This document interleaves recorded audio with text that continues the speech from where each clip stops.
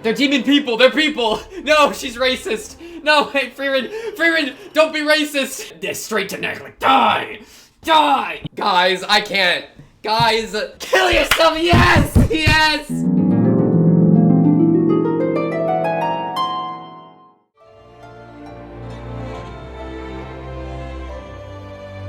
Yo, what is up, everybody? Welcome back to React Andy. Tonight on episode 14 of Frieren, Beyond a Journey's End, or whatever. What happened on the last episode? That is such a good question. Last episode, episode 13, it's been a little bit of a minute since I've watched, right? I've been watching these roughly as they come out, but, your boy's been in finals week and mad busy, so we're a little bit late, but don't worry, episode 15 hasn't come out yet. We're still within the week, so we take those. But yeah. Just letting you know. Last episode, let me just, wait, I lied. Let me just, boom, get it up real quick. So this is episode 13. We met, what's this guy's name? Cian. We met Cian. This is this guy. My notes for him is Priest Man Muddy, because he was introduced in a mud pit. A mud pit? Well, I want to see the mud pit. Frieren is showing me the mud pit, please. Oh, wait, is it only after the OP do they show the mud pit? Yeah, because he gives his entire, so yeah, here's the Cian dump. You way back into his childhood, was friends with this kid, wanted to go be adventurers and whatnot.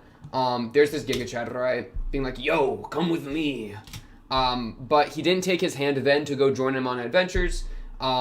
His friend has never returned from the adventure, so we can kind of assume that he's since died. And now he's kind of wallowing in this town with his brother, as this like uber priest man, just, you know, like it's like a, it's too late kind of deal, right?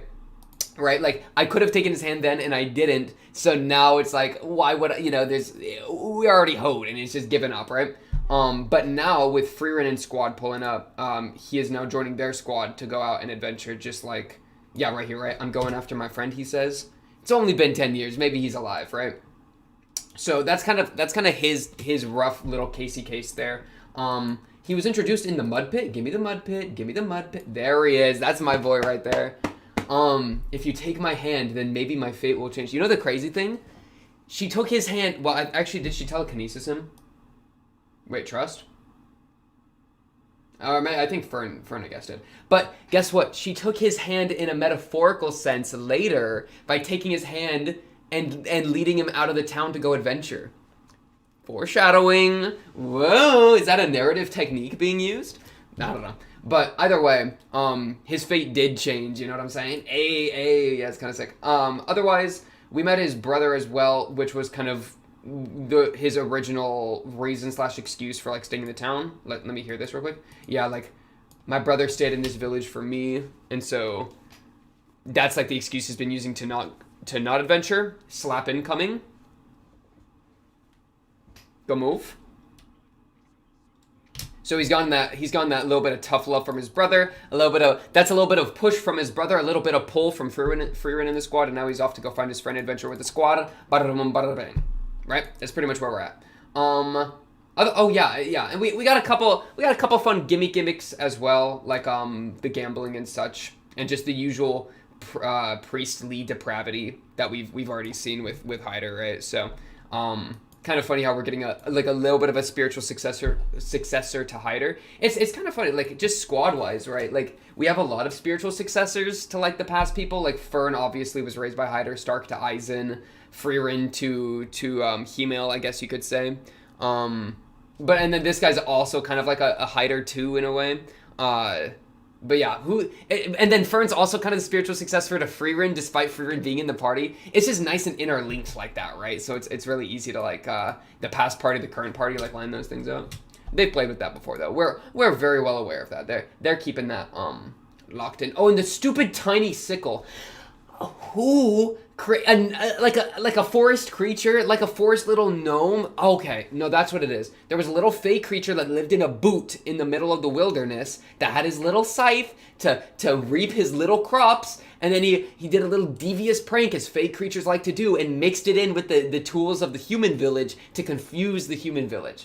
Okay, nah, that's the real subtext of the show, okay? It's the little fake forest creatures and their sickles.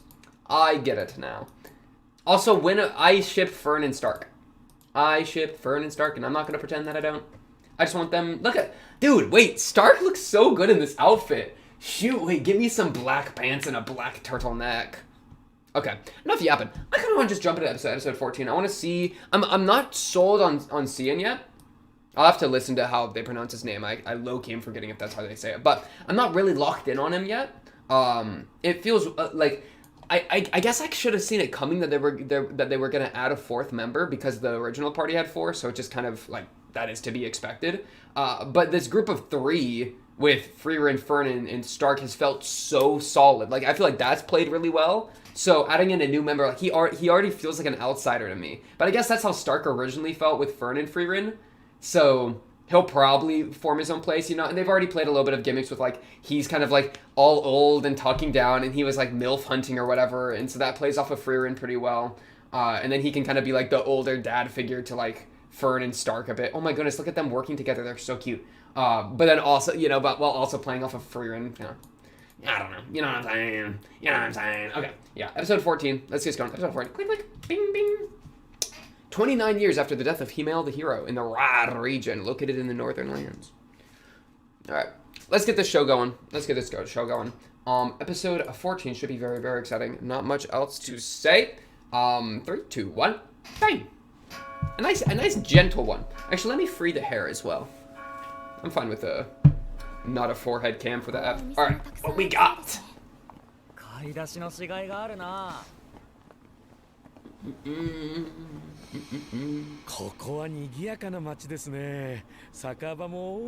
Bro, he is too excited. Oh shoot. Shopping together? The man's trying to riz her out. Little shopping date.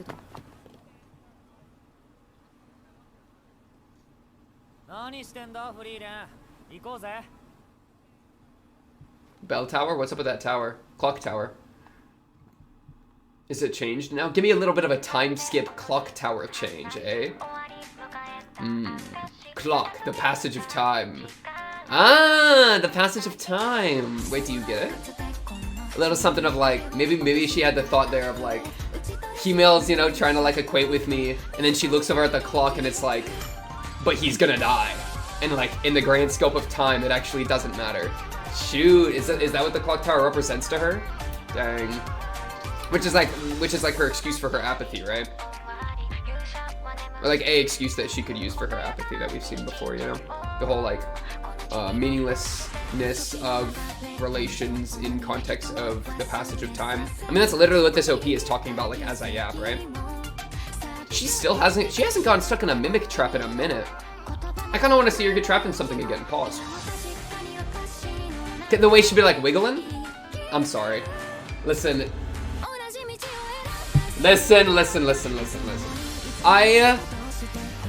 We talked a lot about elf racism recently.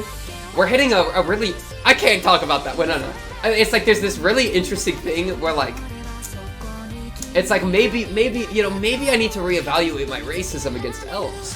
However, that's being provoked by finding Frieren to be like cute and like appealing. And I think that might be like that doesn't feel right when it comes to like evaluating biases. Like doesn't that sound like a like never mind, we're getting too real. What are you yapping about? Stark, calm down. He's like a chihuahua, bro. Stop barking.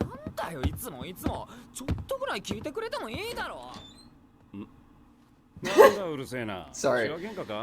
Oh, he called him lovebirds. Did she not tell him that it was her birthday was coming up? Oh no, wait, she's mad. Wait. Okay, no. What did he say? What did he say? Yeah, but like... No, he should have gotten her something. He should have gotten her something. Smack him. Yeah, go move. Because she was so kind to him on his birthday, right? That was like the entire thing.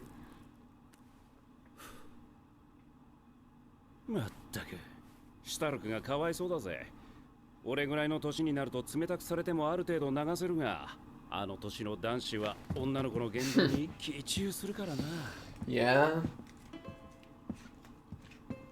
Don't spit some wisdom while you're walking out the door last second. You can't be doing that. He is different. That's such a move, bro. Okay, at least it was just like a go see him, not like some wisdom bar. You could tell the way he was staring at that wooden door, he wanted the last line there so hard.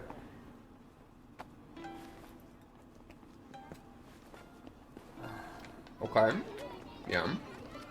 Get her a gift, bro. Give her some birthday present. The hesitation's crazy. The hesitation's crazy. Oh, get yourself a drink. Get yourself a snack. I didn't say that earlier. You can have a sip of this real quick to tide you. Bruh! She found you shopping.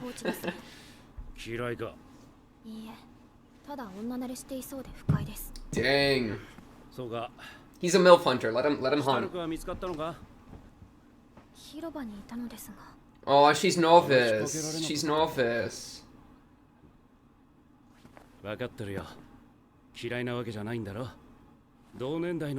Aww.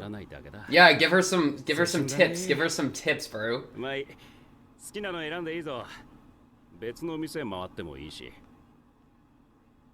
Aww.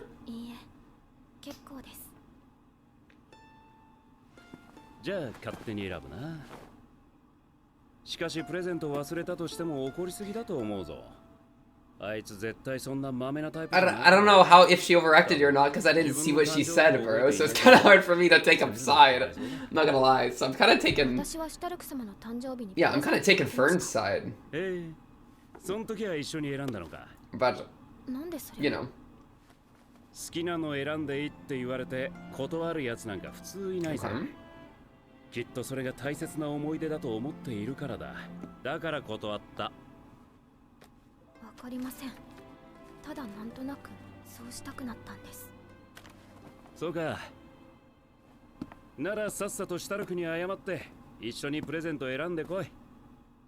Yeah, go on a little shopping. Aww. Aw, look at... I like this. Wait, this is a good move for my boy here. Facts. No, that's facts. That's how it is. Clear, concise communication. CCC, bro.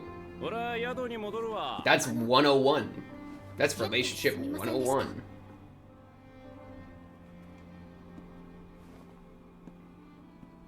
Okay, now... This guy's gotta stop. I don't know why, but his little, like... You can't, bro, look at me when you're waving. I don't know why, but that's actually... Never mind, I'll stop pressing him for that. Oh, email. Oh, he's nervous too, he's nervous too. Aw, they're little children. They're so sweet. They're not, they're like 20, right? He just had his, was it 18th, right? Oh, go move. Wait, let me focus.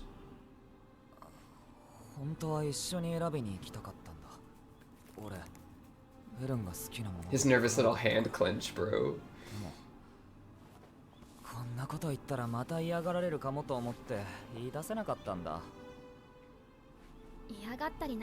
Aww.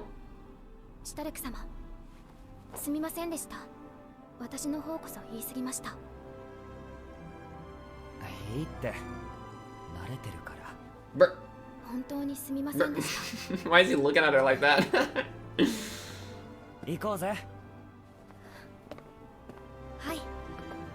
Hold your little hands together. Okay, not yet. Okay, we can take it. No, we can take our time. We can take our time. So this show's all about taking time, bro.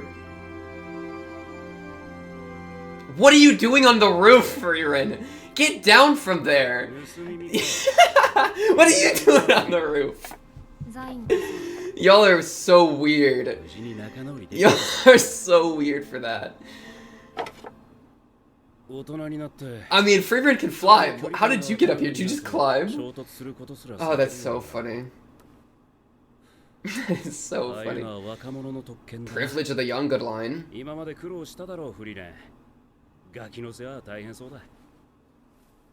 That hair animation is just criminal. So good.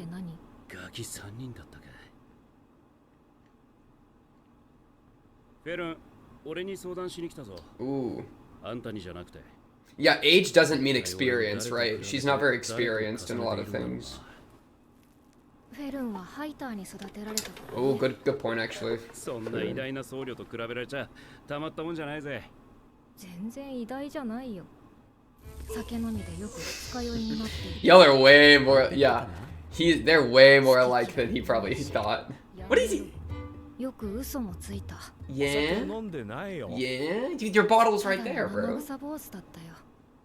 ザインはそれを上回る。Oh, dang, he got the one up on him? 悪かったな。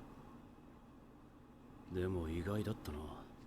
俺の記憶にあるハイター様は優しくて頼りがいのあるじいさんだった。俺とは違って理想的な大人だったよ。Everyone takes their time, bro. It's alright. You only gotta see him a little bit, 変わ but... ったよね。大人っぽくなった。老人相手に何を言っているんですか。年を取ると自然とこうなるんですよ。と言いたいところですが、本当は私の心は子供の頃からほとんど変わっていません。理想の大人を目指して大人のふりをしてそれを積み重 Pretending ねて to be き an た adult. わ It けです really be like that, huh? きっと私は死ぬまで But if you pretend hard enough, I think it becomes real, 子 right? 供には心の支 I'd え say that. 大人の存在が必要ですから。特に Aw, は努力家です。 baby phone. たくさん褒めて導いてあげないと。それじゃあ死ぬまで大人のふりを続けたハイターは The goddess, bro. そのために女神様がいるんですよ。天国に行くまではお預けですが。じゃあこっちでは私が Aw. そうですか。でもあなたに人間である私の気持ちはわからないでしょう。どう褒めるつもりですか。 Bink. Yeah. She looks so happy with herself. She looks so happy. Aww. 思いのほか悪くはないですね。フリーレン。 Dude, she is so adorable. Why is she like this, 女神 bro? 様に話を通しておきます。あなたはや Aw, he's gonna 女神様に褒めてもらう give her the layup. そう楽しみにしておくよ。 Put in the good word. Oh shoot, she's doing the same thing to both of them. 何の真似だ。 Look how content she is. Look how... ザインはちゃんと大人やれていると思うよ。 I mean, you just gave advice to two kids that didn't know how to talk with each other, right? That's a pretty これ adult がお thing to 姉さ do. んからだったら最高だったんだ You're けどな。 crazy for that. That's crazy. ならよかった。 Aww. 私ほどのお姉さんはなかなかいないよ。 Few? I hope you mean none. Wait, what do you mean few? Do you really think there's others out there that are older than you, Frieren? ありがとう。 I mean, the goddess maybe if we want to count that, but... 助かったよ。こういうのは助け合いですから。 Bro, that horse was staring right at me. 商人でして。 Wait, please cut to the front perspective again, please. ご興味ありますか。商売上手だね。私はあまり興味はないけど、フェルンはそういうの好きだったよね。あれ、ブレスレット。 Aww, the new bracelet. They're kind of matching. これは可愛い衣装だね。私同じデザインの指輪持ってるよ。前にヒンメルにもらったんだ。多分フェルンとお揃いだよ。そうなんですか。Wait, Himel gave you a ring? あれ Did you lose it? Did you lose? How are you gonna feel? 整理整頓しない Okay, か no, ら she's got so many gadgets. あった。 Okay, there it is. Okay, we're dead. All of us are dead. We've all perished. Grab it!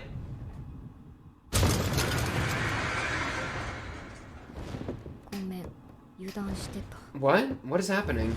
Oh, we got yoinked. 狡猾で魔力を隠すのがうまいんだよね。 The horse! The horse! とりあえず It wasn't a really good horse sound, but we take those. あとは飛行魔法でなんとかならない Oh, the guy's fine. He hopped into the carriage. シュタルク、空飛ぶ馬車って見たことある？ They heavy, bro. They heavy.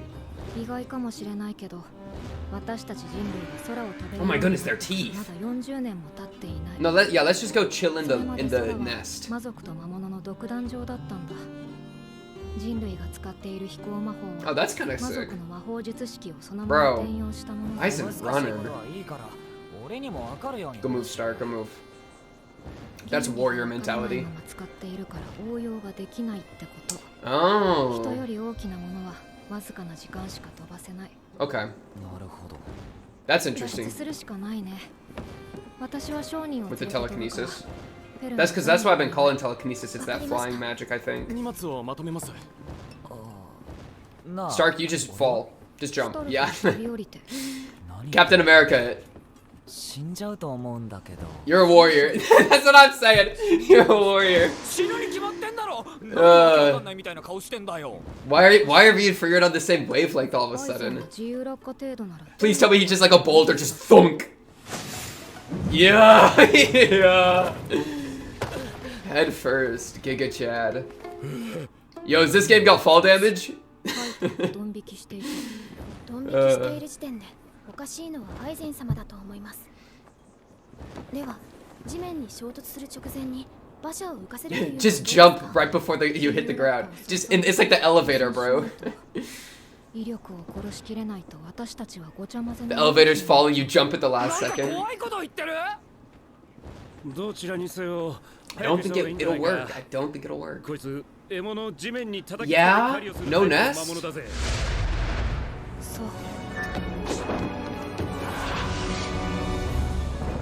What are you gonna do? Is it bink it? Okay. Step 1. Your cigarette. まあ何事も挑戦か Everyone's dying. They do be sitting though, not gonna lie.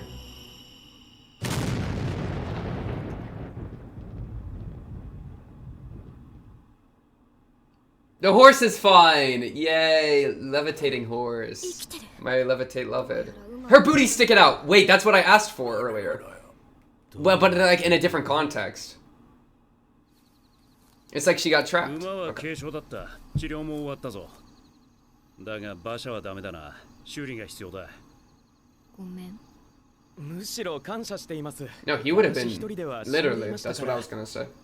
しばらくは馬車の修理だな You got spare parts.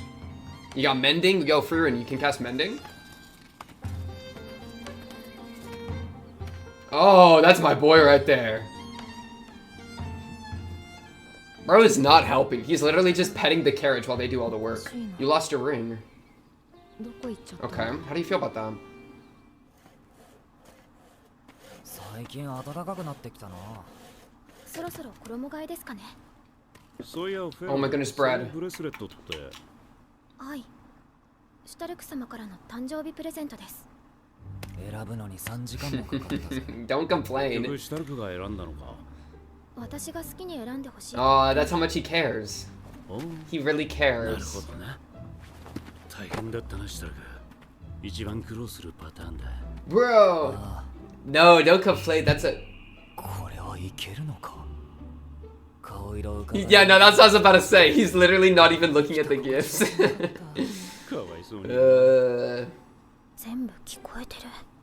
No, but he cared enough to do it. 気に入ってもらえたから Yeah, よかった yeah. Ooh, them bells, bro. What are those called? Them chimes. Those like slight chimes. やるじゃねえか、シュタルク。お前はもっとヘタレかと思っていたぜ。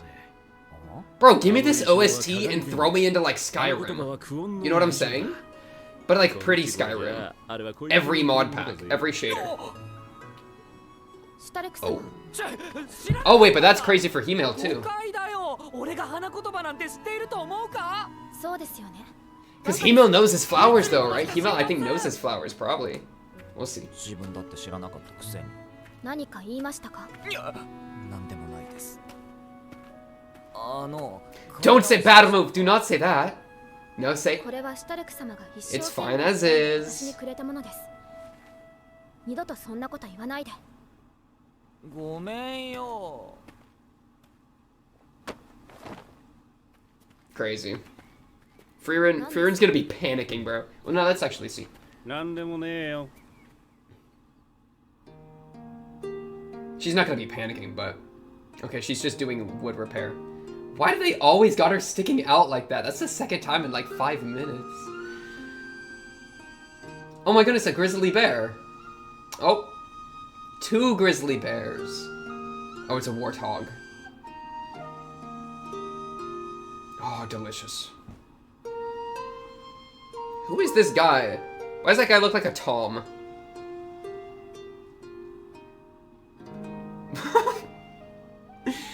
What are you doing? Oh, she's out looking for her ring. Oh, it's keeping her up at night. That's so sweet. This is just a romance, bro. This is not like a fighting anime. This is a romance. What is that thing? Oh, it's a piece of glass. フリーレン様。馬車の修理が終わったので、明日の早朝には出発する。Push it back. Push back the date. そう。毎晩抜け出していますよね。何を探しているんですか？ヒンメルからもらった指輪。Yeah. 手伝います。見つかるまで出発を待ってもらいましょう。Aww. いいや。今夜見つからなかったら諦めるよ。Fern is so ready to help her like 慣 that. れている。 That's very ヒン cute. メルからもらったものはあれだけじゃないしね。これと同じ鏡レンゲの衣装の指輪だったんですよ。Oh, she knows. 花言葉はクオンの愛情だそうです。そう。知らなかった。どうでもいい。ヒンメルも。I think Himo knew. I think Himo knew. それでもきっと大事なものです。 Right? Like he had a favorite type of flower, right? Like that was an entire thing earlier. So I think he knew.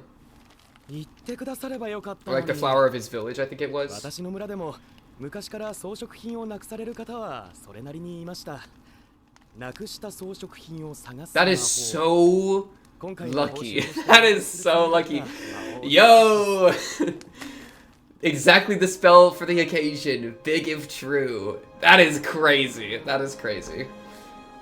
Oh, goodbye, Frieren.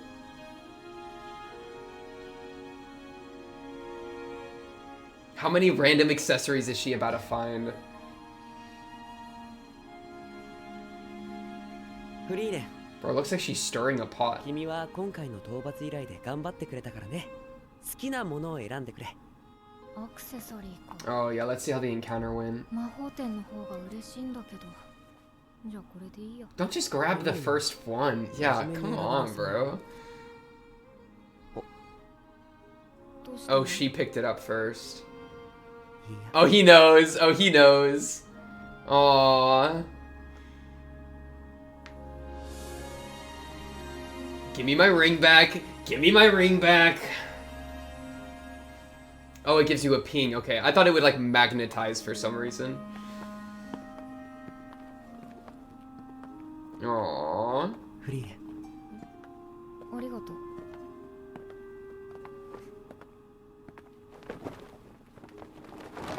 Oh my goodness, is he getting down on a knee for her? Oh, that is so sweet. Oh, that is so cute, bro. A little mini marriage, man. A little engagement. Right on the finger, too. Right on the ring finger. He is, dude, this guy. No one else could do this to a freaking apathetic elf, right? That's that human mindset, man. That's that human charisma. Aww. That is so sweet. I'm so excited to see this goober in heaven. I swear, heaven better be real like they were saying. This better be. I need to see these two reconnect in heaven. そうかもね。 Aww. Adorable. ところでなんで All about that recontextualization, man. シュタレク様がバカだからです。 Okay, but he's a lovable idiot. That was cute, bro. This show is so, like, sweet and romantic when it wants to be, man. Poor freaking Cian, though. He's literally just gonna, like... the lad's literally just gonna be hunting for a MILF, while Frieren's got her eyes on Himel and's gonna have this beautiful connection. And then Stark and Fern are obviously connected. Oh, wait, is he gonna be a color here? Is he those purple? No, wait, that's... He's that one. He's that orange thing. That's Cian. Cool. But I forgot what I was saying. Oh, yeah. No, he's literally going to be the only one left out, man. Frieren and Stark going to be linked. Frieren and Hemel going to be linked. He's just going to be looking for some MILF. Wait. Him and Flamme. Big if true. We're going to make it to heaven. Flamme's like a bajillion years old, but is also a human, so it's going to count. Huh? And she'll like maybe look, oh, but she'll look in her prime. Wait, what part of a MILF is he attracted to? Does he like the age part, and her being an elf takes away from that? Or is it more like the look part? Or do you gotta act the part? Because I think Flamme would act the part, but I don't think she would look the part. Because she's Heaven, you're probably in prime condition, right? I'm assuming Frieren will pull up, and Hemel's gonna look like cute Hemel, not like old man Hemel. You know what I'm saying? Oh, wait. I have battle magic too. I feel anxious. He doesn't have his brother's talent. Ooh, wait, who are you talking about here? You talking about, Stoltz and Stark? Ooh, wait! You talking about Stoltz and Stark? Are you gonna meet somebody from Stark's family? That could be cool. It's hell. Seems like trouble. Smells like trouble. Smells like trouble. Smell that in the air? That's trouble. Maybe we'll meet some Stark family. That could be interesting. Interesting. But yeah, what part of a MILF is this guy attracted to? Now, these are the real questions that Frieren posits, okay? It's not anything about, like, love. It's not anything about legacy. It's not anything about, like, the power of recontextualization. It's not the power of memory. It's about MILFs. You understand me? It's about MILFs, okay? So, I think it's him and Flamme. I think that could be a move. Am I wrong for that? Because who else is a MILF? I don't think we know of any other, like, MILF candidates. Let me look at my notes. I mean, I'm not seeing any, man. And, like, Heaven, it's just if he's more so into the like looking old and like the wrinkles or whatever, like you do you, bro. You know, I'm gonna let you have that.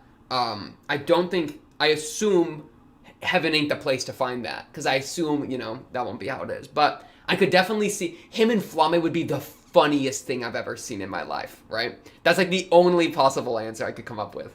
Because I assume she'll be in heaven, and I assume that we're all going to heaven, right? And I assume that he's coming with us all the way to heaven. Maybe he'll find his friend in heaven too, right? That kind of deal.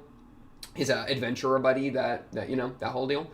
Man, okay, wait, let me exactly. So the flower represents like lovers, right? Is that what it just was? Right here.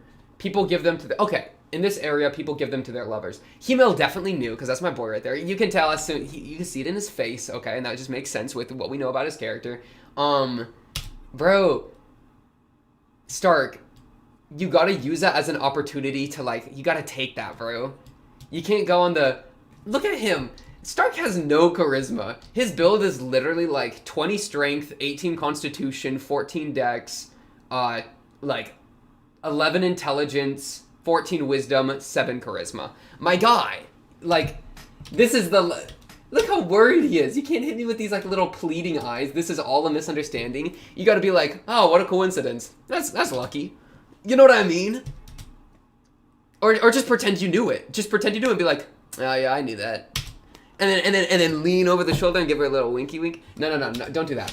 But maybe, I guess she loves you for your lack of charisma. Love is a strong word. I guess she likes you, you know, she knows him and she likes him for what he is. You know, you don't want to act like someone you're not. But you could have used that to make a real good move. That's all I'm saying. It was just a missed opportunity. Look, you made her, this was the worst part, the worst offender. Should I buy you a replacement? No. That's like tarnishing the memory, right?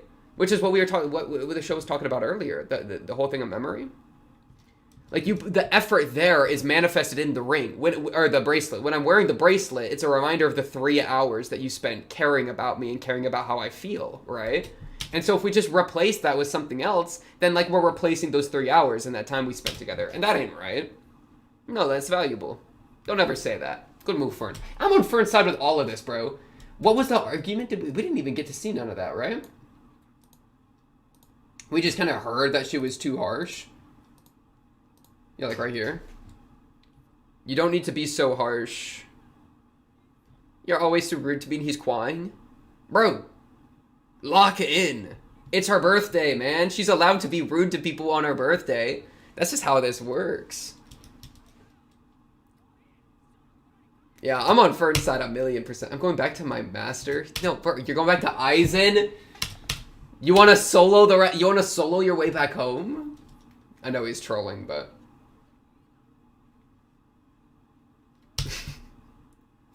why do I wait? Okay, guys. It's not okay. Frieren's got me acting different recently. I think she's tapping into one of my favorite things that I like in people, which is when I just am kind of like a little mystified by them.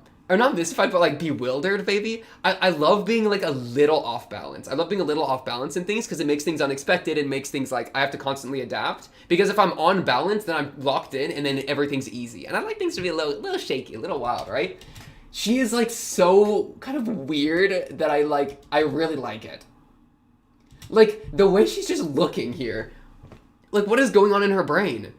You know? Like, half the things that freaking, like, Cian was saying or whatever, it's like, oh yeah, this is just typical relationship advice, like, you know?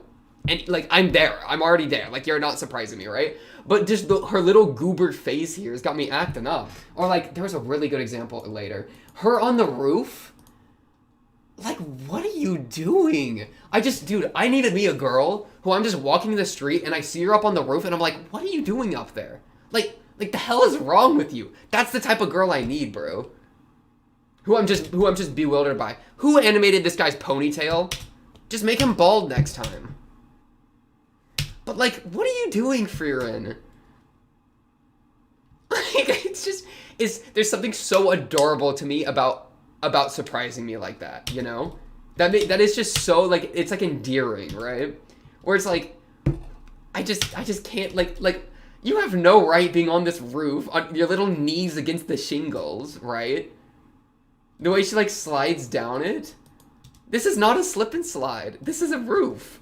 There's somebody in the tavern underneath you going, like, hey, what's that on the roof? You know what I'm saying? Like, it's very cute, and it's very cute, and I'm not usually one to, like, allow, like, I try not to allow, like, a show's characters to, like, for me to, like, kind of find them to be, like, cute like this, but it's starting to happen, and that's a problem. Oh, this was another example of them doing a 2-part episode, too, where it's, first part was her birthday in the wilderness, her birthday in the city, second part was wilderness in the carriage. Yeah, that's something they do. That's part of their formula, right? Where they do. I'll get to me and Frieren in a second. Okay, I'll hold your horses. But like we're seeing another example of the formula where it's like, first part and second part are 2 different like locations, 2 different events, but they both have a through line. In this case, the through line was the gift of an accessory to a lover and like what that represents, right? And so we got to see that with Stark and Fern, as well as with Himmel and Frieren, right? So that's... I like that a lot. And we've seen that before. Was it last episode I was talking about this? Last episode was one full thing. Episode 12... Yeah. Episode 12, where we had the legacy of the sword, right? The legacy of a warrior was kind of the thing they played with, and they gave us 2 different events that bounced off of each other, right? That built off of each other. And like the first foreshadowed the second a little bit. Exactly what we saw here with episode 14, right? So it's interesting. They do a mix of both, where they do like a 2-event episode that has a through line, or a 1-event episode that is just an event, right? Or like as we saw with the demons, like a 1 event spread throughout multiple episodes. But yeah, we've seen that 2-episode structure a few times now, so that's kind of cool. Back to Frieren being a little goober, much more exciting to talk about, quite frankly. Like her little booty hanging out, that's just classic, right? That's not even it for me. That's not even what I'm talking about here. Her sleeping, where was it? That sounds weird, but trust. Where she was just sleeping on top of Fern. Like, what is wrong with you? That is adorable to me. Where is it? I need it! Frothing at the mouth. Like right here, maybe? Yeah, like, you're literally perpendicular. Why are you perpendicular? Your hair is all over me, bro. You're like a blanket. Why are you my blanket right now? Like, what are you doing? I just want to like wake up and just be confused. I just like to be confused, I think. I just want a girl who confused me like this. You know what I'm saying? It's crazy too. It's not that she stays up late. It's that she wakes up because she's thinking about it, right? To go look for the ring. It'd be waking her up. It'd be messing with her sleep. That's adorable. Well, we've really seen her grow and like show a lot more care for these things, haven't we? I feel like early Frieren would have given up way faster, right? And man, and Fern capitalizing on it, being like, no, we will wait until we found it, because I think she notices for Frieren, it's like, oh, she's actually like carrying in something. I understand Frieren a lot. Obviously, dude, they understand. I think she understands Frieren really well, actually, right? I mean, she's lived with her entire life, pretty much, right? She realizes that, okay, this is actually a rare opportunity for us to maximize like Frieren coming out of her apathetic shell, right? That we've slowly coaxed her out of throughout the years. So we are going to lock in for this, right? Clutch random dude, by the way. Freaking, oh yes. I actually have a spell just for the occasion written down. It was supposed to be your gift. Okay, Tom. Tim. What was your name that I gave you? Tim or Tom?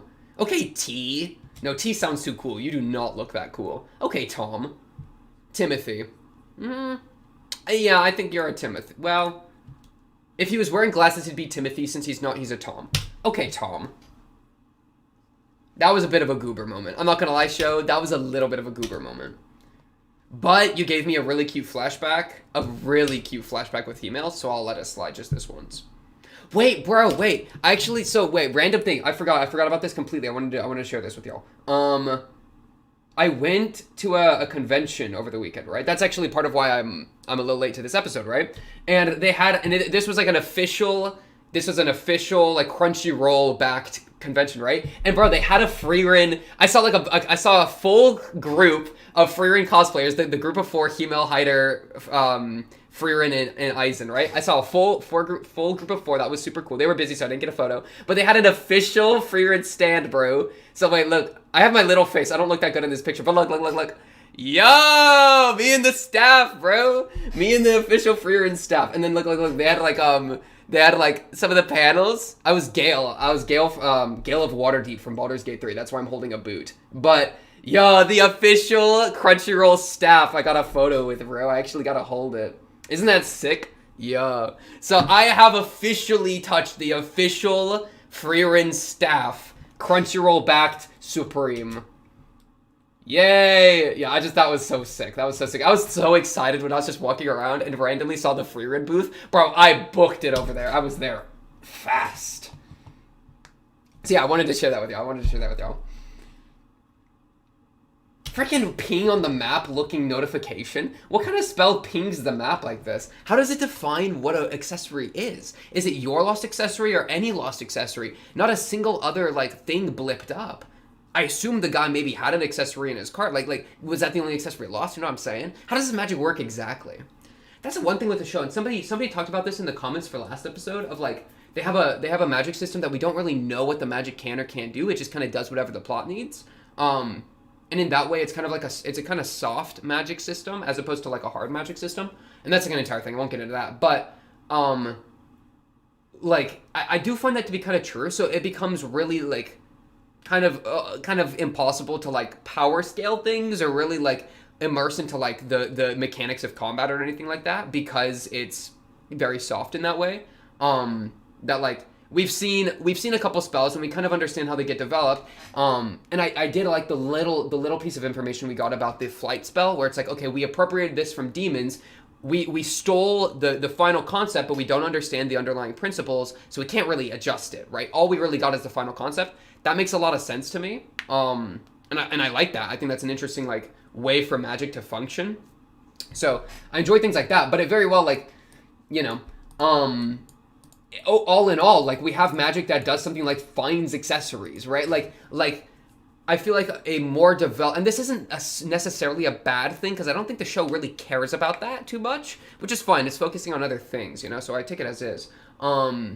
But like, I think a harder magic system, or like a more fleshed out, maybe a more detailed magic system, more comprehensive perhaps, would have something like a the way this spell works, or like we can assume that this spell works because it like she broadcasts her mana in a certain region around her, and it somehow has the capability to like react to something in some way, like something, right? Like I don't know what her mana looks like when she's doing this. Is she just casting a spell and her mana is blanketing out, or is there like latent mana in accessories in objects that like is then being pinged, right? Like, you know, we don't really have any of that information, which is fine, right? It's not a big deal, but I think it could be really cool to like, I'm a hoe for good systems of magic, for good mechanical systems in storytelling. I think that's really interesting to like think about and like play with, right? Because once, and I've said this kind of before, once you figure out and have like a decent understanding of how a system works, then as an audience member, you can have a lot of fun predicting and like playing with it, right? And there's some really, really good examples of that. I mean, I think a lot of shonen attempts to do that to varying degrees of success, right? Like, I don't know, like my cursed energy technique. What if we had a technique that could do this? What if I channel it in this way? What if I blah, blah, blah, blah, blah? You know what I mean?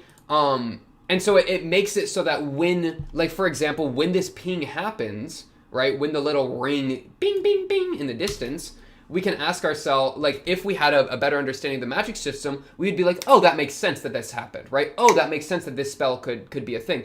And the closest we have to that is something like the flower spells from like way earlier, where like we know that this kind of spell exists, and so it makes sense that there would be an accessory spell, I guess, but I would be intrigued to like know how, right? Like, what exactly are you doing when you're... Because we don't really see anything she's doing. She's just kind of floating in the air with her staff, right? Maybe doing a little wiggling, right? Like imagine if instead of just her doing this, she was actually, like, pointing it around and it was like a freaking metal detector or something, right?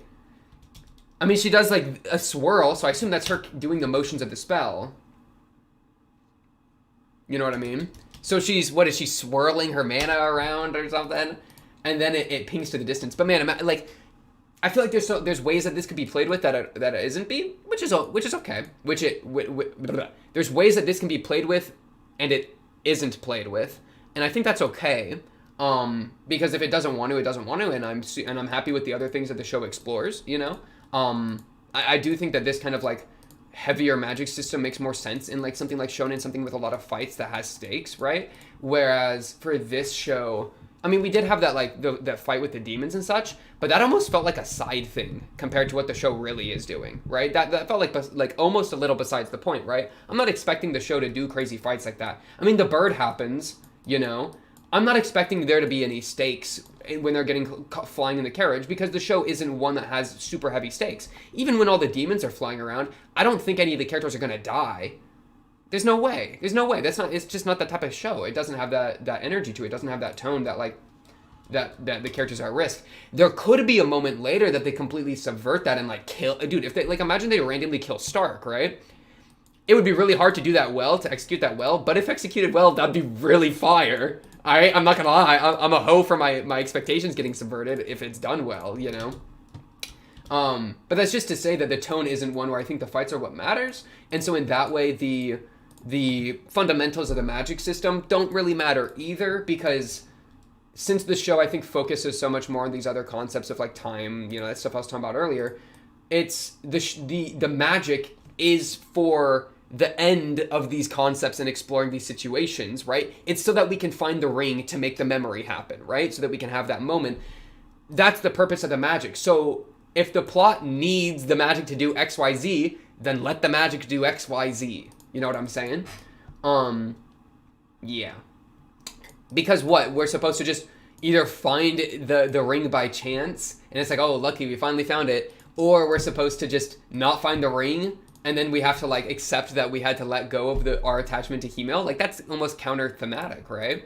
So, some spell being a way to find this accessory, it does kind of serve, I guess, as, like, an escape out of, like, a little bit of a corner in writing, right? Like, you're kind of written into a corner of, like, she kind of needs to find the ring, unless you play with it in a different way. Like, if you want to tell it this way, it makes the most sense if she finds the ring. Maybe I'm biased because that's what happened, but I think it makes the most sense if she finds the ring, so, like, the magic is there so that we can write ourselves out of that and find the ring, you know? Yeah.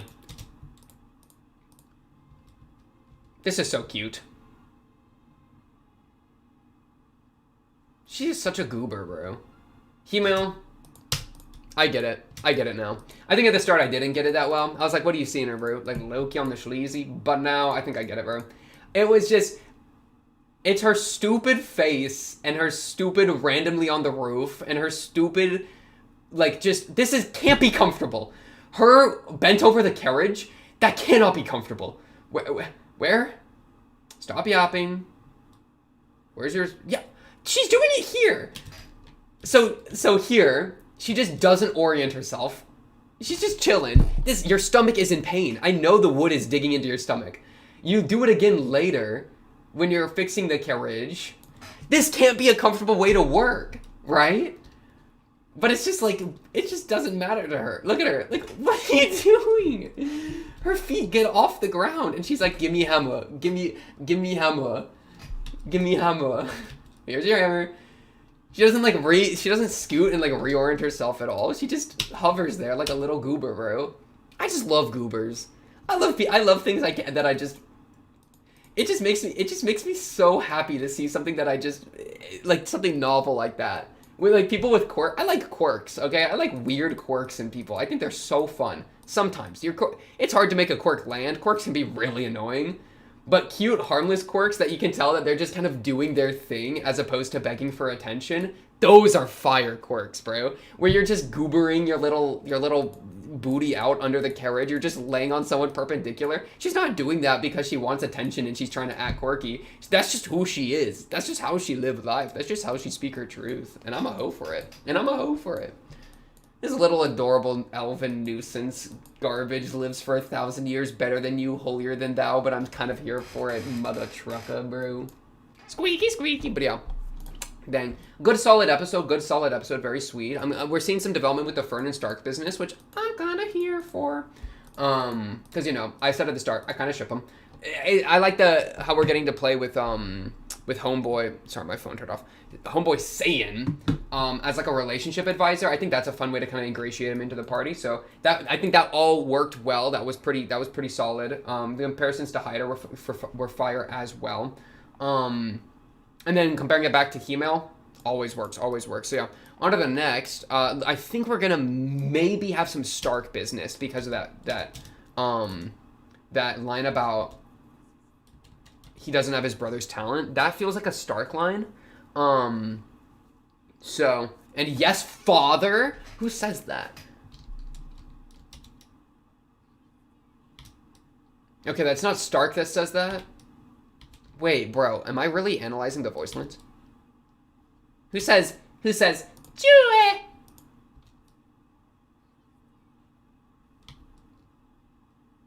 I have no idea. They're overlapping and they're in another language. I don't know who's saying what, but, you know, we could be seeing something in that region. The father line could be like a few people of Stark's place survived, but I don't know. I'm completely guessing on that, so we'll just have to see where it goes on the next episode. Episode 15? Yo, what's up, everybody? Welcome back to React Indeed Frieren. Tonight, episode 15 of our cozy little show. Before we get into it, obviously I'm in a new location. I'm just saying that for every little show we're watching, just so you know you're not going crazy. This isn't a green screen, believe it or not. I'm in my giant chair. But yeah, that's kind of fun. We're getting cozy with it in our new little setup. Kind of fun, kind of exciting. But yeah, more important than that, way more important than the new setup is, of course, Frieren Beyond Journey's End. So what happened on last episode? That was a great question. Last episode was our like. It was let me pull it up. It was better than me yapping. It's me showing. Boom. Let me get that up. So last episode was our like accessory episode, I guess would be the best way to put it. Where, and I can also get my notes up. The kind of main highlight of it, I'll just jump to the climax, right? Was Frieren looking for her ring that Hemel got her like so long ago. And the climax of her finding it again with the help of the magical accessory spell was this flashback where we got to see him give it to her. And obviously that's kind of the most adorable thing I've ever seen in my entire life, right? And to see her like actually treasure it, where like, I mean, back in this scene in the flashback, she really does not give no hoot and handies about it, you know? She literally like picks the first one and is like, hey, this will work. Oh wait, my subtitles. So to see her like how attached she is to it now is very cute to see. My goodness, her hair animation is crazy. This show is too well animated, man. Somebody stop them. And he even hit her with the freaking wedding pose. The little let me slip it on your finger, my beloved. It's actually so cute. I love this little duo, bro. I need her to find him and be happy with him, man, more than anything else. But yeah, that was very sweet. It kind of was used as a parallel to Fern and Stark also kind of trying to figure that out for themselves, where Stark didn't buy Fern a gift. She was pissed about that.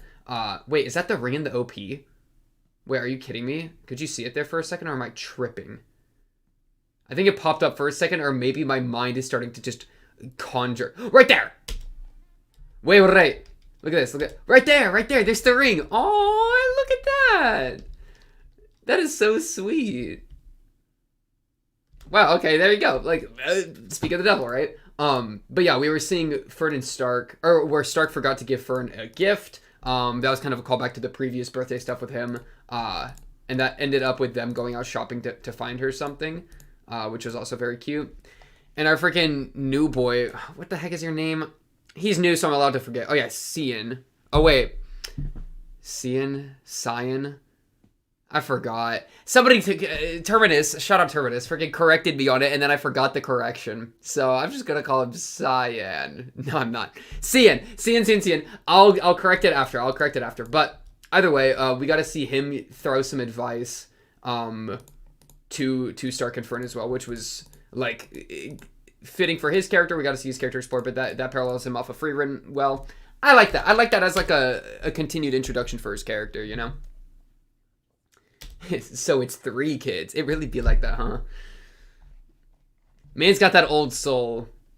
Frieren's still working on it. She's processing a lot. I don't think she's dumb, but she's definitely processing a lot, you know? Oh, this was so cute too. The little head pad to the priest. To hide her. Put some respect on his name. Yeah. Very adorable. But that's the long and short of it. Very, very sweet episode. I'm kind of ready to just immediately kind of jump into the next one, episode 15. Let me actually get that up. I have it downloaded. It just, for some reason, wasn't in my side menu. But yeah, here we go. Episode 15. Without too much further ado, let me get that up. Episode 15 should be exciting. Yeah, without anything else to say, I'm ready to get into it. Hopefully this will be nice and cozy. We are getting deeper and deeper into, like, approaching the demon land, like demon castle land, because we gotta go in that area to get to Areole or whatever. So who knows what we'll encounter, but so far so good. Let's keep it trucking. Oh wait, remember the brother stuff or the family stuff? That was some of our the like, what's it called, the thing at the end of the episode, like the next episode preview. There was some crazy stuff going on. Oh yeah, okay. We already prophesized a little bit on that, like throw out some ideas, you know. Maybe some family members coming into play. Maybe some Stark family was still alive. I don't know. But yeah, okay. Wait, this is gonna be a crazy episode. Episode 15. Let's get us going in a 3, a 2, a 1. Bang. Dang, and they start with the OP too. I'm kind of scared whenever they do that. That means they don't want to break anything up, you know. Kinda spooky. I'm just saying. Kinda spooky. Also, I'm not gonna lie. Last episode, your boy was a little losing it with Frieren, okay?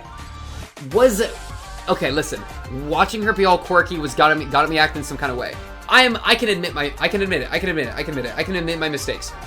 I've since turned a new leaf, okay? We are locked in, okay? Frieren's charms, or whatever you want to call them. I'm not calling them charms, as already be slipping, but no. Frieren's antics, alright? We're immune now, alright? I'm rooting for her and Himmel, and that is it. We're not getting intermixed in that business, you know what I'm saying? Rip Aura, remember that? That was Aura right there. Yeah. Kill yourself, bozo. Skill issue is what it is. But yeah. Man, I love this song. Yeah, like that. Oh, wait, no, that was just Stoltz, right? Isn't that the name of Stark's brother? Yeah, Stoltz. Man, I love Flame too. Flame. So, oh, her! We still haven't met her yet. Yo. That should be exciting. Hopefully we'll get to meet her soon.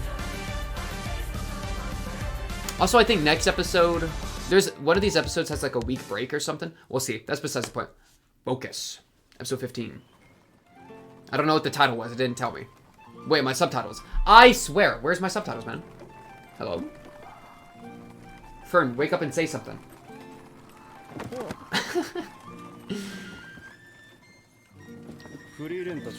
Oh my goodness. Wait.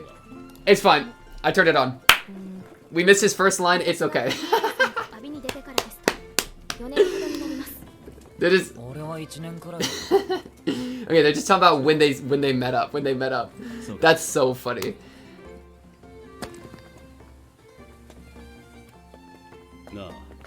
What is this party like? Oh, a swordsman, bro.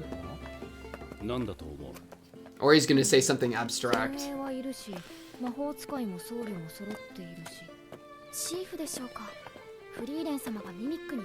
Yeah. Treasure. Munch.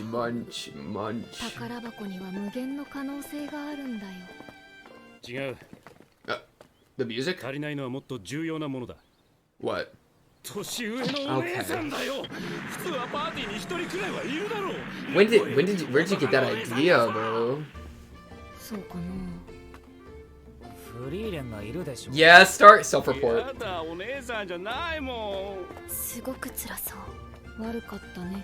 You just gotta hook up with them in the towns that we come by. Yeah, exactly. Stark knows what's up. Just drive by them. Man, Frieren is short. Oh, hello, miss. Oh, hello. Oh, everyone's so sleepy. Sorry.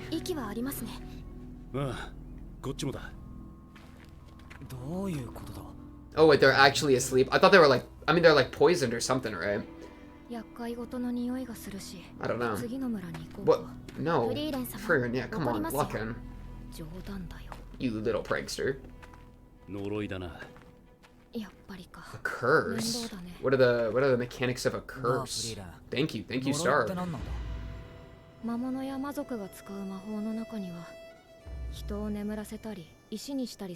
Okay, petrification, snoozification. Gotcha.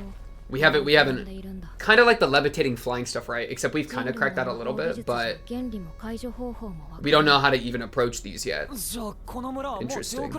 Does the divine magic? Yeah, divine magic might clutch. Yeah, there we go. I was about to say.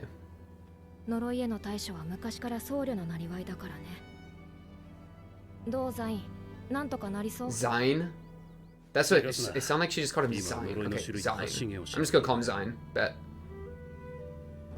Instead of Cien or whatever. Zine. Ooh, that's kind of crisp.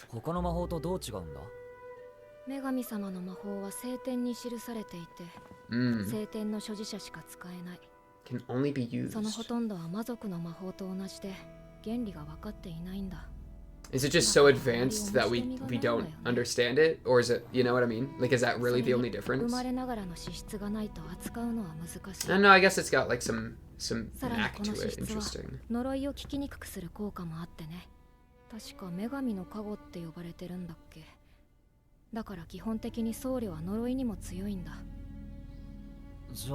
Fern Loki looks bored out of her mind with this conversation. Start,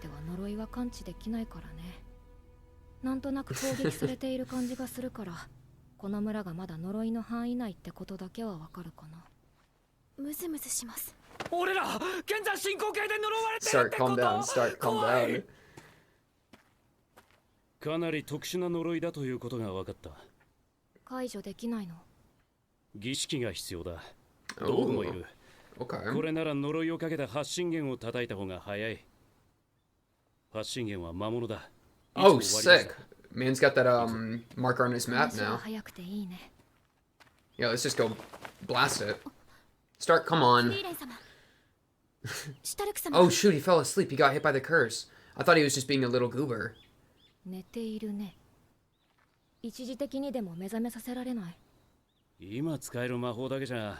That's it, bro? ないのと同じですね。 Man has no resistance to curses. This music!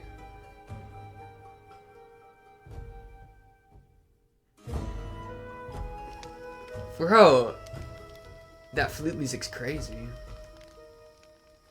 Oh, Fern's getting all sleepy too. Oh, she was sleepy on the cart. Wow, that was a little bit of like foreshadowing. フェルンが起きない。小休止だって言ったのに。フェルンも眠っちまったか。これはいよいよまずいね。 Yeah, we gotta kind of rush this. We gotta like hurry up. 結果 Oh, nice. 二人はここに隠しておこ Little impenetrable bubble. もう少しだ。反応が近い。う。そう。じゃあザイン。 No, no, no, no! Don't don't fall asleep, Frieren. 一人で戦っちゃダメだよ。私が必ず倒すから。 He's gotta lock in. He's gonna have to break some limits here. He's literally the last one. Why is she sleeping like that?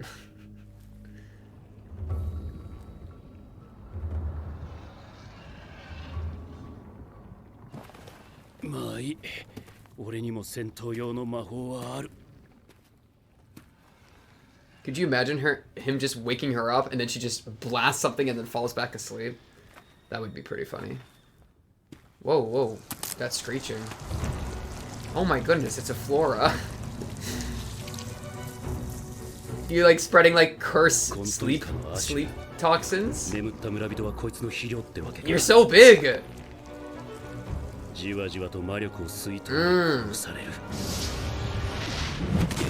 Dang, good little hop.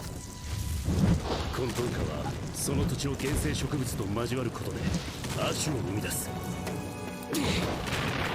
まるで鏡面みたいだ。 It's like a mirror. だがどんなに造形が変わろう Is that their little goopy mouth right there? Is that what you're talking about?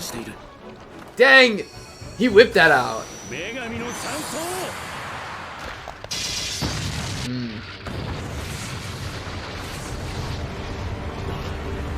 Yo, pick it back up. You're gonna need to fire a couple more of those. Reflect. Oh, like a mirror. I see. I see.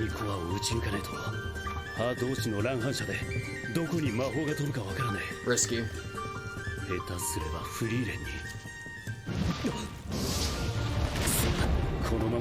He is trying to solo it. I mean, maybe he. No, that's what I'm. We're on the same wavelength. Yeah. That's a good point. That's a really good point, actually.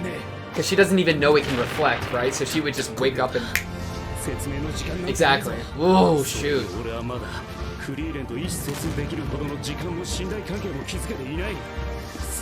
Right, right. Shoot, bro, what you gonna do?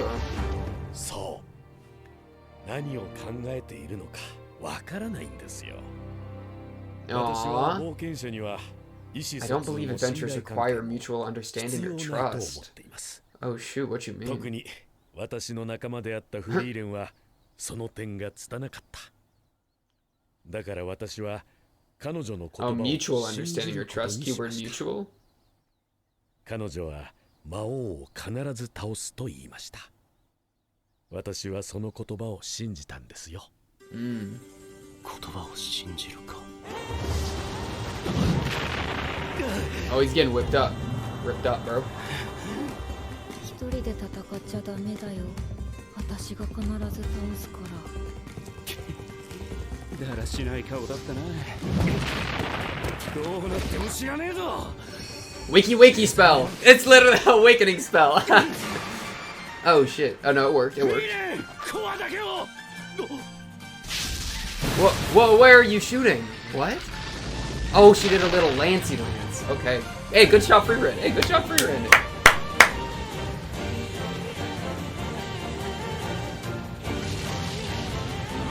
She ain't killed the Demon King for nothing. This is just a flower, bro. Good morning. 分かった。 Good morning, Frieren. Good morning. Doo doo. Oh, they sleeping together. Stark, don't panic. Let her snooze. Let her snooze. 何この状況。 Bro, he wakes up in weird situations constantly, actually. ありがとうございました。 Like with Kraft mac and cheese, bro. このご恩は忘れません。いや、そこまでのことをしたわけじゃ。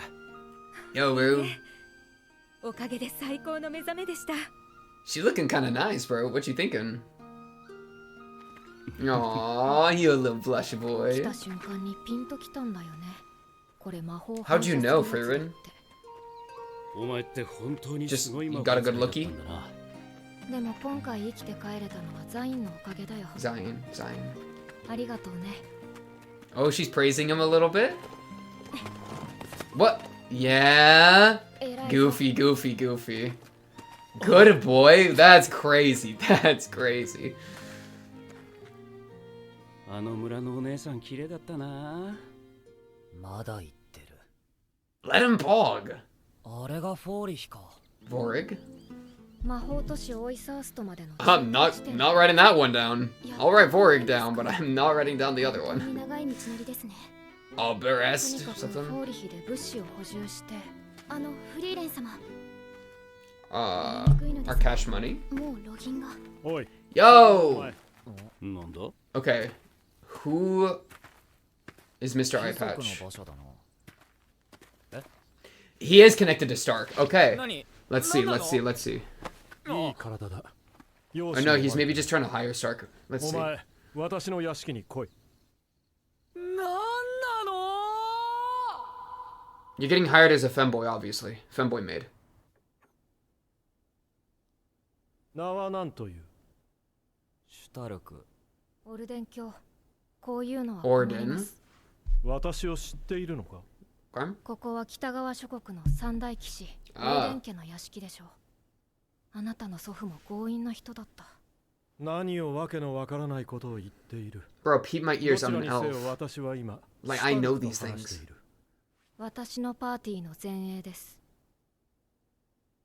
シュタルク、お前と話 Damn すにはママの許可が必要なのか？ Your mummy. 喧嘩しないで。依頼がある。金なら出す。バカバカしい。 No, dude, we were literally we're out of money, girl. フリーレン様、 My jingle jingle, I'm out of coins. We have 6 pennies, bro. 何そのどうか。手持ちのロギンだってさ。 We're down to 6 pennies, bro. 話くらいなら聞いてあげ And て that's も what I thought. We need the money. フリーレン。 Alright, what's going on with シュタルク。出身 Yeah, はどこ right? 中央諸国クレ地方の戦士の村だ。そうか。 My family line is originally from the village too. Okay, so like distant family, distant cousin type behavior? 長男のビルト。 Okay. 私の後継ぎにしてこの町の英雄だ。 We're the シュタ heir. ルク様に似ていますね。ウリ二つだ。身なりを整えれば家のものでもない限り見分けはつかん。 What kind of scheming are we doing? Yeah, what kind of political, like, body double are we doing here? 一月前に Is 魔 he 族と dead? の大きな戦いがあってな。その時にビルトが戦死した Rest in peace, word. 敵の将軍と相打ちだったよ。不幸中の幸いだったのは大規模な乱戦だった。 Have you kept it under wraps? ビルトの死を知っているのはそこにいるガードと一部の腹心だけだ。シュタルクに何をさせるつもりですか？ここ要塞都市フォーリヒはこの地方の守りの要だ。消耗した兵力を立て直すまで士気を下げるわけにはいかん。 We do a little lying to the population. Okay, that couldn't go wrong. 3ヶ月後にこの地方の有力者が集まる社交会が開かれる。そこでビルトの健在を示す。 Oh, wait, bro, if 報酬は？シトラール金貨10万。 if Stark has to, like, pretend to, like, dance with other people, I wonder if, like, Fern would 生活で get... きますよ。魔導書もつけて。 I wonder if Fern would get jealous at 書庫 all. から一冊好きなものを持っていけ。待ってくれよ。無理だって。 I'm no noble, I'm just a 機体の dude. 傷はどうするんだよ。 Oh. もともと民衆には Yeah, ビル that's ト like は the battle 療養中 scar. だと伝えてある。そいつは名誉の負傷だ。 Shoot, this is a crazy little arc we're gonna be having here. シュタルク様、ロギンのためです。 Fern selling out her boy that quick? I respect it. Gotta do what you シ gotta ュタ do ル for ク the に作 cash. 法を叩き込め。 Yo! My boy, looking crisp. Get you some noble training. Fern, you better be paying attention too. Okay, we're gonna be dancing later. Oh, you just eating sweets. Oh, you just eating donuts.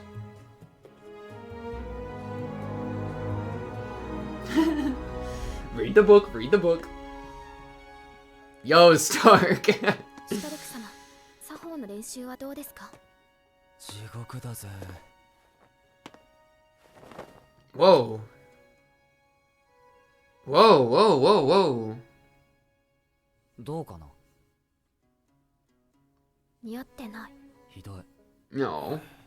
ちょっと外の空気。 It doesn't really suit him, but it was kind of, I liked it. Fern, I think he maybe, she's looking at her hand. I think she liked it a little bit. I'm not gonna lie. オルデン教。父上と呼べといつも言っているだろう。どこに人の目があるかわからん。冷たすぎるんじゃないか。息子が死んでからまだ2ヶ月も経っていないんだろ。私は息子の遺言に従っているだけだ。What do you say? そのための影武者もいた。お前ほど似てはいなかったからな。The son is super fine with this. 確かに、あまり気分のいいものではないな。だがこれも息子の意志だ。Man was dedicated to his people. 不器用すぎるぜあんた。 Hello, child. ムート、 Hello, もっと Moot. 背筋を伸ばせ。はい、父上。次男のムートだ。後継ぎになるというのになかなか上達せん。 Bro, you gotta... それに比べて Shoot. あいつは失敗作。 Shoot. You can be like your older brother, bro. You can channel some Stoltz right now. 剣技の腕は姿勢に出るからな。お前にオルデン家の剣技を教えてやる。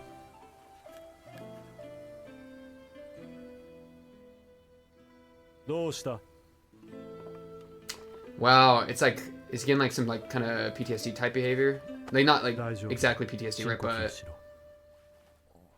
because he always uses an axe, right? Like, and so the sword is a direct link to his past, like that. That's interesting. 兄ほどの才はないな。だが努力家だ。積み上げてきたものは決して裏切らん。あいつはいつか私よりも強い。 Oh, good father. Yeah, good. I like that, man. Way better than Stark's dad.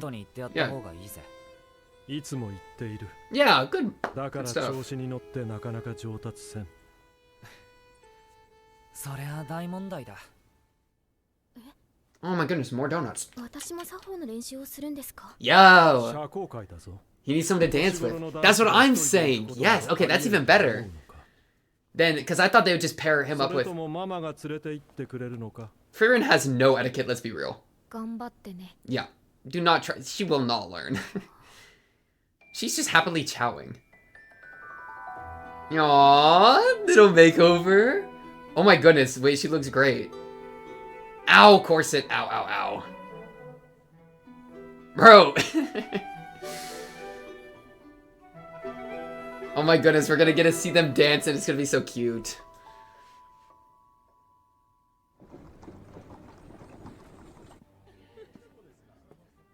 Man, this is so fast. We're already at the dance. Big. It's just been a month, so like a practice though. Like a smaller event. Dang, bro. すみませんでした。 Maybe have a little bit of fun with it. It's like roleplay, bro. They have a little bit of fun with it, right? I guess nobles can't have fun. They can't show it on their face, right? Oh no, there it is. That's what I'm talking about, bro. Yeah, there we are. 似合っていませんね。 Aww.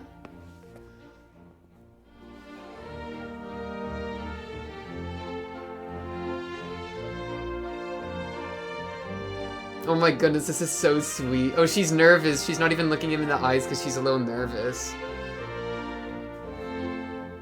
Don't... Is she gonna like trip a little bit? You can catch her, bro. Oh! She's looking at him. She's feeling it now. Dang! Oh, they're both so into it. They're both so into it. Dude, this animation's nuts. What?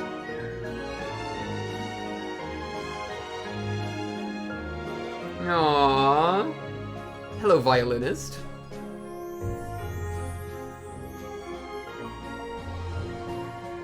Oh, the bow, the dip, the dip, the dip.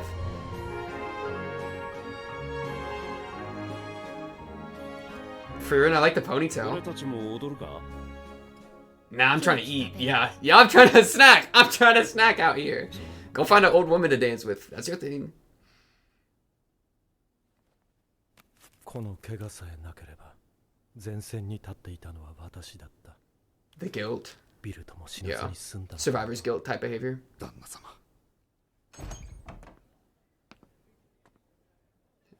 社交会が終わったようだな。依頼は終了だ。ガーベル、フリーレンに報酬を渡してきてくれ。 Now what? What are you gonna like tell the people? All right, now he's dead.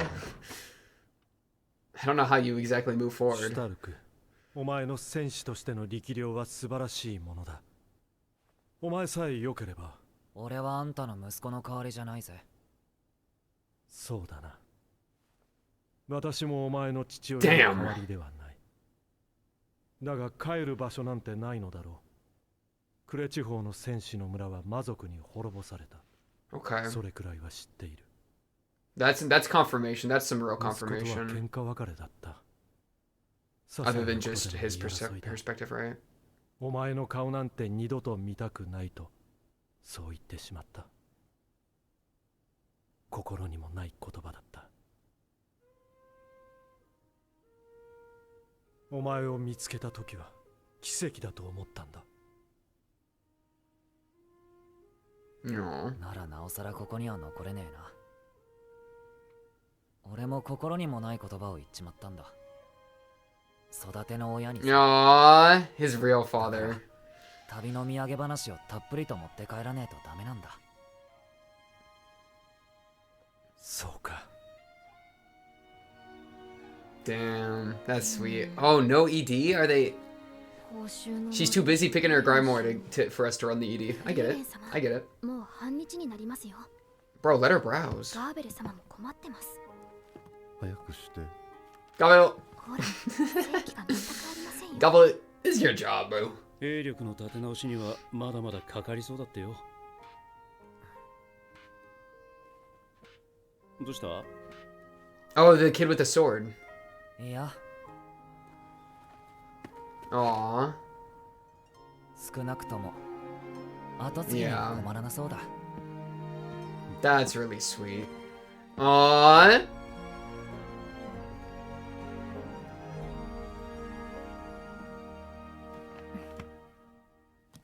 Alright, what'd you pick? She picked Clothes Disintegration Spell, because she ran out of the potion, bro. Humans go quickly, an unknown hero. Long-lived friends. You know she picked the most nefarious one in there, bro. That's what Frieren's about. She's collecting them for Hemo. Ah, I get it. What was going on at the end here? A forgotten hero. He's a forgotten hero. No one even knows his name. He's totally decrepit. He's been alone this whole time. That's interesting. Shoot, that could be like another craft situation, huh? Because he was kind of a forgotten hero archetype a bit. Long-lived friends. Long-lived makes me think elf, though. And I don't think there's another elf in this OP other than this chick. But she do not look very heroic. She look nefarious, which is why I want to meet a nefarious elf. Can I not meet a nefarious elf in peace? You know what I'm saying? Dang, this second half though was really sweet. Man, I just honestly, best part of the episode, watching them dance. Watching them dance got me. Just to watch two youngins like falling for each other a bit, it's never gonna not be pleasant. Like, that's always so pleasant to see. And like the sweet, like I'm a hoe for a good dance, right? I'm a hoe for it. So to like watch them like slowly become more comfortable with each other like that, you know? Bro, slow dances are different. Sure. Who opened the door? Do you see this draft on her dress here? The wind picking up? Oh, he's like carrying her, right? So that it sweeps. Yeah. Man, he looks so Giga Chad. Like, it doesn't suit him, but like it kind of does. I think it totally does. It's like a extra mature, bro. Look at his little goober face. And she's so happy to see him too, man. Wait, it's so sweet. Though I'm not gonna lie, freaking Orden. What, like, he does this body double thing, right? So like, oh, the morale's up. He had a really good dance. My son in big air quotes. Stark's gonna leave. Now what? Like, what? Your son's gone into like hiding for the rest of time. Like, when are you gonna come up with a different fake death when the morale is like stabilized? You know, it's just kind of a crazy thing. Like, you're playing with fire when you're lying to all these people, especially now that your token's gone. It's like, what's the next move kind of deal, right? But I mean, he has another heir coming up, so it's not like he's completely hoed in that regard, right? And he has another body double, so he still has plays, I guess. But now you're gonna have to match that scar too. Oof. Your body double probably didn't have that scar. He can go talk to Aizen, get one for himself. Man, I love her dress too. That's a very pretty dress. Like that gold along the top.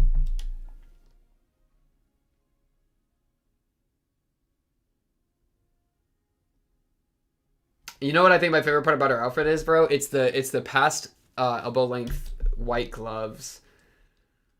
Oh, and the way her hair drapes out like that. Dang. I'm so glad they did this and had fun. And then Frieren's over here just chowing while the most attractive freaking Zion or whatever is out. Look how crazy this guy looks.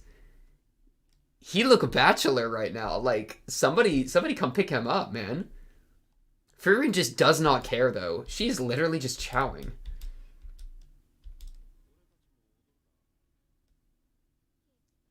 That's so annoying. Like, I'm trying to dance, bro. I ain't got no one to dance with. I'm getting jealous seeing these two lovebirds tearing up the floor. Alright, like, maybe we should dance. She's like, nah, I'm trying to chow. I mean, I respect that. No. That's the best possible move she could have done. Her heart's for Hebel, bro. She ain't gonna dance with nobody else. She go eat her cake. He's like, that's fine.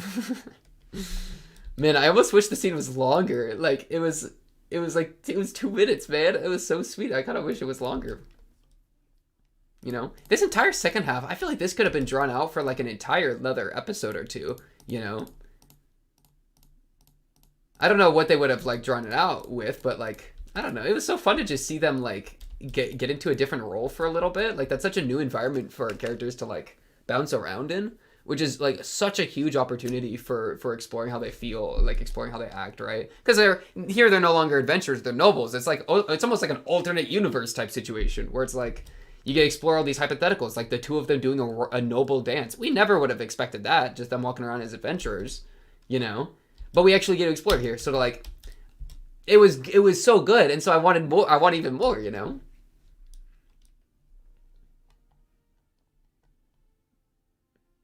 Man, Stark is different with his hair slicked back like this.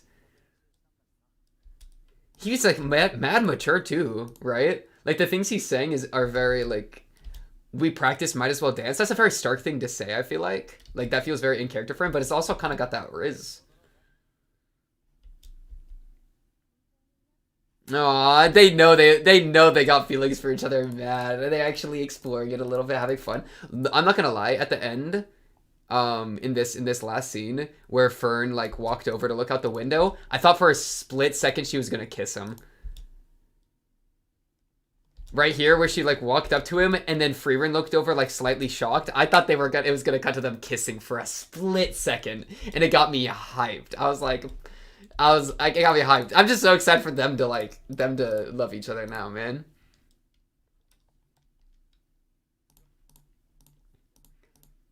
Poor Stark, bro. Yeah, and we also get like a repetition, of course, of like some of Stark's like, I guess you could say like familial trauma or whatnot. Though very tame, right? Very tame in a very safe environment where he gets to explore it, right? He's getting a few like flashbacks, but he kind of projects himself onto this kid. But the kid, unlike him, at least has like a father that's very caring, and like is walking him through it. And he even, like, Stark kind of by proxy gets to have like some hope or affirmation, you know, some like, I don't know, the positive experience of getting to see these two, like another version of him, but actually being treated right. Like that's so sweet, especially if he's kind of projecting his younger self onto the kid. It's like, oh look, like there is some hope, or like this could go well, right? And this kid isn't gonna have to go through what I went through. That's very sweet. That's very heartfelt. Right.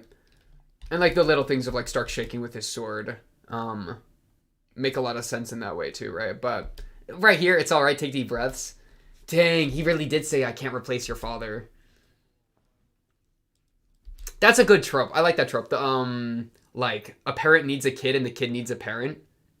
That, bro, that's one of my favorite tropes in fiction, actually. That's such a good trope when it's executed well. We only got a tiny bit of it here, right? Because this episode was like, it was half of an episode, and this was just one of a couple moving parts, right? So we didn't get a ton of time with it. But just how he lost his son, and he needs a son, right? To be the parent of. He does have his other son, right? But he's very specifically attaching, like, his current lost son onto Stark, right? And Stark, of course, needs a father that's actually loving and caring, because he didn't have one of those. So they're able to fill that void for each other just a little bit for that moment. I don't know, just to get some, like, closure, just to get some, like, moving forward, right?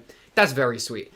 In broader fiction, though, whenever that's, like, the core of the story, I literally pog. I pog so hard. I love it so much. I don't even know what I have a couple good examples. I don't want to, like, spoil things off the top, right? Because I don't want to, like, throw, you know. But, like, I love that trope. If you got any good shows that got that trope, I'm here for it, man. Shoot. Because there's something about, like, I don't know. I really like a good parent to kid exploration in a story.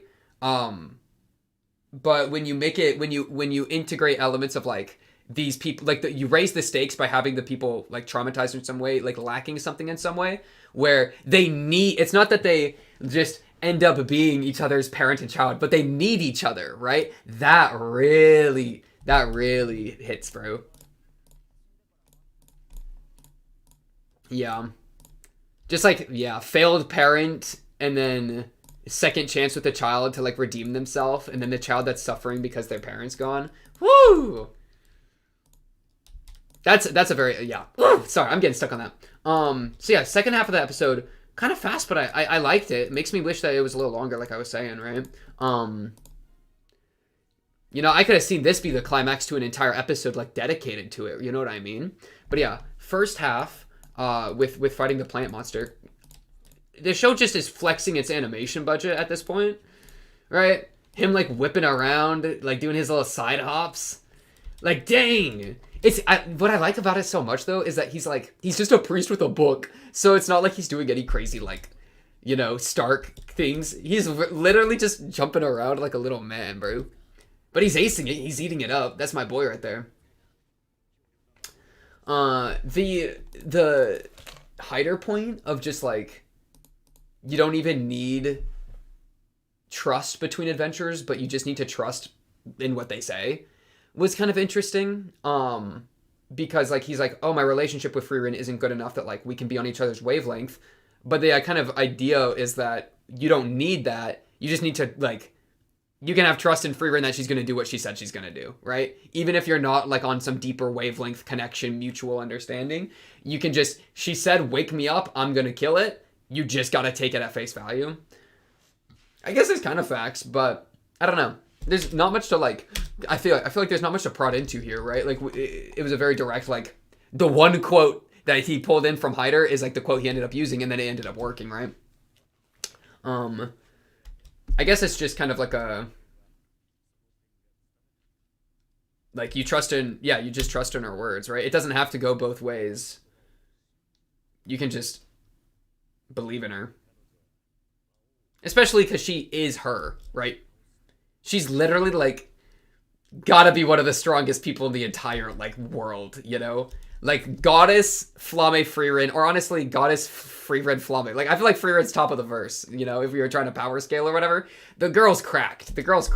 Though it is kind of fun to see that even someone that cracked, like, can get hit by a curse and needs a priest to back him up. Like, that's why we got a party of 4, not a party of 1, you know? We can't just solo these things. We gotta fill each other's chinks in our armor, you know what I'm saying?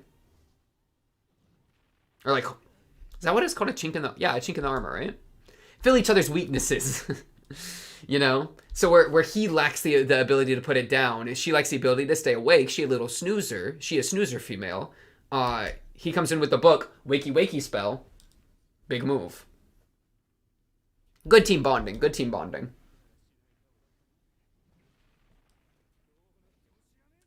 Man, but him whipping out the book? I need me a book that I just whip out and then just pretend to cast things at people. That's sick. Look at this. This is the coolest stance I've ever seen. When did being a priest look sick like this? Right? And this shot she did, she already had it. Yeah, Frieren. Why are you in such a cool stance? You're like... She's like doing like a cool girl doesn't look at explosions type thing, but she's just she's no shot. Oh, she's like, yeah, she's like no scoping basically. Hello, Archibolt. Wait, look at them with in the clearing. This little shot. That's funny. Dude, it's like a star. It's like a comet, man. He tried to block it too, low key. Low key, that one little thing tried to block it, but we just snipe right through that. Don't care, Dennis. Plus L. I'm gonna smoke you later, smoking that Flora pack. I guess you did kind of turn into misty demon juju though, so I guess we can't really be doing that. Alright. Thanks, Frieren. Thanks, Frieren. You goober. Got it. Cut to the two of them snoozing together. Aw, they're so comfortable with each other. We love two people in a relationship being comfortable in each other's presence. They're very cute. Fern is very cute with Stark. But yeah, so I guess we're going to this next city. This was our little map. So yeah,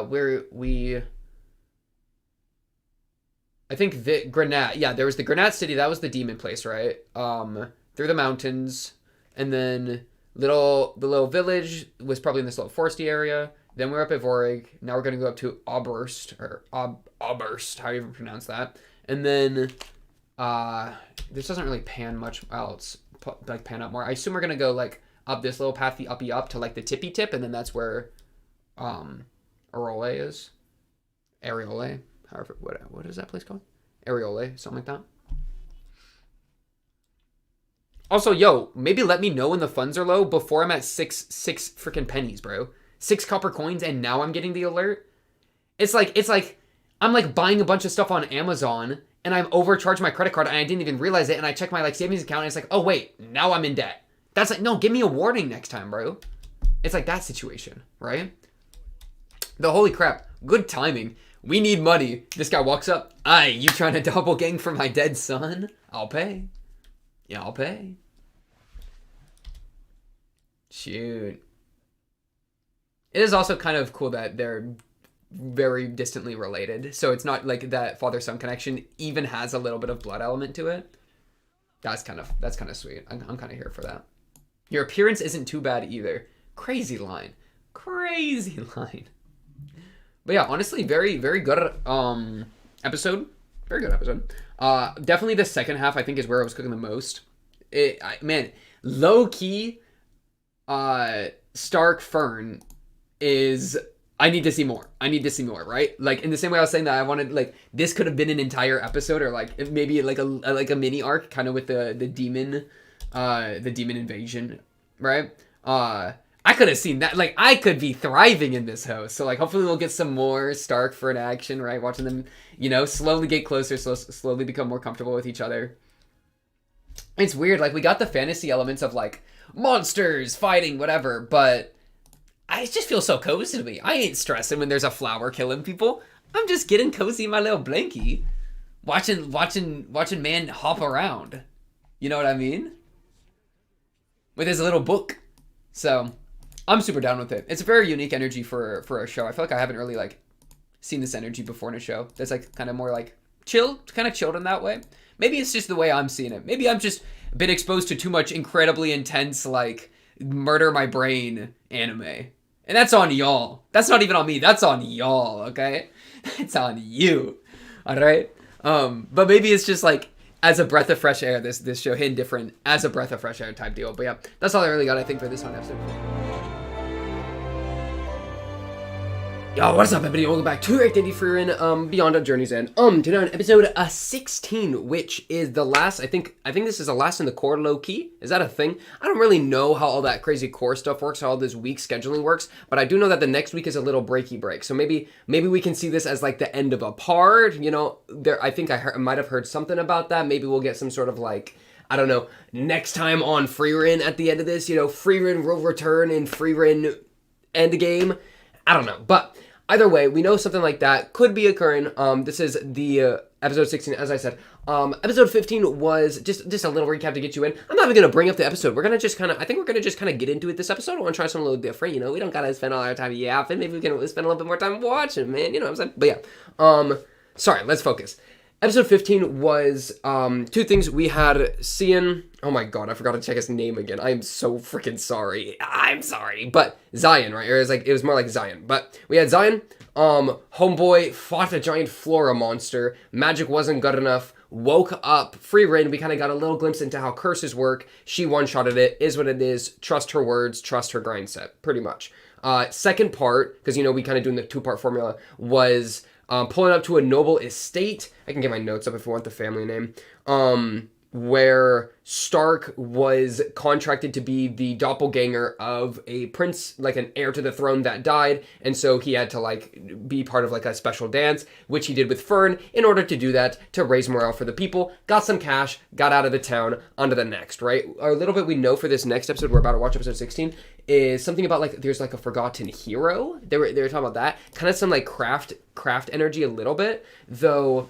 I don't know, with Craft it was like a hero who's like no longer a hero, but now is just kind of living, was kind of I feel like more the vibe, where this might be like a hero who we haven't seen in a long time, right? But like it's still maybe doing heroics. I don't know. I have no idea. But yeah, maybe during the OP we'll kind of watch and see if we can get an idea for what this might be. But episode 16, I say we kind of just jump into it without further ado. I'm ready to watch some show, man. You know how it goes? Yeah, you know how it goes. Episode 16, let's get this going in a 3, a 2, a 1, bang! A 3, a 2, a 1, bang! Okay. Let me make sure I have my subtitles on, actually, while I'm thinking about it. I do. Oh, look at me. Goated. What are you fishing for? Fisherman? Oh, is that a young... That is a young Zion. Oh, his adventurer friend. Oh, shoot. Maybe that's who... Take our photo. Wait, shoot. Are we gonna meet him? Meet up with him, maybe? That could be crazy. Because, yeah, he's still an unknown. Damn. Man really walked over.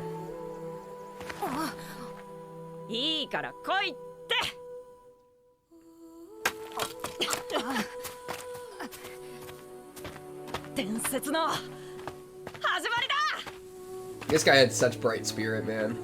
I love people like that. You can have a sip of my water too. Sorry, I haven't offered it. Take a sip. It's just water. Damn. Oh, that's the magic photo. You can see like the magic, the mana around it. That's cool.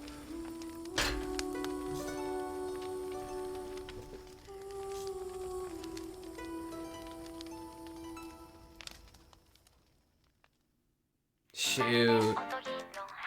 Oh, wait, there's a shot of a guy looking up at Himo's statue in this OP. Is that his friend? I think that might be his friend. Am I right, or am I wrong? Let's see. I was like scanning through my memory of the OP to try to see if I like could figure it out, right? Yeah, I think that's definitely his friend at the Himo statue, huh? Because he's alone there. We'll see though.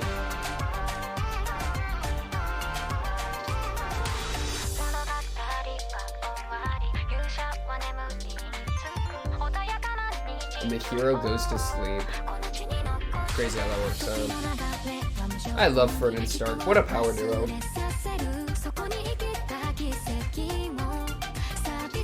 I really like Fern's character, honestly. Ooh, a tier list for this show is about to go crazy. Okay, here's where we start getting more flashes. Let's look out for anyone here. Big.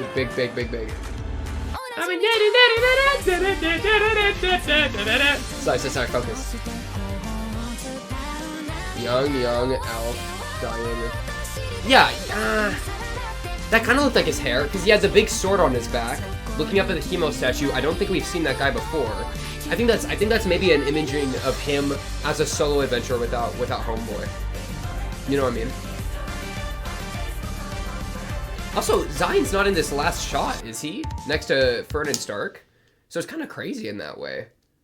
Long-lived friends. 29 years after the death of Hemo the Hero in the Claw region, located in the Northern Lands. Squad roll out. Okay, no, just some dwarf. We're just gonna meet some dwarf. Good question. 300年くらいだな。 Old man Vol. Long-lived friend of mine. Usually 300 years lifespan. That's cool. That's super cool. Because Frieren's at least 1,000. フリーレン様と昔の話ができるような人ってなかなかいませんからね。たまにはこんな寄り道があると。Aw, look how pleased she is. 10年くらい滞在しちゃう。Yeah, no. 1週間までですよ。 Go move, Fern. Respect our time.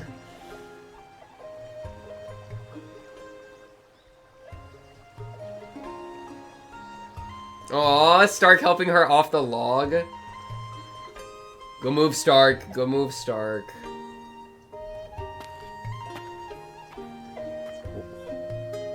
Oh, that's a beautiful tree. My goodness. Oh, there he is. Old Man Vol. That's your name, man. フォルジー。Yeah. 久しぶりだね。どう？ I think he was in the OP as well. Chilling by a tree. 老戦士ってレベルか？ Can you speak? はて、誰だったかな。ヨボヨボじゃねえか。フリーレンだよ。うん。そうだったな。まだボケたふり続け。 Yeah, I was gonna say, he does this to everybody because he's a little goober. No, I was literally about to say that. Go move, caught him unexpected. Yeah, it's the same thing as the mana technique. Yeah, where you like hide your mana. Bro, he's hiding his like mental acuity. First step of war is deception type beat.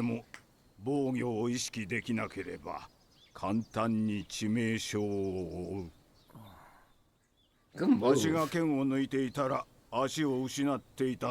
Already dispensing wisdom. 相変わらず卑怯な戦法だね。フリーレン、歓迎する。ゆっくりしていってくれ。Hey, appreciate you, old man Vol. Appreciate you. 待ってフリーレン。 You gotta train with this guy. 歩けない。 What? シュタルク。ついでに稽古つけ。Yeah, go move. Thank you. はい。とんでもないじいさん。Hi. 薪はこちらのを使ってください。Oh, it's a nice little house. 10年泊まりたいから仕事紹介して。フリーレン様、1週間までですよ。わかったよ。A carrot. Magic.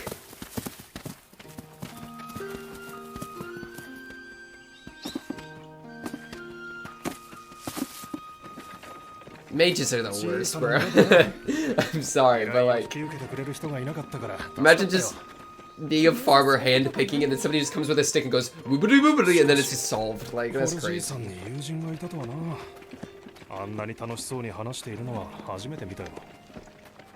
that's sweet. Ooh, what a nice like painted shot. What's your tragic backstory too? 守り神みたいなもんさ。ずっと孤独だったんですね。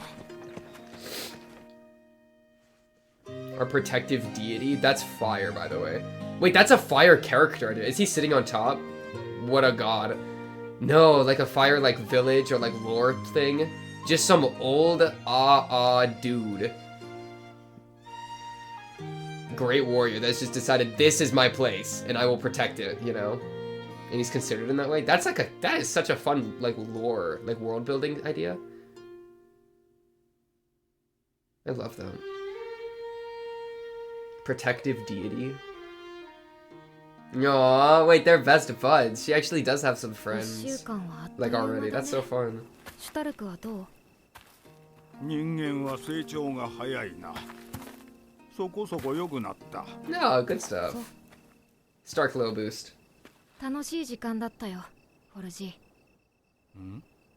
今ではとても感謝しているんだよ。フォルジーは私がヒンメルたちを知る機会をくれたから。フォルジーはなんでこの村を守っているんだ？昔の話 Man, he was old. どうでもいいだろう。 Old looking like 80 years ago or however 人 long は this どうで was. もいいことに命をかけない。わしは Uh, 妻の愛した he 村を lost his wife. 守っているだけだ。人間だった。 Wow. わしは遠い昔に交わした約束を果たしているに過ぎん。だが詳しく話すつもりはない。 That's the risk, right? 顔も声も眼差 Like a しも伝 long-lived わら race and ん。 a short-lived race like that. わしだけの思い出だ。滑稽な話だろう。わしはずっと死者との約束を守っている。 What's Himo gonna say to this? そうだね。でもきっとその人はあなたが約束を守ってくれていることを嬉しく思っているはずだ。ヒンメル、お前はいい勇者だ。きっと魔王を打ち倒すだろう。魔王が撃たれた平和な時代が訪れるのをわしの妻も望んでいた。ヒンメルという偉大な勇者の記憶もわしが未来に連れて行ってやろう。ありがたい話だけれども。 Yo, he's so humble. What a humble guy. 僕のパーティーにはフリーレンも。 Yeah, I already got long-living people. Yeah, you don't worry. 得るほど You な don't gotta worry about it. ならフリーレンの役目だな。 Tell people about me, 僕たち Frieren. の記憶は彼女の Yeah, 未 be our 来に連れ beacon. て行ってくれる。そうだろ？別にいいけど。Giving her a little obligation. 仲間に恵まれたな。じゃあ後でフリーレンに僕が編み出したイケメンポーズ集 This を見せ guy, ない。 he's just trying to charisma her, や bro. めようかな。でもやっぱりイケメンポーズ集 No, I know you think about that a lot, bro. I know you think about it a 記憶の lot. 無駄遣いだ。Yeah. その勇者の顔は覚えているか？当たり前でしょ。声は？ Ooh. 私をバカ The にし statues ない don't で have his voice. 全部覚えている。ヒンメルは私が人間を知ろうとしたきっかけだよ。フォルジーが村を守ろうと思ったきっかけと同じで大切なことだ。 She admits it. そうか。 Not that it's like a secret, but hearing her say it's cool. わしはもう思い出せない。顔も声も眼差しも。それでもわしは大切な何かのためにこの村を守っている。フォルジーは冗談がうまいね。 No, I know that's his gimmick, but I think he's being real with you, Frieren. ところで、お前たちの旅の目的地はどこなんだ？魂の眠る地、オレオールを目指しているよ。それはどこだ？エンデ、魔王城がある場所 End だ。 day? Like the end of the world, bro. ついに魔王を倒しに行くのか。平和な時代が訪れるといいな。 He's actually forgetting Frieren. フォルジー、魔王はもう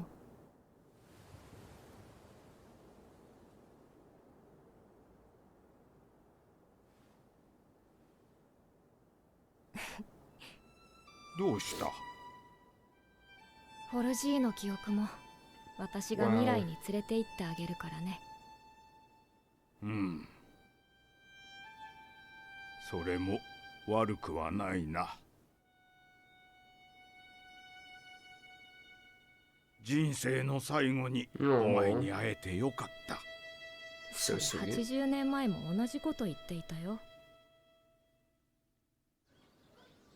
Or he's like a dementia patient, kind of, you know? Like Alzheimer's or something.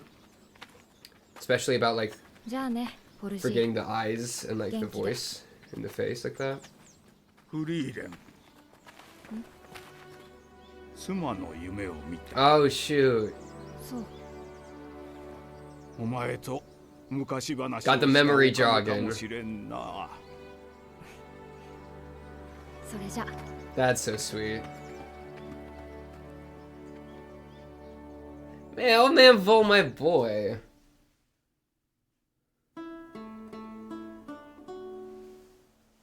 Stark, I swear, if you complain about training... Okay. No, Oh, he's looking for his adventurer buddy. That's what that locket is, the photo locket. That's smart, that's smart. Yeah, just keep an asking. Yeah. On the hunt, as one might say. 年上の色っぽいお姉さんと旅をすることだっけ？確かにそっちも大事だが。That's the side quest, bro. 俺の旅の目的はこっちだ。10年前に旅に出た親友と合流することだ。そういえばそうだったね。お？写真か、珍しいな。昔村に来た魔法使いに。Bro, where's my photography mage? That's crazy, 足取りはつ bro. かめているの？俺たちが通ってきたのは北側諸国の主要な街道だ。今までも目撃情報があった。このまま北上で問題ないだろう。Okay, okay, yeah. Let's do it. I wonder what exactly he's doing after this long, you know? よく目撃情報が残っているな。 And also, that's a great 名前が point. 特徴的だからな。 Wait, what is it? インパクトが強い。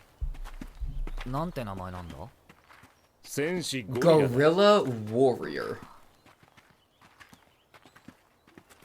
Okay, so he came up with that when he was a child. I get it. I see. 本名？本当に親友だったのかよ。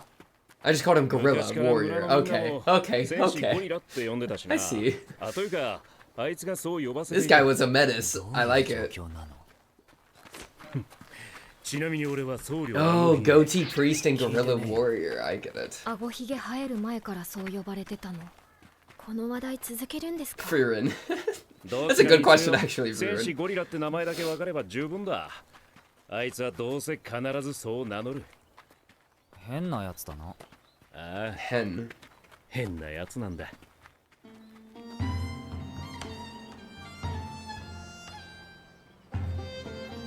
This bridge is sus. Okay. What is about to happen on this canyon bridge? Is something about to happen? Oh yeah, we're heading to Obrust.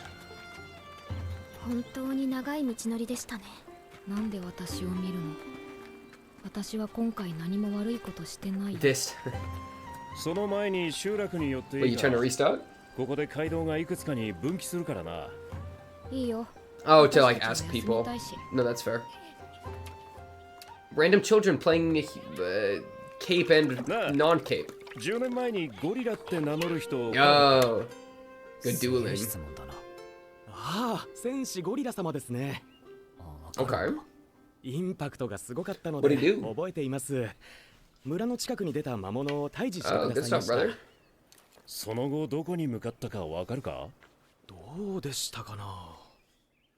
How long ago can we get a timetable, my ゴ guy? リラ様は高台に住んでいる頑固ばあさんと仲が良かったようなので。Old women? Wait. 頑固ばあさん。 Could be a double feature for a homeboy here. Let's see how old. Okay, too old. 頑固者でのそう簡単に教えない。 Yeah. 自分で頑固って言ってる。どうすればいい？ Answer my riddles 3, and I will tell you for free. Not a penny nor any fee. Okay, close to that. Damn. まずは隣町の鍛冶屋のナーゲルに Fern, just fly it down. 届けてもらおうかの。まるでお使いだな。Yeah, what a... ヒンメルとの旅を思い出すね。こんなこともされていたんですか？お使いみたいな人助けは日常茶飯事だったよ。こういうのが面倒な探し物や厄介な大事に発展していくんだよ。 He's carrying her, bro. 不吉なこと言うなよ。とにかく Fear, just shoot it while we're running, おばあさ bro. んの心を開こうか。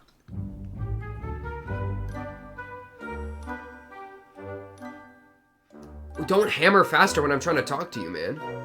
Oh my goodness, Stark got hit by an apple on the head. Oh, good move, Stark. Holding that. Okay, giant cockatrice. No way, it's just a cockadoodle-doo. It's just a bird. Just a chicken. Okay, what is that? Oh, it's a, off-brand chimera? このばあさん全然心開かねえぞ。さすが頑固ばあさんなだけあるな。ごめんね。ヒンメルやハイターだったら半日くらいで打ち解け Dang, no, they had the charisma stat. Yeah, oh, we suck. None of us invested in charisma. Huh? What are we cleaning? 最後だ。 Okay. 峡谷にある英雄の像を Oh, 磨くん okay. だ。 Is it Hemo? Probably Hemo, right? Let's see. ついてきな。 Wait, no, it could be Guerrilla 案内す Warrior. る。 Or it could be Hemo statue, and this is where Guerrilla Warrior was. Yeah, yeah, yeah. And that's where the OP is from. Uh-huh. それ以上のことは知らん。 Or an older hero. Let's see. 名前もわからん。 Forgotten 忘れら heroes, れ yeah. た英雄 Because everyone knows, people know 代 Hemo's 々 name. 村で Okay, 管 yeah, 理 yeah. してい So る。 someone else. 忘れられた Let's see, let's see. ところであんた、僧侶 Damn. あごひげだろ？なんで知ってるんだ？ That's funny. ついたよ。 Hey, those are nice stairs. Okay. 僧侶と戦士。 Hey! だいぶ古い。 Kraft mac and cheese. Isn't that Kraft mac and なんだ cheese? かザイン様とゴリラ様に似ていますね。というか戦士の方、見覚えがあるね。 Wait, he's... クラフト。 It is Kraft, yeah. 本当だ。 Yo! ウリ二つです。 Yeah! That was good, you man. じゃ、さっさと始めようか。 Zion, what are you seeing? He's seeing something here. Maybe something that only he would recognize? ザイン。なるほど。この人はクラフトって名前なんだな。You're attached to Kraft somehow? そうね。 Oh, is this like... Oh, maybe Guerrilla Warrior loved these two. And wanted to like resemble himself after them or some way? Oh, sick. この像は 俺たちにそっくりだろ。 Oh, dang. He was inspired by Kraft. 大昔の英雄だって話だ。 Oh, that's so でも sweet. 誰も名前すら覚えちゃいね。 That's why he's 俺 Guerrilla たちはこう Warrior. はならねえ。忘れ去られるだなんてごめんだ。 Good ヒ determination. ンメルみたいな忘れられない英雄になる。どんな英雄でもいつかは忘れ去られます。きっと魔王を倒した勇者ヒンメルも Dang. 例外ではないでしょう。まあ、そうだよな。さすがに無理な話だ。 What about the goddess? Can the goddess do it? 俺も鍛えればこれくらいいくかな。戦士ゴリラ。俺は今日からそう名乗る。 Yeah. Yeah, inspired by Kraft. That's actually such a win. Good branding too. This kid was on branding way back in this age. 確かにそうですね。ではあなたは Yeah, Hyder. Crazy. いいな、それ。 That's funny. It's a statue of と them. 似合いますよ。あごひげ。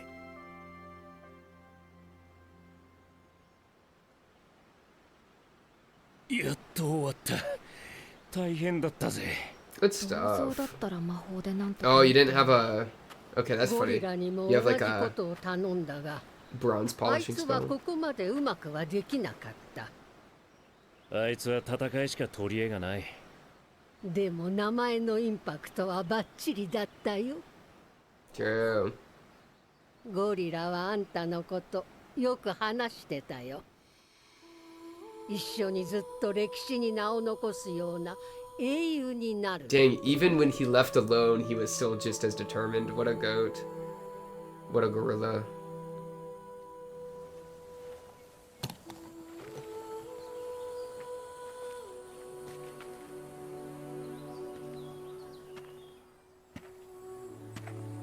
That's what I'm thinking. ゴリラの行き先分かった？テューは Different direction. 北側諸国中部の交易都市だ。ここから遥か東方。 Wait, are we ボイ splitting サ the ーストと party? 反対方向だね。ああ。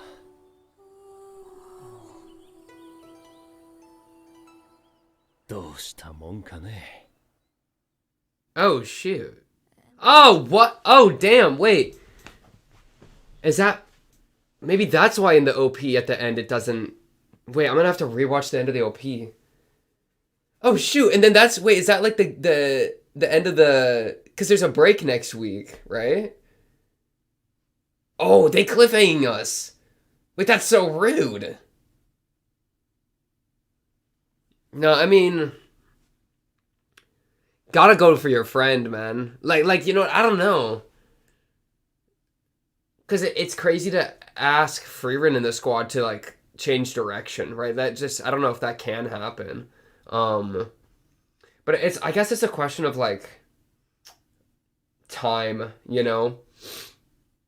I did it. This song is so good. That part is so good, too, with the... Dude, the visuals are so OP. This ED is so cracked. Man, I don't want to lose him. I like the squad of 4. I think 4 is the right number. Just knowing that it's the original party had 4, you got to have the new party have 4, right? We'll just feel his void if he leaves, right? He's been here for too long. Once you're here for like 2 episodes in a row, you're part of the squad, okay? You're here.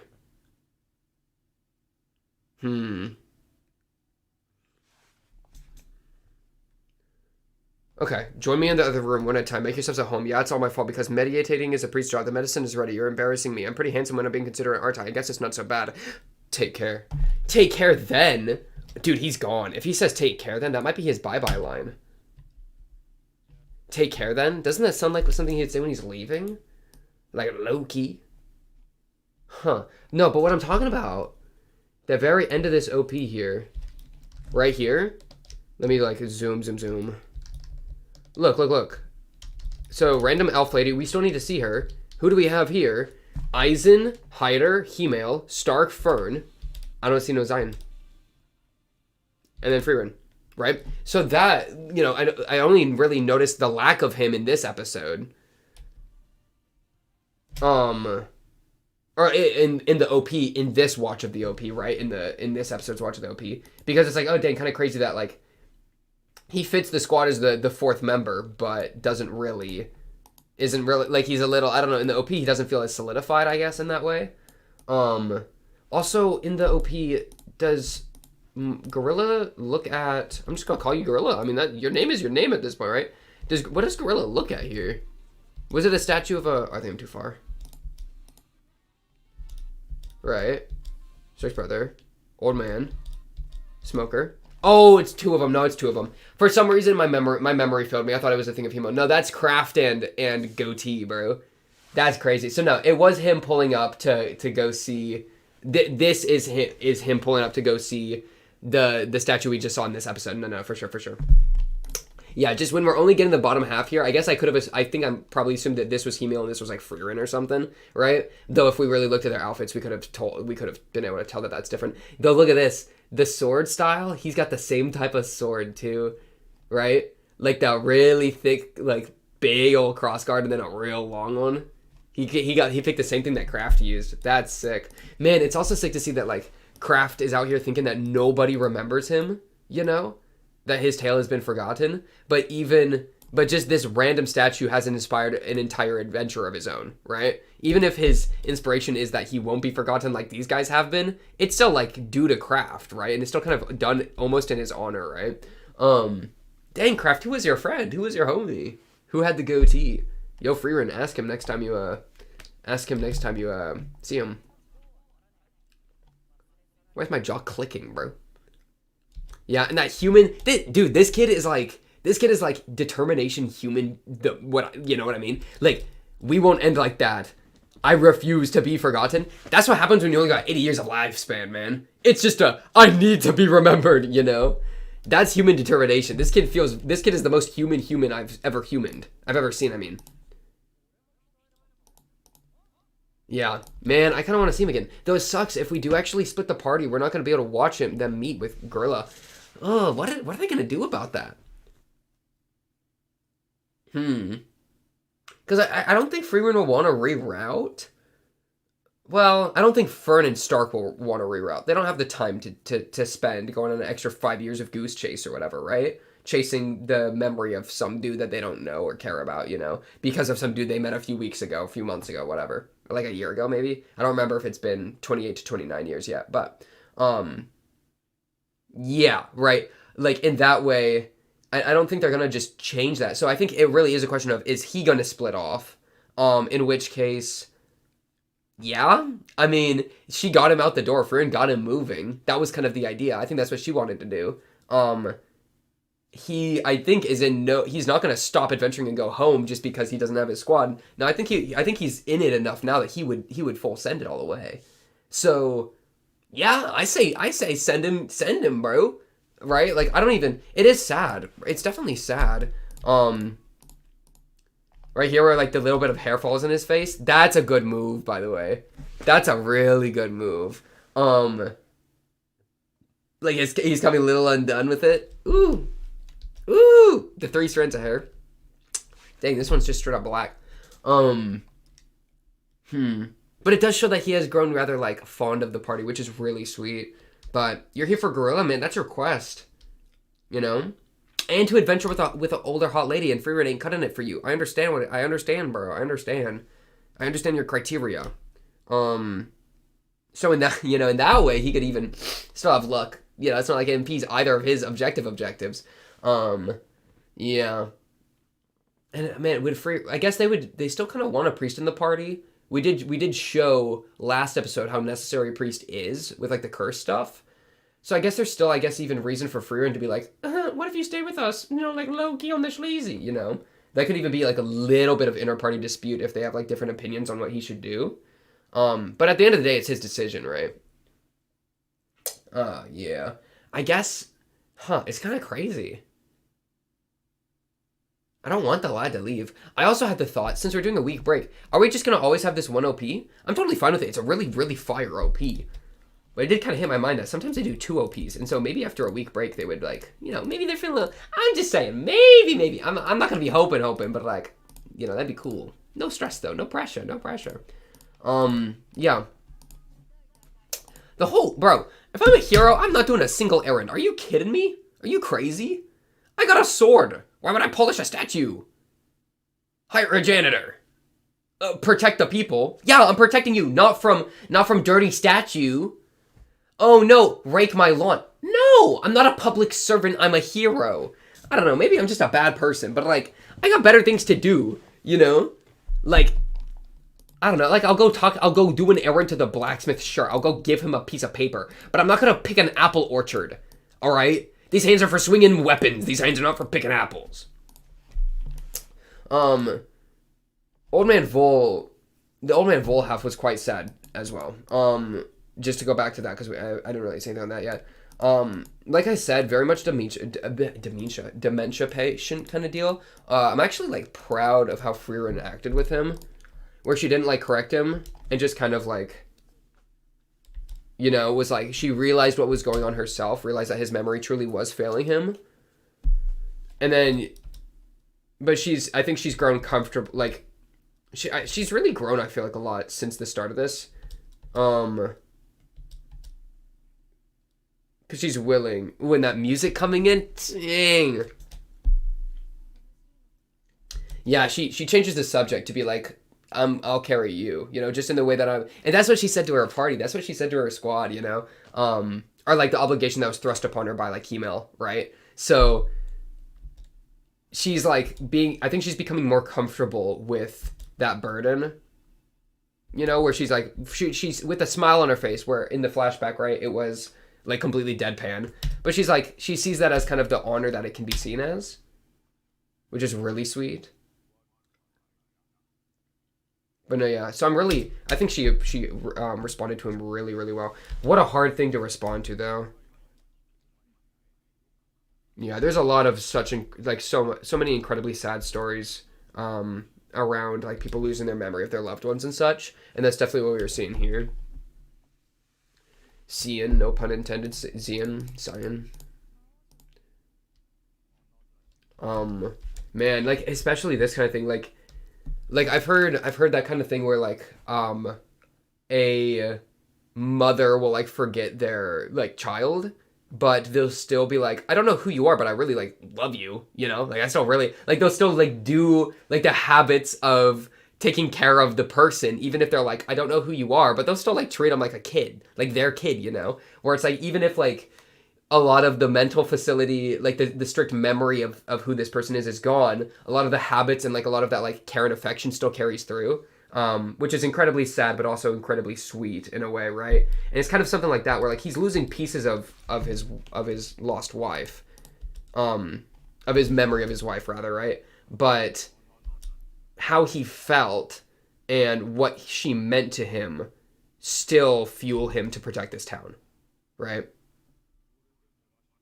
For an important something. Like, it comes to the point that it doesn't even really, like, how much does a something matter as long as you know that it's important, you know?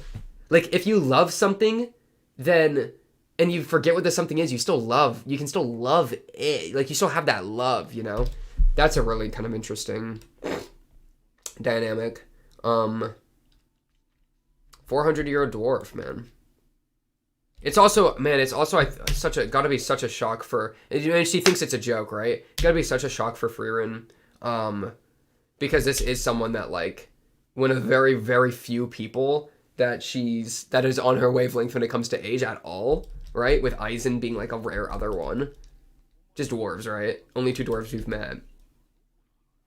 That she's also met in the past, right? So, yeah. But she handled it really well. She handled it really well. Himela and his handsome poses.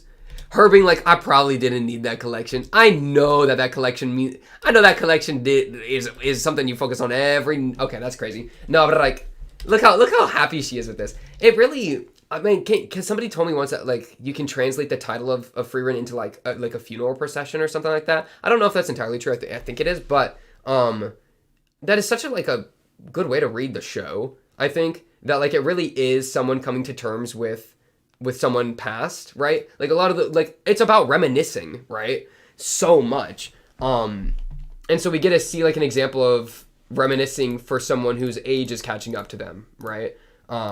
Which is incredibly sad, but that's the nature of it, right? I guess not for Frieren, because she's not aging anymore. Well, man, I don't know. How long do elves live? We've never really gotten a figure on that, or else I would have written it down, right? So I'm really intrigued to see kind of how that goes. Good on you, Stark, for training some more, though. Dub for Stark. Anything else really on this episode? Let me think. I love this guy. Gorilla. He is such a human. Just like stupid determination. This long, fully animated walk over is crazy. They said 6 full seconds of walk animation, please. No, it's kind of fire. I feel like it's fun to see those things like given the time they take instead of just the quick cuts. Because usually anime like quick cuts and is always dodging around to like escape having to do budget or like keep the pacing or whatever. But this show's so comfortable with going slow when it wants to really like kind of like build those moments. So I like that. Poor Stark is not going on the fun adventures. He's literally just rolling around. He is such a dork. And good old Kraft, my boy Kraft. I want us to run into Kraft again. But yeah, I guess kind of the last thing. We do have a situation where even if we split with him, that doesn't mean that's the end of his character, right? Like, well, we could still very well run into him again. Though, probably not. I mean, if the end of our story is reaching heaven, then no, right? Because we're just going to beeline there, and so we won't run into him again if he goes a different direction. It is also the case, though, that, like, maybe it would be a really interesting question that could be posed of, like, do you believe he's still alive? Do you believe Gorilla Warrior is still alive? Because if not, we're going to the place where souls rest. Like, low-key, it might be better to look for him there. Right? So that could be a really interesting question. That would kind of question his faith in his friend and his adventuring ability, combined with, like, his fondness for his current party. Dang, that's kind of a drama. Wait, that's actually kind of a conflict. That's a real conflict right there. I like it. I want more like interpersonal conflict kind of stuff, right? Like a lot of the conflicts we've had have been very like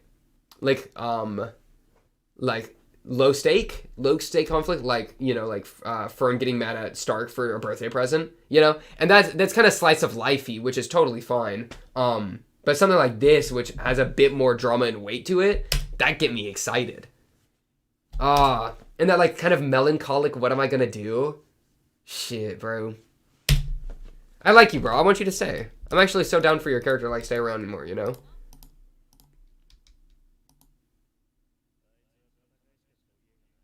Yeah. Predicament. Where will you go? Where will you go? But yeah, I think that'll kind of do it for this episode. Another really cozy episode. We are week break, then we're back at it. Gonna probably either lose him or that's gonna be our episode to figure it all out. That should be very, very exciting. I'm ready for some drama. Old man Vol, my beloved. You know, hopefully you dream some more of your wife and then pass quietly in a you know, by the tree in a beautiful spot. I mean, at this point, that's all I can wish for you, you know, man. You know, age catches up to the best of us. I guess Frieren isn't the best of us. She's just built different. It is what it is. That's elves for you. But yeah, on to the next episode 17 of our cozy little show. Should be exciting. Until the next episode, of course. If you like the video, subscribe. If you are new, blah, blah, blah. Comment below if you have anything to say or join the Discord and talk to me or other Frieren fans there. But until then, until episode 17, that's all I got for you tonight. I'll be seeing you then. Peace.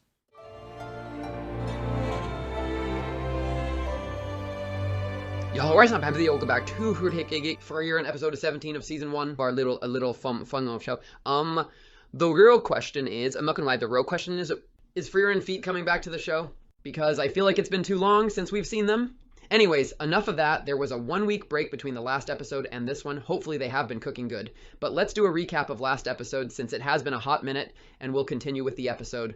So last episode, Frieren and Fern went on to travel with Stark and Zine. It was pretty exciting anyway. Before we jump into the episode, I forgot to mention that I will be streaming more often. New year, new me, but enough of that. Let's jump into Frieren episode 17. Bam! Okay. Oh shit, okay. 10年前に旅に出た親友と合流することだ。That's right. They really hit us with the week break right when we have the sad potential parting coming in. 9は北側諸国中部の交易都市だ。ここから遥か東方。オイサーストとは反対方向だね。ああ。What's homeboy gonna do? Shoot, that cut to the statue goes kind of hard. Am I wrong for that? フリーレン。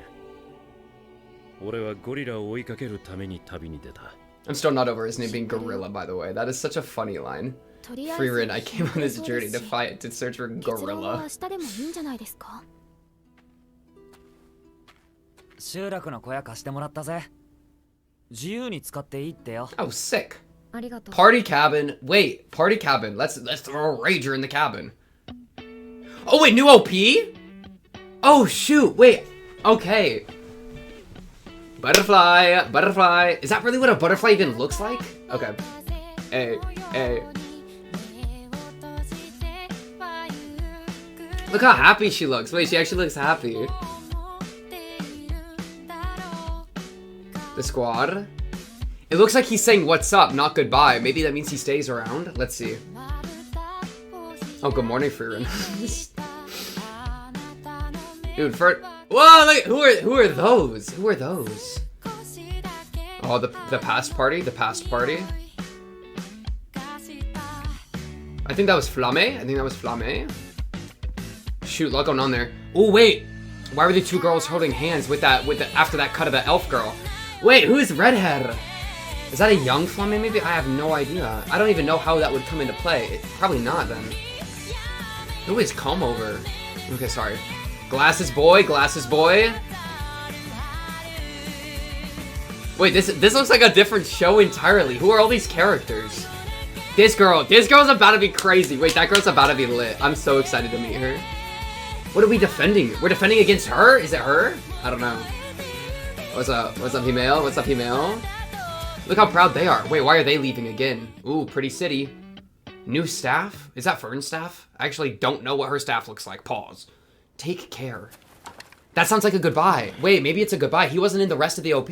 Also, like, even a lot of them weren't in the OP. That was like a bunch of other randos. Okay, I have to get my notes up. Sorry, 1 second. She's just stitching. It'll be fine. Here it is. Frieren. Okay, got it.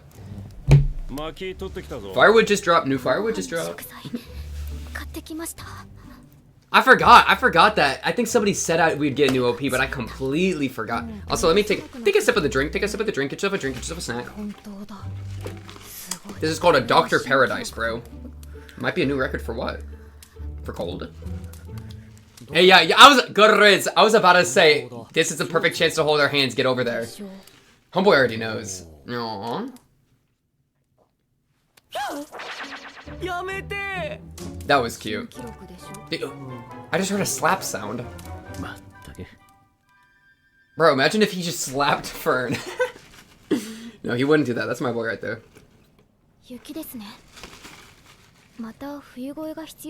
Can we not? Are we gonna... We could chill with homeboy. Okay, we don't need to.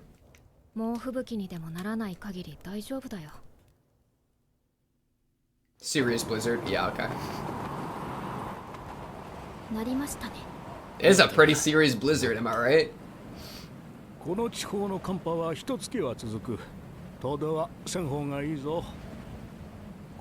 at his mustache. Blowing in the wind. It looks like the drapes of a house. Like you know?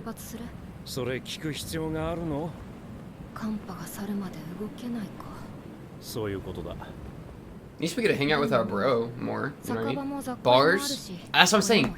The cabins are party cabin. Why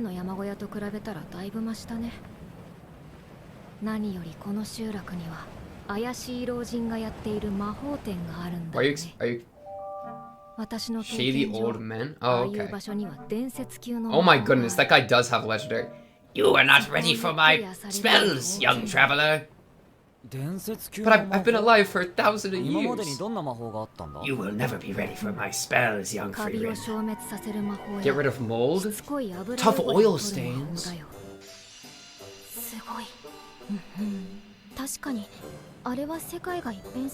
Those spells suck. Am I? I'm sorry, I shouldn't be mean to her spell collection, but like, you know what I mean? Like if it was a spell... True. If it was a spell to like get rid of blood stains out of the carpet after you murder somebody, that's useful at least, but like... Oh no, my oil stain. Just buy a new pot. Actually, I don't know how to clean that pot, so maybe... That's what I'm saying, it's actually a win. So maybe I'm wrong for that. Oh, they're all praying. That's cute. How they've kept that tradition going from mac and cheese. Kraft mac and cheese. Ooh. Ooh.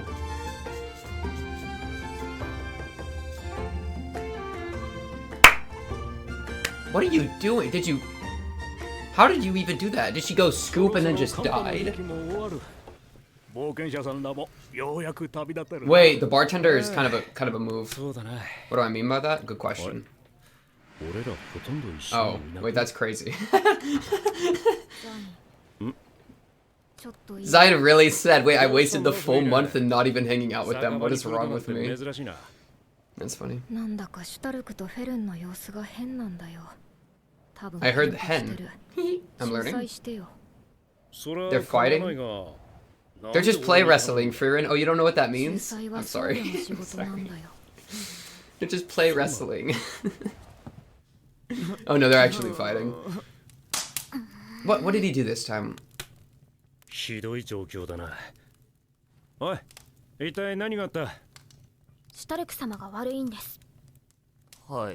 Oh, okay.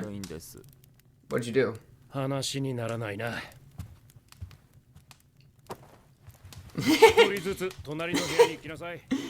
Frieren, why do you look like that? She just... What is wrong with this woman sometimes, bro? She really had to go grab someone else to deal with the situation. That's so funny.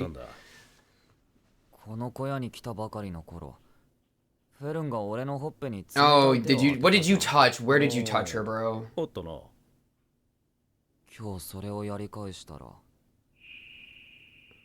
ヘルンが切れちゃった。ガキかよ。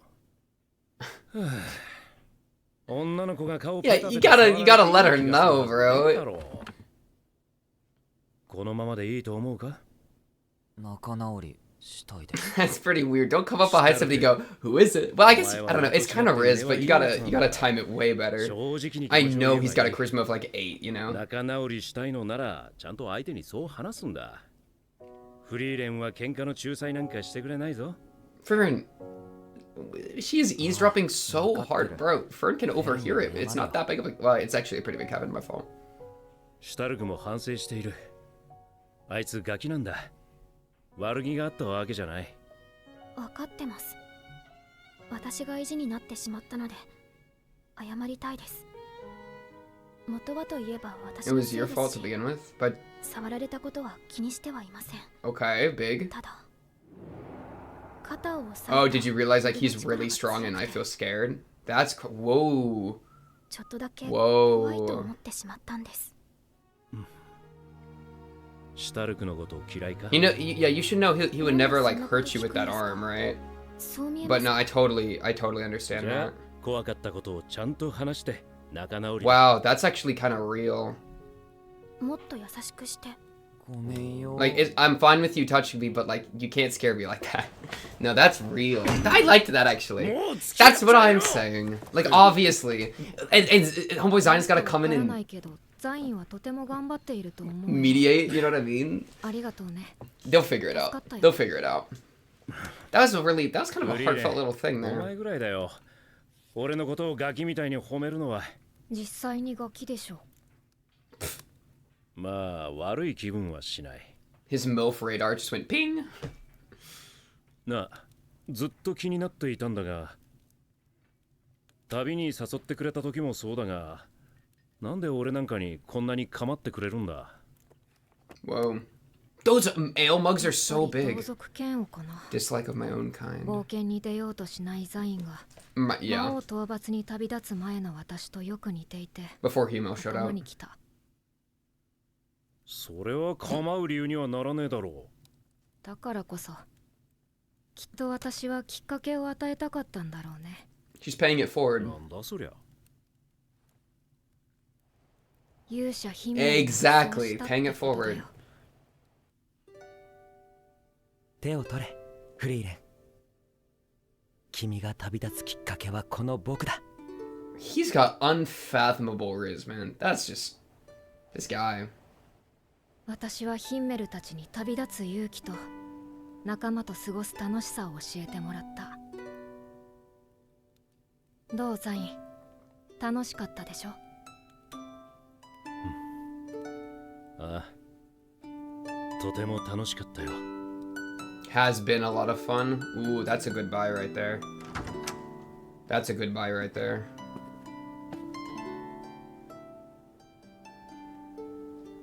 Homeboy's gotta track down Gorilla.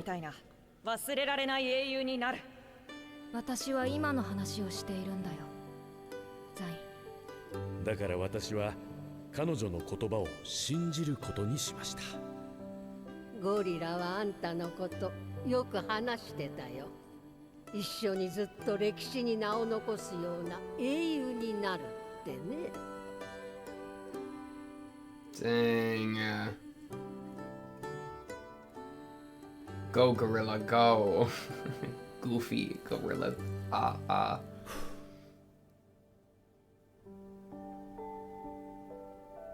Ooh. Those like quiet chimes hit hard. Wait, I love that. やっぱり俺はゴリラを追いかけるよ。 Yeah, for sure. もう後悔するつもりはないんだ。分かっているよ。じゃあ元気で。 No hug? またね。またな。 Okay. Alright, now we keep walking. ずいぶんあっさりと別れた。 That's what, yeah, literally. ザインは二人と違って Damn. 大人だからね。きっとうまくやるよ。 Is he gonna be? Aww. Homeboy.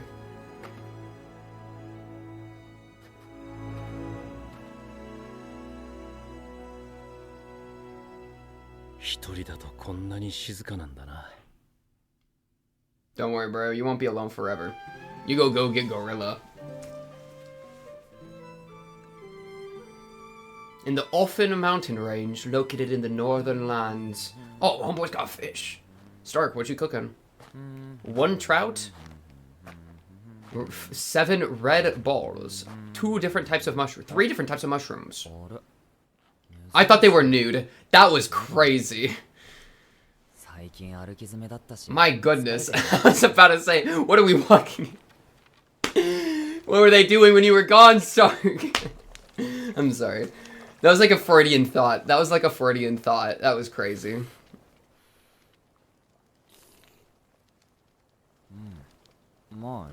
Loki, I hope they're not like cursed or anything, right? Wasn't Stark the first to fall to the curse last time? Are they sick? Oh, she's sick. He's got that built different immune system. Okay, she's literally me. Okay, she's literally me. I love oversleeping. Wake up! No. Wake up! Ew. Ew. Ew.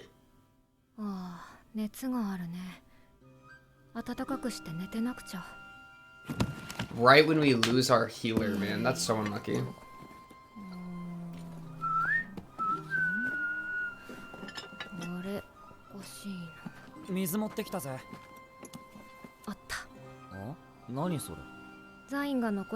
Oh, okay. That's clutch. Thanks, Zayn. 魔法で病気の判別をすれば対応する薬草がわかる。でも病気の判別って女神様の方法だろ。確か聖典の所持者しか使えないって話じゃ。私だって聖典くらい持っているよ。え？Oh my goodness, that's so funny. That's... 僧侶の才能がない私でも。Oh, so she's got baby priest magic. Okay. I guess, I mean, if you're alive for that long, I guess you would just, why not pick up more magic, right? Clutch. この地方だと使える薬草は、そういえば以前ヒンメルたちと薬草を採取した場所が近くにあったっけ。とりあえず寒さをしのげる場所まで行こうぜ。そうだね。I wonder what fever dream she's having. What a crazy thing to cut to. An entire cow getting milked. Don't look at me. I didn't put the camera here. I'm not trying to watch. Okay.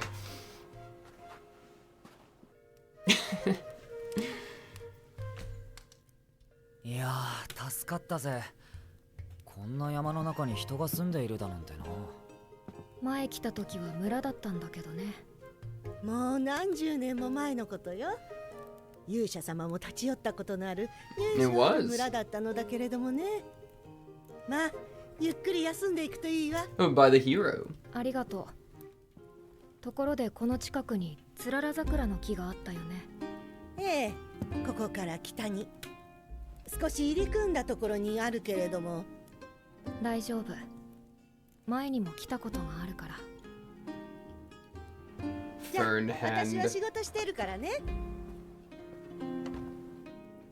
待っててね、フェルン。薬の材料を取ってくるから。ここに来てからずっと手を握っているな。辛そうだからね。フェルンは風邪をひいた時、手を握ってあげると安心するんだよ。Alright, Stark. Batter up. 小さい頃からそうなんだ。どうしたの？ Yeah, I was about to say that's pretty embarrassing. The whole like when you're a child thing is kind of crazy. なんで？子供扱いしないで Yeah. ください。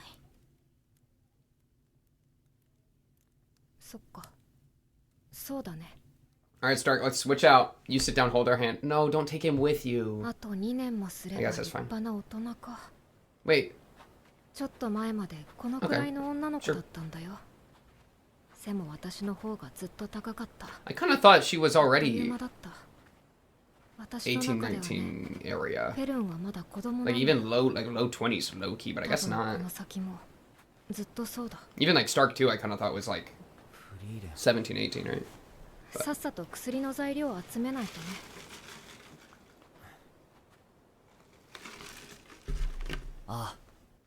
Yeah, let's get some herbs. Let's get some of the goody good herbs, you know what I'm saying? Frieren, do not get stuck, or Frieren, do not get stuck in a bush, please. What is that turtle? Oh my goodness, herb turtle.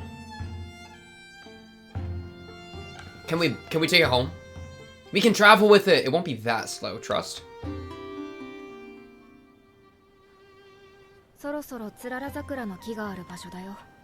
Dang, this is a walk.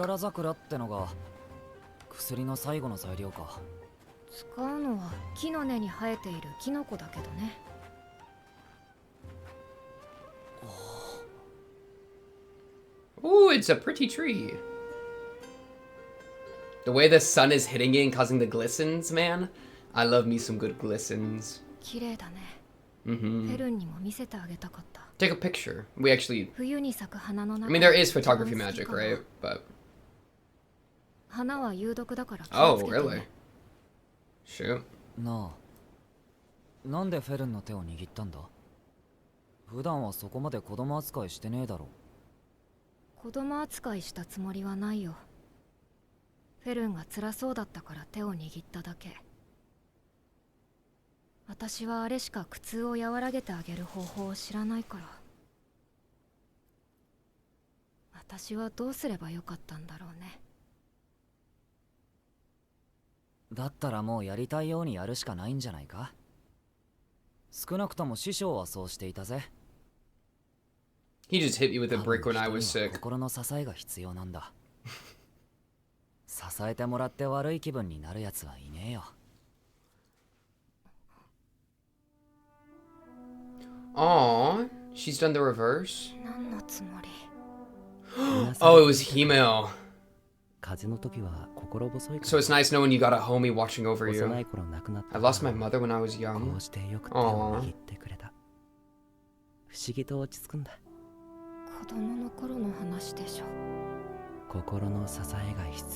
Bro, Himel's so well adjusted. This guy. What a giga chad.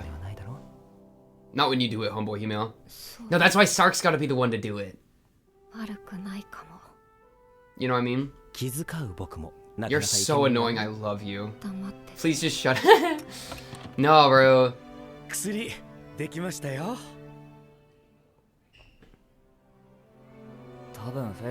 No, exactly. She definitely was because you were there. Yeah.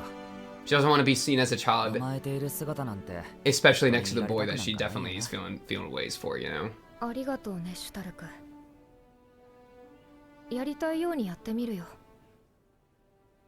お礼にシュタルクが風邪をひいた時、私が手を握ってあげるね。I love... No, it's cute. I love that. I love platonic, touching affection.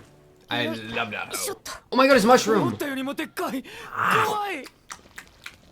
Oh, we cooking? Oh, we cauldroning? Where did you have this? Oh, she's scary. No, she's a scary witch. That's what I'm saying. Alright.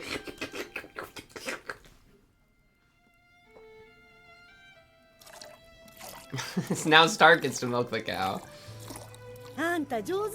Why is he good at... Okay, never mind. I'm sorry. 大丈夫だよ。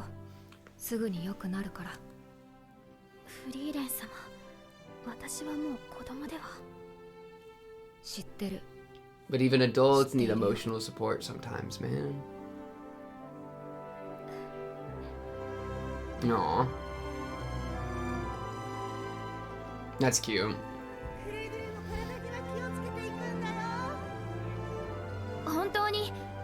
Bro, they're giving a more affectionate goodbye to this random lady than they did Zion. That's pretty crazy. フリーレン様とシュタルク様、ザイン様の指揮のおかげですね。それに、あのお家の方にも大変よくしていただきました。That's pretty funny. I'm just playing, you know what I mean? It's just... それじゃあ、 Yeah, let's make it an outburst. は魔法都市 Go. オイサーストだ。I want to cast some spells. I'm trying to pad out my Grimoire. Ooh, new ED. Oh, they're treating us. Oh, they're treating us. That's Himo's grave. Wait, this stylization is really cool. Like on a fairy tale. It got me some like gothic fairy tale a little bit. Oh, she says good night. Okay, good night. Okay, wait. Who are you, Red Child? Who is Red Child? With the ribbon? The ribbon of fate, bro? Red string of fate type deal? Let's think. No, your little drop. Ooh, like, it's almost like claymation kind of deal. That's kind of sick. Oh, the like fern butterfly kind of? We're getting a lot of butterfly imagery, man.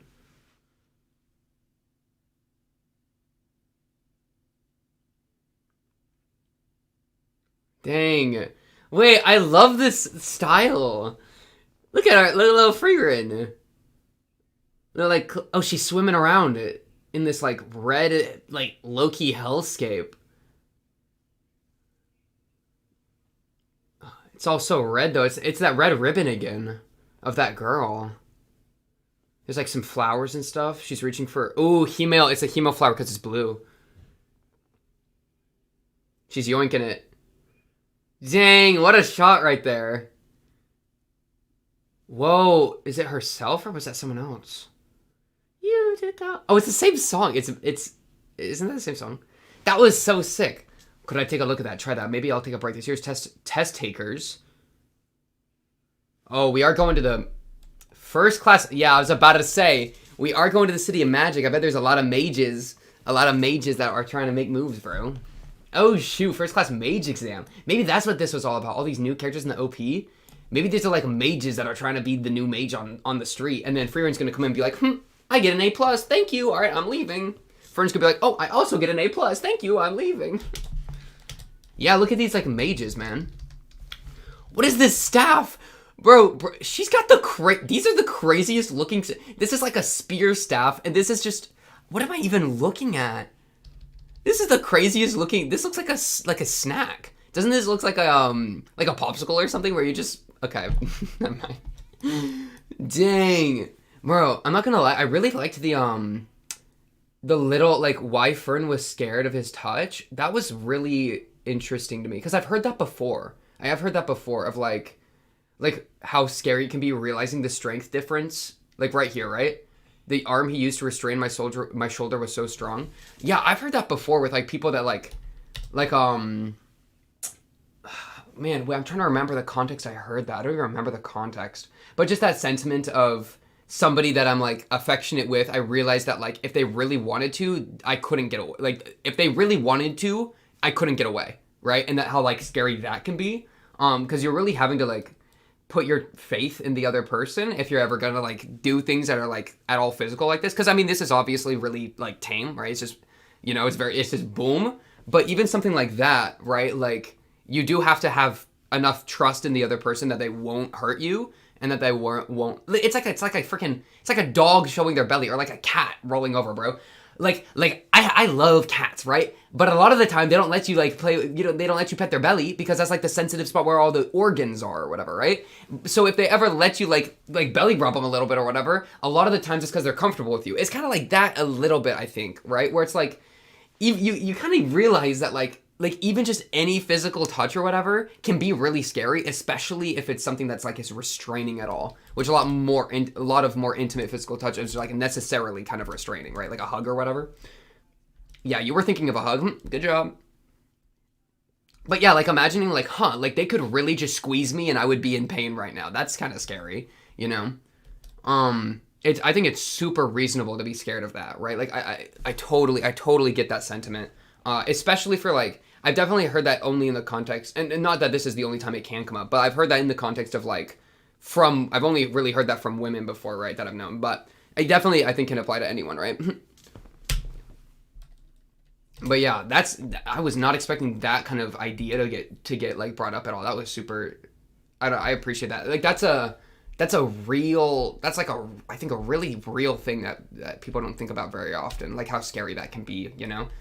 Especially the person doing it, because like Stark has zero intention of hurting her, right? Stark has zero intention of ever hurting her in that instance, right? So it could be really confusing to him of like, I don't Like, you know, he originally, right, he was just like, I guess I shouldn't touch her, right? Like, I feel bad for touching her, you know? Like, he was already seeing it as his fault, but he was seeing it as his fault before even hearing that it was this, like, of her, the whole, like, I'm afraid of him. Like, I was a little afraid moment, right? So he's like agreeing that the touch was the problem, but it wasn't the touch. It was that she was like a little scared of the touch, right? That's why her saying like, please be a little gentler, not don't do it, but please just be a little more gentle. That's really sweet, right? That's good communication. That's communication win.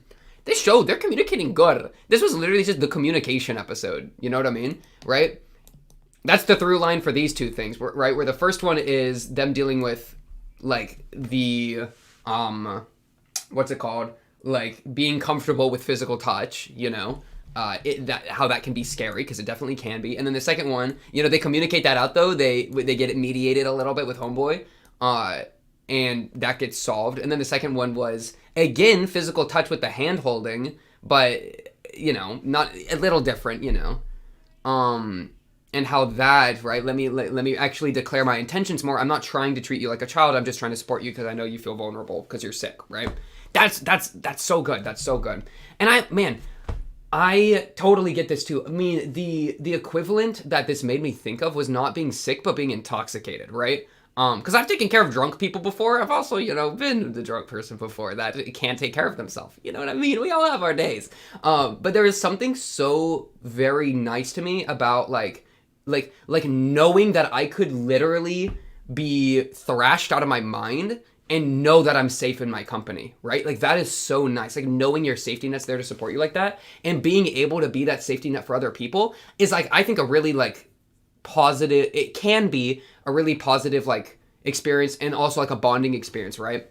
Because, like, bro, there ain't nothing like somebody being thrashed on the ground and, like, helping guide them to the toilet, pulling the hair back, letting them get it out of their system, you know, and then, like, helping them through the hallways of the hotel at 3 a.m. And you're, like, also a little, like, oh, boy, I'm struggling a little bit, but I gotta lock in for my person here, you know what I mean? Like, that, like, being that person for another person when they're vulnerable and not taking advantage of that and knowing that they, like, are kind of putting, like, they're putting their faith in you. Like, they can't help themselves. Right? So knowing that they are trusting you and that they kind of need to trust you, but they've chosen you and you're not taking advantage of that, that is so good for that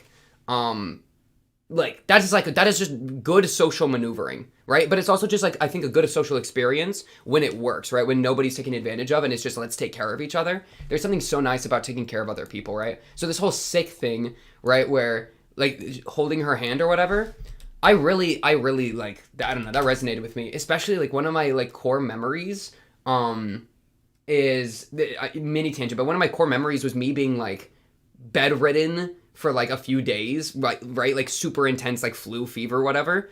I was bedridden in my mom's bed. I was probably like 6 or 7 or something, and my cat, who at this point is long since passed, rest in peace my goober, but my cat literally hung out with me the entire time. So I'm just laying there just like, like watching, there was a little TV in there. I don't even remember what I was watching. Watching freaking Courage the Cowardly Dog or whatever on the TV with my kitty nuzzled up next to me. And that cat like was the biggest emotional support I've ever had, right? And that was just real, you know? Just that like, that kind of affirmative, like I'm here for you physical touch can be really, really positive. And that's exactly what the show's saying, right? Like, it ain't up for interpretation. I agree with it completely, you know? The show, I usually just agree with the show. They display these things in like a way that is like, I think usually very well adjusted, very healthy, very like, it is very comfortable. It's never in like a rush. So like it gets to have the time to like be well figured out, be well communicated. My headphones just ripped some hair out of my scalp. That's okay. Yeah. Oh, she's still wearing the bracelet too. Aww. But yeah, the communication episode, man, the communication episode, and like the platonic touch. Well, not even necessarily platonic in Fern and Stark's case, right? You know, they're obviously figuring things out. But the touch, the comfortable touch episode. I think this hairstyle is really good. I look like that one Bowser Jr. clone. You know what I mean? With like the spiral eyes and the staff. That's kind of what that hairstyle is rocking. Okay. Listen, I just took a shower, all right? My hair's allowed to be crazy. All right, let's get back to it. Yeah. Man, their music was cooking here, too. Where were those chimes? Where were those chimes at, bro? Ooh, right here. 11:40. 11:40, let it cook.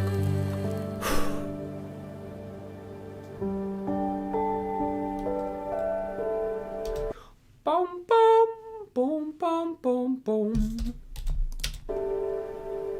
That was it. They got like 6 notes total, but they were the 6 best notes. I freaking love like quiet. It's very Christmas to me, right? Very like winter to me. I just associate with that because of Polar Express, right? But yeah, that is such a move. Like looking out into the snow with the soft chimes.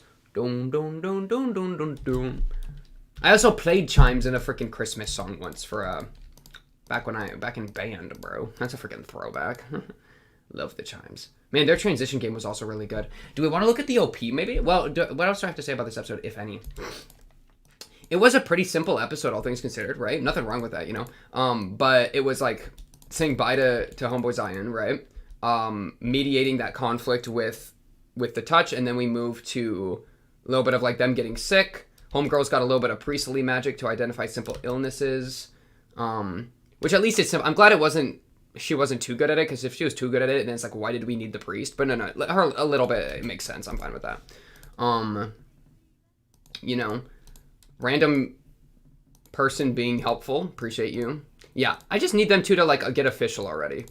You know what I'm saying? You know, it was Stark and Fern. And also another goated He-Mail flashback. Please just be quiet. It's so funny. Yeah, man, their hand animation, like hand drawing, is so good. Hands are freaking hard to draw, bro. But like, ooh, one of these, and then the very soft. Aww. Yeah, that was very sweet. Let me look at this intro OP. Okay, blue butterfly. Dude, butterflies are kind of gross looking. Why does it look like that? My fault. All right, let's watch this. So she's just reading.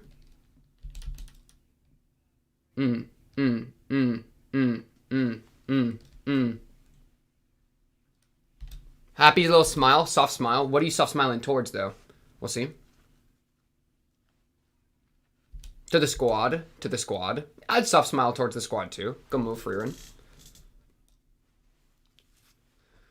Her being a little sleeper. Okay, she do be just sleeping. The hair. It's funny that when Fern was sick, Frieren slept in, because Fern is literally Frieren's alarm. That is so funny. Dang, that shot go kind of hard with them, too. Oh, okay, right here. So, who are these two ladies? We got,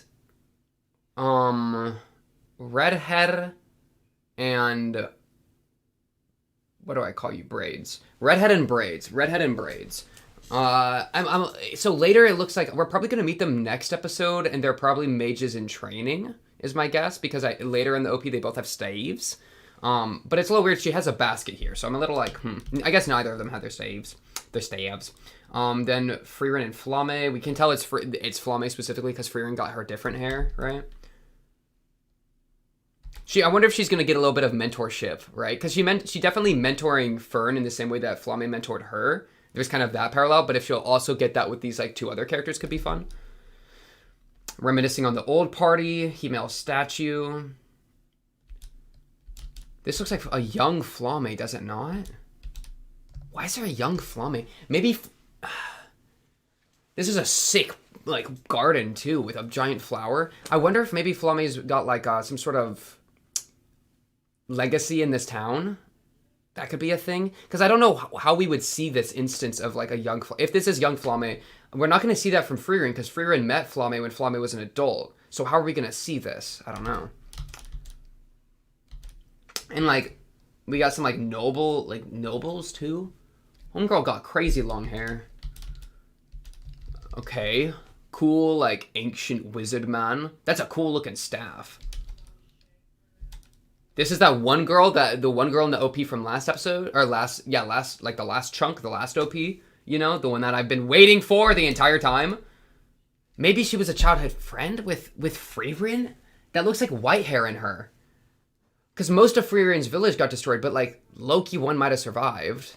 That'd be a kind of crazy twist, that one of Frieren's kind is still alive out there. Though you would kind of think they would have already ran into each other, but I don't know. I don't know, man. There's not that many elves. And this shot makes me think that. I don't, otherwise then who is it otherwise, right? If it's not Frieren and her. Crazy animation, my goodness, look at this. Meow. Friend with some butterflies. Redhead and braids. These, I'm still not over these stabs. Like this blue one looks so goofy to me for some reason. Ooh, little ice sculpture. Who is that? Old man wizard. So this is them doing the mage training, like the mage academy thing. Homegirl is running. Yeah, this looks like a lot of people like in their mage arc, right? So we're gonna meet a ton of different mages trying to like figure out how to like, I must pass this test. My father was a wizard and so will I be. That's what this guy's thinking right now. And then this guy with the scar. This guy is literally like baiting people to like write fanfic about him. This guy is such like sexy man, like edgy bait. I'm not gonna lie. Maybe that's my fault, but like she snuggles into him. This is that girl from earlier with we saw her silhouette with the really long wavy hair. That guy looks like, dude, his hair, I can't get over his hair. I like this character though. Super long hair all the way to the floor. Kind of here for it. Man, you need a bigger umbrella though. That hair's gonna get wet, especially near your ankles. Hopefully it doesn't hit the floor. I mean, what are you gonna, Tangled? Rapunzel calling. This girl though, lots of elves. Okay, so there's lots of elves. And then there's no more elves. So she moves to human society. Could be that her village got destroyed, aka Frieren. Then she moves to the Mage Academy. Ooh, she gets smiley though. I think she's either associated with Frieren or she's associated with Flame. Oh! The other wizard, the wizard with the really long hair is a hair wizard. Because look, the hair is putting on her cape. It's a bunch of hair. It's the one with the really long hair. It's her. She's got hair magic, bro. Hair no kinesis, bro. Okay, that's why your hair's so long. That's cool. All these different wizards with their gambits, bro. Kind of reminds me of the demons. It's like, oh, I'm a blood wizard. This is the hair wizard, bro. Okay. So maybe she's like the ruler of the academy. She's like the top wizard of the academy because she's like, she's using her longevity instead of killing the Demon King. She's been practicing her craft, getting to the top. But why? For what purpose? What drives you? What drives you? Because I feel like you're squaring up with Frieren and Fernie here. Maybe this is like, I'm the last test. Like, I'm going to twist my staff around, you know? I don't know. Flashback to the squad. I'm a little concerned about Fern and Stark, like, looking at her and walking away. I guess, no, they're all walking together, right? No, okay, they're all walking together. That's totally fine. That's probably the Magic City. And then that's got to be Fern and Frieren staff. I mean, that's Frieren staff. I think that's Fern staff, yeah. Okay. So yeah, we're definitely, I guess we're going into like this like mage arc, this like mage tournament arc or something. Not necessarily a tournament, but like mage test, whatever they've been calling it. Oh, I guess I didn't look at the lyrics because there are none in these subs. The lyrics probably low-key aren't even like translated there, you know, whatever. Maybe I'll look at that like next episode if I remember to. I'd be down for that. You know, the other, I think this was just the Millet song again, right? Whatever it's called. Remember what a song sounds like? Challenge level impossible. No, yeah, it's yeah, it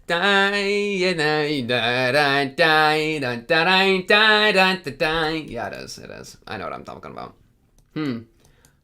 I do like this OP though. I just don't know these characters, so like it's kind of crazy. Very cute though. Ready for the wizard arc. All right, let's go to ED. Okay. This one's fully visual. All we gotta focus on. Ooh, did you hear that? Wait, do you hear that whispering in the back? Are you alright? Are you alright? It was kind of like that. Right here, let me play it better. YouTube watchers crying right now because you can't hear anything. Oh wait, that's actually every watcher because I think I only do the thing. Oops. Are you alright? Yeah. I can't hear you, something like that. It's kind of cool how they're repeating it. The spider web, it's a late night. All those long nights, think about Hemo. Redhead. So this is redhead when she's young, I guess. Because there's redhead and braids. Is this redhead when she's young? But the ribbon, I feel like the ribbon and Frieren attachment makes that seem like really important and big. That could maybe, the problem is her hair's covering her ears, so I can't tell if that's the elf wizard that we're gonna meet or if that's redhead. I almost want to say elf wizard that we're gonna meet because it's the red ribbon attaches to Frieren so hard, so it could be a Frieren elf tribe member. But I don't know. Because this is like a Frieren in her ED. You know what I'm saying? That's so cool, by the way. Her turning to smoke and like trailing into her earring. That is sick. And then it turns to the butterfly.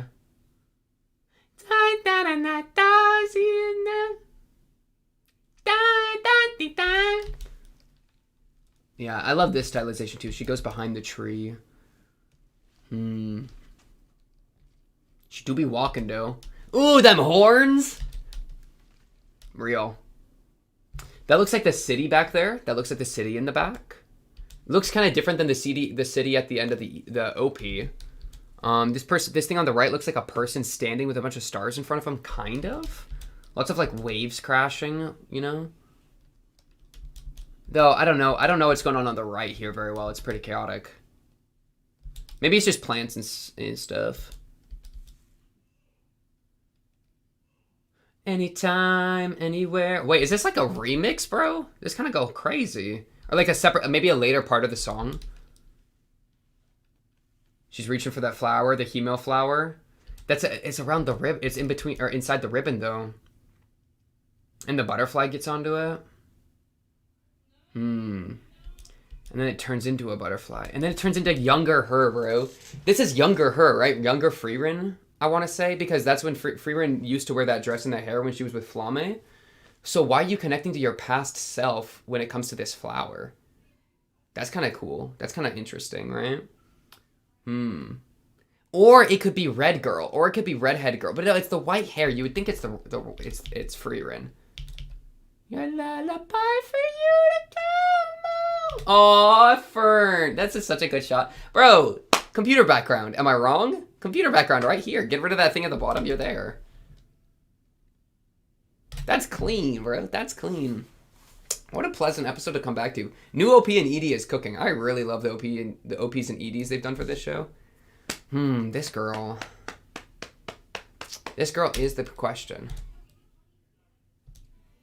She's got like orange hair. It's not even red. It's like orange. Why are we like... I feel like we're squaring up against her though. Why are we squaring up against her? Is she connected to Frieren or Flamme's past? More so Frieren than Flamme.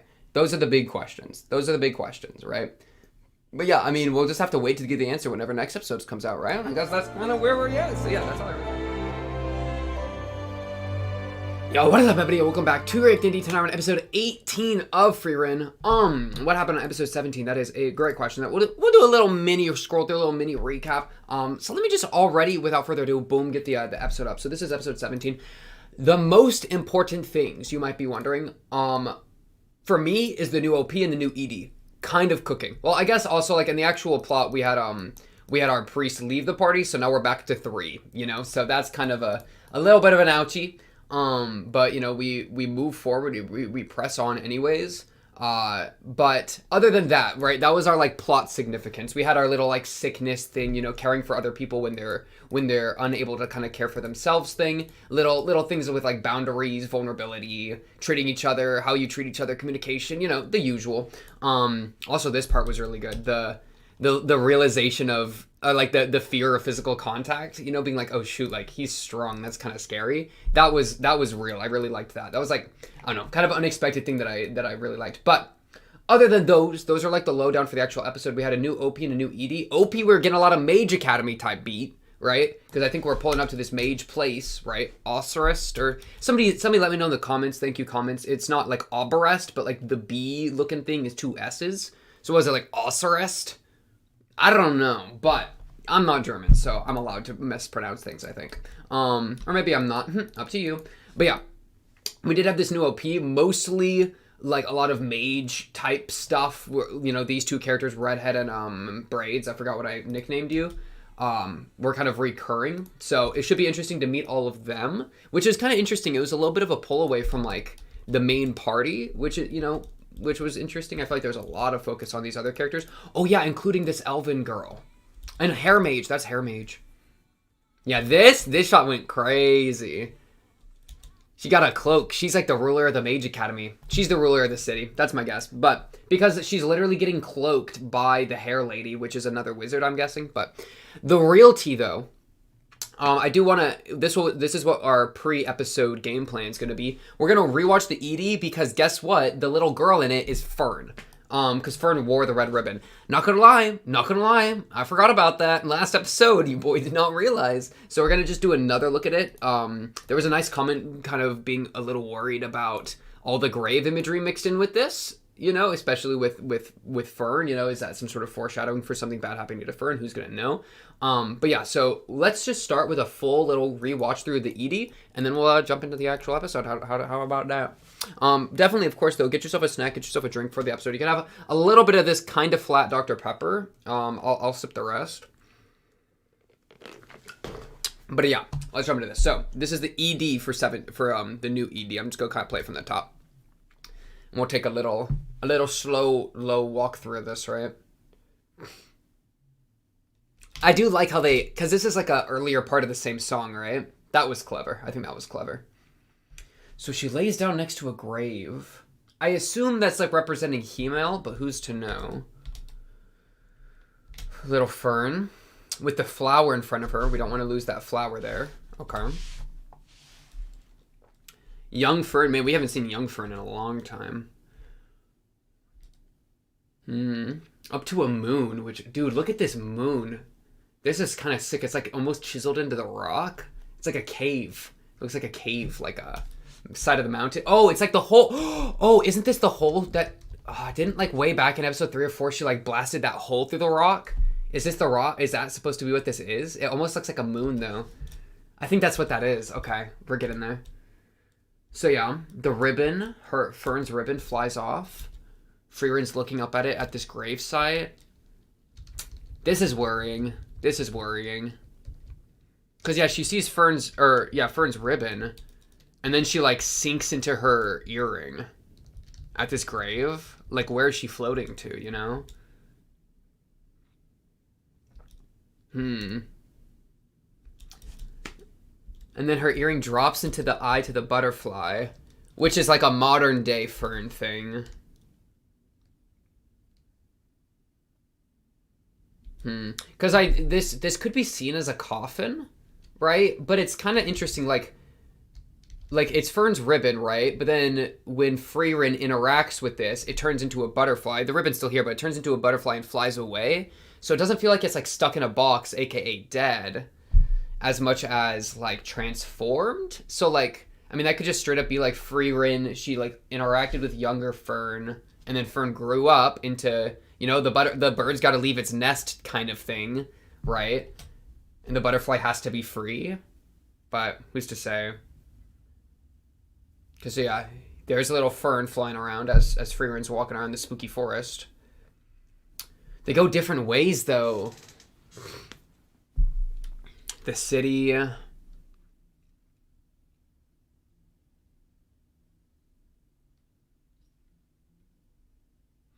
Dude, wait, you know, it'd be really crazy. What if this isn't Fern, like, dying, right? What if it isn't even Fern growing up? Because you could see dying, right? With like, oh, her as a kid and then Frieren at the grave, right? We could see that. We could see her growing up where it's like we have the ribbon, but then it turns into the butterfly. And so that's like her two symbols, right? Her younger and her older one. So it's like we're seeing her grow up maybe, right?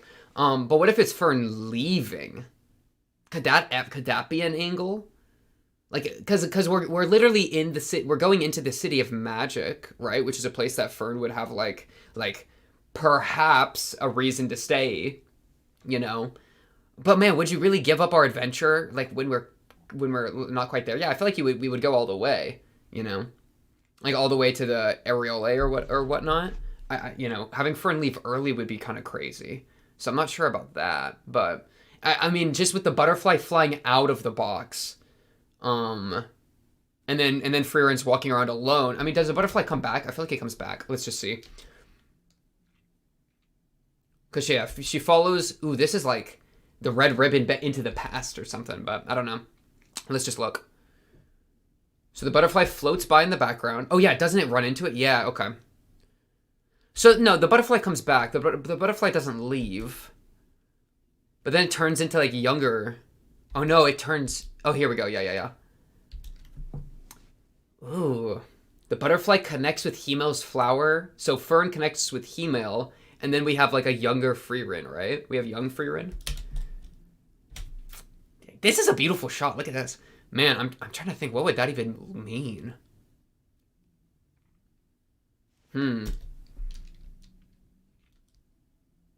Oh, that's so sweet. Oh, wait, this is adorable. Dude, and it's like, because this is the same thing that Frieren was doing by the grave, but now instead of laying by the grave, she's laying with Fern. I mean, I almost want to view this in a way more sweet lens, instead of it being all, like, kind of spooky like that. I think that's, like, pretty reasonable to look at that way, but we have this, like, it's like, it's a dream. I think it's a dream, you know? Where Frieren, she's alone, death of Himel, right? This is like before, this is like episode like 3-2 area, right? Before she meets Fern. And she's like Mrs. Himel, though she doesn't really know how to like process that. Then she meets Fern, right? Young Fern. Frieren goes on, now she's like slipping into the dream, right? Because it gets real weird and she starts to wander around and then, you know, but look very precisely at the way she's laying, right? Like this shot. She goes into the, like, dreamland, the butterfly flies by, Fern grows up, whatnot, and then she's pursuing Himel, right? That's kind of what we're going for. And then when we wake up, though, she's in that same laying down position, but instead of laying next to a grave, which is, like, her loss of Himel, she's with Fern. So it's like, in a way, it's like, even if we were looking for Himel, we found Fern on the way, and that's really the winner. You know what I mean? Like... in kind of dealing with the feelings of losing Himel, even, like, the ending isn't necessarily going back to Himel, it's finding Fern along the way. You know, that kind of beat? I could like that. Because, yeah, I think the grave would probably be Himel, and then it's chronological, as opposed to being something else. Yeah, that'd kind of be my guess there. Oh, it's so sweet. I love, this shot goes so hard, does it not? I feel like this is such a perfect computer background. Or even just the earlier one with just the, like, this. That's so pretty. And that's not to discount Himel, right? Like, Himel's definitely incredibly important, and dealing with those emotions is incredibly important. But the connection to Fern, I wouldn't want to understate at all, right? And, like, how much that, like, means for both of them. Because they tight with each other. They, like, tight, you know? It's probably the closest... I know, it's definitely the closest I think Frieren's ever been with someone. Like, I think even more than Himel. Because... I mean, she literally has grown up. Fern has grown up with Frieren, you know? And Frieren has, like, made the moves to connect. Whereas previously with Himel, that was, like, something that she wasn't really, like, doing much, right? So that, I think, has been so effective. Which is, I don't know, that's really cool. Oh, look, my kitty! She just woke up from her nap in her teepee. Good morning. Yo, I'm about to watch Frieren. You want to watch Frieren? You want to watch this show, kitty? You can tell she just woke up. She looks so sleepy. But yeah, I don't know. Just little thoughts for the ED. Actual episode-wise, later, dog. Appreciate you. Thanks for hanging out. Good luck with Gorilla. Good luck with Gorilla, man. And then we just got getting sick. Homegirl got sick. Had to get the flower. Take care of each other. Frieren being, like, telling her, like, I'm not treating you like a child, which is kind of a thing. That was, like, a point of the episode, right? Like, I'm not trying to treat you like a child. I'm just trying to be here for you, you know? That, I think, syncs up pretty well with this, too, where it's, like, younger Fern, and then at the end, it's, like, Fern's grown up, you know? The butterfly has to leave. Like, you can't coddle Fern anymore, you know? Or treat her like a child anymore. Like, you know, the bird's gotta leave its nest. The kitty has to leave its teepee. You know what I mean? Okay, you can't distract me too much when I'm trying to watch a video, okay? Bro, she wants a bite of my cereal, bro. I was eating Cocoa freaking Krispies or whatever those are called. But yeah, interesting. I say let's just jump into this episode while we're here, though. Episode 18 should be exciting. Are we gonna make it to the Magic City? Are we gonna cook there? Probably. I think that was in the preview, though. I'm not gonna rewatch the preview because we got the episode to watch. Episode 18. Let's get this going in a 3, a 2, a 1. Bang! Oh, starting with the OP. Okay. Yeah, fair enough. Fair enough. Sorry. Wasn't familiar with your game. This will be nice to rewatch, though. Hey. Give me that smile. There we go. That soft little smile. You love to see it.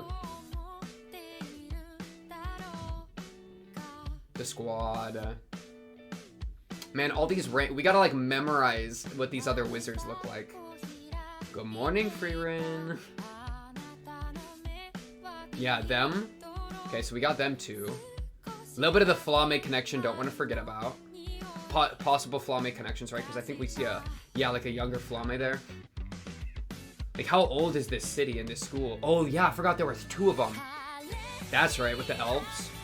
We kind of cooked with that a little bit last time, so we'll want to think what to do with that.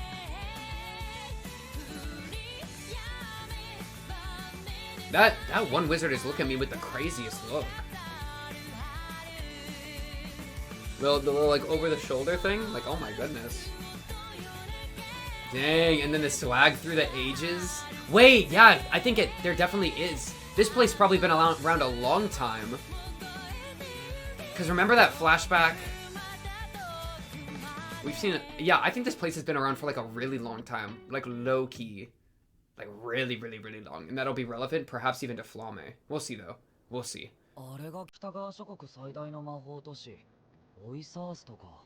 Oisars? Oh my goodness, they pronounce that crazy. I did hear the S though in the city title.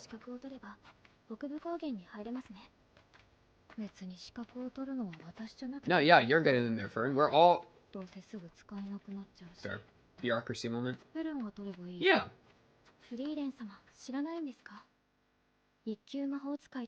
Yeah, there's the elf. I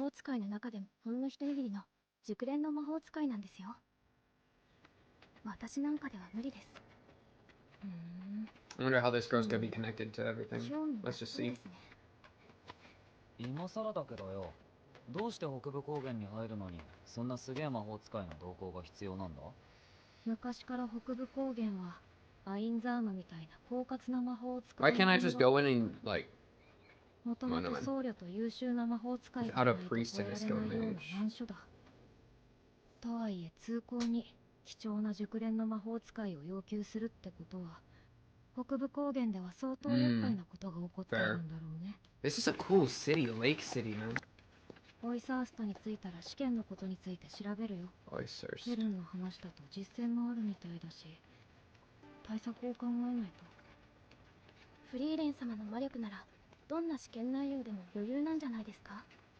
制限している状態でも熟練のロー魔法使いくらいの魔力が出ていますよ。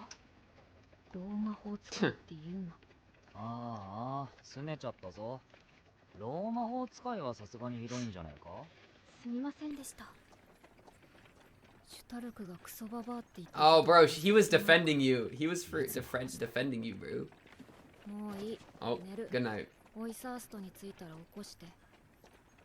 Bro, so many people are saying, why couldn't it be me? Yeah? She said, I don't want that view. That's crazy. That's crazy. My goodness. Is there that other factor right there? Okay. She jealous. She jealous. なんか戦士みたいなの混ざってんな。そして才能。私は今までの人生で I've lost 11 times. And you're alive? What is losing? That's kind of crazy. I guess you just had to run. クバールもそうでしたね。It's gonna be her. The elf. Dang, you've lost that. そろそろ伯爵領の街が見えてくるかな。オイサーストへの道は険しいね。ちょっと Graph Granats domain. Who are you? What are you doing? ジョーちゃん、いい杖だな。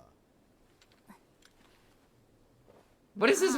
What is this woman doing, bro? She is chilling. せっかくアウラが討伐されて平和になったっていうのに、今度はこういう連中が増えるんだね。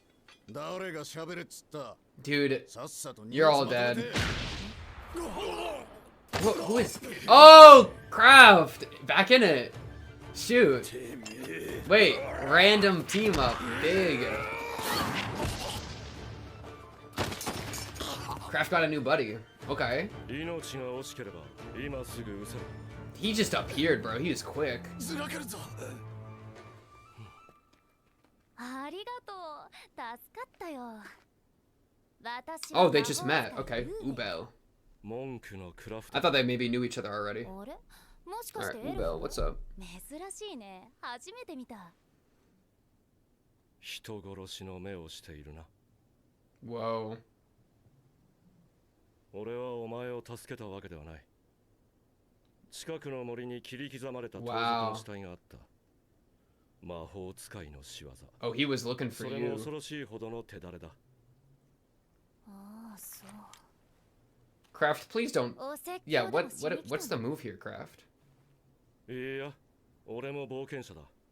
自衛のための殺しにケチをつけるほど頭は固くないさ。ただ目の前の命を拾い上げただけだ。 Saving their lives. Oh, that's crazy. He saved the bandits' lives. うん。一級魔法使い。 That's crazy. フリーレンもそんなことを言っていたな。次会った時の土産話が楽しみ。 Dang. Okay, Ubel. 試験は2ヶ月後になります。一級魔法使いの試験は3年に一度となりますのでご注意ください。 I like your それ outfit. と受験資格に5級以上の魔法 Oh my 使いの goodness, 資 not the 格が必要 bureaucracy. になります。フェルン、任せたから。フリーレン様、私一人じゃ無理です。いけるって。落ちたらどうするつもりですか？ You won't. 一級試験は3年に一度なんです。 Clutch. そしたら一級魔法使い Or fair. どうか回路で渡る。 Dude, Frieren. それだとすごくお金がかかりますよ。また毎日おやつ We want snacks, Frieren. You don't want your snacks, do you? Huh? とは言っても私無資格だし。 Yeah. 正常な証じゃ無理だよね。Oh? だから何なんですかその骨董品は。ちょっと君。Clutch? それ見せてもらってもいいかな。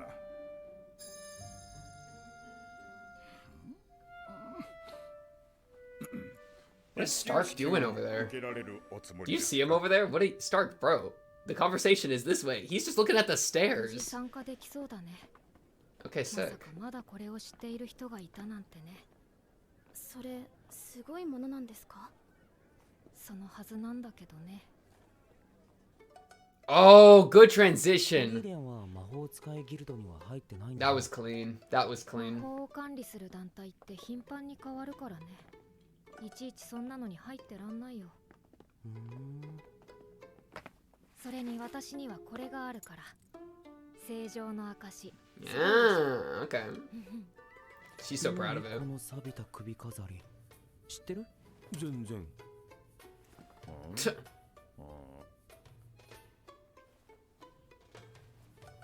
そう。 Her little ears, これ bro. だけが私が魔 Having to 法 like 使いであることの the 証だ string. ったんだけどな。フリーレン。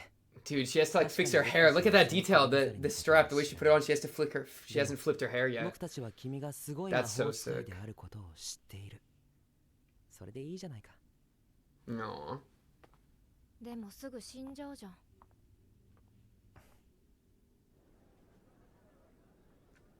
Dang, she was a menace. フリーレン様。私たちはフリーレン様が Wow, deja すごい魔 vu. 法使いであることを Except it's real. It's an actual, yeah. Aww. そうだね。大陸魔法協会の規定だと魔法使いは一般的に5級から一人前と呼ばれている Dude, みたい Stark だね is snoozing. フェルンはなんで3級を取ったの？一番試験の日程が近かったからです。5級以上の魔法使いの総数が600人。見習いの6級から9級を含めても全体で2000人か。Bunch of them. そのうち1級は45 45 are first class. 1級試験は3年に1度で、Okay.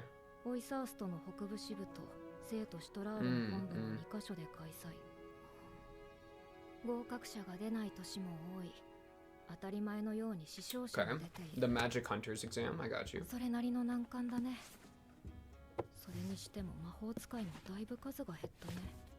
昔はもっと多かったんですか？魔王軍の構成が激化した。Ooh, was there like a flare up? Yeah, that's pretty sick. Bunch of people got into magic. 今だとこういう魔法としてもないと見かけない。じゃあ2ヶ月後に備えてみっちり修行しようか。Dude, Stark is snoozing. This is the Stark snooze episode. Man is conked out in every shot. That's so funny.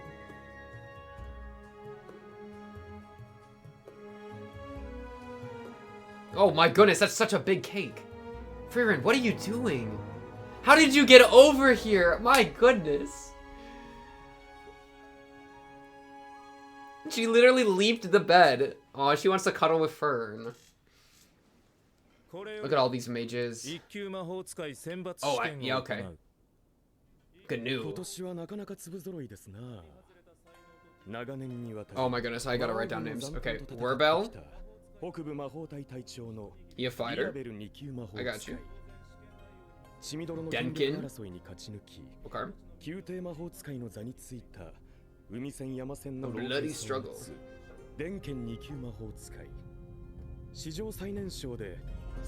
That's my girl right there. That's my girl right there. Youngest mage to ever. Correct. Ubel, I assume, is one of them. Yeah. Failed because of what? They murdered somebody? What is it? Yeah, that's real. Okay, it's okay. Wait, this is literally the Hunter exam. Alright, my fault. なんか熟練のローマ法使いみたいな魔力してる人いる。あれ誰？知らん。それでは They don't know. They don't know. パーティー戦だ。総勢57名。3人1組のパーティーに分かれ試験を。Lucky it was a thing of 3. では I guess I had to sign up, so. Who we teamed with? Probably Ubel. Which one of us is teamed with Ubel? That would suck. 数字が書かれている第2パーティーといったところか。魔力を込めることで仲間の腕の位置を測る。Cool artifact. これでパーティーを識別するのか。しかし面白いことをするね。Frieren's engaged. Yeah, triple mage. くせ者揃いの魔法使いを集めた即席のパーティーでまともな連携を取るのは難しい。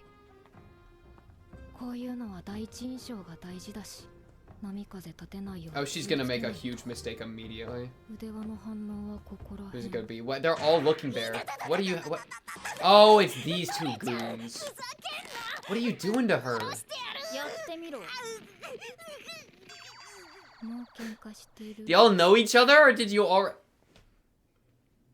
Okay, Fern's with Ubel and actually, all right, cool. Fern, please don't get murdered. No, homegirl probably wants to pass this time.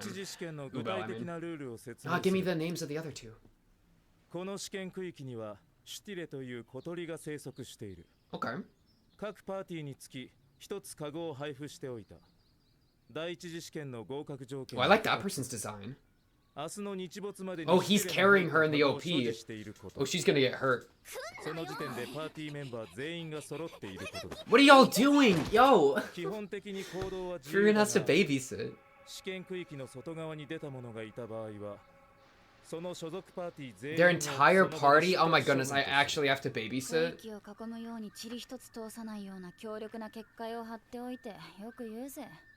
出られるわけないのにね。説明はちゃんと聞いて。 That's a big win. No, we take それで those. は第一次試験を開始する。まずは作戦を立てるべきだって。 What? You both want the cage? Can 見 we? つけねえことには作戦の立てようがねえだろうが。まだ喧嘩してる。 What is wrong with these とり guys? あえず歩きながら自己紹介しない。 Thank you. Wait, I'll write them あ down. とカゴを持つのはじゃんけんで決めなさい。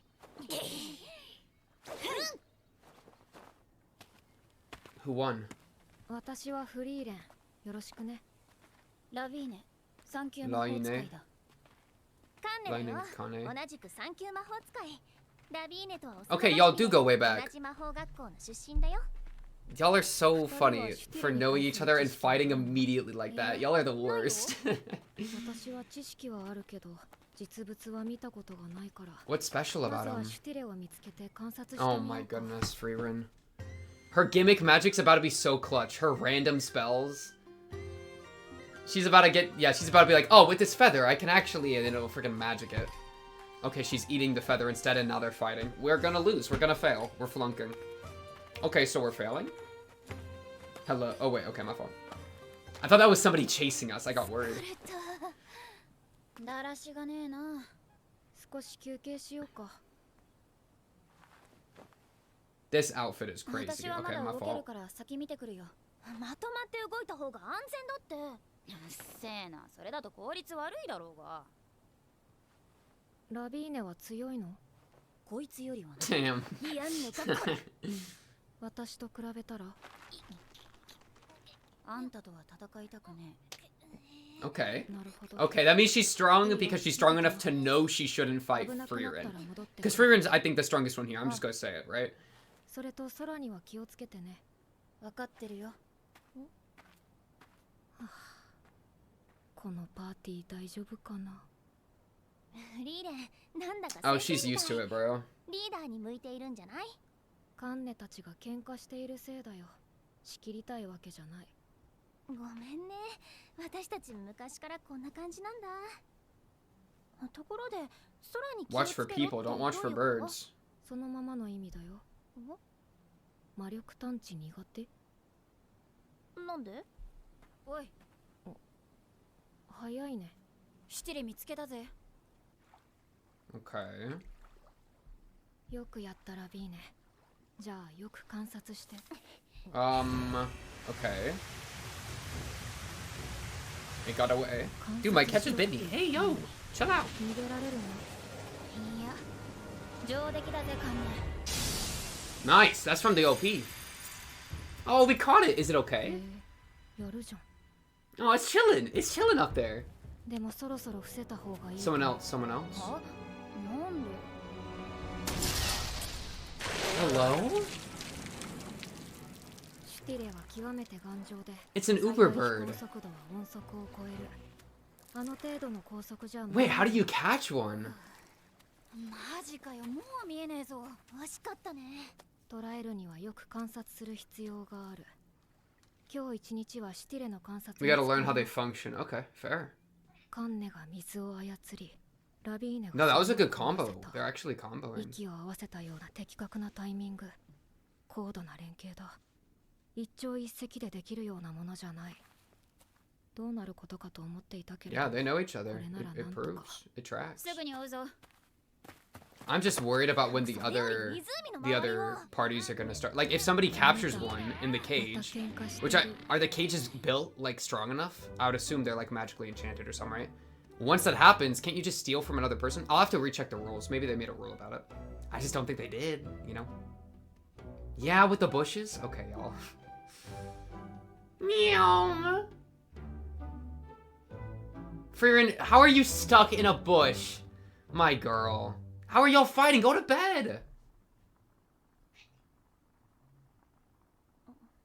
Good morning. 何か音が。あれ？ Frieren is gone. フリーレンがいない。やっぱりこれって小さいけど雨音だ。 Okay, I'm kind of concerned. But yeah, but we don't feel rain. Is it the barrier? Okay, the barrier's keeping out the rain, yeah. That's cool. That's pretty cool. ってことはもしかして。 And she's dead. Okay, it's just a bird. We're fine. Oh, they kept the monsters in the cage to make it tougher. Okay. They're kind of cooking with this exam.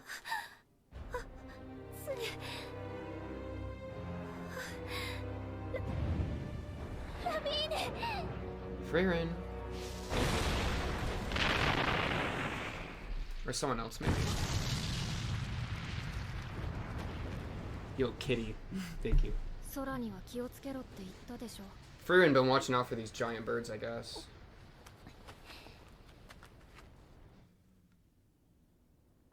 I like how she doesn't even say, watch out for the giant owls that will kill you. She just said, watch out for the, look up in the skies.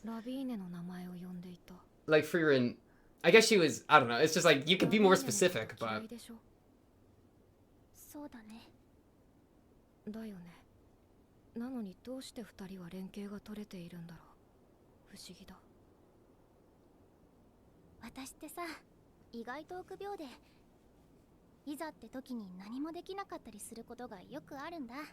Okay. 初めての飛行魔法の実習の時もそうだった。 Good transition. They're too good. 先行った連中、あんな遠くに行っちまったぞ。下は水なんだから死にはしねえよ。勇気がないってんなら蹴り飛ばしてやろうか。ラビーネなんか嫌い。知ってるよ。いつも私にひどいこと言ってさ。私はね、褒められて伸びるタイプなんだよ。冗談だろ。優しいパパとママに甘やかされて育った結果がこれだろうがよ。Line got that そんな tough んで飛べ love. るってんならいくらでも優しくしてやるよ。じゃあ私のいいところ言って。おいおい、マジで言ってんのかよ。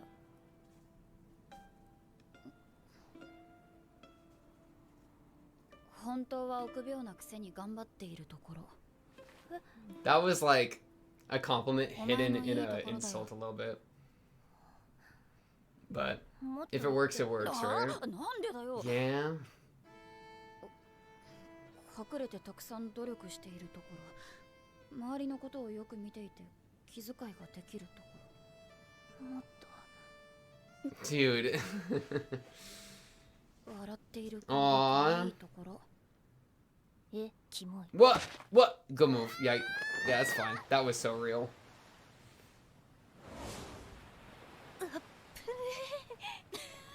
Good clutch. Good clutch.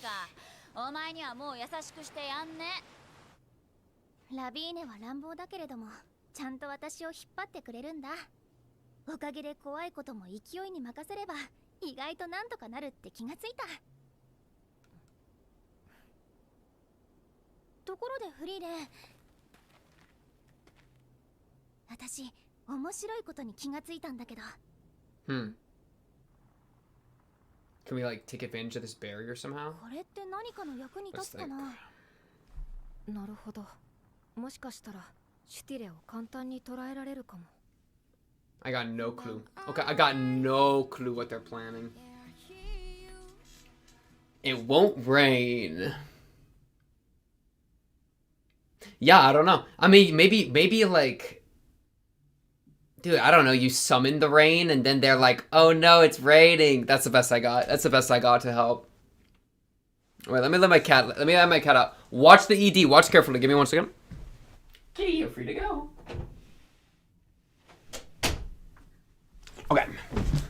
Bro, I kind of like these two. These two are alright. These are two alright. Kane and Lion.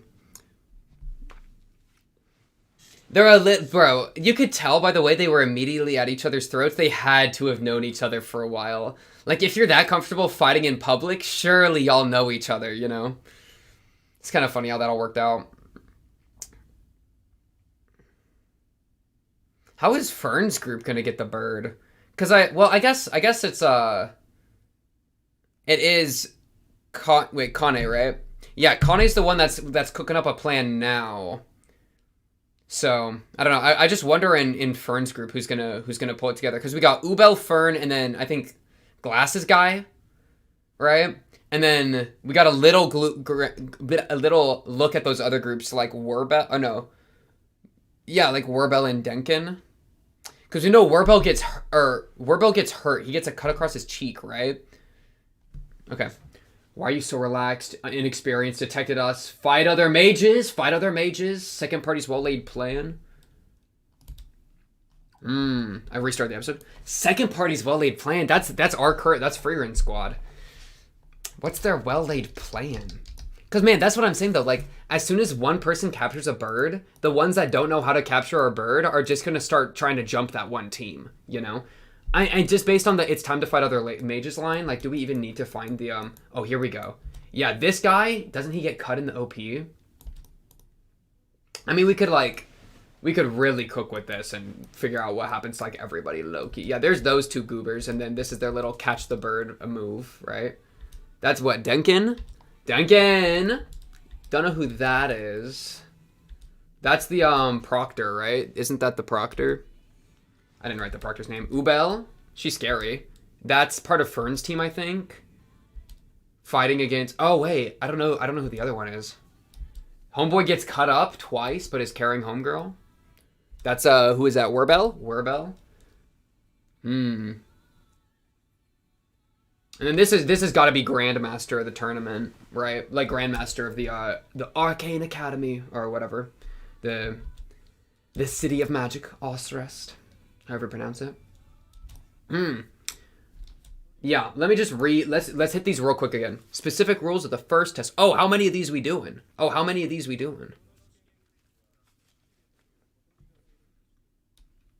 That one was in the cage.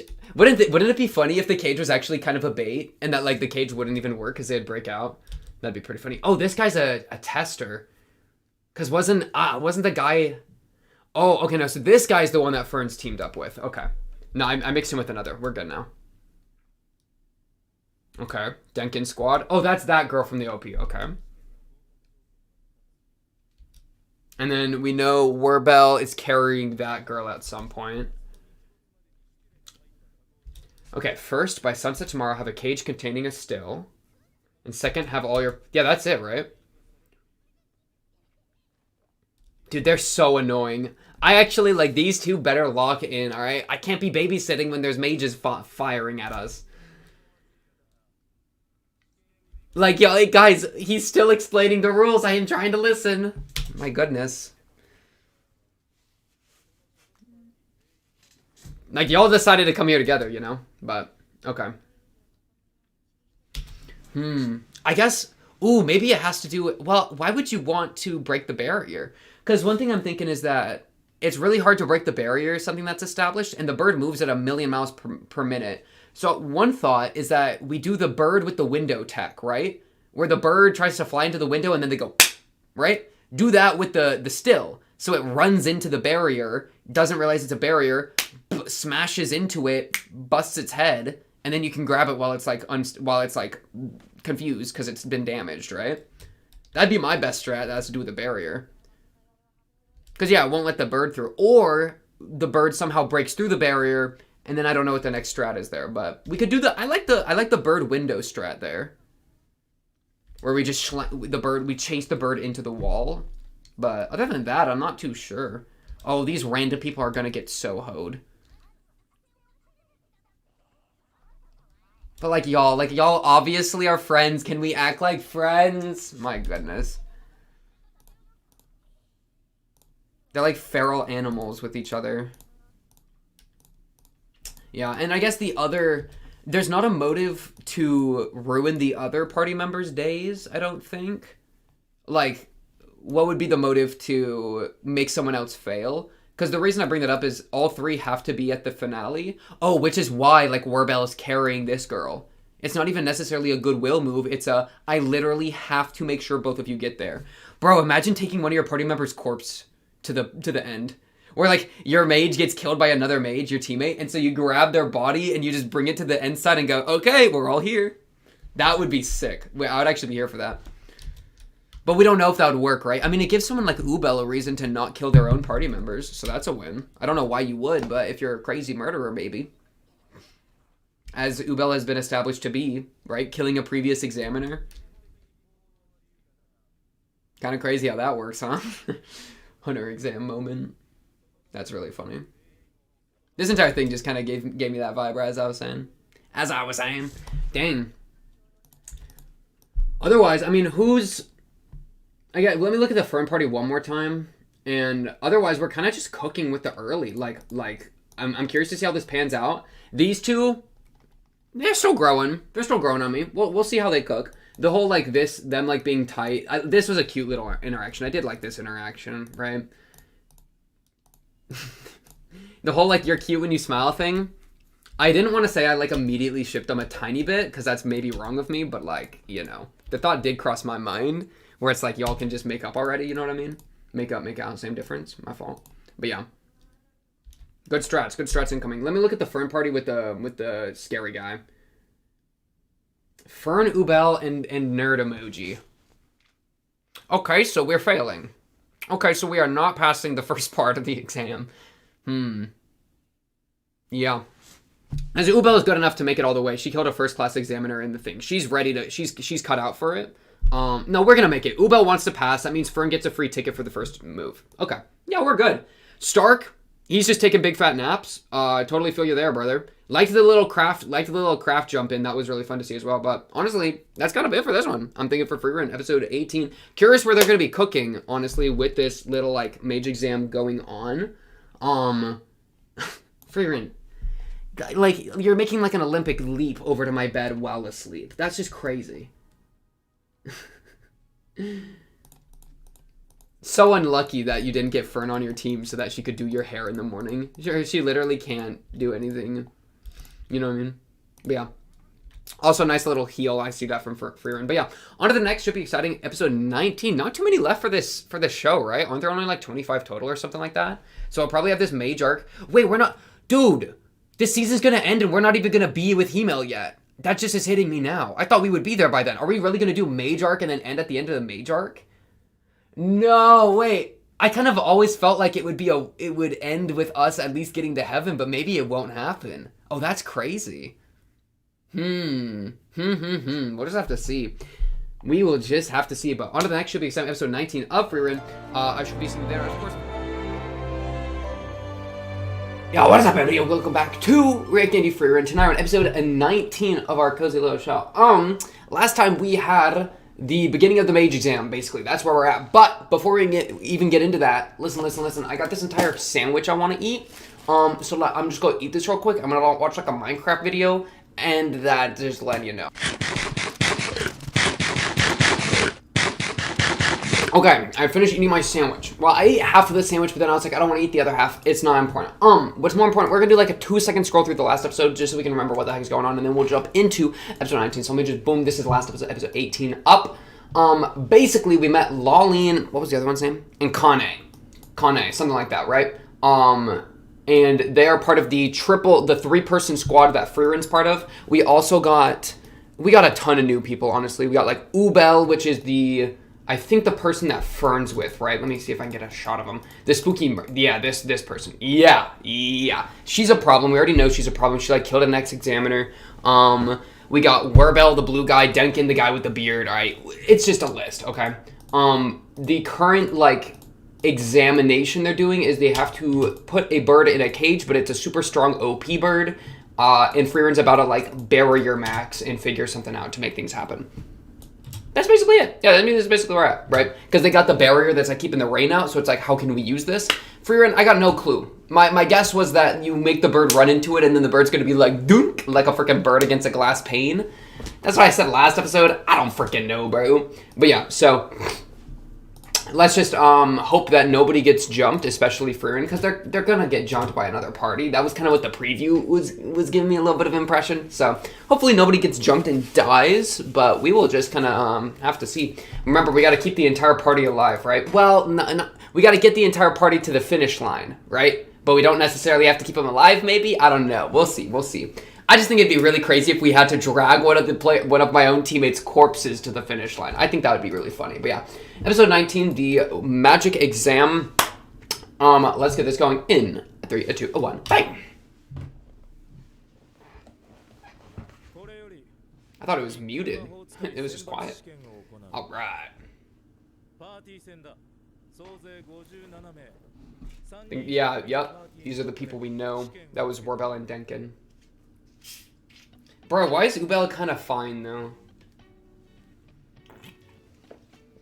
Do get yourself a drink. Do get yourself a snack.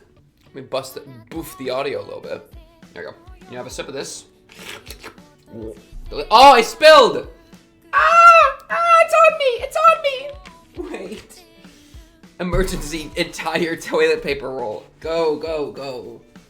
Okay. People always make fun of me for having this by me, but like this is why I have one of these right by me, bro. So I'm always ready in case I spill on myself. I'm not even paying attention to the OP.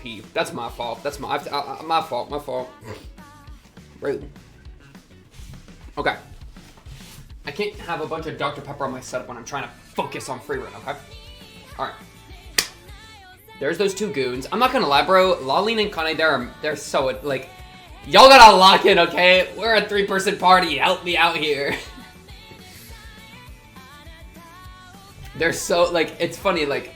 They're obviously friends, but they're so annoying to each other. And I mean, I say obviously friends, like... You showed up here together, alright? Like, y'all are traveling together, but y'all are so annoying towards each other.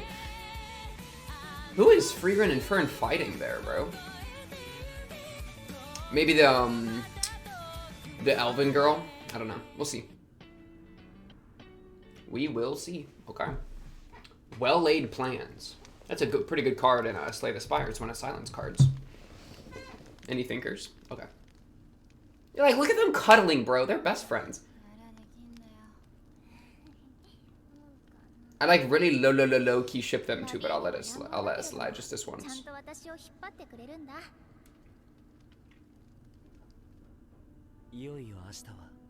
Ooh.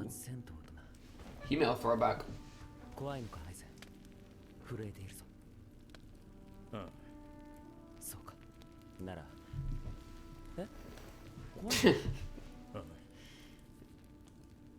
Hime was not expecting the honesty. I love Hime, bro.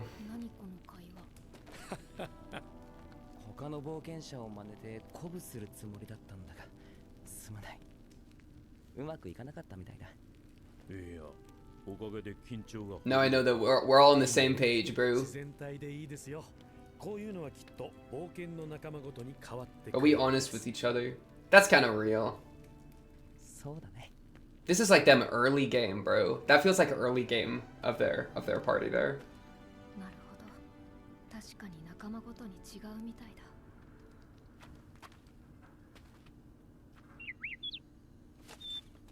Whoa, they got one. Wait, Fern, you're cracked. How did y'all do that?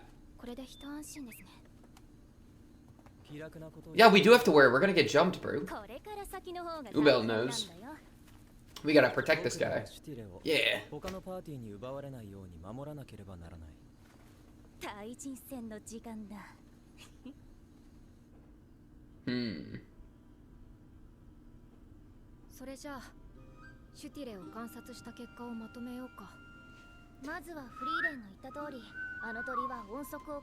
I love the music in this show so much. My goodness. How does it even do that, bro? she is struggling, bro. That expression.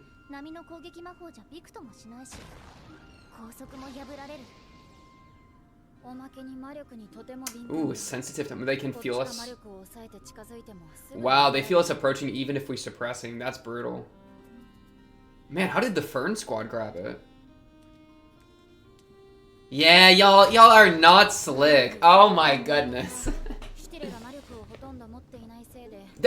Wait, they have no mana. They have practically no mana? How are they that strong then? These things are freaks of nature, bro.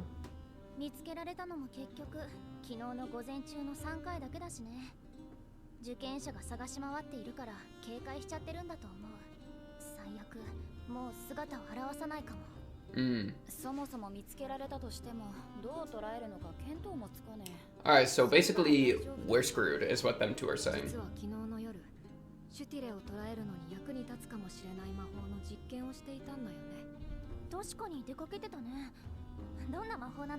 Yeah.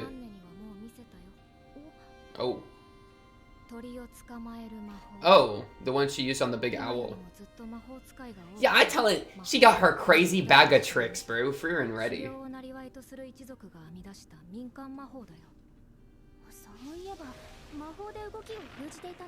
Oh, because it binds the wings? It binds the wings, maybe?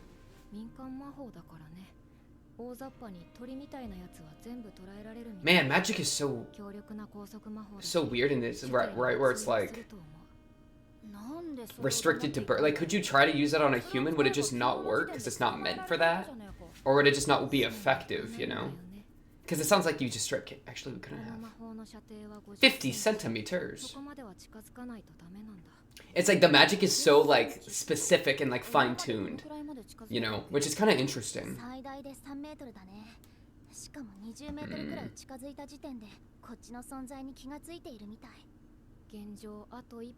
We just gotta get real close. I see. 一応確認だけど、2人の魔法じゃシュティレの足止めは難しいんだよね。うまく凍らせられれば可能だろうが、魔力に敏感な上に頑丈で凍りにくい。多分動きを封じる前に逃げられちゃうだろうな。私の魔法なら大量の水があれば足止めは簡単だと思うけど。でも私が使えるのは水を操る魔法で、水自体を生成することはできないんだよ。She little Aquamancer type.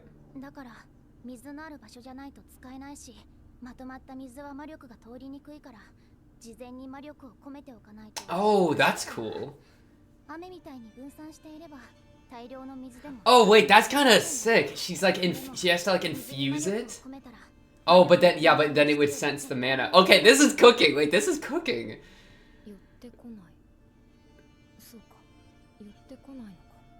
I mean, we could control its movement a little bit if we're keeping it away of certain areas with the water. Or if we could like blast the water, then it scatters, then we do something with it.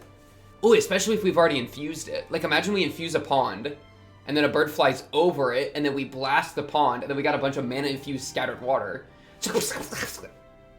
Speak your truth. Wait, this is, I like that. I like that. That's cool.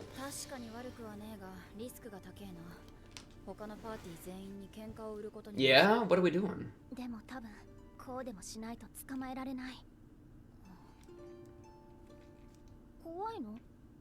Ooh, flashback to the email thing. Ah! Okay. They really are different. Yeah, parties do be kind of different, not gonna lie. Bro, she got her entire like booty in the air. She got the craziest laying down posture. Land? Your name is not Land, bro.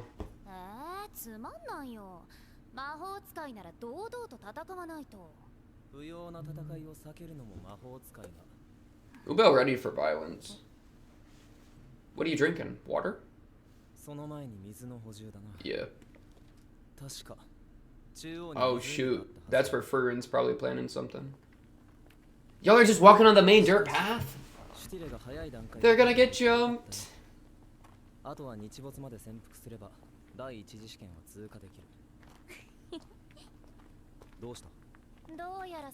Yeah, we've already been found, bro. Oh.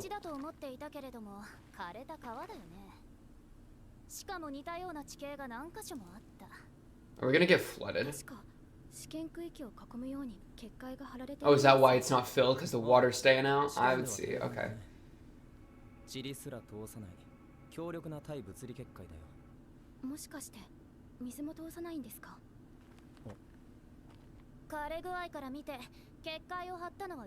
Oh, that's sick. Bro, Ubel's cooking.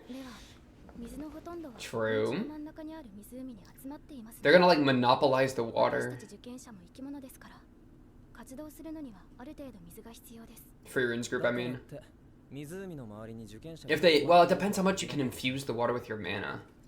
Bro, imagine you drink mana infused water and then somebody that freaking controls it inside of you.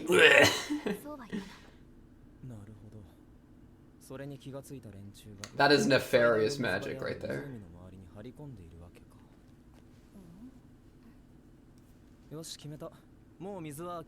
Oh, too risky. The birds will be around there though. That's a good call. Oh, entire another group watching, hearing us. Is that a Werbel, I think? Ooh, Fern, good move. Ah! Good block, good block. Good block, good block, get ready! Bro, they're not even going for the person with the bird, they're just jumping Fern. I mean, I wouldn't want to jump Ubel either, am I kidding? Gee, he got a bladed wand. Wait, that's kind of sick. Scarf? I'm calling you Scarf. I do not care. Array? Okay, little Terrainmancer, little Geomancer. Okay.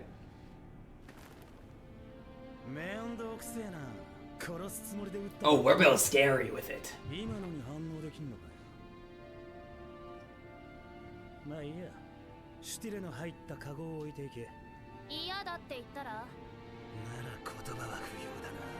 Oh, he kind of mean. Oh, he kind of mean. Hello? Hello? What is that? No, I have no idea. Oh, that's Frieren. That's gotta be Frieren doing stuff. Frieren, while he's distracted, bink, bink, hit him with the stick. Oh, what is she doing? Oh, she freezing the entire lake? Oh, shoot. I did not see that coming. Yeah, I mean, we know she can freeze. Why, though? Why freeze the lake?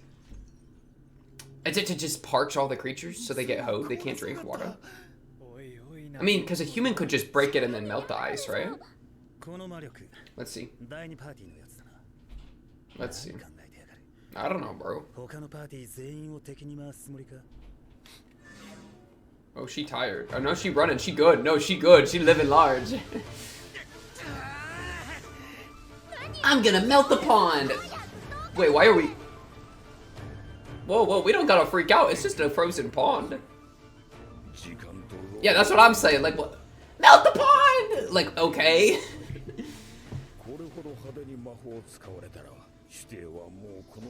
Oh, they won't come near this lake anymore. Okay, fair. Okay, Duncan.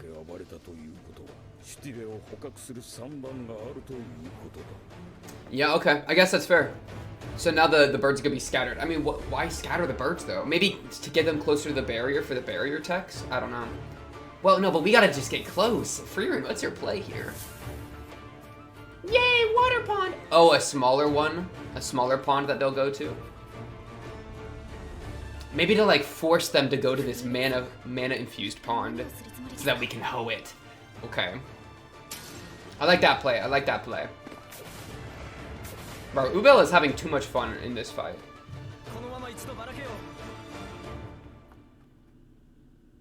Fern wasn't even paying attention, bro. Fern was staring off into the Frieren distance. Why? Yeah, what are y'all yapping about? We need to melt the pond!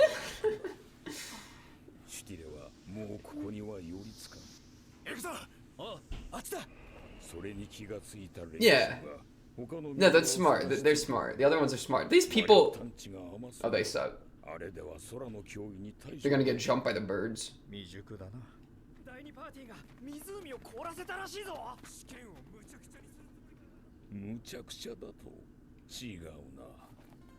This guy is such a yapper. Wait, this guy is such a yapper. He's kind of like armchairing it a little bit. I guess he's smart though. I'll let it slide. He's just yapping, man. Oh, these people are so inexperienced. I mean, fair though. I mean, he's not wrong, so I guess I'll let it slide, but... I'm just saying.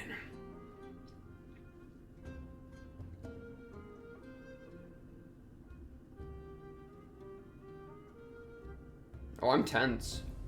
Ugh!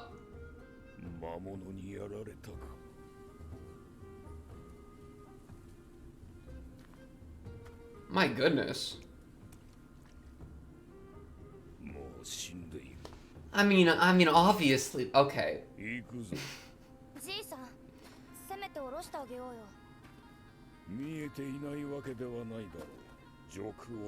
The birds.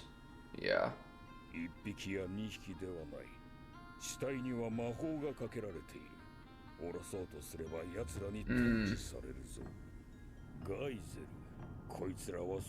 Oh wow. So like people, like other they'll kill scavengers. That's crazy.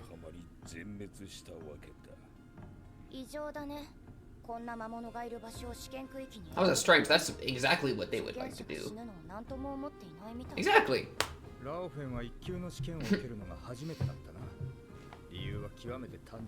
If you can't handle a few birds, you are not a first. Yeah, you are not a first-class mate if you die to a bird.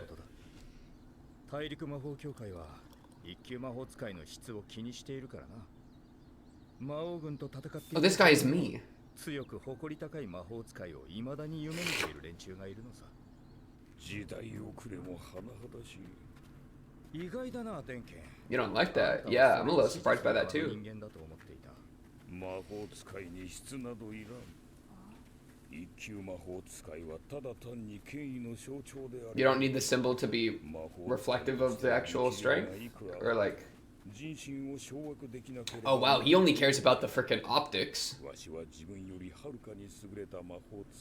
Oh shoot! Homeless mage. Hobo mage. Wow. Oh, he's got an entire like philosophy on this. This is sick.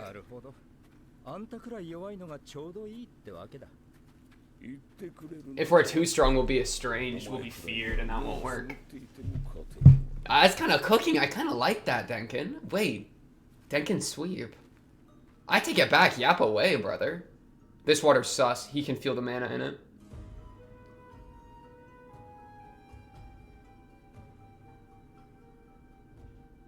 Oh, I thought that tree was a monster. Who is that? That person was like 3 inches tall. Frieren, what are you walking towards? Okay.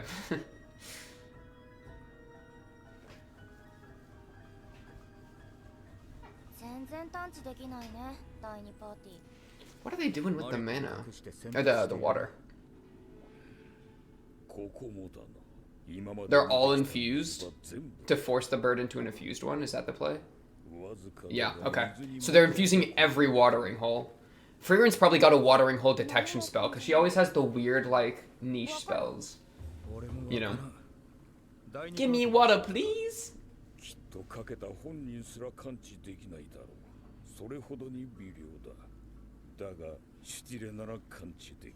Or they're trying to... So they're leading them all to one spot. And then what? Oh, and then we can scatter the water? Maybe. Or they do it to every single one.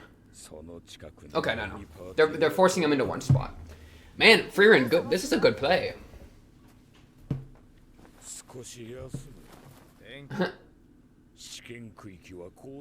Your boy's tired.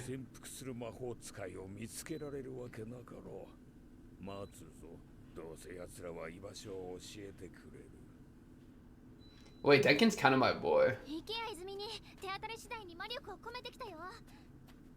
把握できていない水場がある可能性はまだあるけど、シュティレの使える水場が制限されただけでも十分だよ。じゃあ、So she just ran around and looked for some.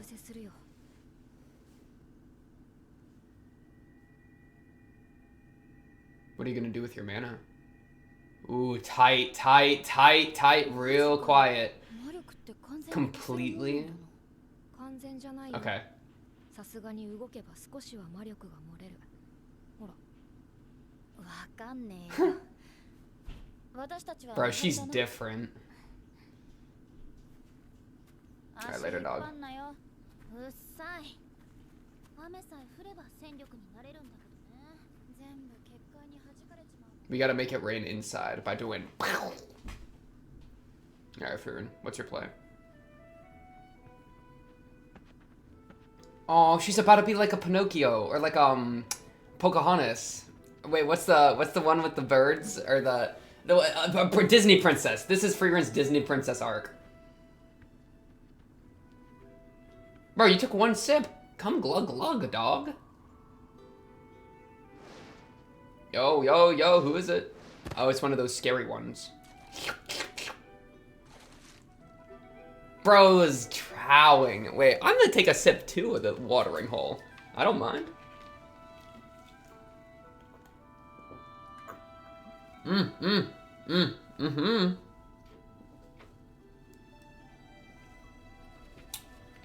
Oh, oh! Disney princess. Aww. Get bound. Get bound. Dang, Frieren. Dr. Doolittle looking. And now we're getting jumped. Wait, that was actually quiet. They didn't even have to do anything crazy.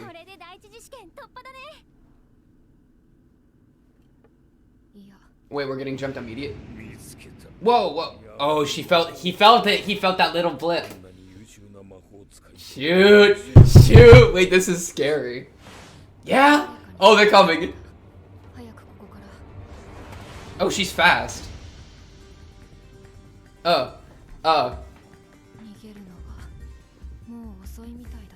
Frieren, what's the play? Bro's got Jubilob flower magic. Wait, this is sick. Okay, you got Needler magic. Yeah, let me fix my glasses mid-fight. Frieren got the most basic magic. Her magic's literally just magic shield and magic pew pew. Those are her 2 spells she uses, like, ever. I guess she got some levitation, too. But, like, you know what I mean? I mean, if it ain't broke, don't fix it, but... Yeah, it is old. It's very... It's like fighting against my grandfather. That's funny. Yeah, that's what I'm saying. It's so ordinary.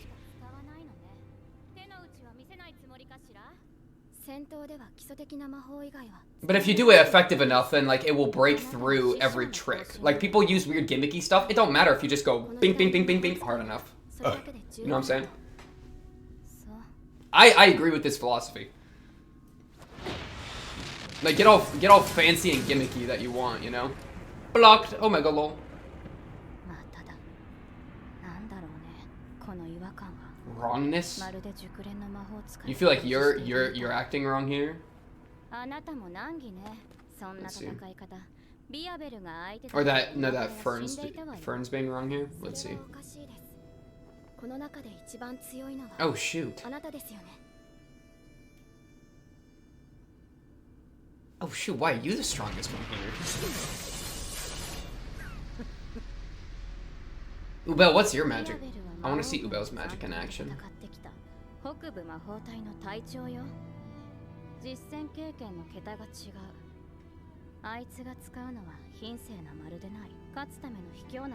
Underhanded. Surely. My money's on Ubel any day of the week. Oh, dude, what do you mean cut to the ED? No end credit scene either? Wait, that one was good. That was a good episode. This one, now it's really starting to cook with it. It's starting to cook for me, bro. Them playing with the weird magic formulas, I'm a hoe for it. I'm a hoe for that. You know what I mean? And then freaking Frieren, a Disney princess. Beautiful, beautiful. Yeah, because now, that's exactly what I've talked about before, bro. A good magic system is so cool because you follow the logic, right? The guy, freaking Denkin, just chilling. Oh, I sense that I'm there, right? That makes sense. We all know why that makes sense, you know? And so it happens and none of us, there's no, like the suspension of disbelief is so protected. Like you're able to just follow their rules really well, right? And like Fern's entire philosophy with magic is real. We've seen that before. It makes sense, right? Yeah, I'm a hoe for it. I like it. It does seem, though, it's interesting. Most of these other mages seem to be kind of one-trick ponies. Am I wrong? Like, the girl with the rocks, obviously a rock mage. Like Lolling and Kane. Kane's has only really shown off, like, water control, and then Lolling's only shown off water freezing. You know? They're like one-trick ponying on their spells, where Frieren's literally the opposite. She's mastered, like, a bunch of random crap. And then Fern literally only uses basics, which is like, you know. Everyone's just freaking bragging about how strong they are. Necessary killing. Okay. Okay, we're gonna bloodshed next arc, right? Our next episode's gonna be a bloodshedder. You know what I mean though? So it's like, oh man, I wonder what this lady is. Oh, she probably uses magic to like buff her physicals or something. You saw how fast she moved? She was there in like half a segundo. Half a segundo for that. Yeah, Denkin got interesting. This was the most interesting part of the episode for me too. For sure. Where he's saying like, the quality doesn't matter as much as the like prestige of it, more so. Like we don't actually have to be that strong. We only need to be symbols of strength, right?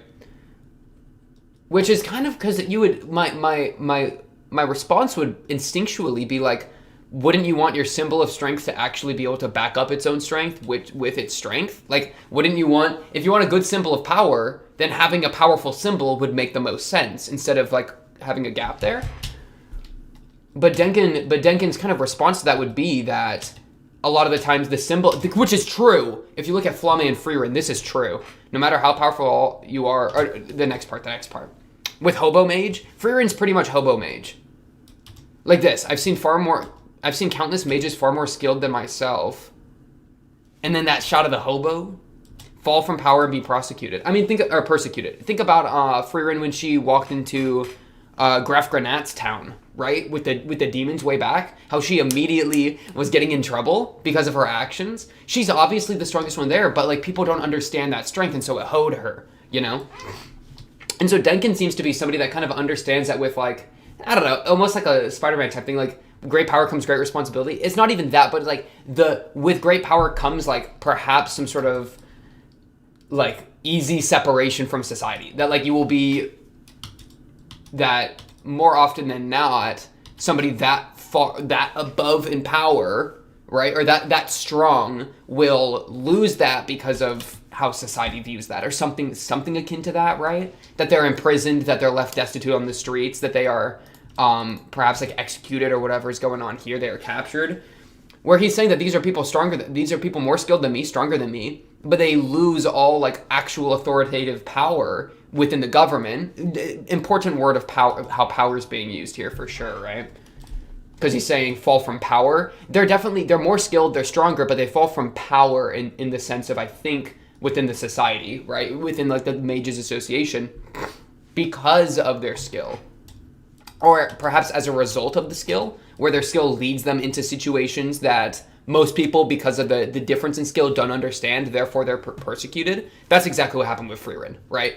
That nobody else understood that demons should be exterminated on sight in the way that Frieren did. So it kind of excommunicated her from everyone. And so Denkin is somebody that understands that in a way that like is super sick. Because I'm kind of a hoe for this. I mean, you see this, I think, a lot with, this is crazy, but like intellectuals throughout history, I think you see this a lot too. Where like, they'll freaking go on some crazy abstract ideas, and their ideas will be so interesting, so profound, so like different than the status quo that they will be persecuted for it. That the status quo and those that uphold it will feel threatened by these new ideas and then get them, you know? I think you see that a lot throughout history. So it gives me that same kind of thing where it's like, this great power challenges. That's what he's saying about like you can't gain power through fear. Rule by fear doesn't last long. Well, I don't know about rule by fear doesn't last long. That I would offer more pushback towards, but rather that great power is feared, and that fear will clash with what's currently happening, right? The current how society works, kind of the current functioning of magic or whatever will clash with will be afraid of, and therefore clash with whatever great power comes from these great skill comes from these mages, right? Rule by fear doesn't last long. I mean, that's kind of true, but like, I kind of like a little Iron Fist max. You know what I mean? I like the concept. Application, I think, is very, very rarely going to work, but I like the concept at least. So I mean, I don't know. I that would be a discussion I would like to have with Denkin. I would offer pushback, but I wouldn't offer like argument, right? Just to test what he means by that. Prod out, right? Coax out some interesting thought.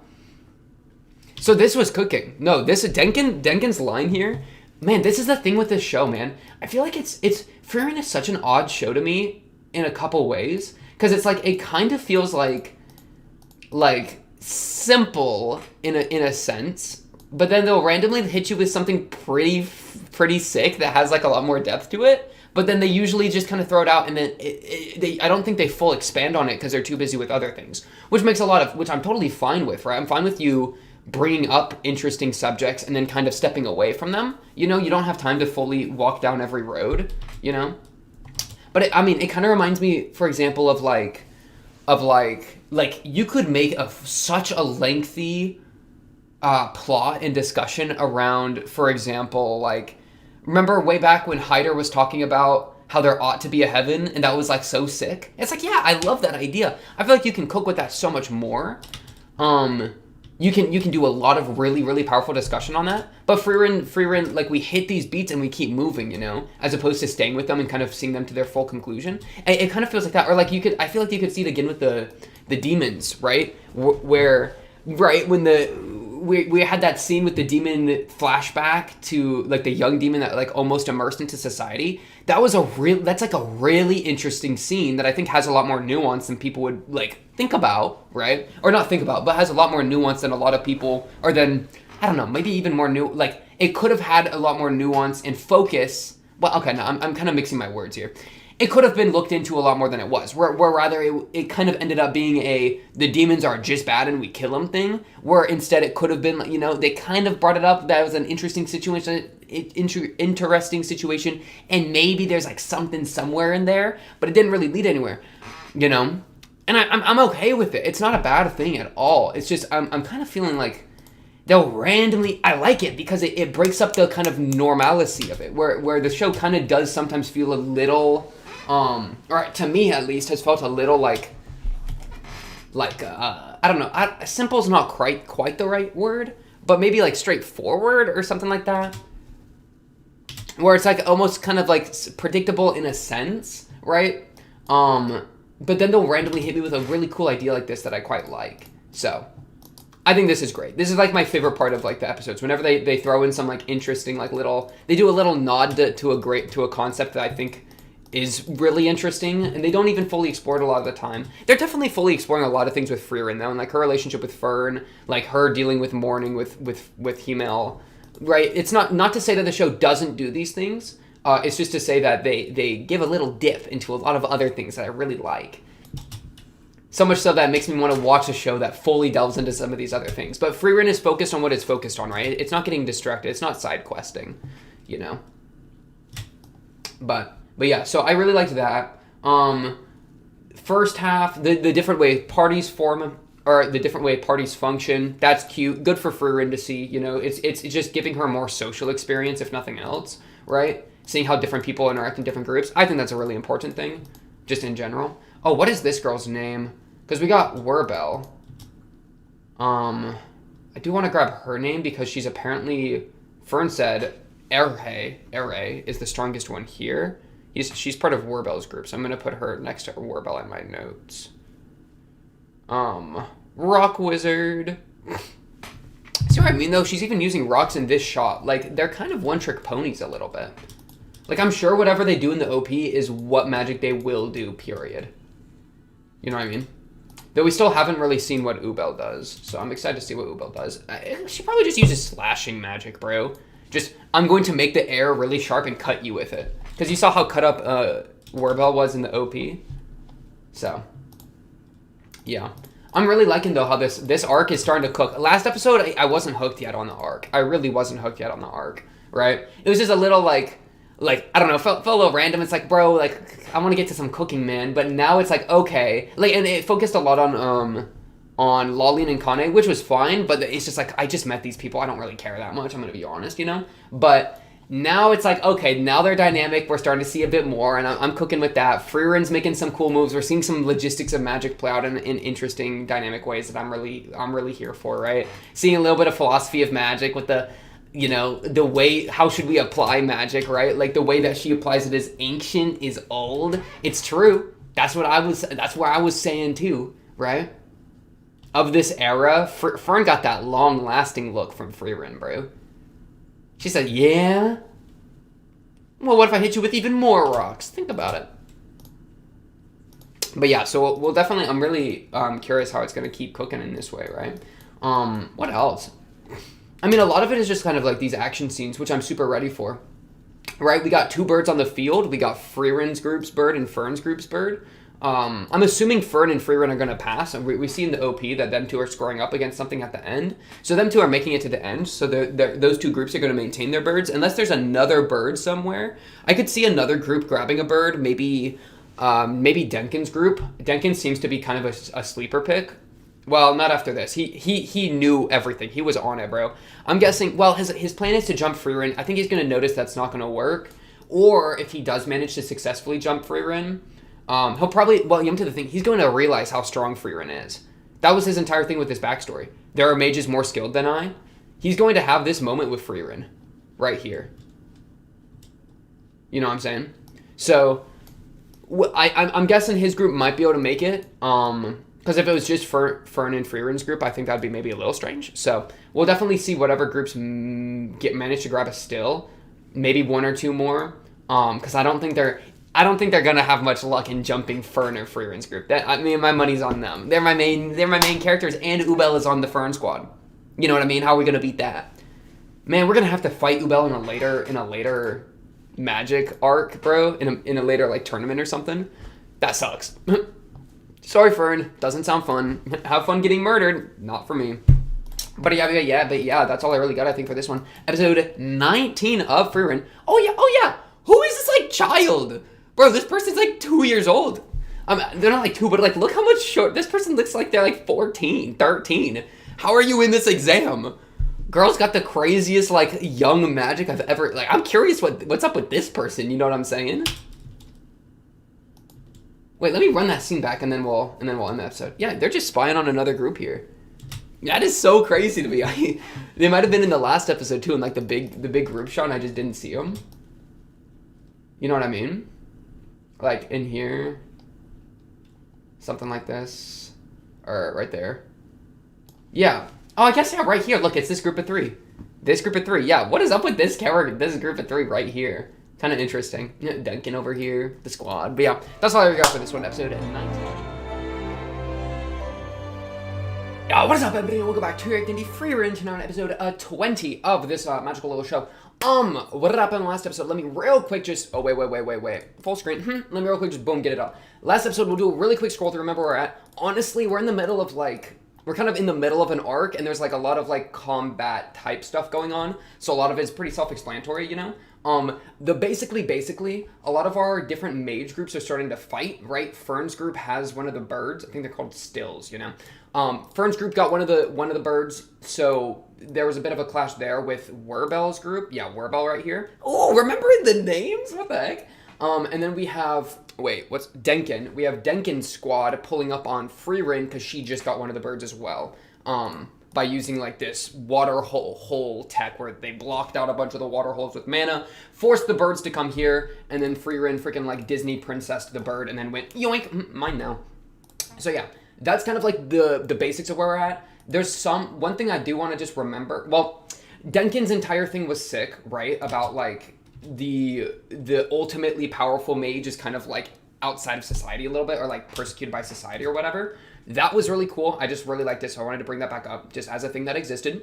Big thumbs up. But another thing that I quite liked was Ere. I think it's Ere right here. She's fighting Fern, and what I really liked is she compared Fern to like her fighting her grandfather, I think it was, in how Fern's magic was. So there's like a little bit of like the different ages of magic are kind of fighting, where Fern's using this like really basic but really honed magic, and she's got her like, you know, more modern rock magic going on. So there's like a secondary, like as much as like their fight is like a literal fight, it's also like a fight between the ages of magic. So like that's pretty sick to consider. We also got like a couple of the other characters, similar things. Werbel's magic is devoid of character. It's like underhanded. His wand has blades on it, so he can just shiv you. And then Ubel. He and Ubel were fighting it up a little bit. Yeah, that's who Ares talking about here. So, we're gonna have to see how those fights go. Let me just pull up episode 20. The giant ice lake. Yeah, the guy's trying to burn the ice lake. Still so dumb, bro. Why? At that point, why? There's like 1 million pounds of ice. You got better things to do with your magic, man. But yeah. So I'm excited to see who's gonna be winning all these like 1v1 fights, all these group fights. There is a threat of death, of course, and we gotta remember we gotta get our entire squad back to the like location with the bird to pass, right? So no squad members left behind, right? Oh, isn't in the OP Werbel carrying Ere, and he's like all slashed up on his face? That's kind of spooky. Doesn't bode well for his group. But yeah, episode 20. 2 birds on the field that we know of. Lots of mages clamoring from. Let's get this going in a 3, a 2, a 1. Bang!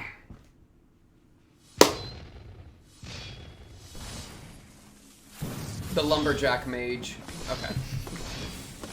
Werbel.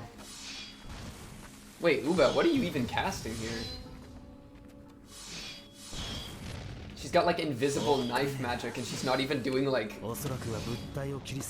She's not even doing any like physical motions or components. That is really scary. Wait, Warbell's kind of crazy too. He just tanked it. Okay. どうした追撃しねえのか少し暴れすぎたかなそうだなお前の魔法の射程は5メートルくらいだろ5メートルでどうするの This ま music た is 基礎 so 的な good. 魔法で殴り合うのいやその必要はね Did she walk into something? あいつが使うのは品性のまるでない勝つための卑怯な魔法今ビアベルと戦ってる子多分殺されちゃうわよ That's what you've been saying, right? では Dude, it's crazy. I guess a lot of the magic is like that. Like even Fern isn't doing anything. She's just standing there with her stick, and the magic comes out. You know, as opposed to going like woobly woobly. So it's probably specific to the spell. It's just magic, dog. Oh my goodness. Bye, alright. No, alright, you can't just wait, you can't just lose like that. Didn't Fern say that she was the strongest one there? Or like someone said that. Alright, come on. No, alright, like throw some rocks at her, man. It's actually so sad if you literally lose to Fern and because I mean, I don't know. Fern's really strong. I'm not trying to say Fern's weak or anything. Fern's really strong, but there's something so funny to me about losing to the person that just does like level 1 spell, and just does that a million times at the same time, you know? Which is like, you know, the simple magic, but I just hit you with it so many times you can't dodge it all. It's just like, dude, you're out here and you're going to like your magic schools or whatever, learning all these different techniques, and then she just comes in with like a magic hammer and just goes dunk, dunk, dunk until you stop moving, you know? No finesse. Well, I guess there's a lot of finesse, but like, it's so basic that it's like, bro, alright, come on, lock in.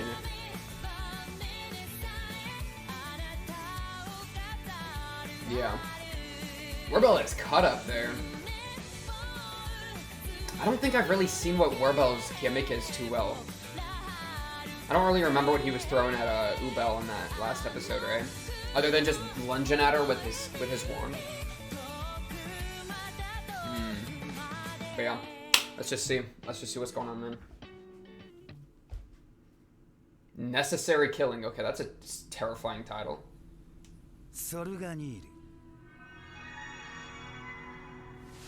Oh, already got you.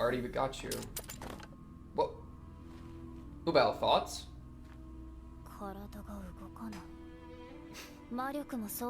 Oh, get put into Zetsu. Mega lol.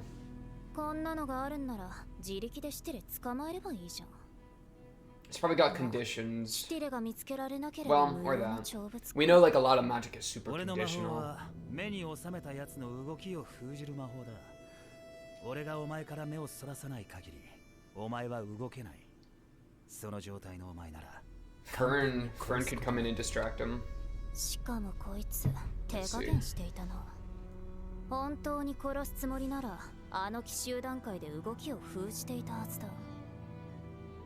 ラストチャンスだ。Is his magic literally just I look what? シュティレを置いてうせろ。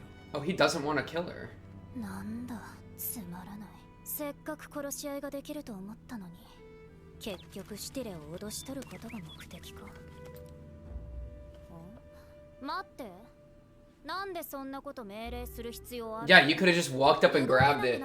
Oh shoot. シティレを奪えばいいじゃん。Called the bluff. Good point. Actually, good point.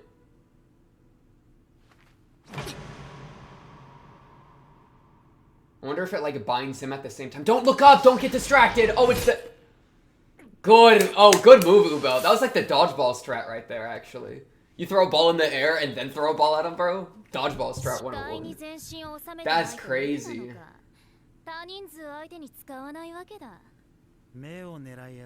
Oh, smart. So he can't look at you. いいよ。俺がお前の立場だったら殺すために首を狙う。それで戦いは終わりだからな。お前にはそれができたはずだ。戦場でも同じようなことをした奴らはいたぜ。そいつらは全員殺しを楽し You're saying she's not a pervert who enjoys killing? Or no, she is one. For trying to blind him instead. Okay. She's trying to like... Yeah, okay, now I got you. 女子供を殺したことあるの？ねえと思ってんのか。どんな地獄を見てきたの？時間稼ぎか？ They're like kindred spirits a tiny bit. It's kind of... いいだろ。Yeah? 乗ってやるよ。Oh, Warbell backstory. 俺ら北部魔法隊は対魔族専門の傭兵だが、有事には国同士の戦争にだって動員される。Dang. Wait, I like that. I like his helmet, bro. That's a... It looks like an owl, kind of. 人の弱い部分をよく知って。 That person don't got no shoes on. Oh, they're literally... 戦争に女子供を借り出すなんて悪魔の所業は珍しいことでもなんでもねえ。地獄なんかじゃない。北の果てじゃ日常だ。Did they really just send a bunch of kids with like wooden planks and wooden sword? What was that? Wait, so Warbell, you just wipe them all out? Like, I mean, those kids don't even look like they're ready to fight, you know? They... 私はね、その人が得意とする魔法は人生や人間性に大きく関わっていると思っている。相手の動きを封じるこの魔法はまるで。Oh, you're apprehensive to killing people. That's crazy. そっか。時間稼ぎに乗ったのもそのためか。He doesn't want to. とうに両手は血で染まっているのに。But Ubo's already given that up. Oh shoot! Wait, this is kind of cooking. そうだ。これは殺す覚悟のための時間だ。I didn't expect that out of you, Warbell. I kind of like that. 俺はためらいを臆することはあっても、必要な殺しは全部やってきたぜ。じゃあな、ジョーちゃん。Fern, maybe? Someone? Yup. Fern finished her fight. And he can't look away. 冗談だろ。エーレがやられたのかよ。全く気配がしなかった。驚いたぜ。魔力を完全に消せんのか。Good move, Fern. Good move. シュティレを捕らえたのはお前だな。運が良かっただけだよ。偶然シュティレのねぐらを見つけ。Yeah, I was curious how you did that. She used that spell. She used the spell Frieren did. あんたは何でも捕まえられるのに、よっぽど。Bro, his spell's OP. I wonder how you break through that. Just like raw mana, you might be able to like crack it, like flexing against a rope.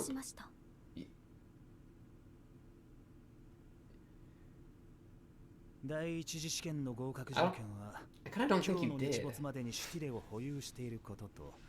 パーティーメンバーが全員揃っていること。俺たちの負けだな。聞かせてもらうぜ。私を殺すんじゃなかったの？ No reason to. There's no way she actually killed Ere. Don't kill him. That's just rude. Oh damn. ユーベレ様。分かってるよ。 Don't give me a reason to self-defense your ass. Wait, that's crazy. I like Warbell. Warbell's actually... I like it. Mr. Land, is that the third person in your party? That's so funny. Hey, okay. Flower Boy versus Land Boy? Oh wait, is he Flower Boy? Ah! 勝負ありだな。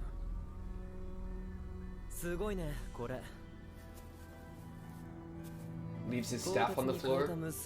Oh wait, okay, yeah, versus Flower Boy. 防御をかいくぐった。でもこれ我流でしょ。我流の人って基礎がおろそかになっていることが多いんだよね。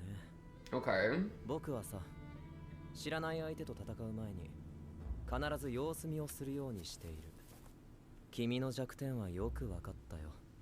多分僕の勝ちだ。饒舌だな。Crazy thing is, like, now that he said it, I fully believe him when he says I'm probably gonna win.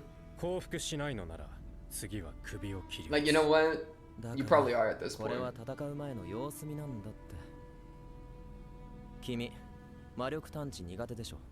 Ah! Mimicry. Oh shoot, it was a fake him. Oh, that's sick. He cloned himself. Wait, good move. Oh, and a little zippy zapper. Damn! He's been a... Wait, so have you been hiding yourself? What have you been... Okay, so the person traveling with them has been the clone all along. No, that's what I'm saying, Warbell.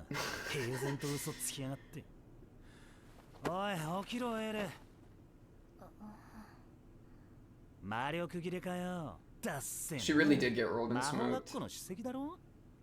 Dude, Warbell's way stronger than her. What was Fern talking about? Like, low-key? Well, I don't know. I actually don't know for sure. I kind of trust her. I think it was her that said that. I'll have to maybe check.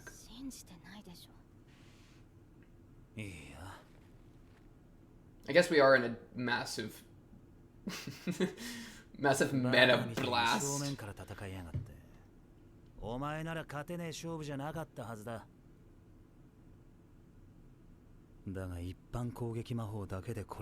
Then she's crazy strong. How could you get the jump on her? Yeah. I'm just curious, like, what would... If he looked at Fern and locked her down... Carry me, bro. Then, like, how does she get out of that? Bruh. No, carry me physically. That's just rude. That's just, like, demeaning. Yeah, treat me like a person. Don't treat me like a rock.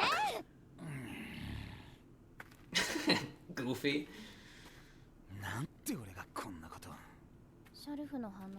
Scarf.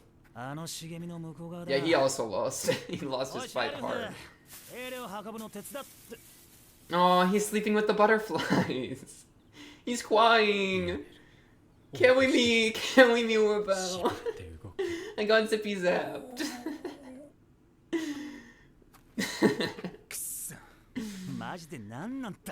Dude, Warbell, poor Warbell. What is that? Oh, on the top of the barrier? Wait, I love that sound effect. It sounds like a tarp, bro. Oh, it's raining on my parade. How much longer? Sunset? Damn. I mean, just go find a still and look at it really hard. You got that ability, dog. I mean, it's kind of a forehead move, just find a still, but...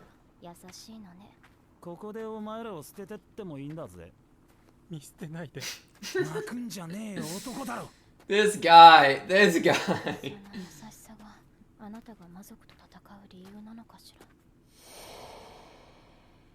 Oh, she saw him fight. Wow. Oh, shoot. She, like, teamed up with her hero a little bit, kind of deal. That's kind of crazy. What do you desire, bro?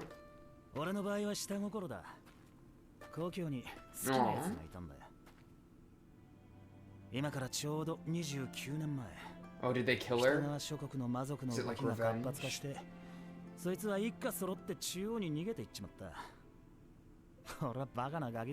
Aww. Oh, it was a promise to her.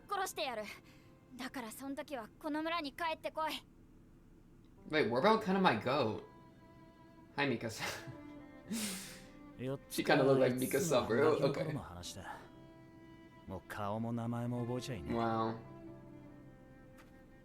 He's holding true to his little self's promise. That's real, bro.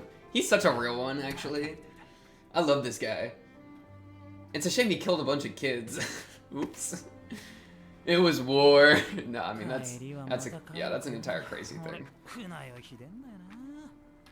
I mean, he did come up with the binding magic, so well, you can only bind one at a time, though, right? What? It's a bird. Look at it. Oh, it is. Look at it.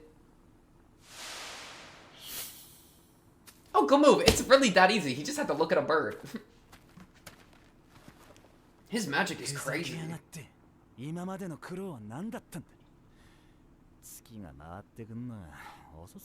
Yeah, big win. You're joining us. That's what I'm saying. We're not gonna have 2 parties make it to the next stage. We're getting at least 3. All right. All right. This is gonna be a crazy fight. Frieren could probably 1v3. Nah, I mean, I don't want to slam Denkin too hard, but like, oh, he knows. He knows that this is gonna be a problem. I like Lof. Dude, Lofen kind of my fault. Okay. Denkin's a good guy. She's just fast, right? Brr, brr, brr. Oh, got you now. What is it? A teleport? What is it? Oh, don't appear in the chair. Don't appear in the chair. Oh wait. This is one of the, okay. Ah! Why would you do that? Yeah, these are the moderators, right? Sense? Your name is Sense? Hair lady is Sense?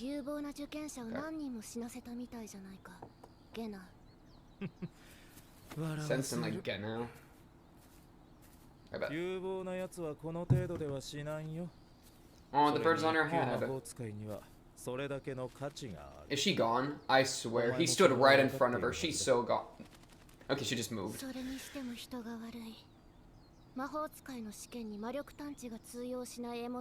Right.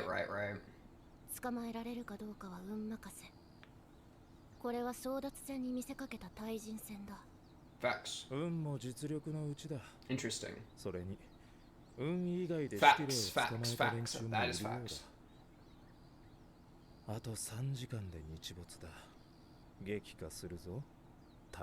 It's interesting that they're inside the barrier, right?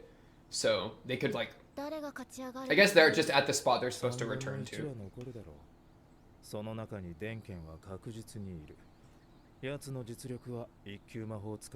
Okay.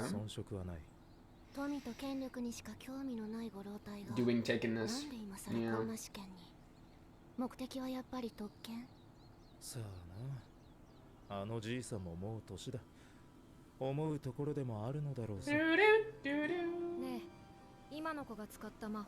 Jilwer? You know its name.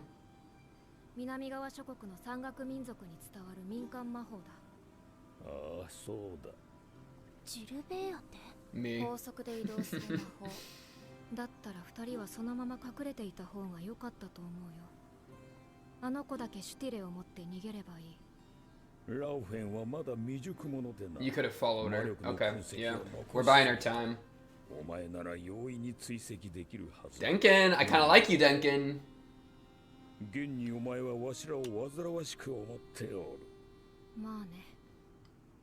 Facts. Well, let's see. Oh shoot, okay. Yeah, I mean she was the person with the demon, the whole demon king thing, right? So yeah, literally. kind of forget that she got that notoriety sometimes.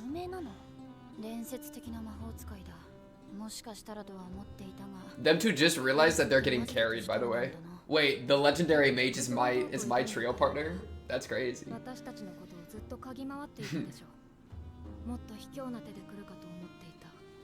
Yeah.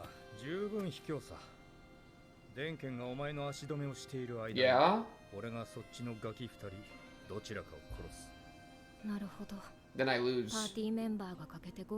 I say bring the corpse with you. Maybe the corpse counts. Can the corpse count? I like that idea.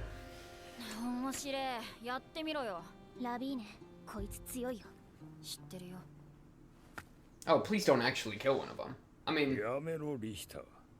yeah, Denkin with me on that. 俺はあんたはもっと無慈悲で冷徹な人間だと思っていたんだがな。宮廷魔法使いだろ。You've seen some shit, yeah. だって一度や二度じゃないはずだ。Little transition action, okay. He's literally like in the Illuminati, okay. 一級魔法使いに人死にの価値があるとは思えんだけだ。それだけは同意見かな。一級魔法使いなんてただの手法だ。それほどの価値があるとは思えない。呆れたものだな。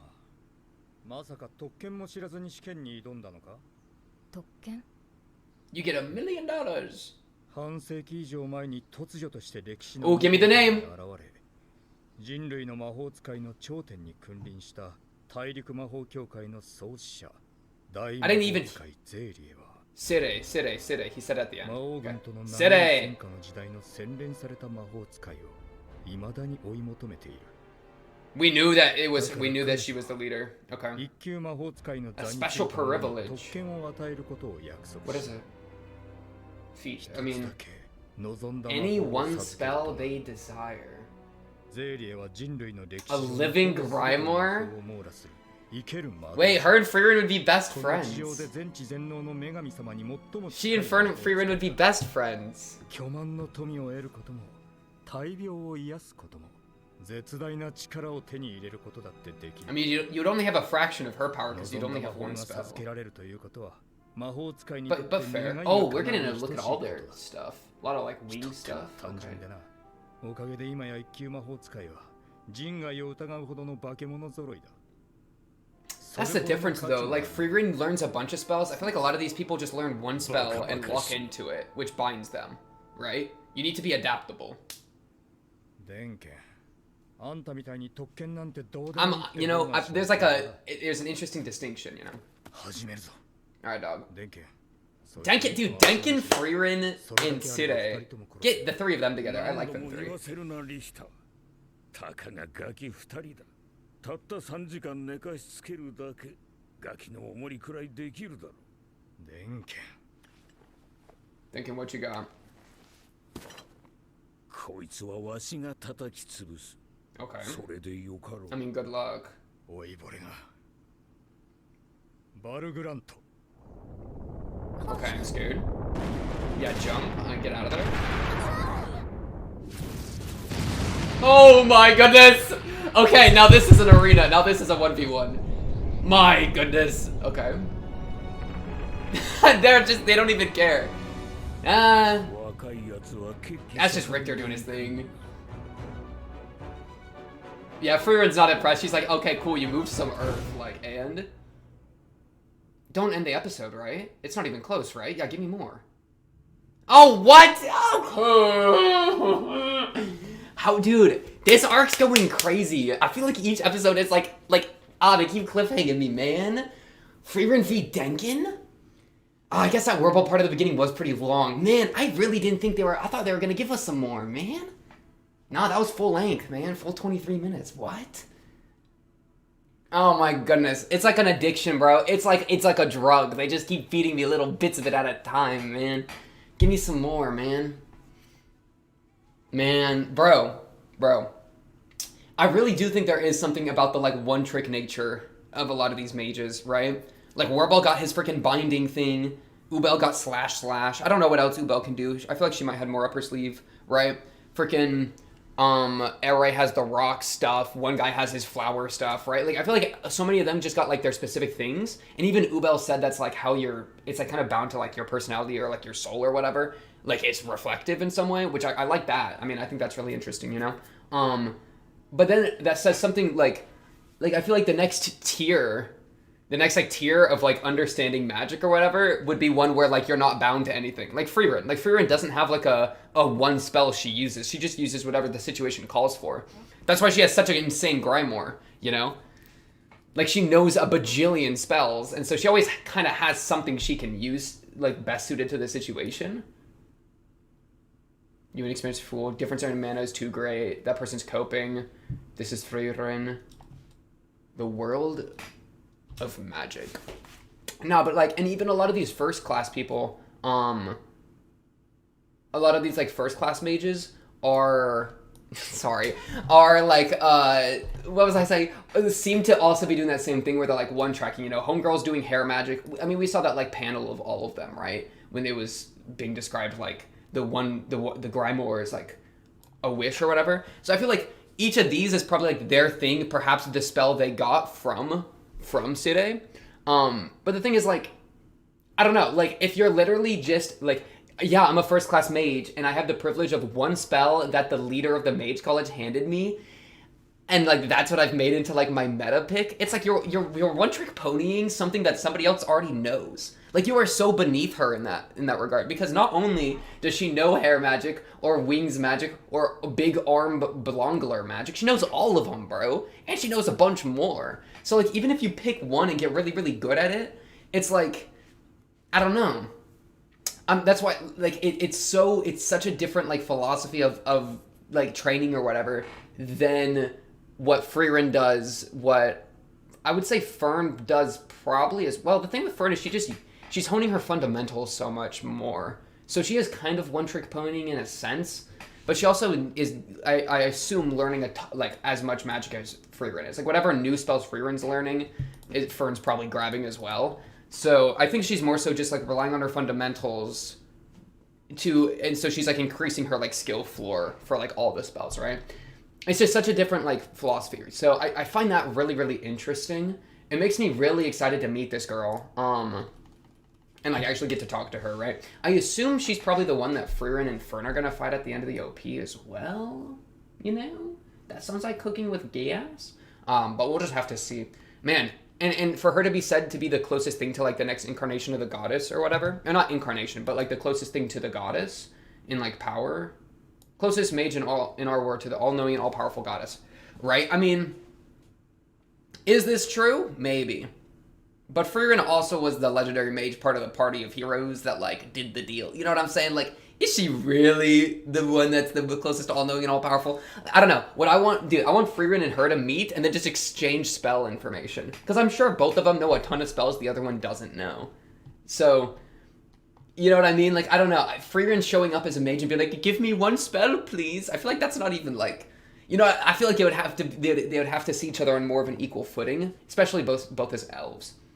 What do you want? What are you getting out of being this proctor of mages? I mean, I guess it was kind of sad to like see the ramifications of like mages after the Demon War. She's still searching for mages refined during the Long War against the Demon King. For what end though? Like what's the point of searching for mages? You know what I mean?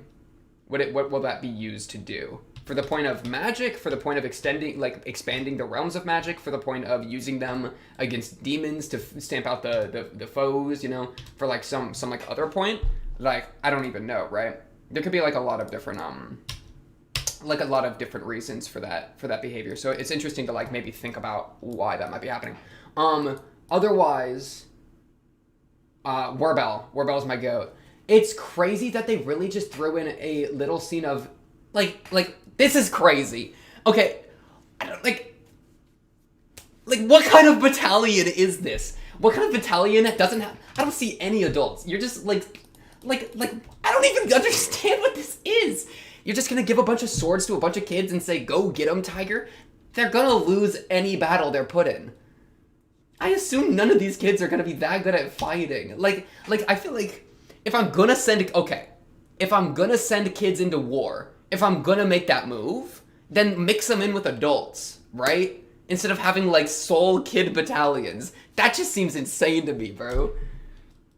What, you have like one 14-year-old kid and the rest of them are 13 and so it sounds like, you're 14, you're the leader. Like, that's crazy. It sounds like a waste of swords, man. Give the swords to other people. I guess if you're out of people, you know, and you're that desperate to win a war that you're willing to send in kids, like, the reason you're doing that is because you're out of other people to send in. You know? Not that that's good at all. Like, this is obviously really bad. Including, like, I'm sure they already sent all their women into war, too. It's like, who's even left in your nation? Right? Because, like, usually, like, in like, certain wars, right, you'll see, like, they send in a bunch of men, and then women take over for a lot of the, like, home business, right? And so they gotta go into the factories and make the ammunition and blah, blah, blah, blah, and keep up the infrastructure and blah, blah, blah, while the men are gone, you know? And then the kids are also, like, there, and then they're being raised, and sometimes they hit 18, boom, draft, boom, into war, and we're, like, keeping the flow going, whatever. If you've already sent in all the men, so it's like, okay, now we need to send in all the women. And then you send in all the women, and you're like, okay, we're, like, out of people, we need to send in the kids. It's like, bro, what nation do you have at this point?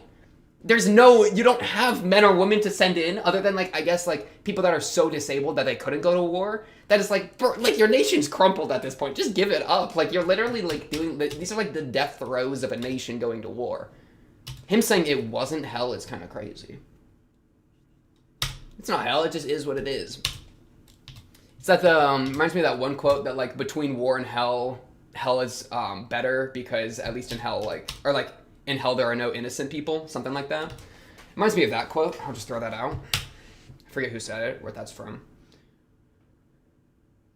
But yeah, I do like his magic a lot. Well, I don't know. I like his magic, like what it means for him. I was unexpected, right? Like him and Ubel seem to be kindred spirits at first, but in their discussion, it's like Ubel wouldn't hesitate and he would, right? His entire idea is that he doesn't want to kill. He's trying to remain onto his humanity, but he's also doing what he thinks he needs to do. So he binds people until he can gain the courage to go through with the action he thinks he needs to do, right? So he's doing it here with Ubel.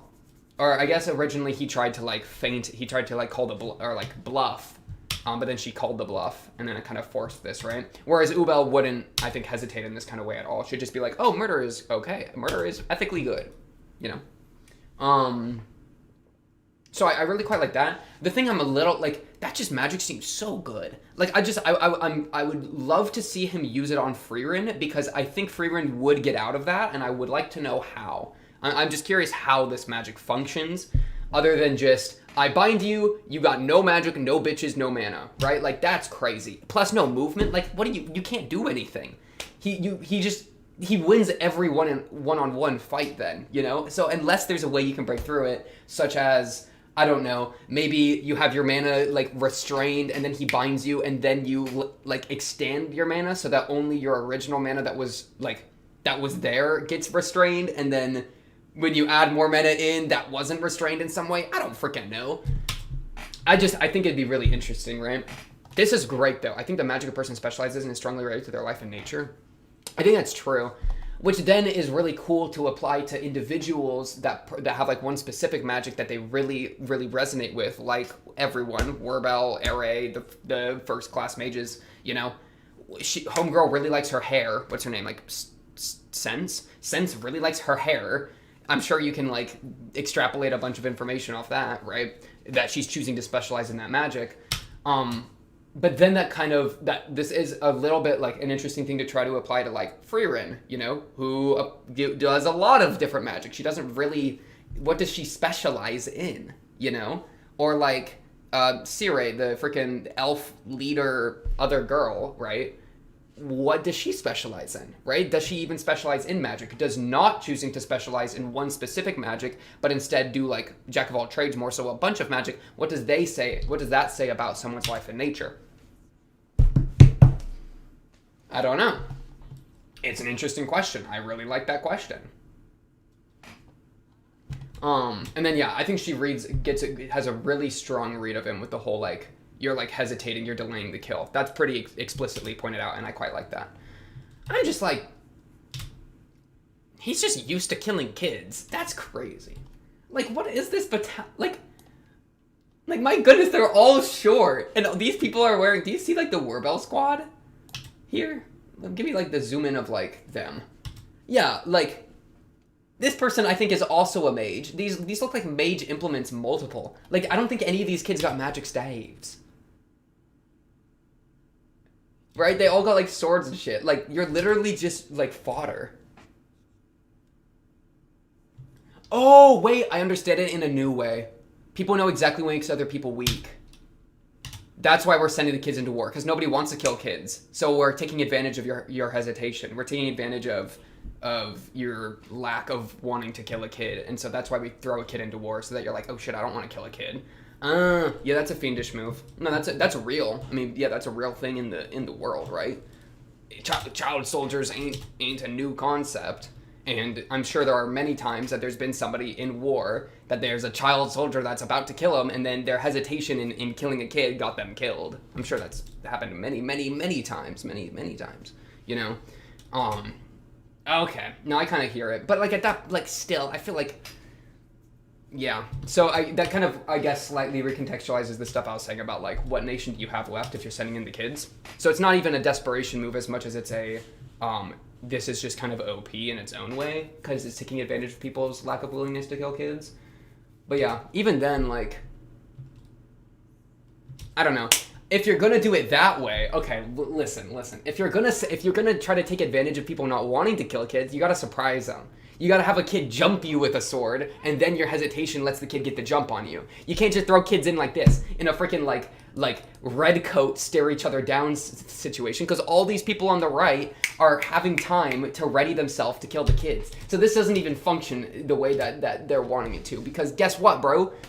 I'm standing there with my wand, and I'm like, dang, I'm gonna have to kill kids, this sucks. Well, I'll try to bind them, I guess, but like if I really need to, like I'm preparing. You know what I mean? Everybody in the Werbel stack is preparing themselves to deal with this, which you can't let them, if you're gonna throw kids in to take advantage of that weakness, you can't give them time to prepare. You gotta jump them. Kids have to be used as jumping agents.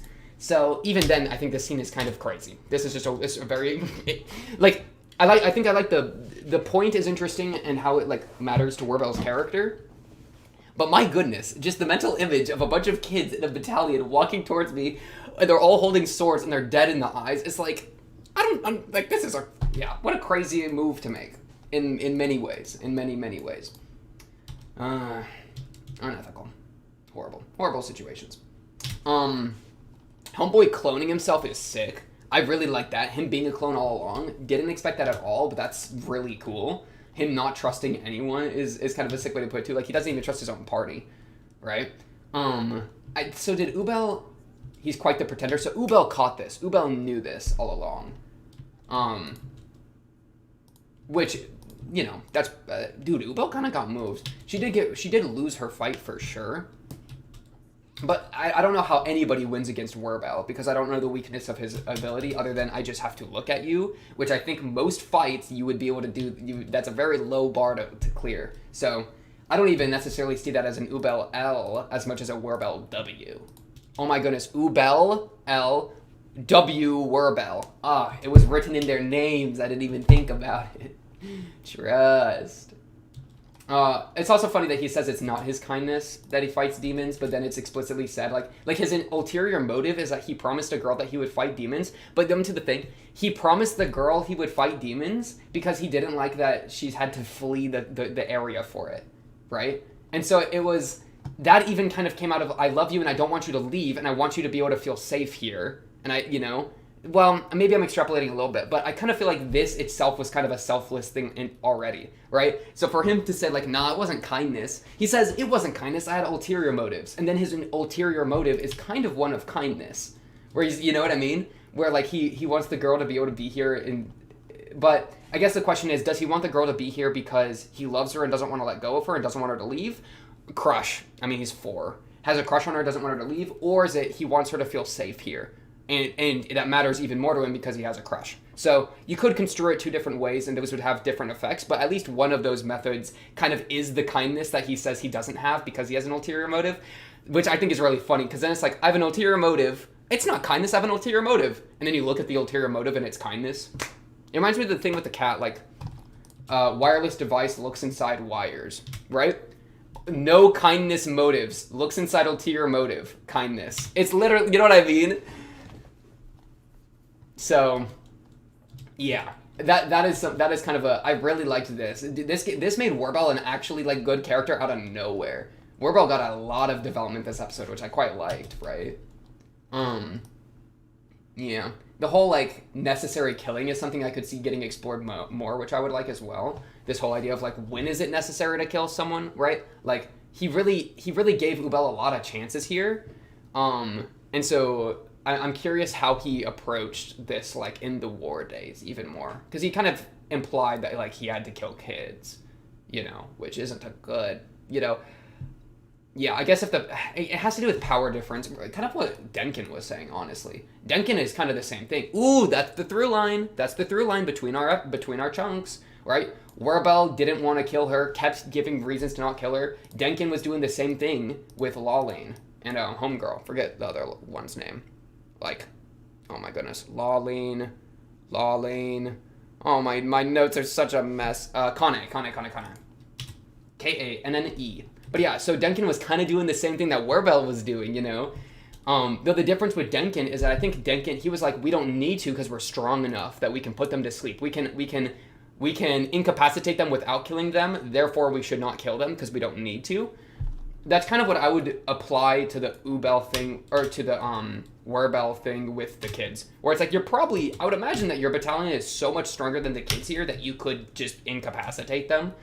They're literally dead in the eyes, swords and shields. Just like cast big spooky illusion spell and they're all gonna crumple.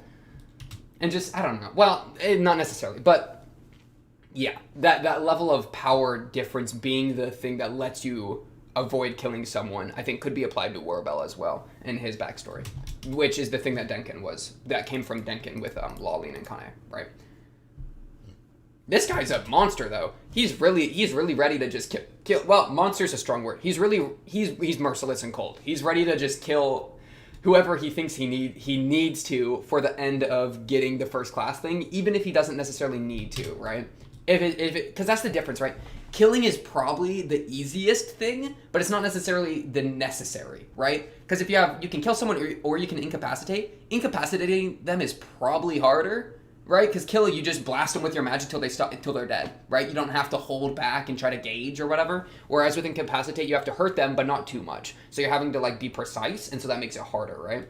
So like he doesn't want to even deal with that. He's just like, oh, let's swing on him, hoes, right? Which that's kind of crazy. That's a kind of crazy idea there, my brody. But yeah, Frieren and Denkin I think are on the same wavelength, which I quite like to see. Makes me curious what spell Denkin's looking for, right? What kind of what Grimoire? How is he trying to fill out his Grimoire type shenanigan type business? You know what I'm trying? But yeah. Also appreciate Homeboy giving me the info dump on Homegirl. I appreciate that, dog. I've been waiting for her, dude. She looks extra golden in this scene because of the lighting. This lighting makes her look sick. I'm so excited to meet her. What do you desire? I'm curious what you desire. What do you want to like find all these mages for? She got this crazy look in her face too. And you're one of the very few elves left. Kraft mac and cheese, Frieren, Sire. So I'm excited about that. Excited to keep moving forward. How many exams are there gonna be? 2? 3? I would probably guess this one more, finals. That's my guess. 3. Getting huge, man. And this is probably gonna be where I'll leave it. Where I'll leave it for this episode. Again, huge flashbacks to Vero watching Hunter x Hunter for the first time. And I don't think that the first, and it's not, I wouldn't say it's a spoiler, really. Well, I guess it's a very minor spoiler. That, because that's kind of like the entire premise of Hunter x Hunter is like, that you learn about in the first episode. So like, basically, if you're really liking this, go watch Hunter x Hunter, man. Hunter x Hunter, honestly, certain things they're saying, I literally referenced Hunter x Hunter in a way that I think only people that watched it would understand during the episode, right? And I'm not going to call it out because I'm not trying to spoil, right? That was more of a little fun Easter egg for the people that know, right? If this is cooking for you, Hunter x Hunter is the GOAT, okay? It takes a little bit. It's my favorite anime of all time. I'm going to plug it, and I'm not going to feel sad. I'm not going to feel ashamed for my plug, okay? Go watch Hunter x Hunter. That shit smack. That shit smack. Yeah. A lot of the different things they're doing with, like, with this arc, I think is directly inspired, so that's really kind of fun to see. It's like I'm getting to see the Hunter exam arc, but in like big animation, like big cool animation, really good music, really well refined and polished. So I don't know, it just makes my little heart happy. But yeah, that's probably where I'm gonna leave it for this episode. Really solid episode. The arc was, I didn't like it. I'm not gonna lie, it wasn't cooking with me on episode, I think 18 wasn't quite doing it with me, because it was kind of like, we just got here, and now they're just trying to make us like these two characters, and I like them. At this point, I'm starting to like them, but like 18, it's like, I was like, okay, like, I don't know. 19 and 20 though, they've been really making moves, so I'm glad that the arc's picking up, and I'm excited to see where it will go, especially now we know what's on the table, right? What are the stakes? What would Fern ask for if she got to the end? I don't know. I don't really know what any spell means. There's a lot of spell options out there. I feel like magic can do a lot of things in this world, so that's exciting. But yeah, honestly, that'll do it for this episode 20.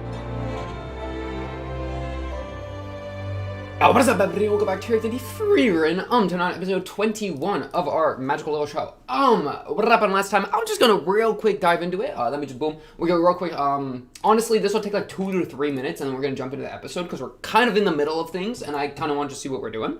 Didn't we leave off on like the craziest cliffhanger, like low key? Oh yeah, Frieren and Denkin are about to like 1v1 next to this giant plateau that's going into the heavens, as these two are just drinking what, tea? yeah, that's kind of crazy how that works. So, I mean, that fight's about to be crazy. I mean, Frieren, I think, just wins those, but she did previously mention the whole, like, I've lost a bunch of times to people with lower mana, like, I'm not invincible type behavior, so, I don't know. That's about to be crazy. This episode's about to go crazy. It better go crazy. Otherwise, we had the freaking homeboy with the blue Werbel, I think? Yeah, Werbel, freaking war child arc was kind of crazy, where we got a ton of development for him, like, out of nowhere. And kind of him being compared to Ubel, like, their personalities towards killing for Werbel. It's even Werbel, Ubel. They're, like, both got the bell sound. Crazy how that works. But they both, like, kill people, but for Werbel, he hesitates. He only does it when he's absolutely necessary. He has to build up to it. Ubel do be more of a, I just murder. So, I guess respect to that, right? But that's going on. We have Flower Boy doing flower magic, rolling and smoking this guy. Just kidding, it's a clone. Get rolled and smoked. You love to see it. What was Glasses' name? I'm just gonna call him Glasses. I'm fine with that. Glasses is real for that. And yeah, so right now I think Fern's party still has their bird. Werbel got this bird. I forgot about that. Good thing I was scrolling. And Denkin's squad is trying to get Frieren's bird. So we got 3 birds on play. Werbel bird, Fern bird, Frieren bird. Frieren is fighting Denkin for that bird. Otherwise, these two are pretty locked in on their birds, I'm guessing. And then otherwise, we got a little bit of information about Siri. Siri. I don't know how to freaking pronounce it. It's in German, right? This elven deity girl. I say deity girl because she got compared to the goddess in terms of, like, yeah, in terms of, like, all-knowingness and all-powerfulness. She's literally called, like, a living Grimoire or something like that. So that's pretty much where we're at. We got a lot of information there. I'm really excited to see how this fight concludes. Oh, yeah, and also, I'm just going to pull up 21. I'm ready to watch this, bro. The different philosophy of magic, right? Where it's like you have the people that, like, sole focus on one spell versus, like, diversity kind of spells. I think that's really fascinating. A really crazy point I thought about, though, that this organization of magic that, like, Siri, I'm just going to call her Siri, like the, hey, Siri type business. Hey, Siri, give me a new magical spell, please. Homegirl Siri, the magical organization right now, isn't it, like, entirely built on her? Like, low-key? Like, if she gets murdered, I'm not gonna say that'd be easy, but, like, you murder her, right? The organization just crumples, right? Because the only, like, the main reason people are climbing, or not the main, but one of the big reasons people are even trying to get to this rank is so that they get a free spell from her freaking Grimoire mind or whatever, right? They get, like, one Grimoire of their, or one spell they're choosing. So, like, you take her out of the equation, you don't get that anymore, right? It's like a one-person organization in that kind of way, which is kind of interesting. And it also, the point of, like, oh, like, you could get a spell to, like, cure any disease or whatever. It's like, okay, why is she keeping that to herself? You know what I mean? Like low-key, like, I'm sure there's a lot of magic, like, ultra death beam, murder your soul, evil necromancy, like, type magic that she would keep to herself. Because it's like, yeah, I don't want everybody on the streets knowing, like, explode your dick magic. That's not very fun as a spellcaster. Or to, like, explode your tits, right? I'm a gender equality, okay? Everyone's getting shit exploded on.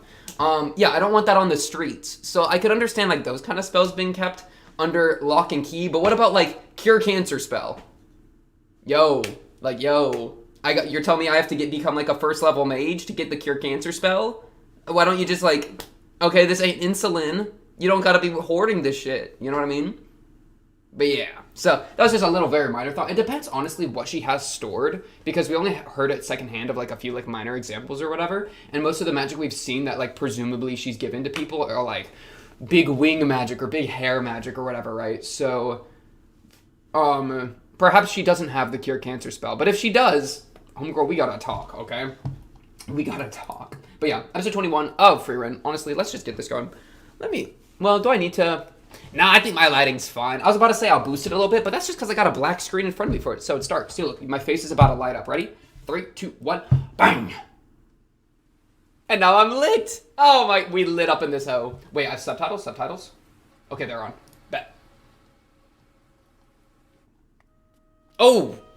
Was not expecting this flashback. What? Oh, you've met her before. Oh, that's actually insane. Is that Killua's voice actor? Am I tripping? Speak again, please. Yeah, I'm an elf too. What about it?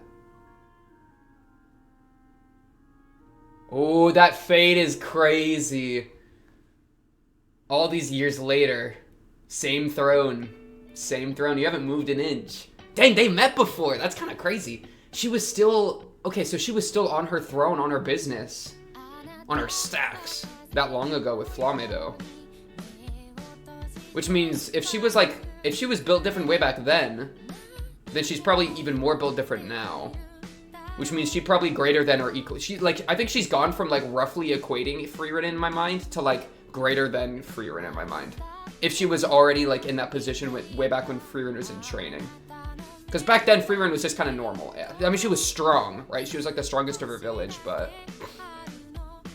way different than, you know, like, her and Flame are bowing to this girl. So who the... Okay, then, like, homegirl, why didn't you help against the demons? Or did you? Maybe you did. But, like, Frieren went and with Hemel and fought them all. Like, what if she came in and, like, was like, hey, yo, I'll join. That's always the crazy thing. If you have someone super strong, then you have to have reasons why they don't help out with situations, you know? And that's not to say there isn't one. There very well could be. But it's like, bro.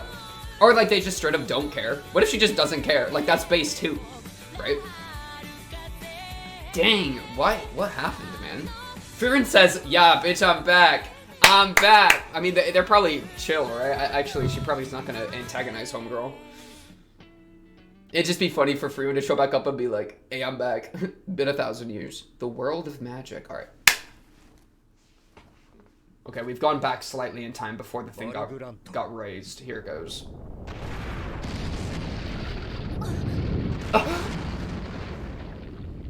He's about a 1v2 up there.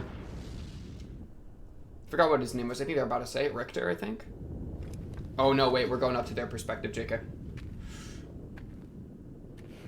We need some water.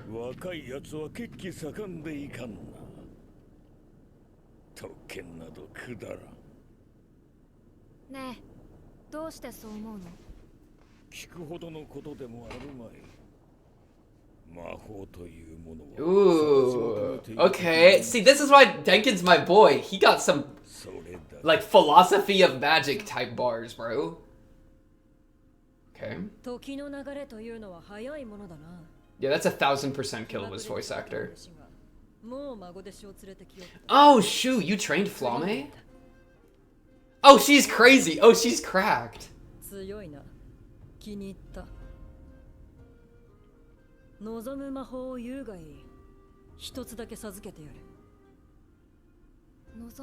Okay, so this girl is crazy. Dude, and I've already been thinking about the Hunter x Hunter comparisons this entire time, so like... So to actually have a voice actor be the same is really funny. Based, correct answer, right answer. Good move! I mean, I just can't handle it.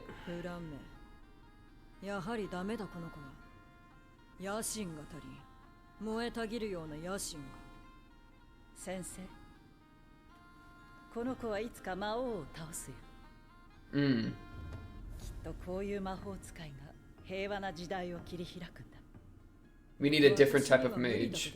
You just don't... As one who seeks battle? See, this is why I was talking about it. Oh, we need someone who seeks peace, bro. Dude, I'm so glad they brought this up. That's such a good move for them to do. We need to address that elephant in the room. Right? That they're not killing the Demon King type business. They're not fighting the demons. That's why Frieren different. I love that. Good odd statement. I like it.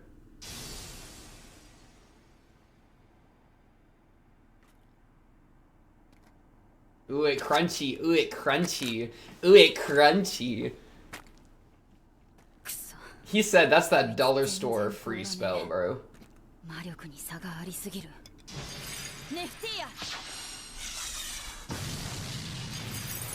If homeboy is still walking it undisturbed, okay, thank goodness. Oh, he an earth magic person.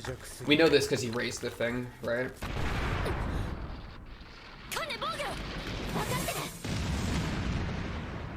Okay. お前たちは派手に暴れたからな。大体の手の内は把握しているつもりだが。That kind of facts, actually. 殺傷能力にかける。Relatively, it's crazy. 水がなければ。The disrespect is crazy there. 俺は何をやらされている。これでは本当にガキの重り。Bro, overconfidence is how you lose. Come on, walk in. I guess we want you to lose, but like. 言ってくれるぜ。派手な魔法使いやがって。あんたこそ魔力持つのかよ。お前たちは魔法学校の出身だろう。老人たちは未だに防御魔法中心の消耗戦のやり方でも教えているのか。I like that's funny. They still teaching you that shit. 魔法師の講義をしてやろう。Let me tell you about how magic really works. 対処法として開発された防御魔法は、right? 魔法そのものに対しては強い耐性を持つが、物質的なものに対する防御性能。Oh, interesting. That's why I use earth magic. 当然、これには明確な理由がある。魔物や戦士の物理攻撃を防ぐには十分な防御性能だったからだ。防御魔法にオーバースペックはあってはならない。完璧を求めれば。And I couldn't whip it out. Yeah, I couldn't whip it out fast enough. You need to be able to whip it out quick. Always be ready to whip one out. Okay, I'll shut up. My fault. Interesting. Okay, I like that. I like how we can still see the little tear in her shirt from earlier. So I'm getting distracted by small garment choices, and now they're getting destroyed. Alright, they suck. Are you doing the foot grab strat? Please tell me you're doing the foot grab. I know, she's just standing up.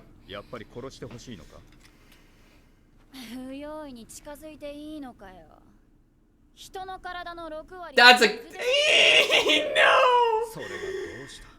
She does not have blood bending, bro. That's too complicated to picture. Is that what you mean? 大量の魔力に守られている魔法使い相手にどうやってそれをやる。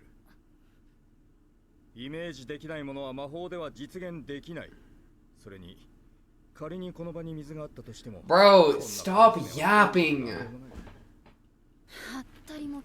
Okay, good bluff attempt. What about blood? Blood has water in it, right? Does that have enough water to work? Or it's a liquid. What are you lying about? 公爵垂れるほどの戦い好きなら水のある場所で私たちを叩きのめしているはずだ。何をそんなに怖がっている？おとなしくしていろ。俺の役目はお前たちを寝かしつけることだ。電剣が負けない限りはな。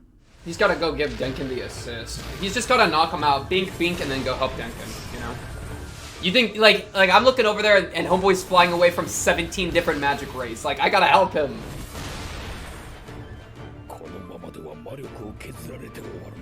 Denkin knows. Okay. I love this man. What do you got?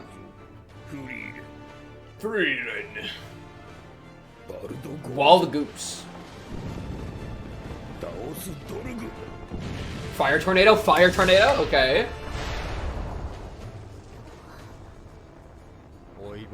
Oh, we just watching the fireworks at this point. Y'all are crazy for that. These, what is wrong with them? Good question. Oh shoot. Zere. 力技で破壊できるようなものではない。そうか。ならいいが。ところで昨日の晩くらいからか。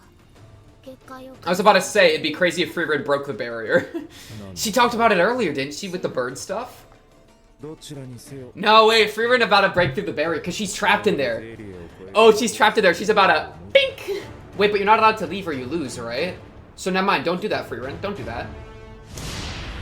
Yeah, just block it. Easy. Good move. I'm overcomplicating it. Who's trying to do stuff with the barrier? Is it Frieren? I don't know. Yeah, they keep bringing that thing up, though. Good block.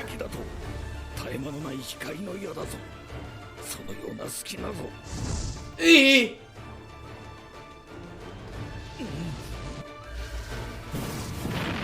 Good, dude. Denken, are you alive? Oh no, he took that. He took that.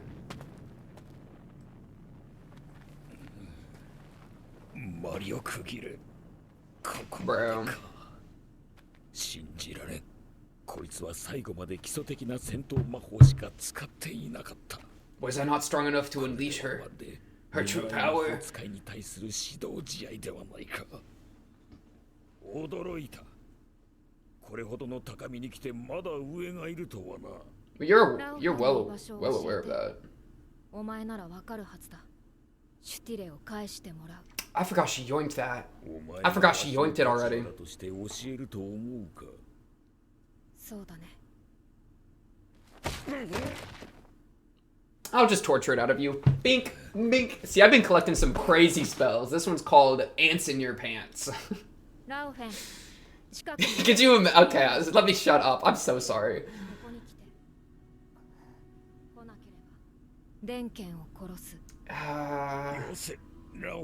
It is. I think it's a bluff. It's definitely a bluff.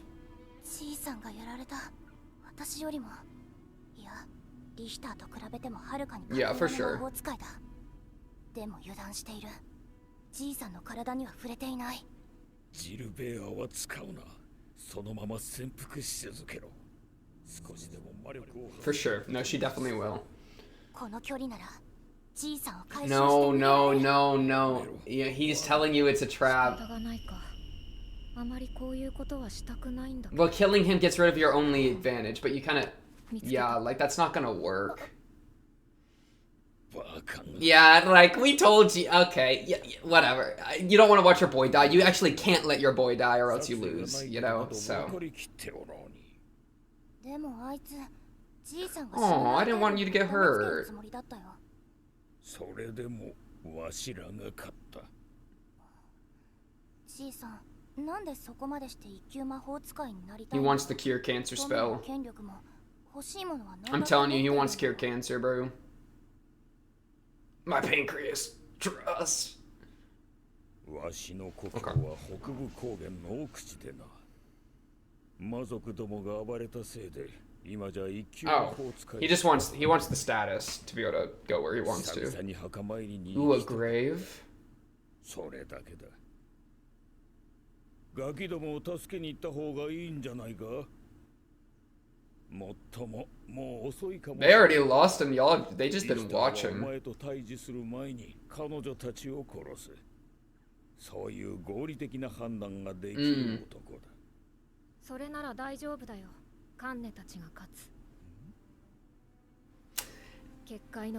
Now I let rain through. Now I let rain through. Oh, what if she engineers it so that rain gets through the barrier and then homegirl gets all that rain and then she's OP. Okay, now we go. Frieren, now we go.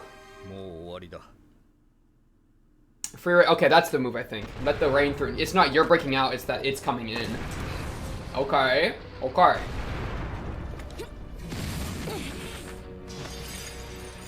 They've been yapping about that barrier for a minute though, so I'm glad that we're actually getting some payoff to that, right? Like a couple episodes, you know? My goodness. Run! Run!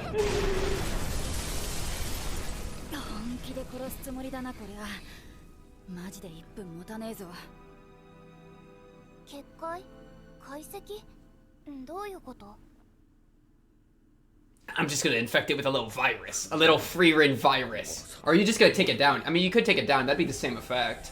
To get the water through. Oh, she's gonna take it down. Wait, this is too much animation to just to infect it, bro. They're taking this thing out. Watch. No, watch. Watch.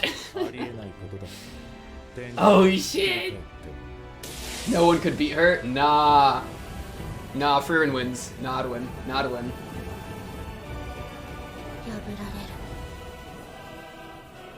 Oh, it's beautiful. Oh, it's beautiful. Let it rain! Let it rain. Good move, Frieren. Good move.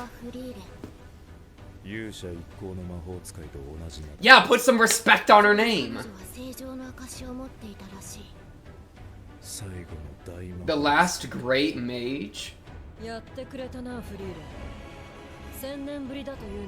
You break my shit? Rude. Rude. This is too fun, bro. I gotta keep adapting, bro. I love magic, bro.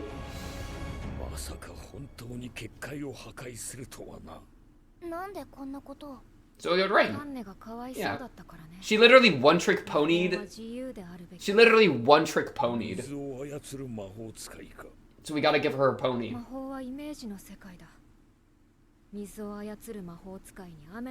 Yeah, oh my goodness, it's so over. It's actually so over. All the water on you is now spikes and now you're dead. Like, it's that quick. How are you supposed to block something on your flesh? Right?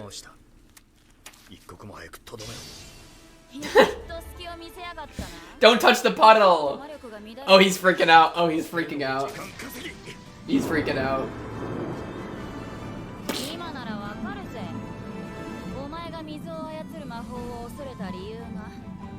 I can't, dude, it's crazy that they're both one-trick ponying the same thing. I mean, that's why they teamed up, but like... You know, one freezes water, well, I guess she doesn't need to freeze water, but I'm sure it helps to have water to freeze. Bink! Yeah, you ain't blocking. It did nothing. It did literally nothing to him. Yeah, bye-bye. Bro was overconfident. He literally had them... They're gonna drown. He literally had them sitting, watching the fight, and then just... You know what I mean? Frieren's like, yay, good job, team!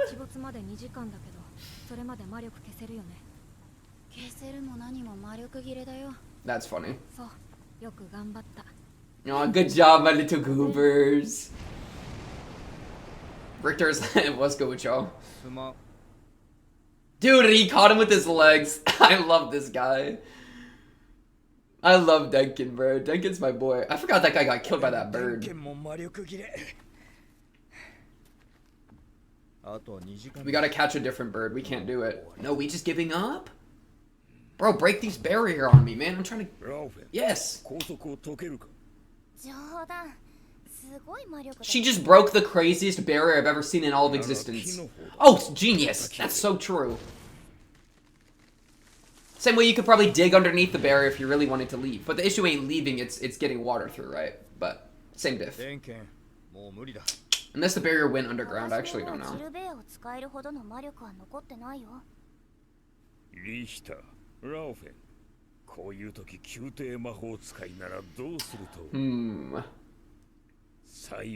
Okay, good move.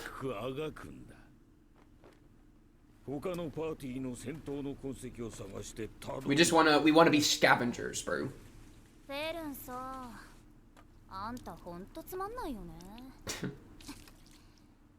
You're not a dog, so okay.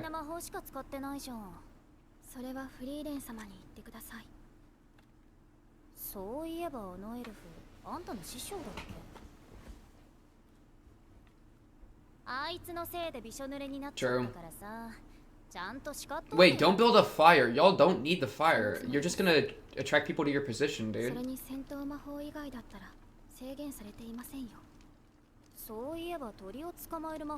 know what I mean? Like, bro, you wanna have smoke in crab? Why would you bring that up? Ubel says, give me a... Ubel said, get away from me.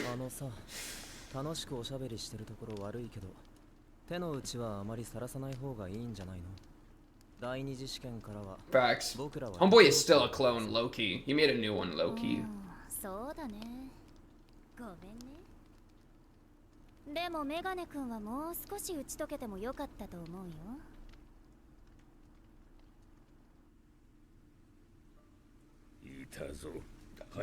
They got a bird. Oh, the dead guy in the tree.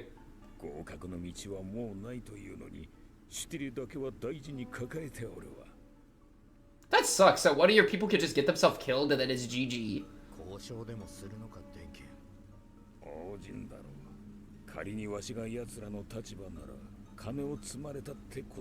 It's a 3v2. Who needs mana? Just hit him. Just run up and bam.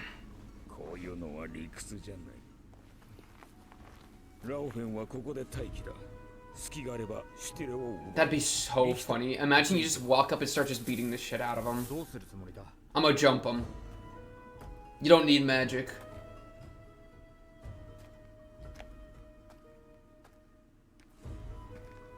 Bro, Denkin's my boy. I love Denkin. Denkin, my goat.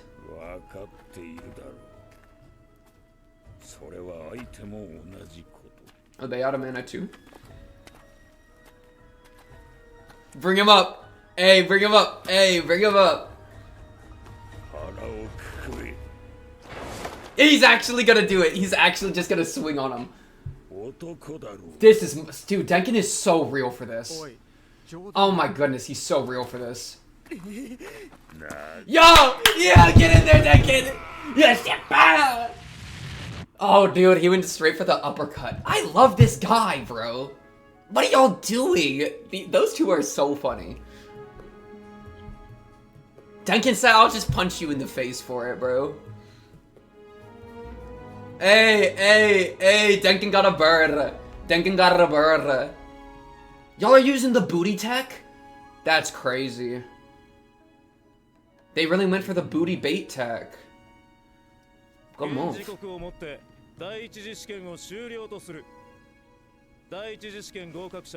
Bro, if I'm a water mage, I'm keeping a freaking water bottle on my side at all times, so I can always have a little bit of something. So I'm not just useless casting defensive spells. Like, oh my goodness, get a water skin on you. Get a water backpack. Oh my goodness, Stark, I forgot you're in this show. No, do you miss Fern? No, shut up. You miss her. Shut up. That's rough, buddy. Oh, we just... Okay. Okay, they really said, let me get 2 seconds of... Okay, we got our Stark fix.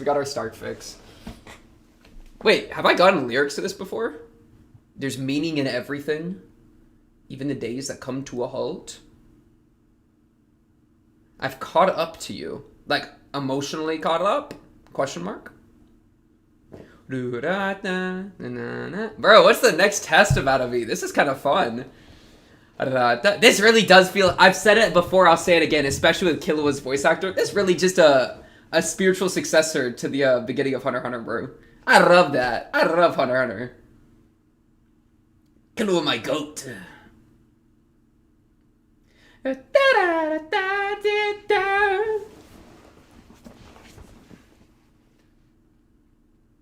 Oh, no, I think I've read this before. Wait, have I? Short-term memory loss. Trust. Anywhere, anytime, anywhere. Man, that was a good episode, bro. Denkin is so real for that. Even if there are no absolutes, I'm always aware of your thoughts. Dawn will surely break. Those tears will be alright. Dawn will surely break. Surely. That's kind of scary. That's actually kind of a scary thing to say. Like, I mean, well, I say scary. I mean, you're probably like, blood, what are you smoking? Because it's like, dawn will break. I mean, like, there will be hope on the horizon is like the idea there. Like, the day will get better, right? The night will end, type business. But, like, that implies that there is a dark night, which I feel like we're not in that right now. So then the question of what horrible thing is going to happen that will make us tell ourselves, dawn will break, it will be better soon, right? So what's going to go wrong that's going to make us feel like we need it to get better? So, yeah. Maybe it's just Frieren's entire life right now. Loki on the Shaliziar. Let me read this. Don't worry, Miss Frieren, I'm not Sharon. You're even more spoiled than me. It's not my birthday. I can't indulge myself. Eat your vegetables. Pain in the butt. We're no longer party members. Next time we'll be enemies. Bro, if Frieren and Fern have to 1v1, it is so over. I think them two are making it to the end because of the OP. right? I don't see a situation where them two don't both make it. Because they were both walking up. Then we get a spiritual successor to Flame and Frieren walking up, where it's like, just like Flame showed up and I was her pupil. Check it out. This is my pupil right here. I got you. You know what I mean? So that is just too good of a... This show loves parallels, right? This show loves, like, spiritual successors, right? That's, like, a massive point of a bunch of its different characters, that it's, like, the successor of a previous character. So they're not going to give us this scene of Flame and Frieren as master and student beneath this Sire or Zire, and not have Frieren and Fern replicate the scene later. It's just going to happen. And then we'll have we have a moment where Frieren shares a similar sentiment that Frieren does, or perhaps with a different spin on it, that then is like a wow, like look how magic's evolved type business. Yeah. Man, Flame kind of a real one too. She realizes like we are the mages that like are looking for war and battle, and so she's like, I can't be the one to like foster an age of peace. That has to be my student's job. So like, instead of trying to shape herself into the killer of the Demon King, she shapes someone else into it, which is like it's like a level of like self-acceptance for like what she is. That's like really interesting to me, that I quite like. So that was I liked this conversation that we got a little glimpse of, right? I'm a little like, so like, Zira, you just want like, you're just like, yeah, magic. Is that like the end all be all? You just want to see cool mages do cool mage things? Because you've just been like, I'm not gonna lie, I just see you sitting on that throne all day. Are you like trying to ascend to like a godhood type business? What I mean by that is, you are being said to be like the closest thing people have to the goddess. So are you collecting magic for that reason? It's just, is it power for power's sake, or is there like is there an end behind this means? You know, that's kind of my question there for you. But same question as previously. Frieren just says like, huh? You know what I mean? They love their parallels in this show. If there's like an opportunity for parallel, they're going to either do it exactly or like do it, subvert it, right? But they're going to do something with it, because that's like the entire what they do. Man, she really got gut punched right here by the... Ow! Dude, I'm not tanking that. I'm rolling over and I'm puking. It's GG. You see how far they got sent in the air? My goodness. Yeah, GG. And then Richter really said, I won't hurt you. I'm just gonna... We can just watch their fight real quick. Homeboy, bro, Richter threw the match. I'm not gonna lie, bro. If I'm standing there next to the two teammates of the person that just beat Denkin, and I see that person charging up the craziest, I'm going to pierce the heavens type business I've ever seen, I'm going, oh, rock spell, and I'm knocking the two next to me out, bro. Or killing them. F it. You said you're pragmatic. Homeboy took too long. You do not let Frieren take, like, I don't know what that spell is. What if it's like trace to your soul, insta across any distance kill spell? I don't know what she's casting, but it's crazy. When she did the sky one. Yeah, the animation was crazy here too. Look at that. It was like glitchy, bro. This really does, like, I've been getting like glass imagery from the magic recently, especially with the defensive spell they keep using, when he was talking about like overcomplicating it, where it had more like, whereas like it was kind of intersecting over itself, like these like mathematical geometric shapes. That's really what this feels like. It's like mathy, right? Oh my goodness, yeah, the animation is just crazy there. The way they're playing with color is super cool. And then this, my goodness, it's like a rainbow. But it's not like it's like a rainbow of magic. Like in the same way that like light diffuses into a rainbow's colors, this feels like pure magic diffusing into like the colors of magic. Like, oh dude, look at that. Dude, where they inverted the entire screen as part of the impact frames. That is so sick. Yeah, and then they do that like shards of... Dude, could you get cut by that? Imagine if the shards of the barrier could actually physically cut you. That'd be cool. Or like cut apart magic or something, bro. That'd be sick. Because it really just did rain shards of barrier all across the entire landscape. Like, that's probably not good.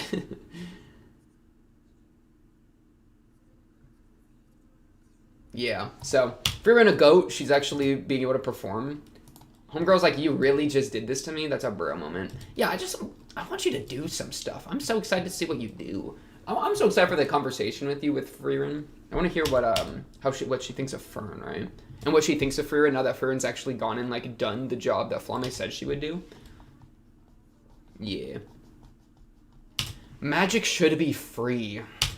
It's an interesting sentiment. It's like, you want to my problem with that, Frieren? I'm gonna just give you a quick problem with that. Magic should be free. Yeah, you're free to cast whatever spell you want. But like, if you're a water mage and you're in a desert, you're the one that hoed yourself. You know what I mean? Like, I don't know. You know what I mean? It's like, it really, for me, it's not some like if I'm Frieren here, right? I'm not gonna say some line about like, isn't it just right that she has access to water? I'm just gonna say, no, she needs her magic or I'm gonna lose. They're gonna lose up there, bro. We need the magic and we're gonna lose the fight if we don't have the magic. Like, simple as, you know? Like, we're not gonna lose if it's not raining, so I need to make it rain so that she can win the fight. It ain't something philosophical, it's just straight up, we need to do this. Defeating a mage who controls water in the rain. Dude, Yumtu, one of my favorite things that Frieren did that I just got reminded of. When she beat Denkin, see how she got up to him? She got next to him. Because that's a crazy thing. If you're shooting magic and it has travel time, then propelling yourself next to somebody and then shooting magic, that's a completely different, like, ball, you know? Where, like, usually you could probably see the magic coming and then also feel it because you can sense magic. But, like, imagine she, like, hides her magic, goes up next to you, and then shoots you in the gut. Like, you're donezo, because you will have way less time to react. And I think that's exactly why Denkin got there. Like, that was sick. I really like how Frieren played that. Thinking, what'd you do? Oh, yeah, he did Fire Tornado. That was pretty cool, but, like, GG. Just kind of simple. I'm curious who the grave you want to visit is. You're gonna be in this part of the next group, so yeah. I think most of the characters we met that we actually like know about have made it to the next group, right? So we're kind of chilling in that regard. Homegirl with that water magic. Yeah, that's just a GG right there. Though the crazy thing is, like, bro, I'm picking Earth if I have to do... It's like bending, bro. It's literally like Avatar The Last Airbender bending, right? That's one reason when I brought up the whole, like, if you're a water mage, you should have a pouch of water on your side. That, you know what I mean? Like, I kind of was thinking back to, like, Avatar The Last Airbender out of nowhere there, you know? So, because it's like, bro, and that's why earthbending or airbending is kind of the move, because they're so consistent, you know what I mean? Which is such a random tangent. I won't get into it more. Go watch that show if you haven't. Love that show. Cartoon goat. But yeah. Stupid barrier took nothing. Bink! Like, bro, it didn't even do anything to the water. And then he just looked at it and was like, well, shit. Oh my goodness, look at that animation as it coats his face. Oh my goodness, that's a beautiful shot right there. Bro's wearing it like a mask. Yeah, the animation is so good in this show. And Frieren said, y'all have fun with this.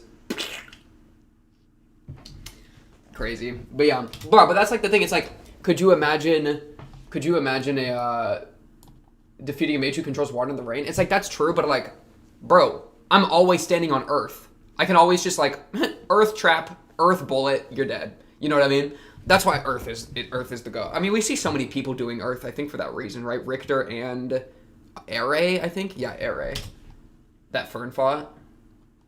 So at least that kind of makes sense, but... And that's kind of why, dude, that's kind of why Frieren, as a master of a bunch of... or like, jack of all trades type thing, where it's like, I know a bunch of different spells.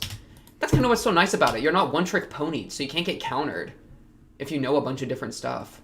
And that's even kind of what's going on with Fern, where it's like, bro, I mean, even Frieren was using basic magic. It's like, you can't counter the basics.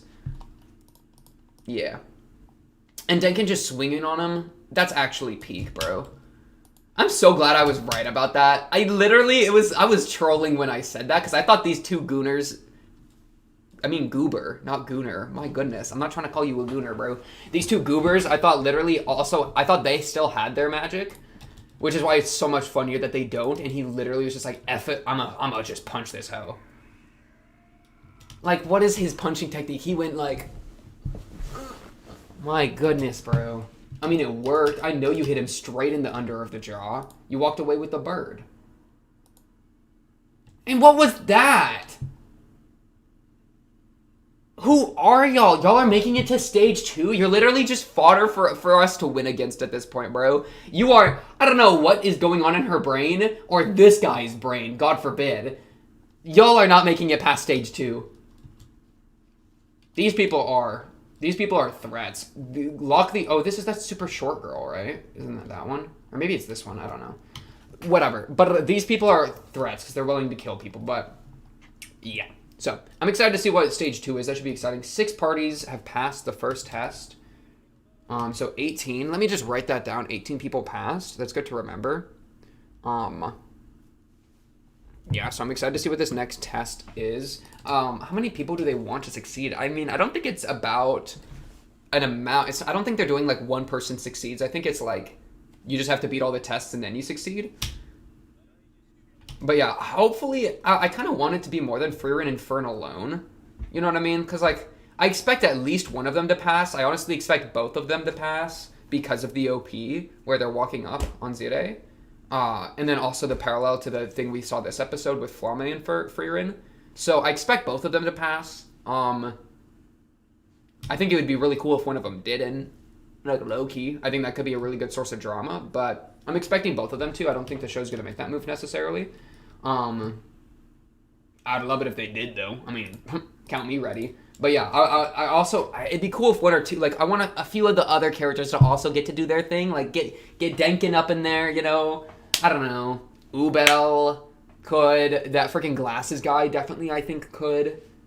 He kind of either Lolline or Kane. We have attached to them, but they kind of suck. I mean, I don't know. I mean, suck as in magic compared to the rest. They literally 2v'd. Like, if Frieren wasn't there carrying them, they would have lost. You know? Like, they are not making it. They are not catching a bird or catching a person, especially with the raining problem. If Frieren didn't know how to break the barrier, they would have lost against Richter. You know what I mean? So, depending on what the tests are, unless the next test is, like, swim, then I guess Kane rolls and smokes everyone. But, you know, we'll just kind of have to see what happens with that, what the test is. Maybe they just kind of got hoed with the environment of this one. But if you can get hoed by the environment, I don't know if you're worth being a first-class mage. Low-key on the sleaze. But yeah. Poor Stark. Imagine getting ran out of the story. Could be you. But yeah, that's honestly all I got for this one. Episode 21 of Frieren. What's up, everybody? Welcome back to Identity of Frieren. Tonight on episode 22. Isn't that crazy? There's only like 6 more left or something like that. 22 of this wonderful magical little show. What happened last episode? That was a great question. I'll just take like a minute. Literally time me a minute. Let me just boom pull this up. Last episode we pretty much just finished up the chunk 1 of our mage exam. Oh yeah, we had this crazy flashback too where Flamme was like, is student the right word? I think she was, because she, yeah, master. She referred to Zire or however you pronounce Elf Girl's name as her master, right? So we have this crazy new relationship we figured out between Flamme and Elf Girl.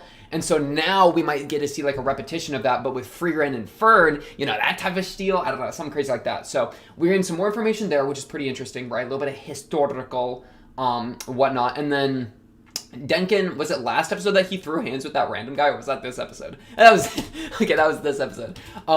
We had 18 people pass. I wrote it down in my notes, so we're moving on to the next stage. Teams might get broken up, so we don't know what's gonna happen there. We got the Ubel squad, the Fern squad, the Denkin squad, I think a group of randos, Frieren and her group, you know, lots of people. So we'll definitely just have to see what happens next on the thing. We don't really know what the next thing will be. You know what I'm saying? Right? It could really be anything. But yeah, really good arc so far. I'm really enjoying it. At the beginning, I was a little slow with it, but as we've gone, I was kind of like, wait a second, maybe this is actually really working, right? Give me a lot of flashbacks to the Hunter exam, as I've mentioned many a time. But yeah, that's pretty much just the little where we're at with 21, what's important to remember, what's going on. But we do want to jump into episode 22, see where this, what the next stage of this examination will be.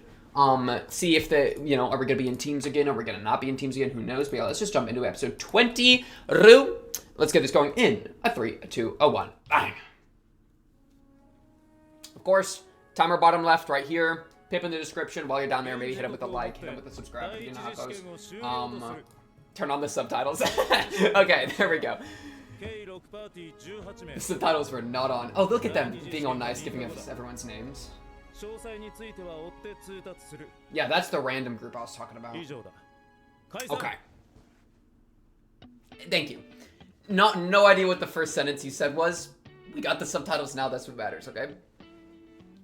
18 people. What I'm curious about is how many are gonna pass, right? Like, I don't think that they're doing a, that they have like, do they have a strict amount in mind?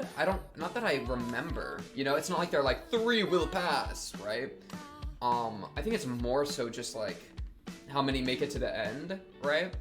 Because, I mean, think about that. Even with the first test, right? It was like, sure, there's a set amount of birds, but I'm sure there's enough birds for everyone if everyone could get one, right? The test is to get the bird, not to, like, necessarily be one of the few groups that manage to obtain one, you know? Because, like, you know, it doesn't have that, like, bottleneck built in, I don't think. Really, ooh, that flashback's really interesting, though. The little shot of Zide with, like a twin or something. Maybe her twin, wait, how old is she? You know what I mean? How old is she? Because, like, we don't really know what's going on with the goddess, but in that little flash, there are her and another elven girl next to her. So, like, I don't know, it would be, it sounds like absolute crack. Like, I'm literally on hallucinogens when I say it, but if she was, like, the sister of the person that ascended to be the goddess, that'd be pretty interesting, but I don't know. I just don't know what, you know, what happened to that other twin. Something to think about. Future enemies. Okay. Is this back to freaking Stark in the tavern? Why are we cutting to this guy, bro? Good morning. You bro's sleeping in, bro. This is actually me, bro. I woke up so late today. That's why I'm late to this episode, bro. It came out like 5 hours ago. Hello? Hello? Bro, grab your axe. Like, low key. What are you, putting pants on? What are you doing, bro? Oh, okay, they're back. I didn't realize they would get to come home for a little bit. They gotta, like, set up stage 2 or something?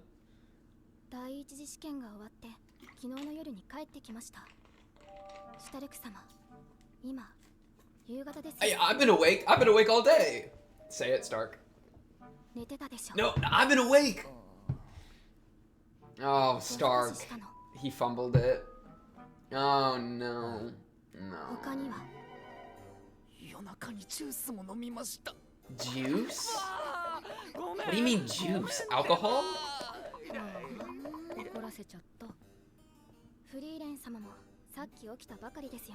Okay, we're used to that out of Frieren, though. We're used to that out of Frieren.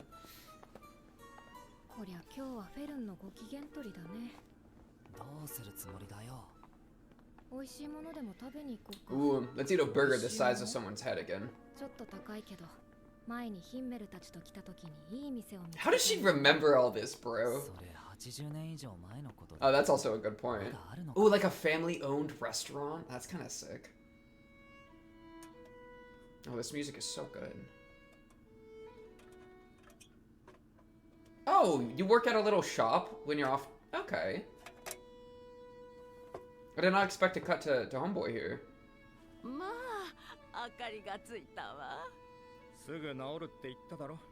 Wait, you're kind of chill. You're kind of chill when you're not in the middle of an exam. A little magic shop, a little attendant.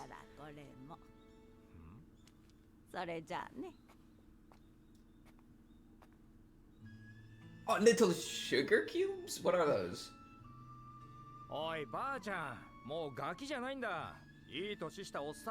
Eh. Exactly. I think they are little sugar yummies, little treatsies. Go. Pop one in. Okay, or not. Ew, in your pocket? That's gross. What's up, Duncan? That's cold. That's a cold response. 体を休めないといけないんだ。それは災難だったな、リヒター。なら飯でも一緒にどうだ。Homegirl in the back is chowing. そもそもラウフェン、なぜ電剣と一緒にいる？その食ってるものはどうしたんだ？ It's just a donut, bro. じいさんに買ってもらった。あげないよ。But share the donut, 完全に man. 孫じゃねえか。帰れ。俺たちはもうパーティーじゃない。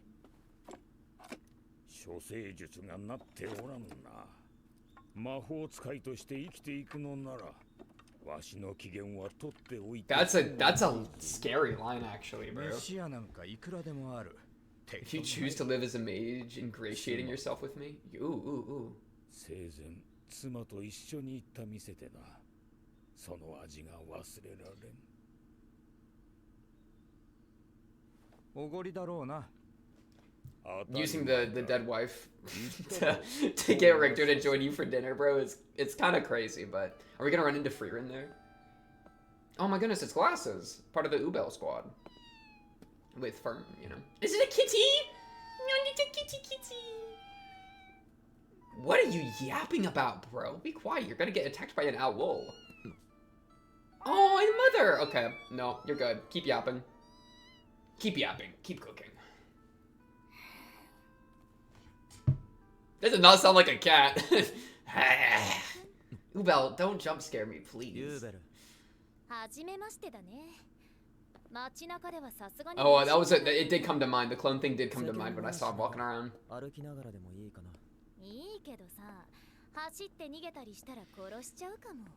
That's kind of a rude thing to say, but okay. 一つ質問いいかな。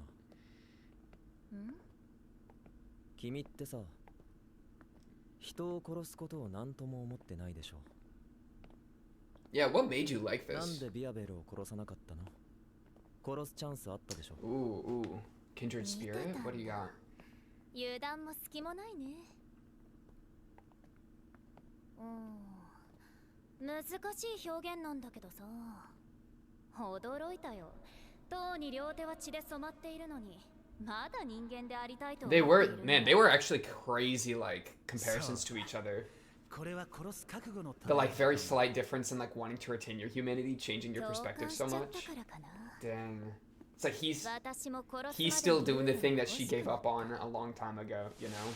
Trying to remain human. Is that Warbell? Wait, did she just...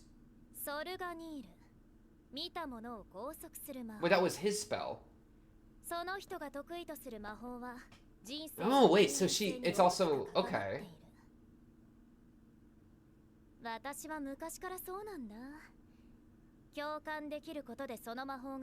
Wow, that's terrifying. That's really scary. Don't kill him, please.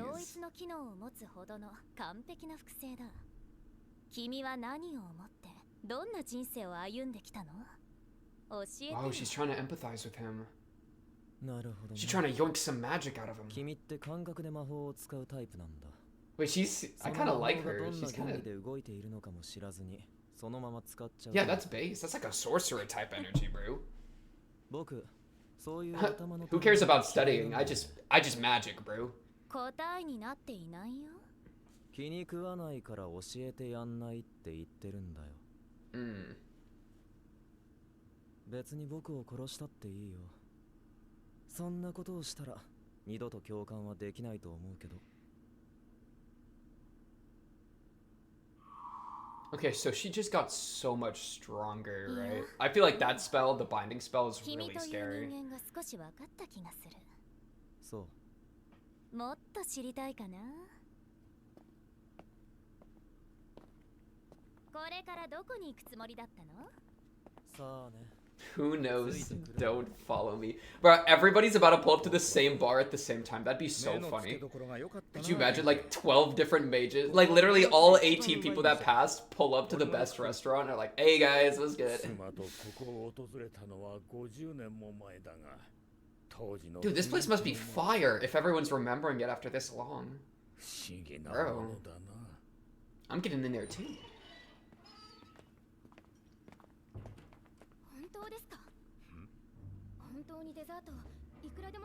Is Fern saying that? Yeah, I think Fern is. Sit with them. There's 3 more tables or 3 more chairs, bro. You just passed the first test. Indulge. Oh no, yeah, you don't want to interrupt. We did just kind of fight to the death, like almost to the death, like low key. Richter, that suit coat is huge on you, bro. Your legs look a little tiny coming out of that. My goodness, Frieren. Yummy. Okay. Frieren, you're getting it. How many boxes are you gonna need after this, bro? Dude, she's gonna need so many. What is that giant knife?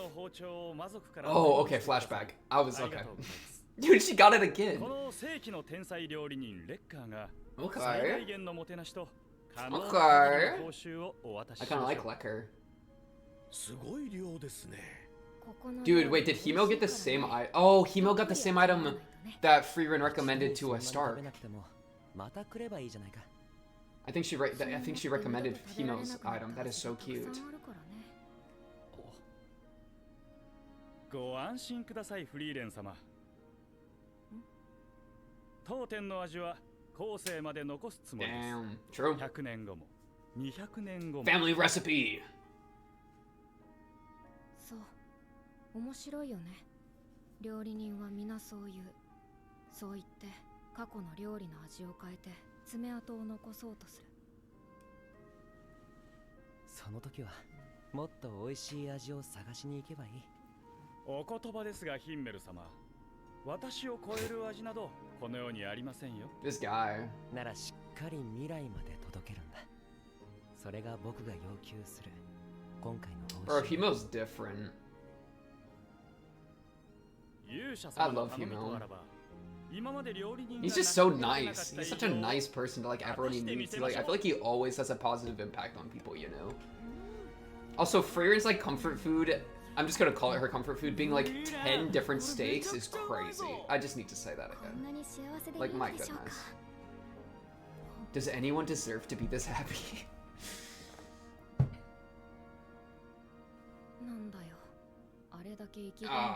Better or worse? This place fell off.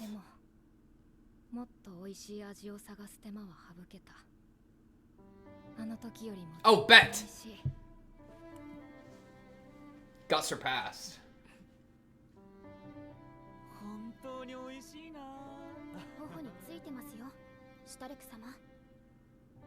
What do they get? Bro's telling her to eat her vegetables. Oh, look, Ubel and Glasses came here too. Aww. That was cute. Aw, look how happy Fern is. Yeah, dude, she's doing the little hand thing, bro. She's ecstatic. We're out. Whoa, what is this? よくぞ部の真髄までたどり着いた。お主に教えることは。Bro's got an entire like Mr. Miyagi arc on the side. Oh, hi Frieren.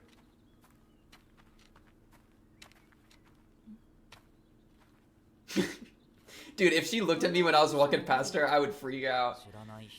It's kind of weird. He comes to talk to me when I'm training.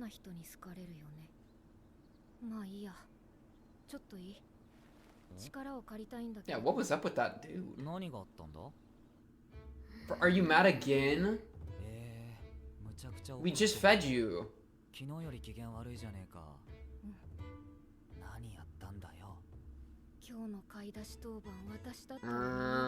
Oversleeping problem. Yeah, good point.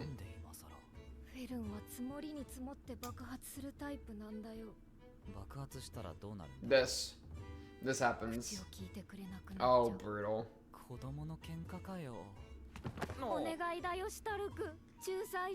Fix it, Stark. Fix it.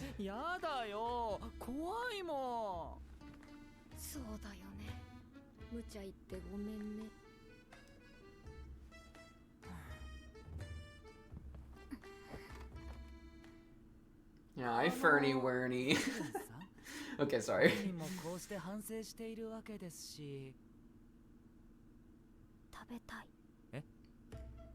What do you want to eat? I want to eat snacks. Okay, she's literally me for real, for real. That's me literally every day. I just I stare into this wall and I think to myself, I want to eat snacks. And then I eat snacks. Oh, what's up? Where's Lalin, right? Yeah, where's Lalin?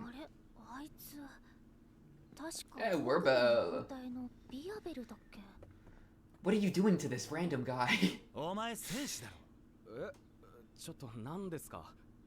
Are you recruiting him? Join my corps! Oh, just kidding, he sucks. Elbozo.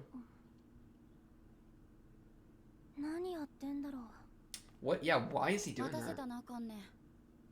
Are you dressed up? Aww! Aww, you're in a cute little outfit. I love that hat. Wait, I love that hat. I want that hat. Aww. Wait, her brothers look cute. I like her brothers. This is adorable, bro. Dang, she got maids and everything. I didn't realize you were this rich. Yeah, my goodness.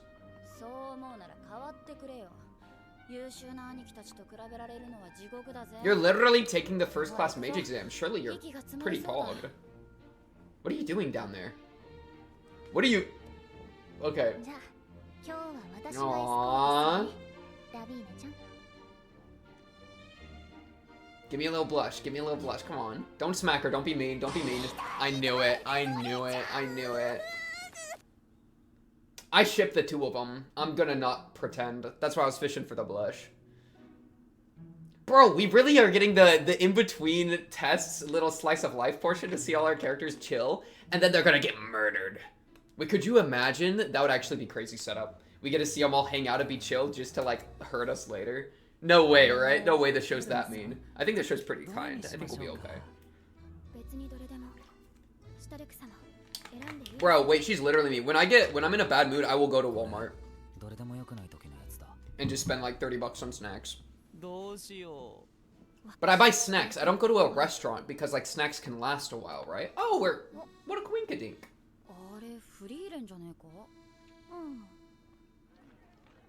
Chat. They're gonna chat. Don't worry. Trust. See? They chatters.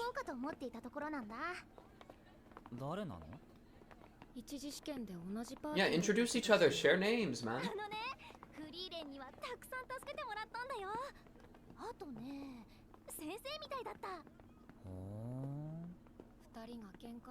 Facts. Facts.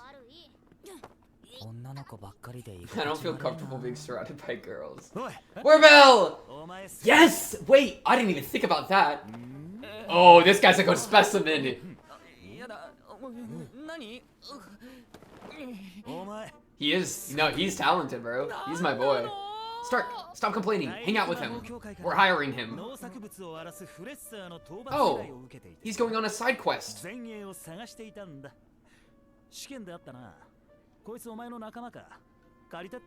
Bro, they literally have like a week of downtime. I'm thinking of this like a freaking D&D game, bro. Every character just got a week of downtime between the like adventure sessions. And so like half of them are role playing, half of them are just like doing like turn it on and off. Half of them are just like working to get a little bit of money, and then this guy just does an entire quest during a little side quest. It's kind of fun. Ingratiate themselves with each other, you know? I kind of like it. I'm glad they admitted it.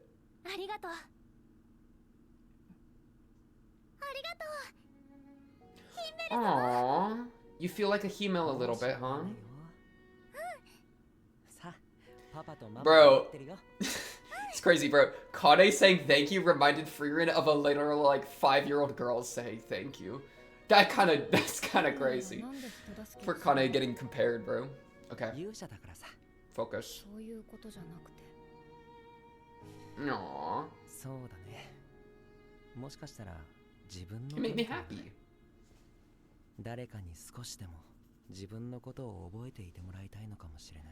Ooh, legacy. Legacy. Good line. What a good line, bro. To live is to be known and remembered by others. Help other people, bro. Meet other people. Love other people. Make moves.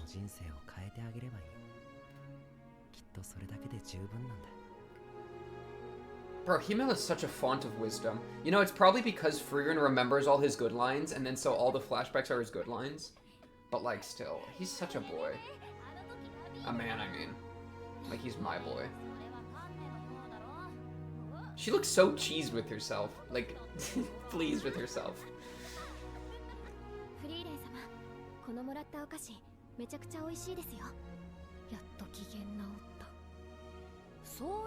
Girls' night. Don't remind her. Oh, too late.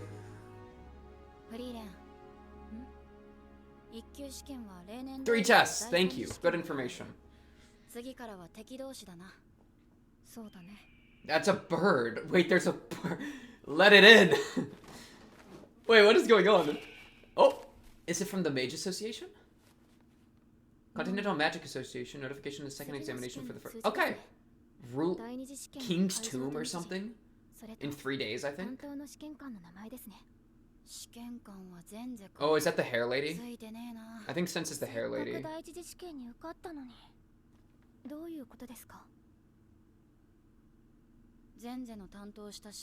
Nobody passed any of them. My goodness, it's horrible. We're so screwed. But I've never taken it, so I'm gonna pass. All right, that's the energy we need. Okay, they've never had me. Sense has never had me. No, like 2 people are passing. Frieren and Fern. No, I'm playing. It can't be just Frieren and Fern. Hello? This group is still trioed up. Girl is meditating. She's still meditating. Don't attack the bird.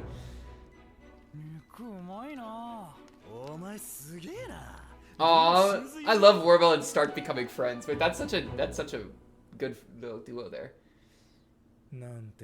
Yeah, Sense. What's the test?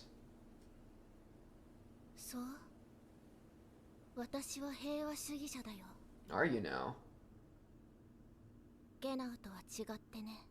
So they don't have to fight each other, maybe?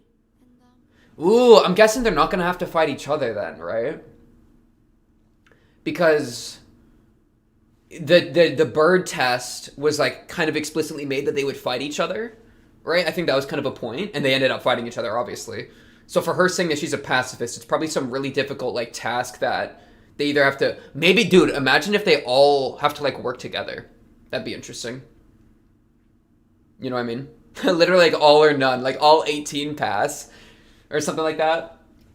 I could see that being a thing where they have to work together instead of clashing, which is why it's so important that a lot of them just became friends with each other better. Ooh, the slice of life portion actually mattering because they're gonna be better working together. That'd be interesting. I don't know. Wow, that was okay. Not at all the episode I was expecting. Like at all. I was expecting the second test like right away. I kind of liked it though. I kind of liked it. Like I said, reminded me of Downtime, which is like. It's always kind of a weird thing. I can't help but compare this to D&D, especially with so many characters running around. Like, and them all kind of doing their own little mini things, you know, whatever. But, like, it's like an RP session, right? Where it's like you just spend the entire time just, like, hanging out, talking, like, going to the bathhouse or whatever. Those are kind of goated. Like, those are kind of usually my favorite ones. You know what I mean? Because you get to actually just kind of be your character and, like, get to know yourself and get to know each other a bit better. Gargoyle, Mimic, No Bones Behind, Demons, Monsters, Mapping, Powerful. The Labyrinth. Okay, they're raiding a dungeon. Okay, so there maybe they all have to get something, and like there's a bunch of like special little things inside, and they all have to grab one, and so they have to like work together and not get picked apart as they're going through, or something like that. I could see that. Who is this random old guy? You've arrived at the essence of martial arts. Bro's just cultivating. Let him cook. Okay. But no, yeah, like I was saying though, like having the characters like actually like get to know each other, A is fun because like now they have like some relationships built up that we get to see tested a bit like in the actual dungeon. But it also is like especially I don't know, like Ubel. We got a ton of Ubel information here that like now I'm even more interested in Ubel already. Like previously it's like, okay, she's the sociopathic scary woman that will kill me. That's always a plus, right? That's always a massive plus. But now to like get a little bit more of an idea of how she works, right? Now when if we see her like in like talking to someone or perhaps even like helping someone in the dungeon, we know exactly like the self-motivation that led her there, right? It's crazy. Her abilities literally like it's beneficial to herself to empathize with others, and she probably doesn't usually empathize with others because she likes to kill people, or like doesn't care about killing people. I don't know about likes to. Well, you know, she probably likes it a little bit. But yeah, so that makes her, that adds like a new layer to like how whatever actions she takes. There's that extra little chunk there, which is really interesting. Because I originally thought that she just didn't want to fight Werbel, right? That Werbel kind of like, she was like, not worth the fight. But nah. What did you... Time to stuff myself, huh? Is that what you just said? It's a crazy line. Like, we really need to swap them 2 plates. Frieren and Stark. Like, how much of this did she actually eat? Dude, if you stack those up, that's bigger than her entire torso. Am I wrong? I think I'm right. Like, each of those schlabs are crazy. You better have donated that to, like, a food shelter. Give that to people when you leave. But no, yeah. So, seeing them all, like, interact, I think is great to, like, you know, get extra ideas for their motivations. But also, like, now, right, we get to see them hang out and have a good time. And it's like, oh, I love all these characters. So now if I see one of them get, like, chopped in half... It's like, oh shoot, I actually care a lot more. You know what I mean? So it's also really good for adding stakes, like adding care for the characters, for the audience. I mean, more so. So it's got like a double function there. Bro she's still eating the donuts, bro. How many donuts is he giving her? I don't remember that girl. I'm gonna be real. She's probably part of like one of the extra groups that just kind of got dropped in. Or like this goober. I like barely remember his face. You could convince me that this guy wasn't in it. Oh wait, I wanted to look at the note. Let me look at the note better, because it said a bit more specifically what was going on in here. Okay.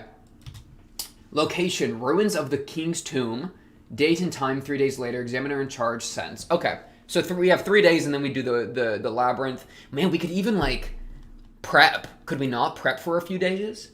We don't know exactly what the test is, but we know where it is, which I think gives us a lot of information. I mean, this tomb is kind of scary. So, like, I don't know, talk to the town people, try to get an idea of what's in this place, right? That kind of deal. Shout out my boy Werbel for actually making use of the downtime by doing something. Yeah. Speaking of, I actually didn't have a good transition. I lied. Werbel has blue hair. Hemel has blue hair. Speaking of Hemel, let me get that, dude, that flash, this line. This is the thing about this show. They will randomly hit you with such a good line out of nowhere and then just keep talking as if it didn't happen.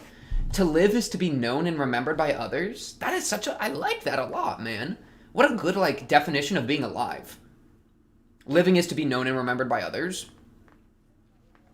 It's fun because it's based in the other, right? It's very much based in, like, human as a social animal type deal. That, like, your existence is based in sociality. But specifically like remembered, right? I mean, humans and legacy. I feel like in fantasy that is such a classic, right? That humans are the ones that have to like really deal with their legacy. Like an elf isn't gonna care about legacy because an elf lives forever. You know what I mean?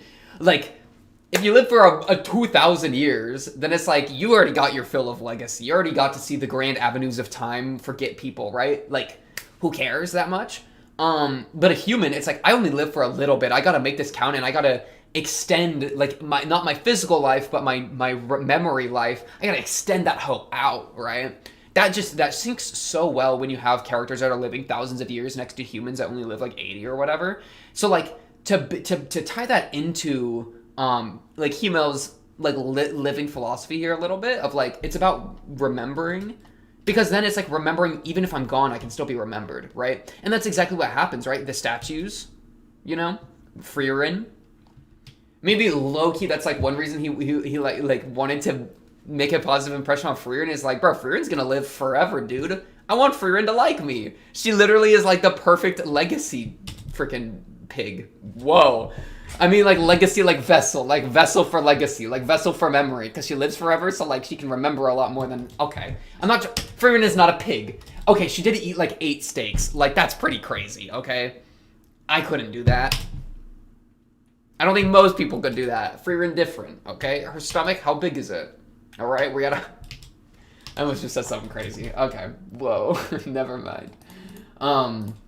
But yeah, so I really like that hemo philosophy, right? It also, man, for Frieren to be remembering that as she's having these positive interactions with Lolly and Kane is great too. Because, like, that's like, she's living now because she is impressing on others in a positive way. She's being remembered by them, right? All that kind of thing. Just having a little girls' night with some snackies, with a little bit of chocolates, right? She positively changed someone's life, even in a small way, by helping them pass and by interacting with them. And now she's like, oh, this is what it's like to live, bro. She's right now just soaking it in, bro. She's like, yeah, this is life. I'm just chilling with my homies. That's really what she's thinking right now. And for her to connect that to Hemo, right? She always goes back to Hemo, which is just so sweet, right? What happened to her foot? Wait, her foot looks broken. Sorry. It's fine. Animate the feet better, please. I'm playing. I'm joking. But yeah, that was sweet. Since I feel like, bro, I'm trying to remember if this happened before. If I feel like I've heard this like trope before of like it's a test that no one's passed in the before ever. But it's like, but our group's gonna be different, you know? I feel like I've seen that trope before, but I can't recall where. I think that's a trope I just see quite a bit, right? Where it's like, especially like a test to get into some organization. You know, the whole like, oh no, we're gonna get hoed. But like, our group, this is a really talented group of contestants, you know? I don't know. I feel like I've seen them before, but I can't quite place it in my memory, which sucks. This was so sweet. It is it is kind of playing Little Miss Lolly. She is not trying to be called Little Miss Lolly right now, bro. Right after she was complaining about getting dolled up, she doesn't want to be called Little Miss. Are you kidding me? It was cute, though. It was cute. It just gives her an excuse to sit on her.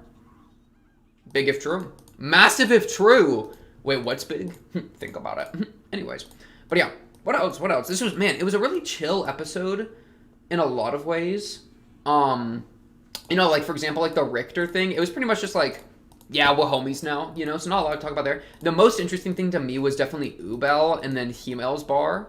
And then otherwise, you know, we can speculate on the King's Tome, but there's not really too much to say there. Anything more to, like, Ubel? So, she got this spell specifically by relating to Werbel's life. And that's what got her the golden ticket. So, who else could she relate to? That'd be, I think, the most interesting next question for her. Who else in this group could she relate to? She tried to do it with, I could swear I have this guy's name down. Glasses. I'm just gonna keep calling you Glasses. I'm sorry, homeboy. Oh, in the very beginning, they showed us everyone. I could actually look at this. Oh, wait, let's just look at the first line again that I missed. Yeah, so, and while we're going through this, the question is Ubel gonna be able to relate to anyone else? That's kind of the last question I would like to think about, but...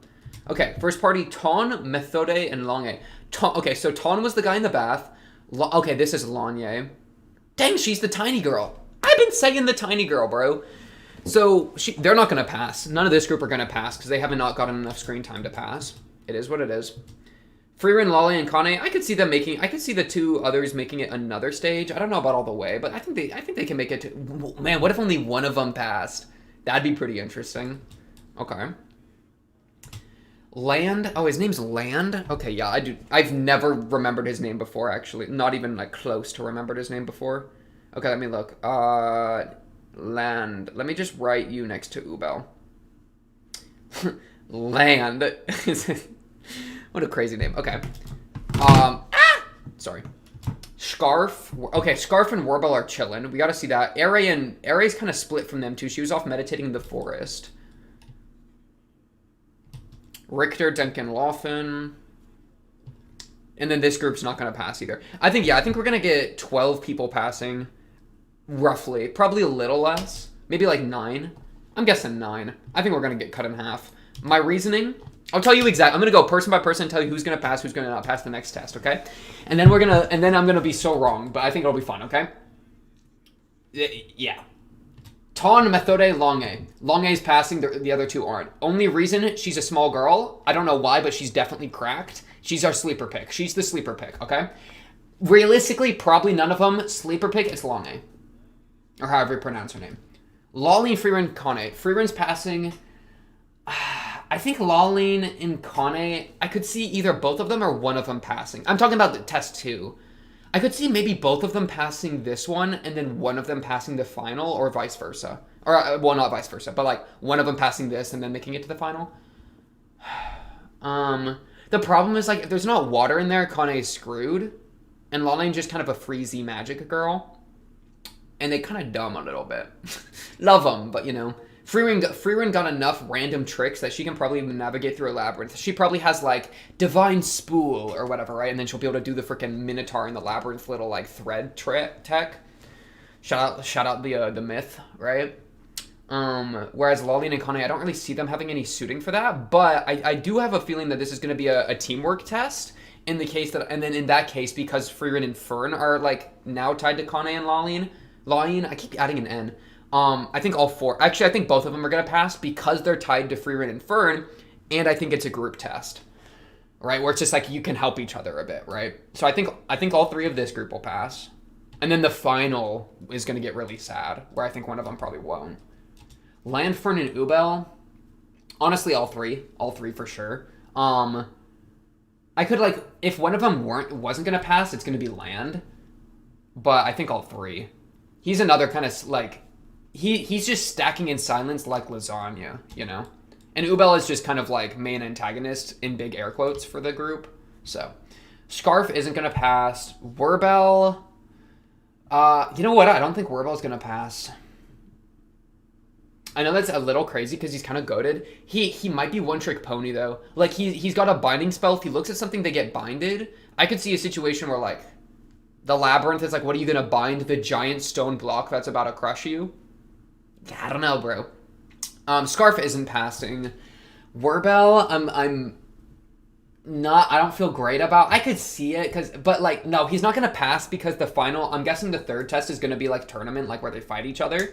It's going to be more direct, and Werbel would sweep, so we need to get him out in group 2. He's just too OP to have in group 3. Oh, but then Ubel has his ability, so Ubel's going to be the same problem. I don't know. No, I mean, I think Ubel's going to pass. Werbel, I don't feel great about. I would say he's our character we like and know that doesn't pass in the second test. Ere, I don't feel great about Ere. My only reason I'm gonna give her a pass is because Rock Mage Labyrinth is underground. It's a tomb. It's underground. There's gonna be earth everywhere. She can do a bunch of earth magic. She's probably OP in that environment. Richter, Denkin, Loffen. Denkin passes. Richter doesn't pass. Loffen passes? Maybe?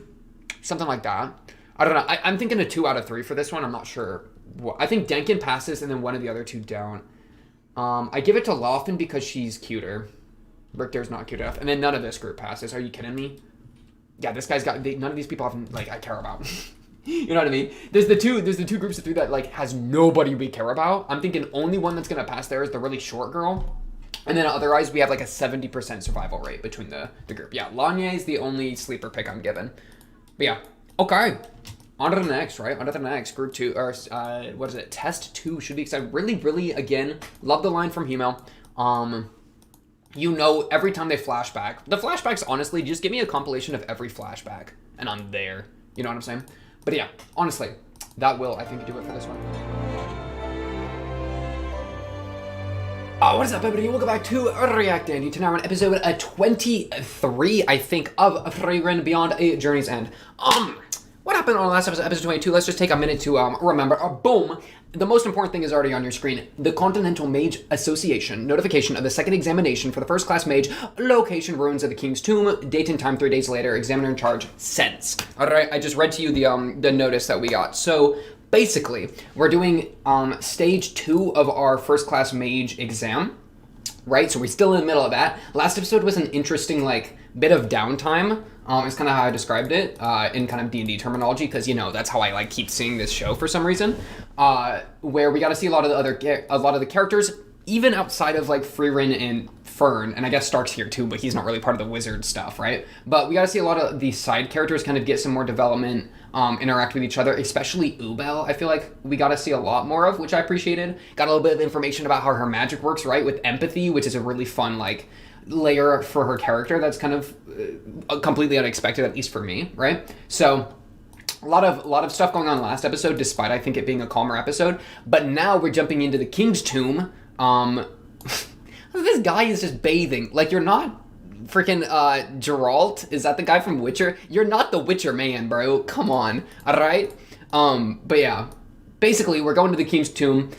It's interesting because she claims she's a pacifist, which makes me kind of think that this is like a group project. That's more like, yeah, I'm not going to make wizards fight each other. I'm a pacifist. They're just going to die by natural elements, such as traps in a dungeon. Something like that. I don't know. Or maybe this will be like, the tombs of the king will be where you have to fight your worst nightmares and enemies. Maybe it's more like a psychological thing. Who knows? I don't know what kind of maniacal nonsense she's got in this tomb, but yeah, it's probably going to be pretty bad considering that no one has ever passed one of her exams before. Oh yeah, also Stark and I don't have my notes up. My nerds. But yeah, let me get my notes up, then we can jump into this episode. Should be very, very exciting. I'm excited to see what exactly is going to be going on in this new one. I quite liked the first exam, so it should be interesting to see where it goes. I also made those predictions on, let me get it up. I made those predictions on who would be passing this last episode, so let's see how wrong I am. But yeah, episode 23 should be very exciting. Let's get this going at the ruins of the King's Tomb located in the Northern Lands in a 3, a 2, a 1. Okay, that was just dumb. Give me that. Lock in. 18. I'm excited, actually. This arc's kind of cooking, is it not?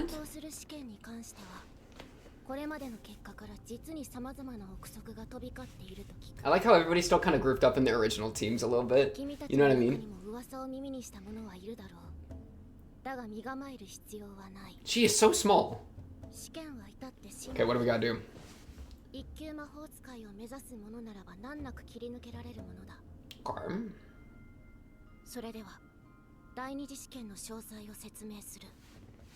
Don't cut to OP. That's rude. You're edging me. I had to wait all week for this, and you're just gonna tease me? Come on, man. We're drinking a sparkling ice berry lemonade.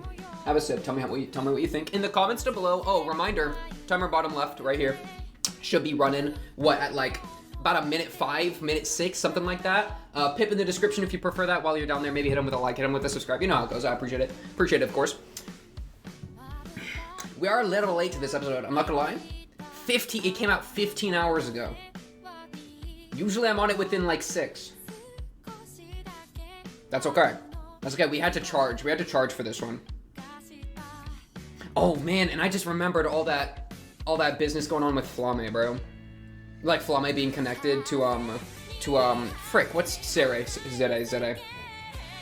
Right? And so there's that little bit of like the mentor-master relationship there. And so, I kind of forgot about that being in play. Man. Oh, and Land and Ubel, yep. Had to remember his name. I've been calling him Glasses, you know. Man, she likes it. Zere likes it. Whose legs are those in the... Is that in the tomb, or is that going to be the final exam? That little bit we get to see with Frieren and Fern together? I'd actually have to analyze Zere's clothing to see if that's Zere that they're standing in front of. Conquering the Labyrinth. Oh yeah, it is like a labyrinth. I think we knew that. I don't remember.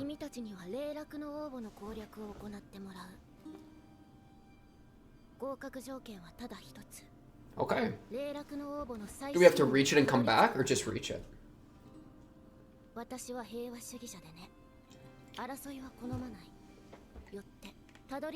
Just reaches the bottom, it sounds like. Okay. ここは多くの冒険者が帰らぬものになった未踏破のダンジョンだ。This man is so bald. 何を言っている？君たちが目指しているのは魔法使いの最高峰だ。不可能を可能にするのが一級魔法使い。Good line. 未踏破だろうが前人未到だろうがねじ伏せて突き進むんだ。最深部にたどり着いたということをどう Oh, good point. Is it gonna be like treasures? 金銀財宝でも持ち帰ればいいのかしら。証明の必要はない。私も共に最深部まで。Oh, okay. So yeah, you're. 無論受験者に手は貸さんがな。それと That's interesting. Is there like a way to teleport out? Would be my question, right? That is exactly what I'm looking for. That is exactly what I'm talking about. Escape Golem. Is he gonna grab you? Just. That's so goofy. So you can leave at any time. Yeah, so we don't really have to make it back. Unless you're at the bottom, right? Hmm. Oh, wait, I kind of like you, Sense.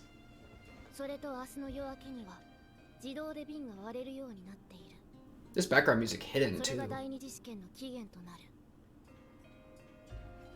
Them like Chinese? Ooh.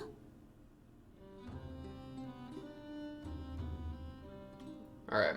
Strategizing time. So, like, for her to be accompanying them, they all kind of are going to be one unit, right? As I kind of thought that might happen.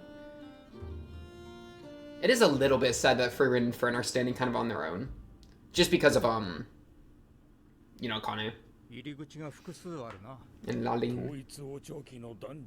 But not really too bad.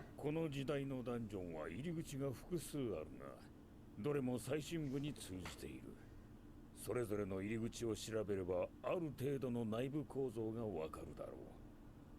全員で手分けをして。なぜ協力する流れになった？ I like Denkin. Denkin already so smart.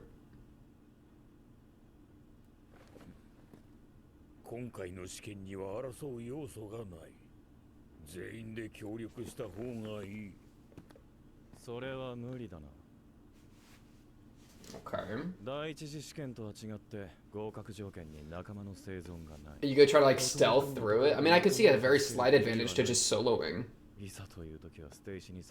Or that, that's kind of true. I mean, I'd still rather cooperate, I think.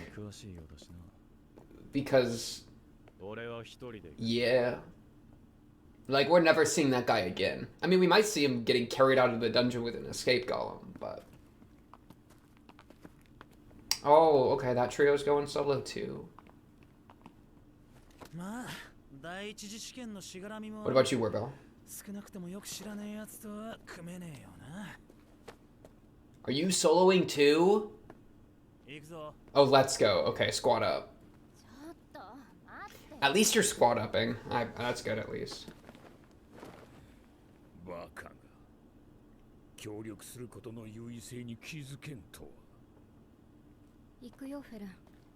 Just the two of you?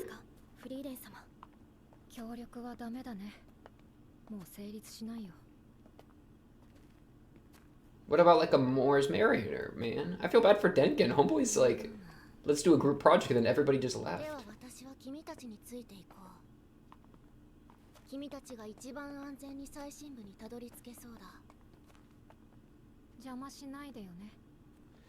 Dang.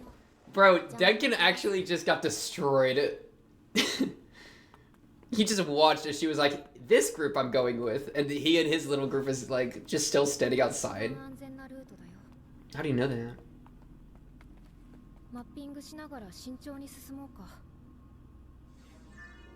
Bro, what? Bro's got a mini-map. Fern! Where did you get that spell? That's actually a mini-map. Whoa.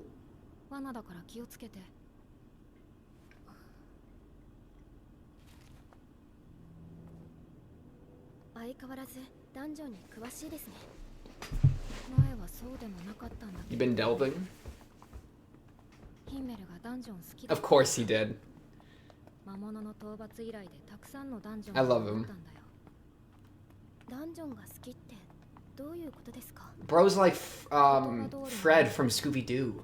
He loves traps. Oh my goodness. In the same way that Fred loves traps, Himel loves dungeons. I'm gonna make that connection. I'm not gonna feel bad. そうか、こっちのルートは外れだな。さっきの分かれ道まで戻るぞ。そうですね。なぜだ。俺たちの目的は最深部にいる魔物だ。いつになったら学ぶんだ、アイゼン。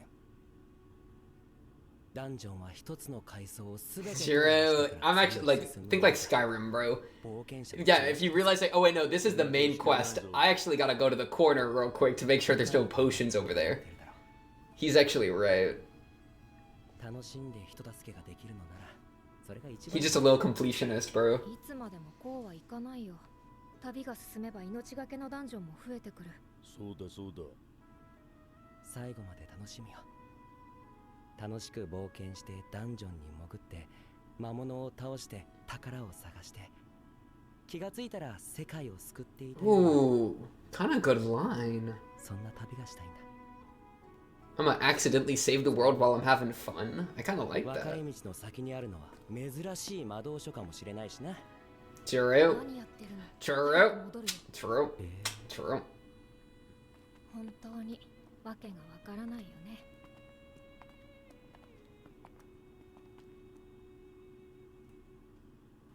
It is interesting. It's known as the King's Tomb, and there's they still outside, and there's like 5 different people on the thing, right? Bro, Connie's gonna. I didn't see any water when Frieren was walking through the place. I'm just gonna be honest. Connie gonna be struggling, right? Is it just you two? Okay. Okay, you 5. I feel a little better about that. 攻略の可能性は十分にあった。それだけの実力者が揃っていたはずだったのだがな。デンケン、みんながあんたほど。I agree with Denken. Denken kind of a genius. 第一次試験の最後にあんたも。Oh, I guess you don't want to like reveal your hand too much. 気に食わなかったんだろうさ。That would be a reason to. That'd be a reason to not group up, because then, like, if you use your magic, then they'll all know what you can do. Frieren. Frieren.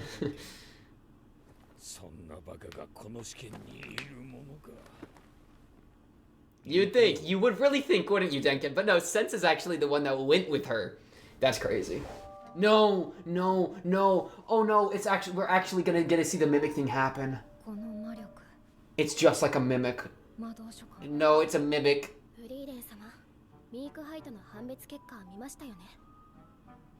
Oh no, we're actually gonna see it happen.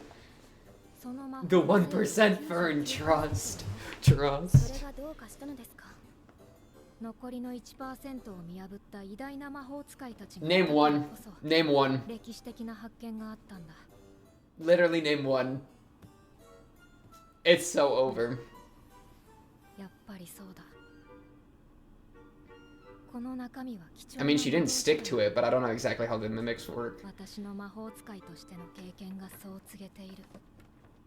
Oh my goodness. Frieren, please. There we go. I was about to say, you're gonna freeze frame her on this? That's just cruel.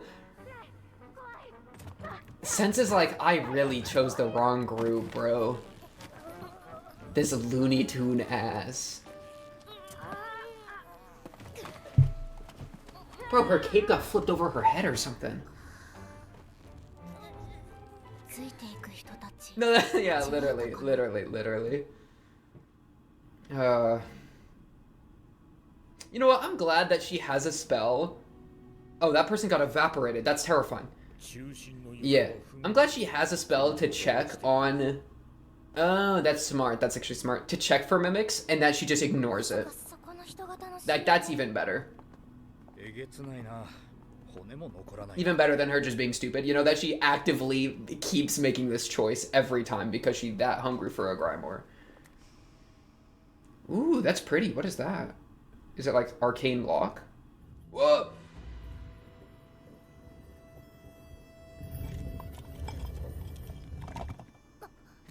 Hello? Okay, yeah, they're just gargoyles.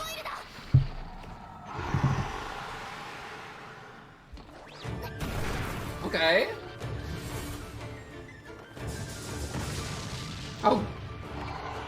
Unless you got regen, you kinda no problem. Just kidding.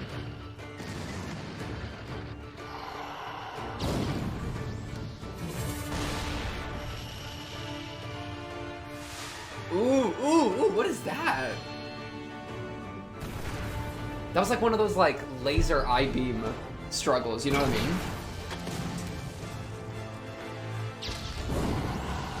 Eee!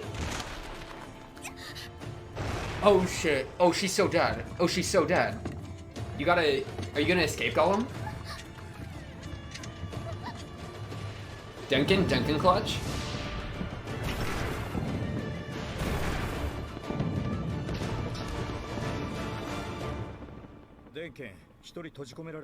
Can we just break that? Break that? Yeah, go move, go move. Bing! She's dead. We tried. Escape Golem won't save you. You're done, so.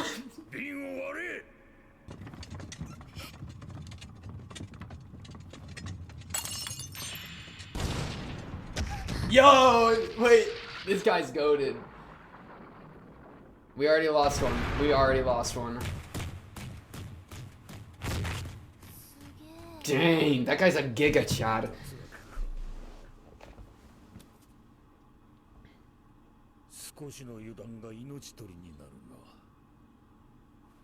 Dude, I wonder if the gargoyle shot her in there on purpose. Again, is this the same one or is this a second one? My goodness, you are... That shot of... Okay, I'm sorry. This is not my fault. What do you mean this? Calm down. Calm down. Breathe. Take a breath. Take a breath. No shot. It's like a gag reflex. It's like an alligator, bro. It's an alligator. You gotta shove your arm down the alligator. Oh, we got it. Oh, you didn't get it. Let me walk. I mean, trust.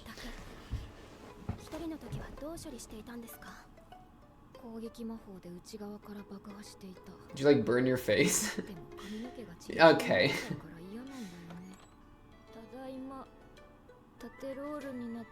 Okay.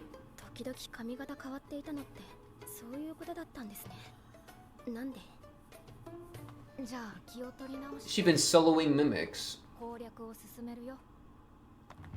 Don't give me that cute little pose right after that. Like you. Okay. Ooh, this is a cool location already now. Oh, wait, just kidding. It's gargoyles. My fault. It looked like the opening. I wish we got a camera turn around there because that was so cool. That spot. Deliante? Never heard of that word before. Yeah, this thing. That's such a cool spot there. Hey, the Hemo logic.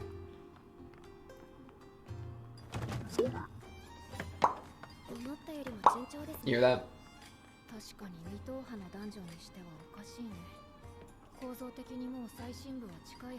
It's kind of weird to send test takers into an unexplored dungeon because you like don't even know what your own test is. No, look at all our stuff. That's just a plate, bro. Yeah, that one is just a plate.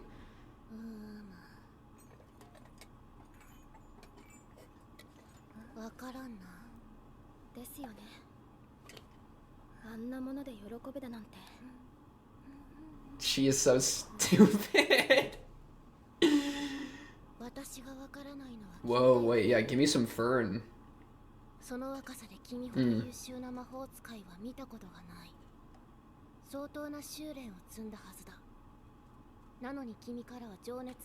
Wow. That's low-key kind of true. Not like no, but like she is very, yeah. She don't got much of a burning fire in her in a way that a lot and like certain people do.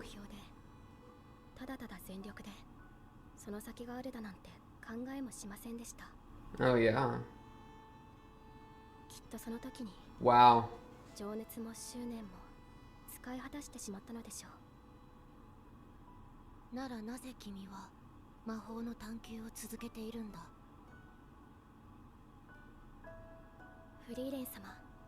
Low-key it's for Frieren. Aww. 私が初めてダンジョンに潜った時もフリーレン様はガラクタみたいな魔道具を集めて楽しそうに笑っていました。 Aww. つられて笑ってしまったんです。きっと私はそんな Aww. That's so sweet. I love them too. そろそろ先に進みましょう。 You got like a bag of holding for Frieren? Because I don't think we're gonna be carrying all that junk around. きっと君たちならこの過酷なダンジョンを楽しむことができる。 Ooh. Ooh.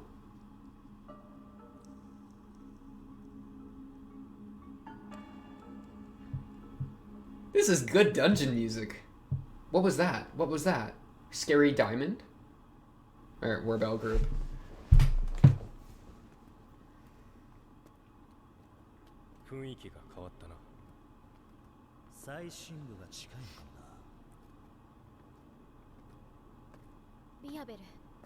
Wearbell.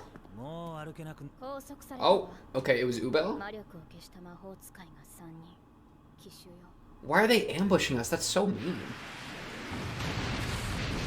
Not gonna lie, you kind of mistimed that shot. You should have done that like 5 seconds ago. Oh yeah, this is Flower Guy. Oh, you can conjure flowers. That is so much more helpful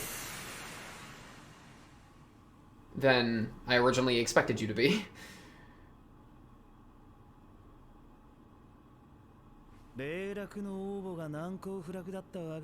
Oh wait, is it not Ubel then? Oh shoot, it's them! Oh shoot. I was about to say, like, why would she do that?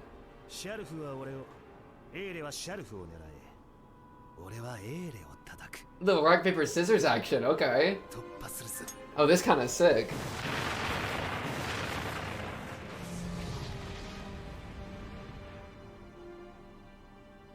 Does this happen for everyone? So you gotta fight yourself. That's fast. Ooh!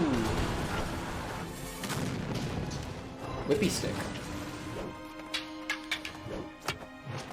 Okay, okay, okay. Do they got? Surely they got all 3 of the clones here, right? Oh, good move, good move. Block the vision and then shoot through it. That's actually a sick move.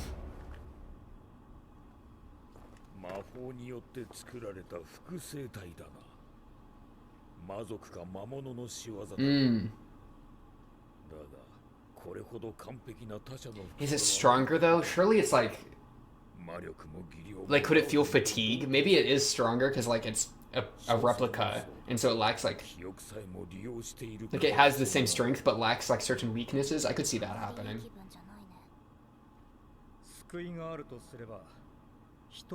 True. Oh my goodness, can we not play Among Us? Yeah.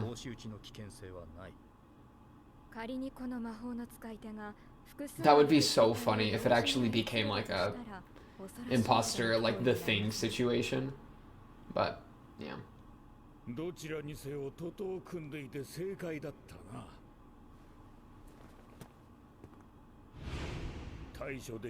Facts, actually facts. Because you can outsmart them better, I think, with a team you have. Yeah. You can't, like, how do you outsmart a copy of yourself, you know? But it also gives them more fuel to work with, maybe, right? They can make more clones, but... Or maybe there's more clones of her. Oh, shoot. Wait, this is crazy. Who is that? If it's Frieren, I'm crying. It's Frieren, we're crying. It's so over for Denkin. Wait, who is it? Wait, is it Zide? That'd be even worse.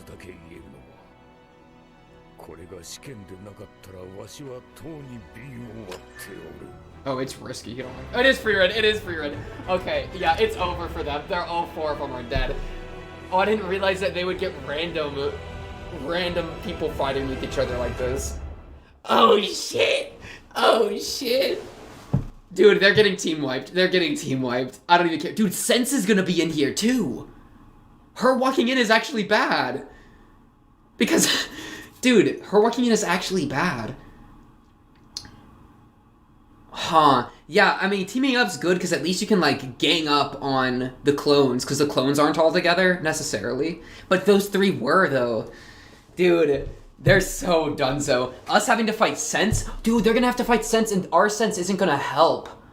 So they're actually down a person, because there's gonna be, what, there's 18 contestants in Sense, so there's 19 walking in, but Sense isn't gonna participate, so there's really only 18 walking in.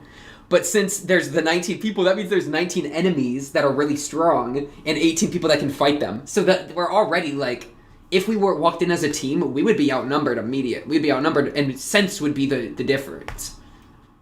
So that would suck, actually. But, like, I mean, I'd still think it would be better to team up. Like, I'm kind of with them there. Because they haven't seemed... It's not like they would all run into them at the same time. So you could just, like, 19v1 or 18v1, hypothetically. Like, 18v5 even. But I don't know. It depends who's controlling them. Oh, because, yeah, somebody could be controlling them. That's what was said. Dang, this is a crazy little arc. At least Ubel will get to kill replicas of people and feel good about it. You know what I'm saying?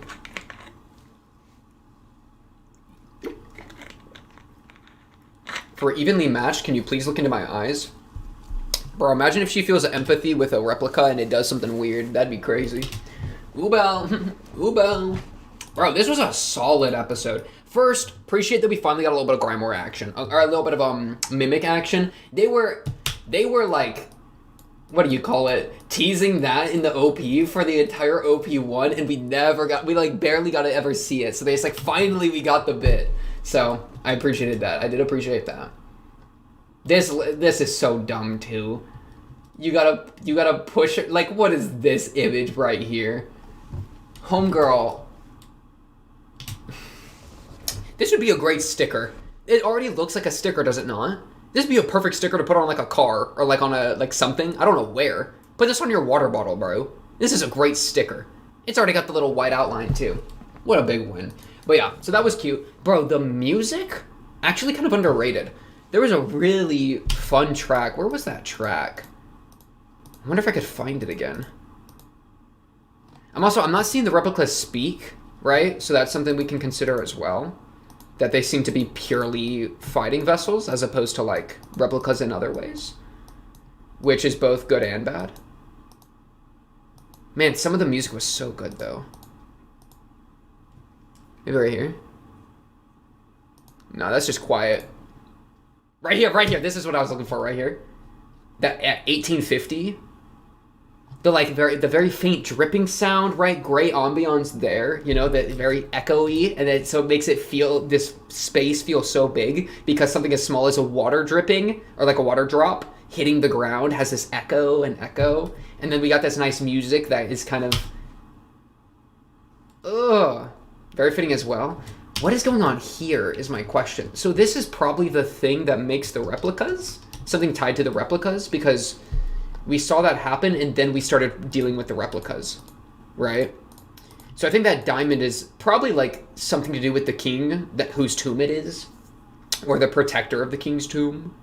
So I don't know. We'll have to just remember what's going on there. I'll even write that down. Diamond image appeared.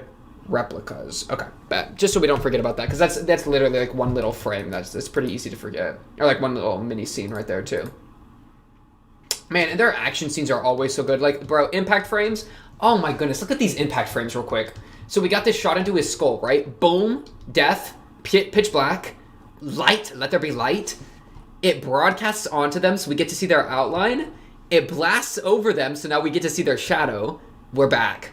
All right, and then so we just watched that. Now we go back a few seconds just to really watch it in like full action. It gives it that wash effect, right? And so it like moves through the scene, bro. Also, like, random thing, bro, cinematography, good cinematography. We're like down. We're at such a fun angle, bro. I'm looking at it from here. You know what I'm saying? Like, let me watch Frieren. Bam, up there. That is sick, right? It's just inventive, right? I love when they actually play with the camera like that. You know, they were doing a lot of this. Ooh, and this little jump up, she really just turned into like a line. Oh wow, I wonder why they did this. Look at this. It gets darker. The entire scene gets shadowed here for a second. Right? When they're all off frame. It's like a transition frame. Wow, that is so weird. I wonder why they did that. Maybe it just is easier on the eye. I'm sure there's all sorts of animation tactics being used here. The animation is just so good, right? And I'm definitely not someone very proficient in animation at all, right? So I only can notice so much, but it's just so cool to see. Like, I wonder, like, oh my goodness, even that. The way it bursts through the smoke, you can see the ring behind it right here. The red of the, like, the smoke is getting evaporated by this red burst, which then is where we get the visual. Oh my goodness. Clean. This poor girl got blammoed. Didn't I say she was going to survive the test? Wait, didn't I say the short? Is this the super short girl? There's like 2 shorter girls. One of them's super short, though. I said the super short was going to pass, didn't I? Yeah, I think she was the one I was talking about. Oops. Oops, I did it again. Yeah, she was the first out. Well, at least you know I didn't pre-watch. Or pre-read, because the episode wasn't even out yet. Yeah. Man, and that little fern bit was real sweet, too. Wait, where's the freaking shot I was just at? Oh, right here. Yeah, this gargoyle fight went way too hard for no reason. Honestly, whatever spell she used here, too, is really interesting to me. Because it's like, bro, usually I feel like we've seen defensive spells as, like... I feel like we haven't seen a defensive spell convert into an attack spell before. You know? Like, sure, we can block with a rock and then shoot the rock, but, like, most of the defense spells we've seen have been, like, I shield, and then I blast, right? There's 2 separate spells going on. Here was, like, I shield, and then through my shield, I'm going to blast. So it's, like, it seems to be 1 spell effect here, right? She's casting 1 spell that does 2 functions. So that's pretty interesting, because we haven't really seen that before. Yeah, that's such a sick shot. That was maybe my favorite part of the action sequence, was that little, like, back and forth. Or, dude, or the golem appearing. The golem's giga, Chad.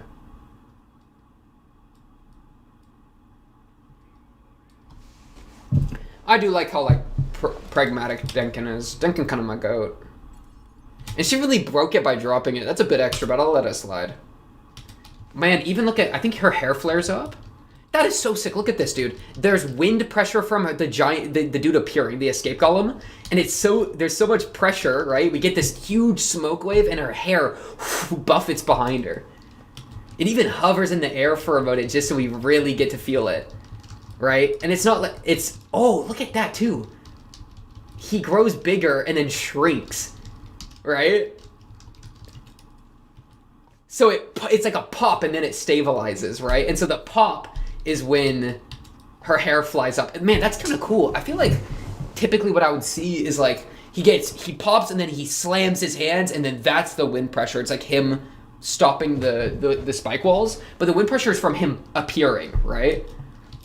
Like that's the most energy is him just being there, right? Coming out of the bottle. Him stopping the thing is like easy. That's the afterthought, bro. Him actually appearing is like where the intensity of this shot comes from. Yeah, like her hair's flying in the air and he hasn't even done anything yet. That's pretty cool. These guys are goated, bro. A first-class mage made this. We got her name, but I don't quite remember it. Yeah, I'm not dealing with that. That is terrifying. Bro, you tell me at dawn tomorrow all of the bottles are gonna break? There's gonna be like 10 of those guys running around, right? They're all gonna break at the same time, and like, honestly, they should just drink together. I feel like they'd all be drinking buddies. Like a bunch of firefighters, bro. That escape golem is firefighter energy.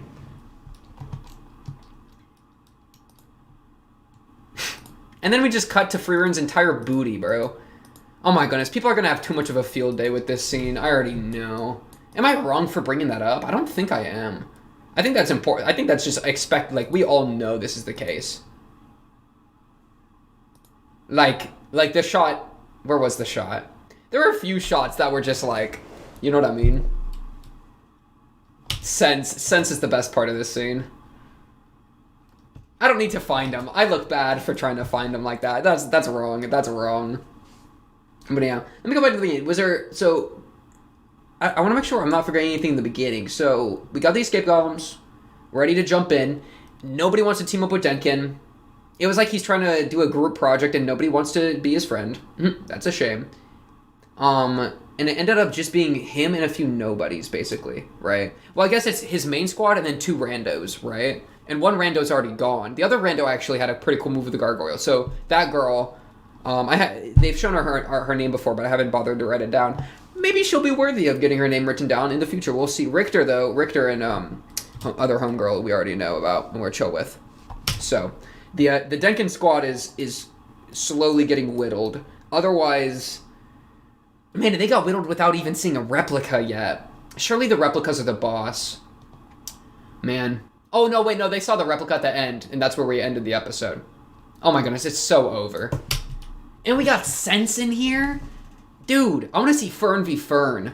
That'd be pretty sick. That'd be the fastest, like, that'd be 2 Gatling guns against each other. The way they'd be shooting their beams and blocking perfectly. That would be such a cool thing. Oh my goodness, give me Fern v. Fern. Give me Ubel's replica against somebody. That'd be Ubel's replica will be a real fun one. Ubel versus some of the like fodder people's replicas would be fun because it would be fun to just watch her like roll somebody and have a good time with it. Oh my goodness, wait, is the little girl that got destroyed, is she gonna have a replica, bro? Dude, wait, when you get taken out of the dungeon, I wonder if you still have a replica or not. Because if we run into her replica, that'd be so funny. Probably not. I would guess not, because then, like, surely the adventurers that have come and died here, like Homeboy that got squished by the ceiling, they would have replicas running around too, maybe. Though, it depends. There might not be strict laws as much, because this could be being done by someone pretty actively. Dude, have we ever seen her staff do that before? I don't remember her staff doing a boing. Like, I did not know you were not joking when you said, I'm a grower, not a shower. Like, my goodness. And the way he turned into a little whippy whip.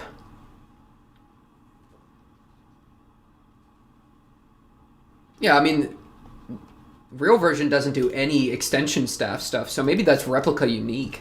That'd be really cool if that's replica unique. Right? Oh, dude, imagine if there's like some sort of wizard or something, mage, that is like controlling these replicas and they're enhancing them. So it's like, I have remade you, but I made you a little stronger. I give you a new ability, right? So you'll be, you know what I mean? Instead of just a perfect replica, then we're done. If it was like perfect replica plus 1 or 2 things, right? On top of just whatever buffs may be associated with being a construct. You know what I mean? Though, man, you'd have to have so much mana. Like, does Frieren's replica have as much mana as Frieren does? I don't know. That's a question and a half, right? There's a lot to really find out with the scale of how strong these things are. Right? Must be the work of demons or monsters, he says. But I've never seen such a perfect copy of another person before. Then I don't think it's demons and monsters. It's gotta be some crazy OP, like, mage. Well, maybe. I don't know. The King's Tomb. We'll just have to see. Him saying, but I've never seen a perfect copy right after that makes me think that, like, there's a really skilled mage doing something. Its mana was the same, like the signature of the mana? Yeah. I don't know what's going on in here, right? But I think it could very well be like a very strong wizard. Like, low-key, somebody was like, yo, Zere, give me the memory golemification spell, please. And then died or something, right? Zere's 1,000,000 years old, right? Like, I wouldn't be surprised if there was some attachment to her in this place with, like, such an incredible, like, spell, question mark, being used. If it isn't indeed a spell that is doing this replication here. But yeah, bro. Rest in peace, Denkin. Denkin enjoyers, I am so sorry. I'm so sorry what you're going through right now. That includes me. I'm a Denkin enjoyer. So rest in peace. See you next time. Hey, next year, all right? Like, you know what I mean? Because it's over for y'all. Hey, everyone else, all right? All we all gotta worry about now is Sense, okay? Frieren and Sense and Fern, kind of. But definitely Frieren and Sense, I think, are the 2 bosses, okay? So we got one of them, we know where they are, so that everyone else can take a little bit of a breather a little bit. Not that they even know what's going on, but yeah. Honestly, I think that'll do it for this episode. Wonderful little episode of Frieren 20.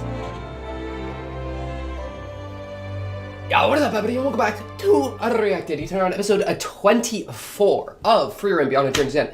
What happened last episode? We're just gonna get right into it, okay? Boom! You're like, whoa, it's the comments. I just wanted to spend like 2 minutes in here real quick to point out a few things people pointed out that I think will be good to remember going into this episode.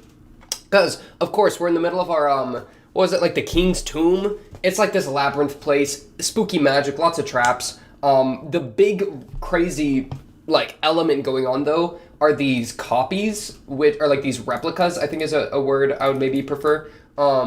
That of all of our contestants that are now, like, they're having to fight against, right? So, like, I think Denkin's squad is the one getting jumped by Frieren's clone. And then we already saw, like, Werbel fight, like, his group is in the middle of, I think, fighting theirs. I'll actually have to check to see if they finished that fight or not.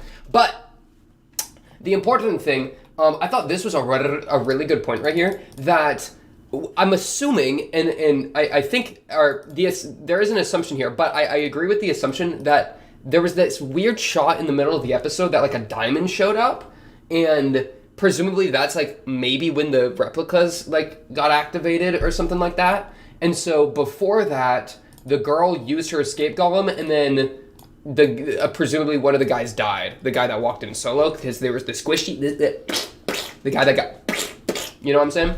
So 17 enemies, 16 fighters, I think that's probably more accurate. You know, if you're keeping tally, if you're keeping count type deal. It is, I didn't even really think about how scary Fern's gonna be with this too.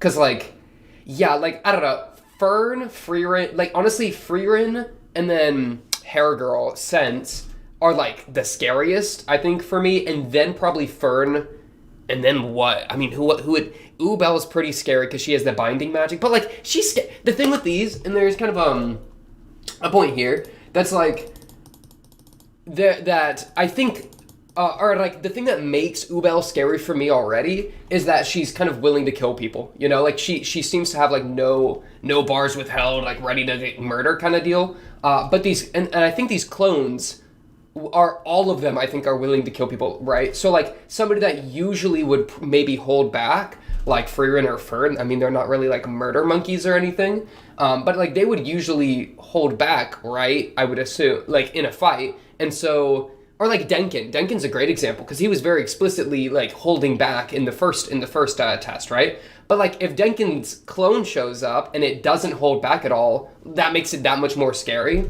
So honestly, like, a lot of these contestants are going to be really scary, right? I definitely got Frieren, Fern, and Sense at the top with I think Sense and Frieren a little bit above Fern. Well, I don't know how much I'm rating Sense. Sense is hard to rank. We haven't really seen anything from her yet.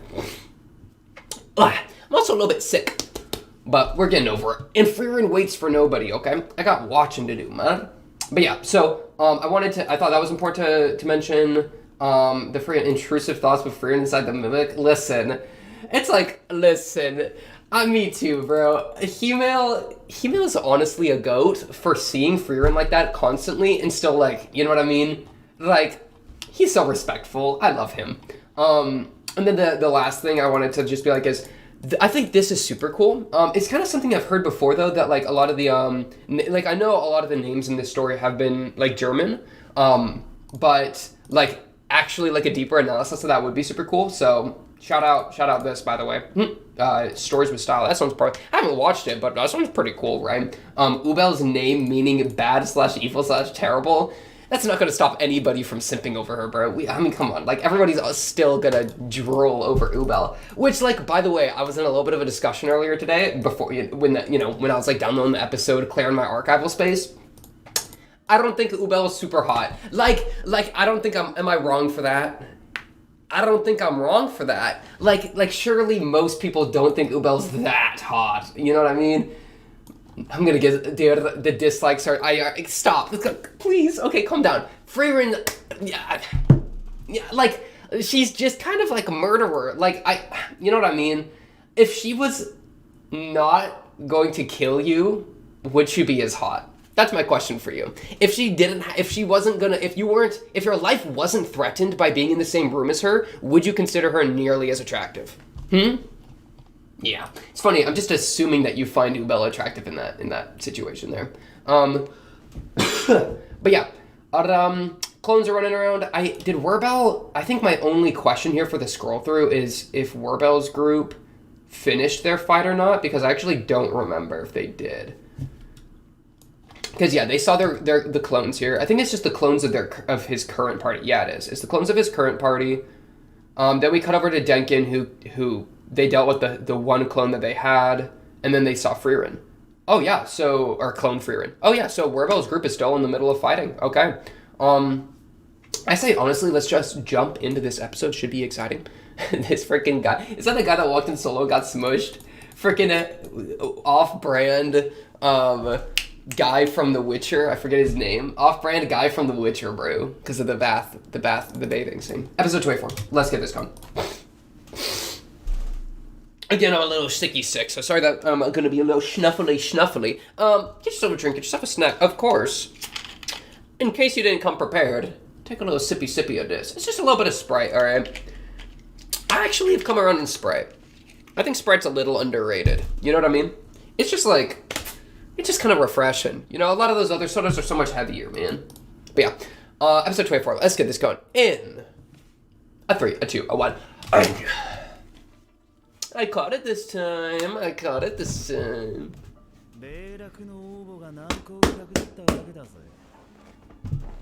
Pippin description. Timer bottom left. Like the video. Etc. Alright. They even gave us a reminder that the Werebell thing was going on, so I didn't even have to check. That's pretty funny. That's, you know what I mean? That's, okay. Walk in.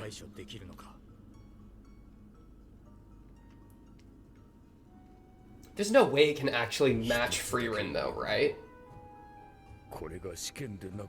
I would have escaped Gollum. Yeah, I remember him saying that. None of the music. I love the stupid music they play. Their music is so good. OP, right? OP, play the OP. Yeah, you're not. I don't know how this works, man. You give me a little recap, then we jump into the OP. I hear you. Should I just do karaoke every time an OP plays?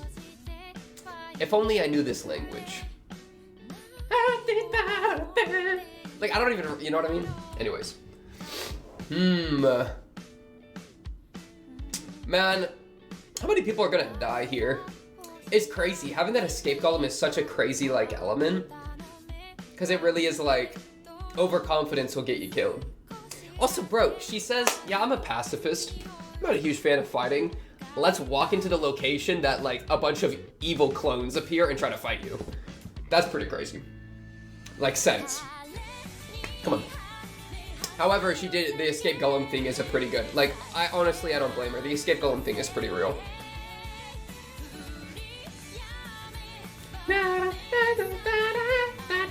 Yeah, I do just wonder, what are the limits of these replicas, these clones, you know? Surely they can't, like, completely match up to, like, Frieren, you know? Like, if Frieren fought clone Frieren, normal Frieren, I mean, I would assume normal Frieren would win. Oh, they might be fighting a clone there. We can maybe analyze who that is actually currently in that shot with Frieren and Fern. They might be fighting a clone, because I thought it was a silhouette, but it looks kind of like clay or something. Perfect replicas? What are the dungeon? Water mirror. Ooh, I like that. The clone is your, like, mirror reflection.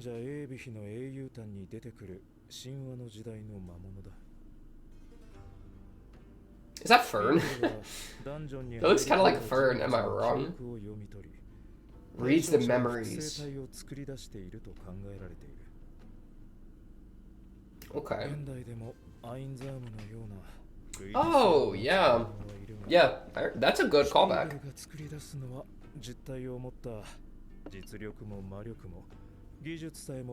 So literally bubbles in the tea, that's pretty good. Good attention to detail.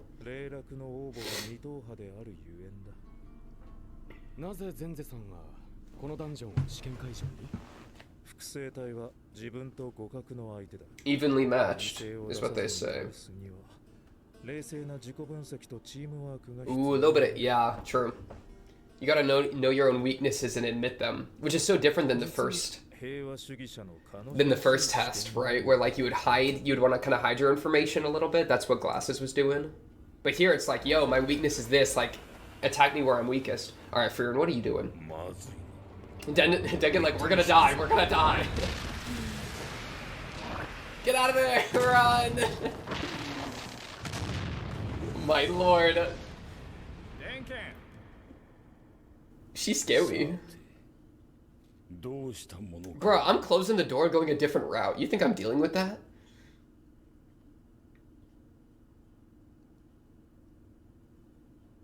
Oh, it's Ubel.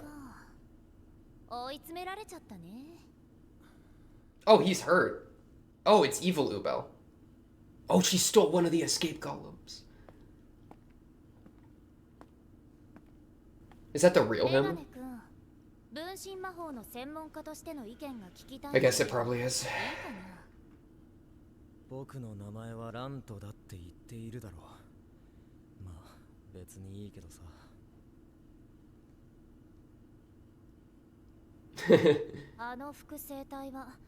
Oh, true. He's good at cloning. So yeah, that would make perfect sense to ask him.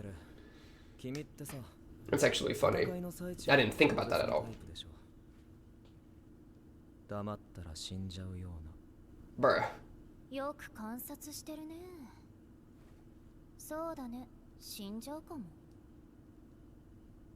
Okay.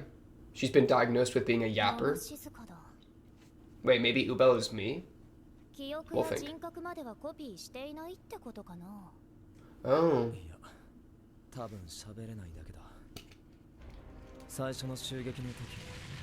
That is such a clone Ubel thing to do. Okay, so being a clone, because I feel like that is clone Ubel personality. That's Ubel personality, right? That's just a dick move. Exactly. So yeah, it actually being based on them does influence how they act 100%. They're just aggressive too. It's like bloodlust variants. Oh, and it knows about it. Yeah, sure.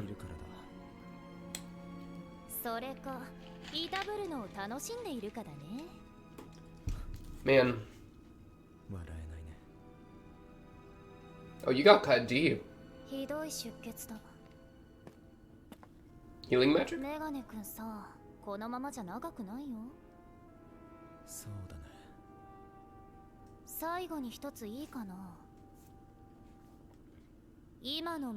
Oh, she don't know.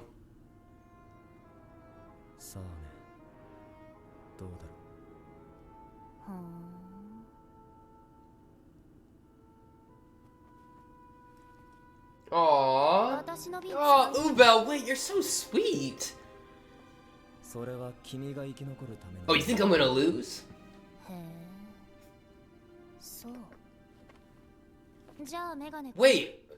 Wait, okay, maybe I've been too hard on Ubel. She really trying to empathize. Oh, shoot. Okay, too many people are excited for this. Seeing the two Ubels face to face, they're like, oh, come on. Maybe y'all don't have to fight, my fault. My fault. In its entire body? Oh! The scrape?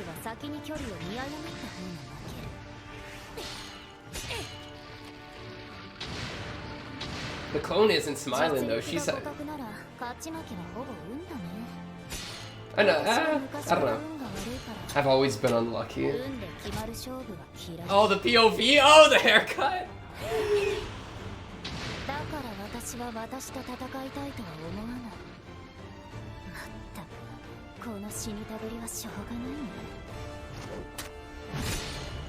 Oh, okay, good move. Dude,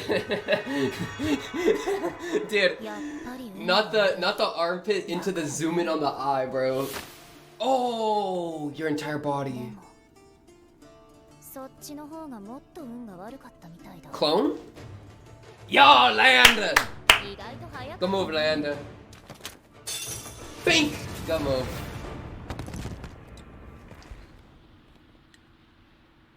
The bottle, is it okay? What is it doing? Oh, because it was the clone one. He was the clone, so it was the clone bottle. Ah. She kind of gambled on him being the clone low-key, because him being the clone meant that the real one could come help.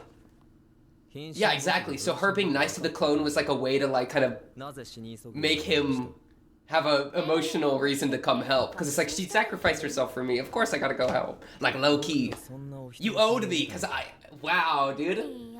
Wait, Ubel's smart. She really 10 steps ahead. Only a clone wouldn't.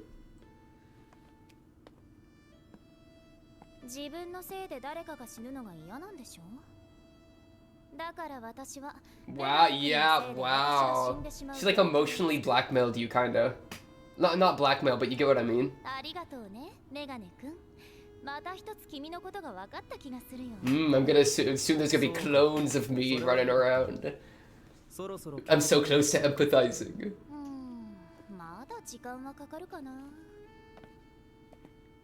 That's crazy. That was like, dude, well played, Ubel. Actually, well played, Ubel.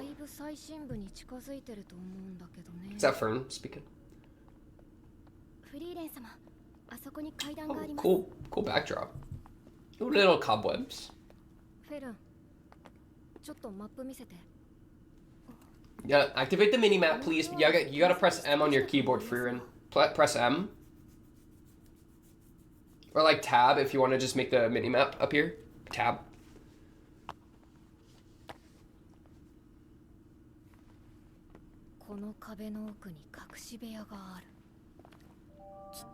Okay. She's such a goblin, dude.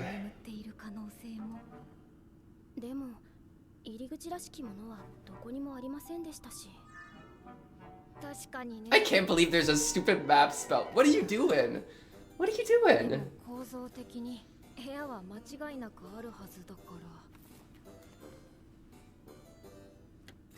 Oh. Okay, good move.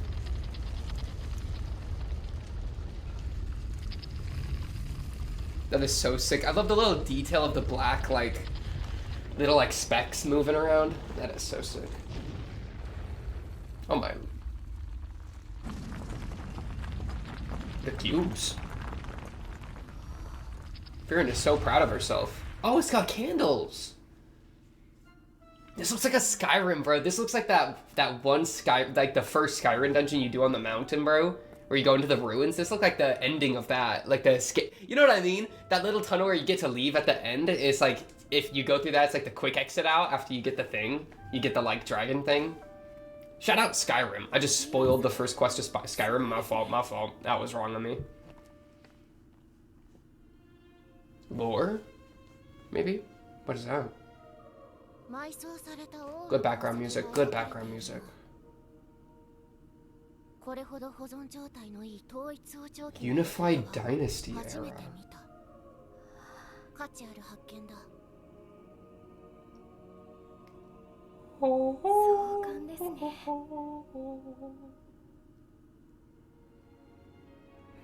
Oh, the string variant. We go from vocals to strings. Good transition to No, not to Hemel. I thought we were doing a flashback transition. Man, their music is so good in this show. What is that whispering? What's going? Am I tripping? Oh, what's up, Denkin? Oh, well, if we can just 7v1 Frieren, we win.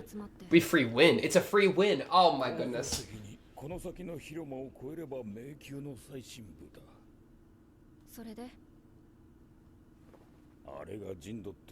That thing. Wow, that means Denkin's squad got here first. Well, Frieren was going slow. They were mapping out the entire place because they were enjoying the dungeon. Is Frieren gonna solo it? She's too excited, bro. She's too excited. She's gonna try to solo it. Low key, she might. Alright, let me test this, hoe. Really? Damn. Alright, Fern, go 1v1 it. Maybe she is who Frieren and Fern. They 2v1 maybe? Gotta be willing to tell people your weaknesses. Alright, what are your weaknesses? Fern, put on the Put on the hemo disguise that I taught you about last night. Okay, that's wrong of me. That was so gross. I'm sorry. I'm resistant to both. Oh, good move. Yeah, let's just change the subject. That's horrible.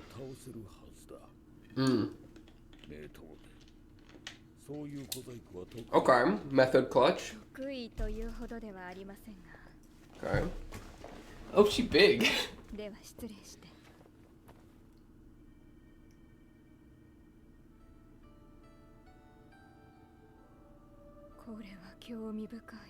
That was cute. Aw, a little hug. Barring a large difference in mana. There we go.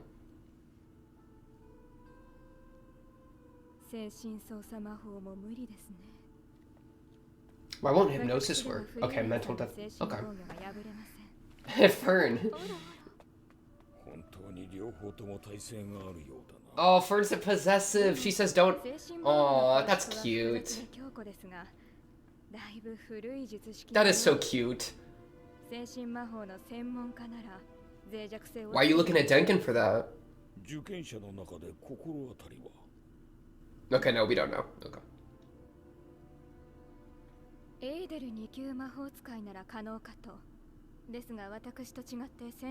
Is Edo still here? Which one was Edo? I'm like looking through my notes. I don't remember Edo. Good point. We gotta jump a weak. We gotta jump a weak replica and then test on it. We gotta experiment, bro. Who's the weakest person here? We gotta find that replica, bro.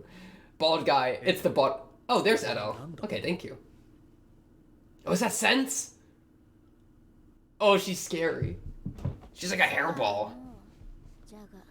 一級魔法使い前世と同等の力を持っていると考えて間違いあるまい。魔力を消して潜伏するにも限界がある。もう倒すしかない。倒せると思うのかブライ。わしはともかく。It's funny, I literally wrote these three off so hard. I literally was like, oh, these people aren't gonna matter, but like, Edo's actually about a clutch. That's fair, yeah. Not suited for dungeoneering.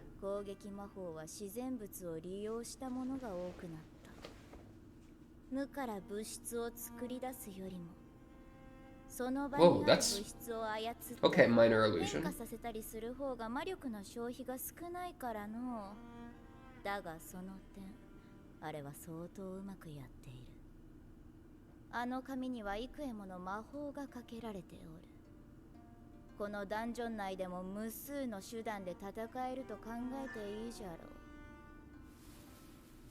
Is that her booty or is that... No, it's just her hair. The curve of her hair, I was like... Okay, calm down. Block him.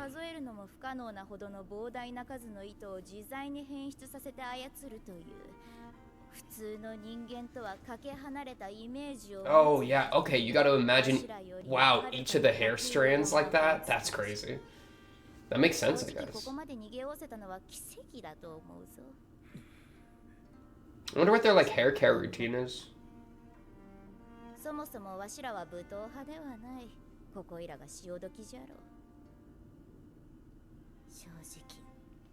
Honestly, I'm scared. Ooh, is that where her hypnosis?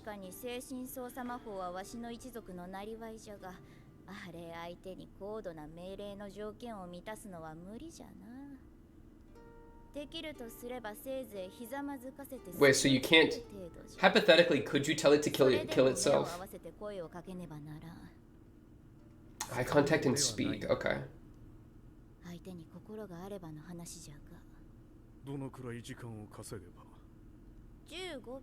15 seconds? That's long. How are they supposed to buy you 15 seconds? Oh, it's over.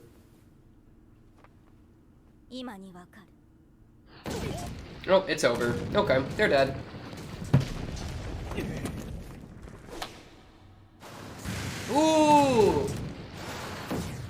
Okay, Edela is crazy. That clap was nuts.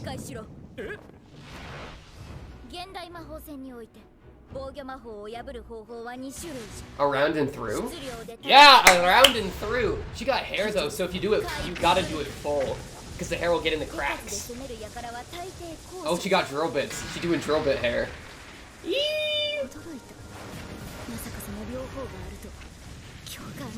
I was about to say, what if it like went underground and up through, but it's a globe, so it can't.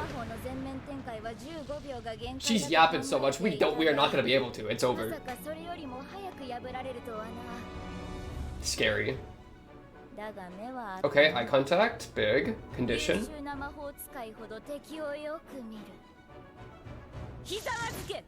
I'm kneeling. Okay, and she's dead. Okay, well, use the it has no mind? Oh shit. Ah, psh.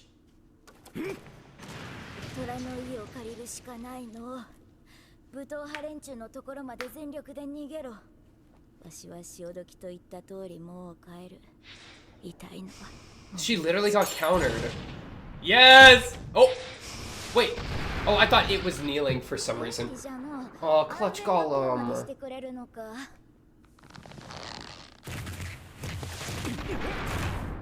Yeah, y'all gotta get out of here. Dang. Yeah. We're just gonna have to fight it. I mean, the thing is, Frieren plus Fern are gonna fight Frieren. I think that's the play. I think that's what the OP is as well.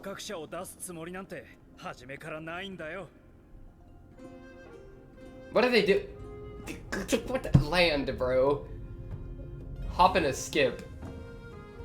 Oh, hair guy's fine. I thought hair guy was the guy that got squished. No, he's just depressed. Okay, bet. 現状情報が少ないからね。心がないパターンも考えた方がいい。その場合は力技になるだろうけどね。Is that exciting, Frieren? Do you want to use? She definitely can. She's Frieren, bro. Just give her a teammate. That's the thing, bro. We're 7v1ing this hoe. We can win that so easily. This is the real problem. A 3v3? How are you supposed to do a 3v3? Oh, they got different positioning, though. Interesting. It's like a snowball fight in Snowball Forts. This is exactly what Warbell's used to, though. He's a war guy. I love Warbell. Warbell actually underrated.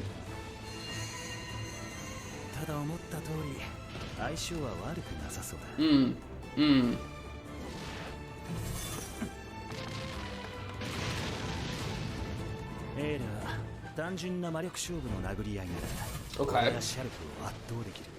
Ooh! That's pretty sick. Oh, good shots, good shots. Shooting the roof? Low collapse action? No, it just misses. No, collapse action, yes. Good move, Warbell. Don't get overconfident though, brother.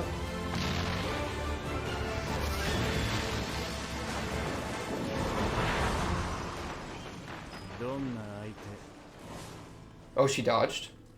Oh, got you. I got my eyes on your full body, right? Alright! Don't cut away. That was a dude. I love that fight. That fight was actually cooking. それでしたら、もしかしたら私、フリーレン様を殺せるかもしれません。そう。はい。Halfern, do you want a 1v1? That would be so sick. What if... No! What? How was it that short? Oh my god, that was normal length? Oh my goodness, I'm getting edged again. It's literally like been a week, bro. And I just get, what, written off like that? Come on, man. What's up with the gravestone? How long is this story gonna be? We're gonna make it to heaven before we're gonna make it to heaven, right? Because I assume that making it to heaven's like the end. Maybe it's not. What is this? What is it? I don't know. I feel like the rest of the season's just gonna be this arc though, so I don't know what this is talking about. I think this is post season 1. This looks like season 2 type bit. You know what I'm saying?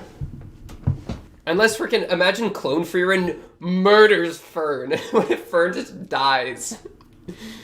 Like, in the clone fight, you know, that would be brutal. No way, there's no shot. We got this, bro. It's literally like a 10v1.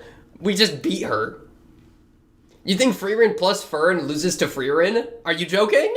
Clutch. Murder. You know what I mean? How do you fight your duplicate? That's a great question. That's a great question. Jumping it with 10 times the number is a great answer. Like in any situation.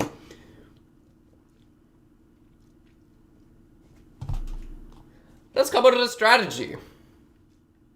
Don't you think you should apologize? A fatal vulnerability. True. That's true. Hey, that's pretty true. No, but like... So, it has no mind, so that gives it a buff. It has construct buff, right? Immutable form type business, right? This guy is suffering right now. I'm just gonna ignore you. You're a side character. Ignored. But my thing with this is it's like, guys, I think we might be overthinking it a little bit. Maybe I'm just a fool. I'm kind of stupid, I'm not gonna lie. I'm kind of, you know what I mean? Like, yeah. But, like, there's so many of us. Surely Frieren's not that strong that Frieren plus, like I guess the question for me is how dangerous would Frieren be backed into a corner when she knows she's gonna lose? Like, because that would be the situation where maybe, like, imagine all 10 of us, I don't know, are there 9 of us here? How many of us are even here? 1, 2, 3, 4, 5, 6 with sense. Might be like 6 or 7 of us. Let's just say 6 for fun. 6 of us jump in. We're gonna kill Frieren. Alright, Frieren. We all just shoot at her a bunch, right? If she's like, oh, I'm gonna lose, can she just drop like self-destruct mana nuke? Because that would be an issue. I think that's the only thing I would be worried about, is that like in a genuine fight where Clone Frieren is trying to just survive and like, you know what I mean? As opposed to like kamikaze, I think we win that without casualty like 95% of the time. Maybe Clone Frieren gets a lucky snipe, that's the 5%. But like we're so in that, right?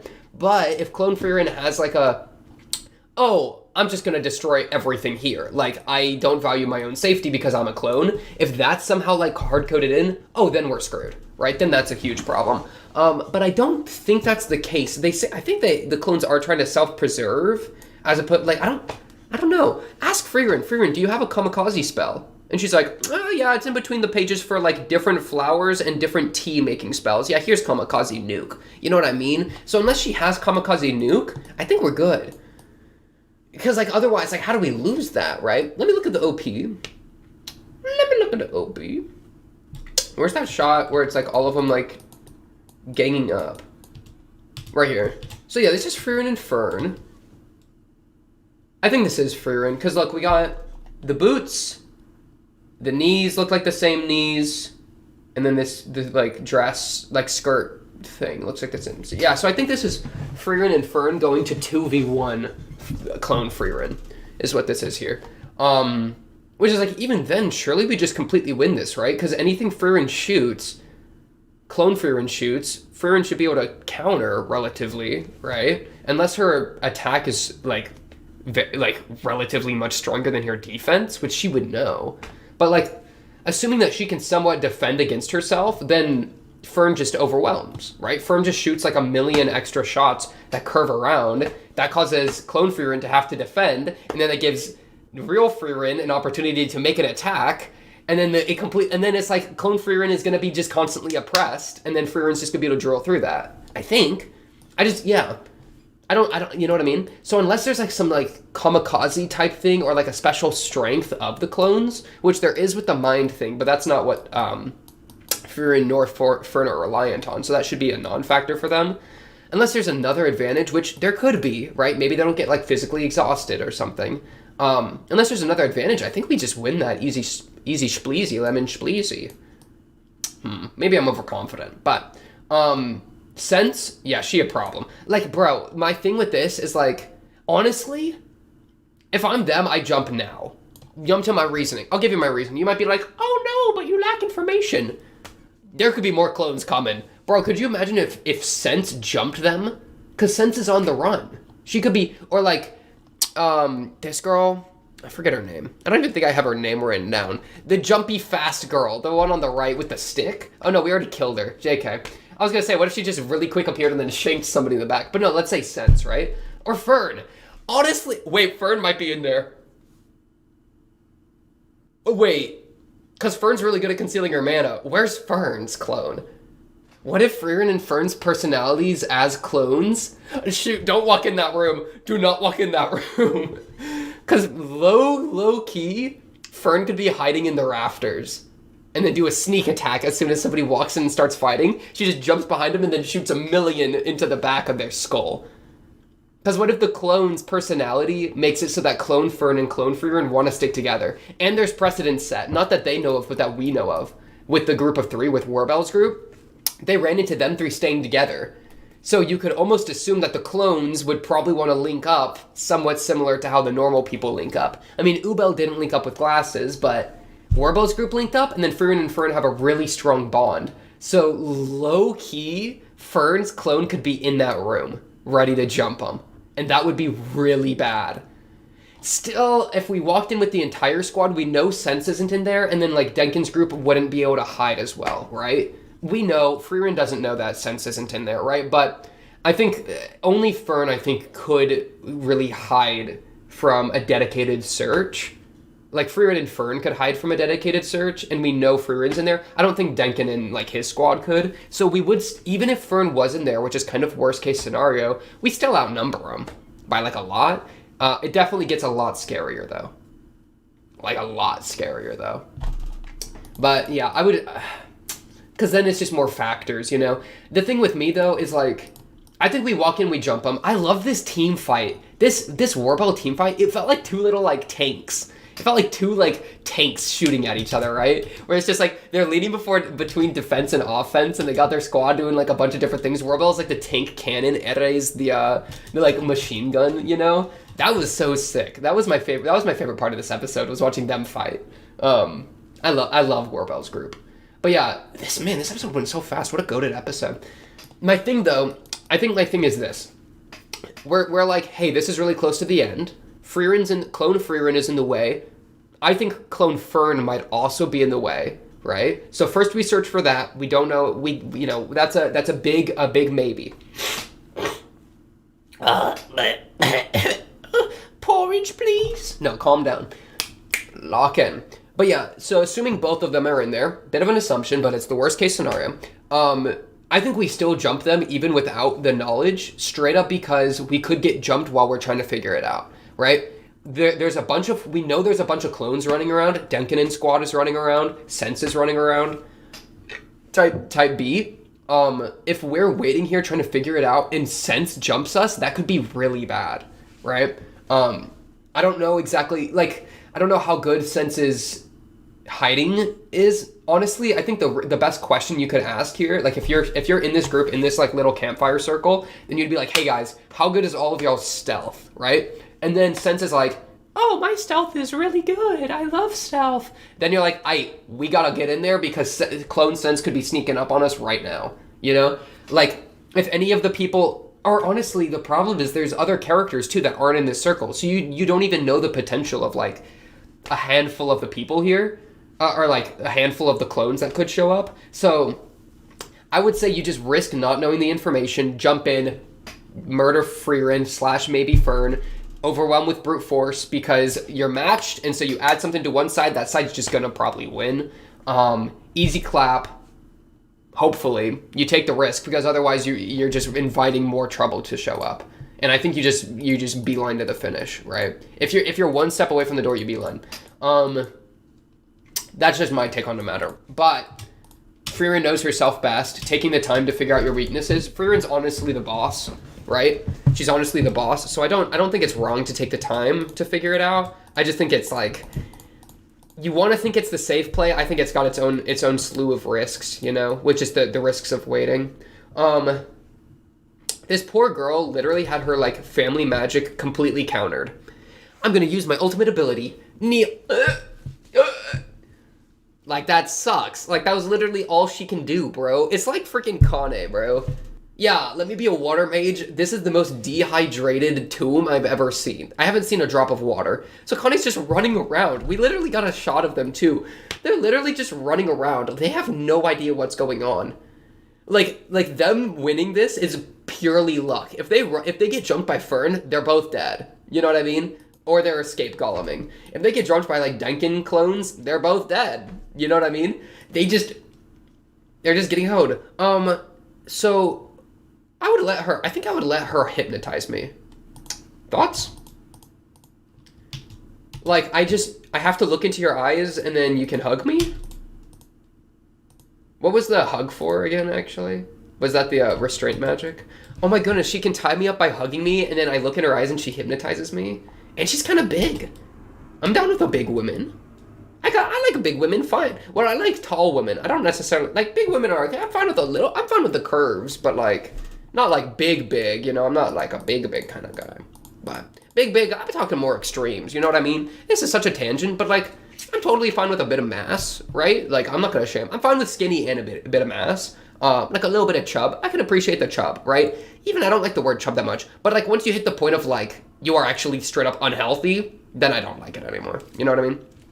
Because then it's like, yeah, even if you were hot, which you know, debatably are, I don't want to like pay for medicine in the future if you get sick. This has gone down a crazy route. That's just my personal take. That's a personal take, right? Totally respect the people that are into something that is a bit frisky. Well, respect is a strong word. I don't judge. Positive versus negative, right? I don't negative, but that doesn't mean I'm positive.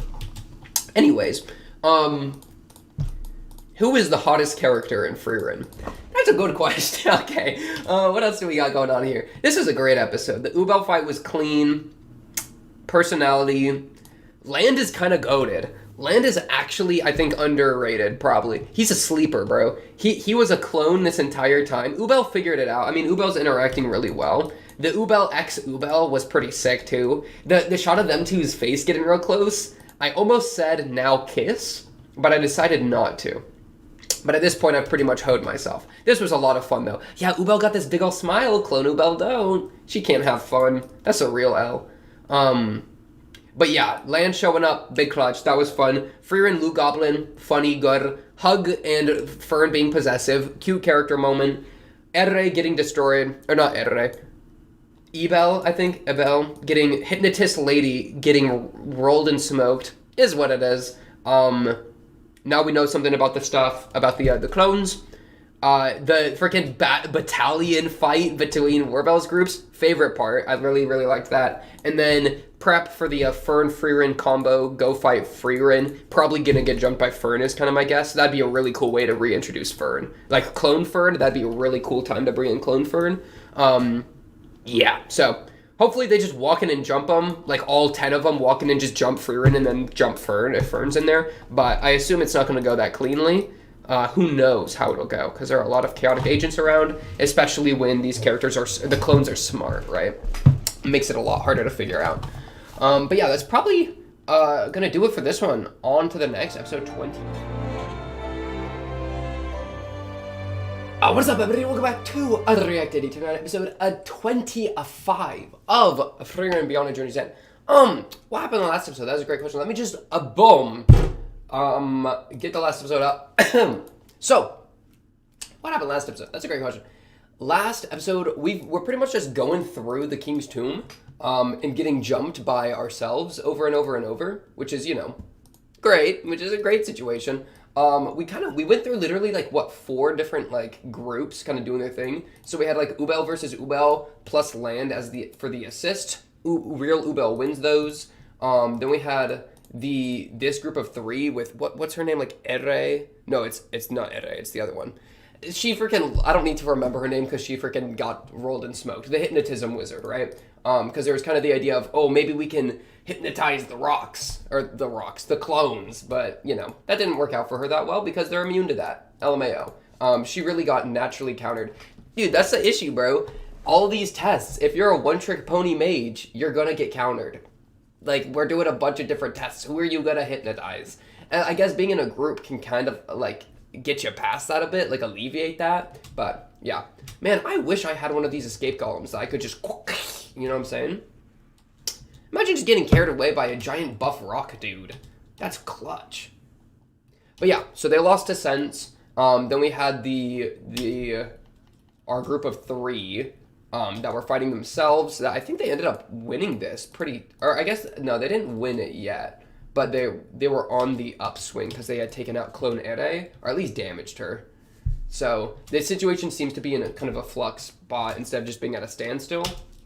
Which is funny, it's different. I think honestly, like, one thing, the Ubel fight was like, as long as it was Ubel v Ubel, it was like, they were almost doing the same thing for half of it, which was kind of interesting, right? But then eventually it kind of diverged. But like, look, they're literally mimicking each other's movements. But as soon as we start adding in like 3v3, then it spins it like, they're not really doing the same thing, right? They're doing similar things, but they're not like mirroring each other, right? They're firing in different intervals. The other Ere is up on the roof.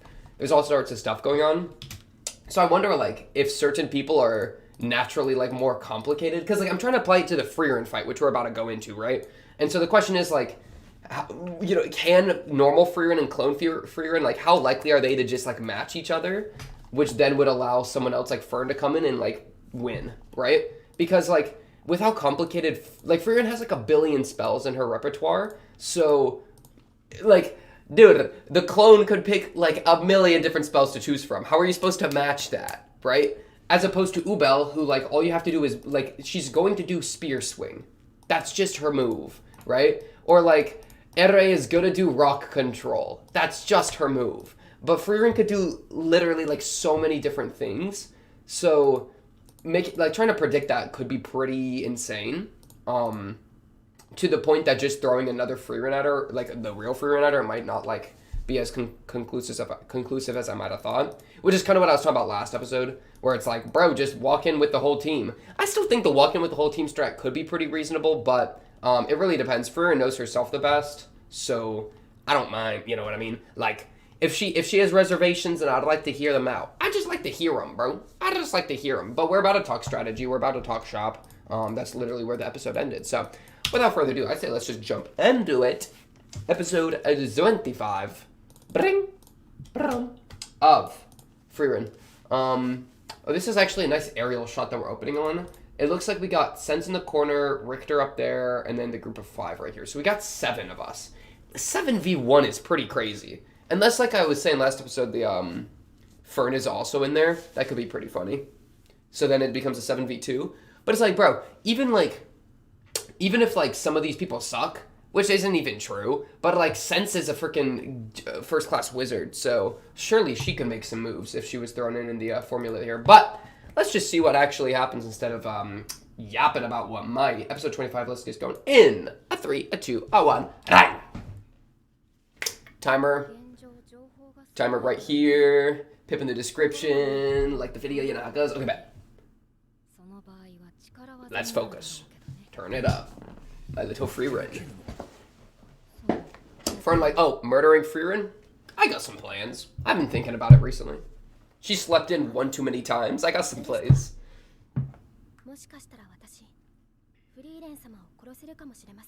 She's way too polite with suggesting that, though.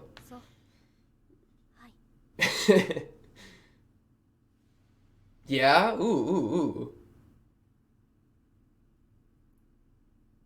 Little flashback. What does that mean? Have you thought about killing a really OP elf before Frieren? Are you kind of like kindred spiriting a little bit? Or like, you know what I mean? What's going on there?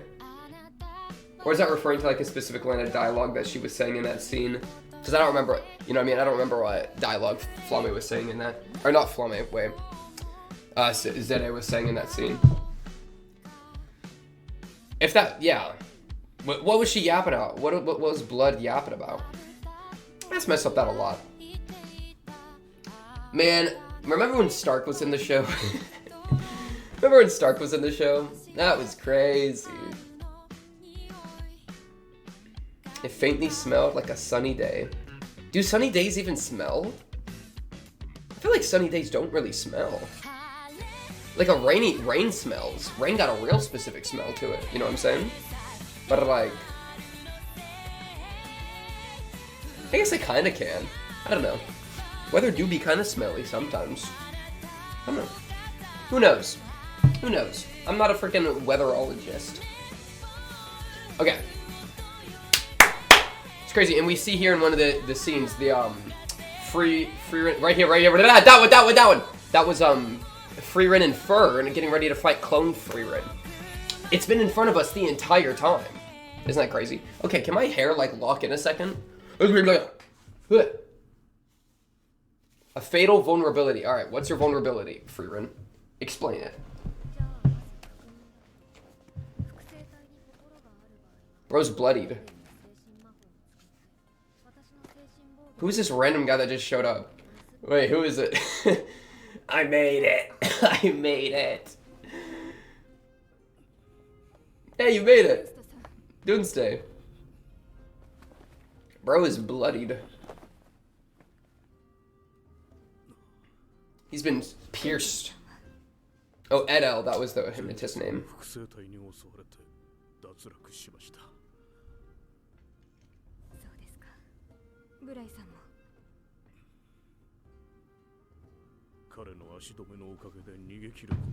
It tagged you though. Are you talking about Sense still? Sense was hunting y'all down. Run! Run! Oh my goodness, get out of there, man! It's actually scary. He kept it busy, he just got stabbed in the back. That's not really keeping it. Okay, there it is. This guy. Throw some rocks at it.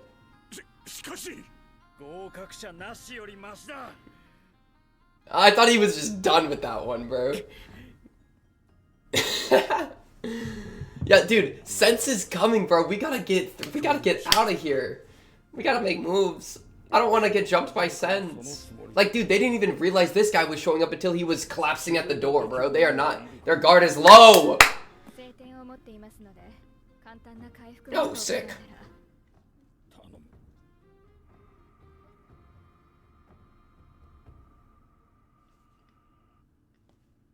That's what he was doing. He was doing this. Okay. Okay, so is there a weakness of not having a mind? Right. What's the buff of having a mind?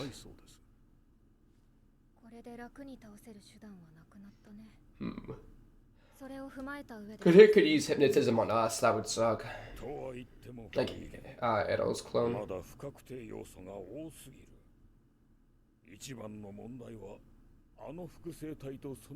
I'm not a book nerd. I don't know. Bro, you don't gotta be a biologist to kill someone. I mean, it would help. It would help. I think that's fair.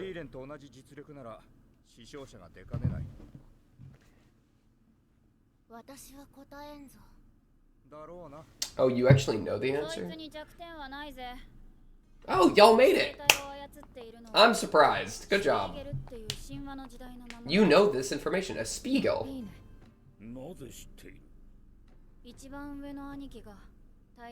Yo, now we're like a 10v1. Okay. Oh, this is helpful. Her brother, she said.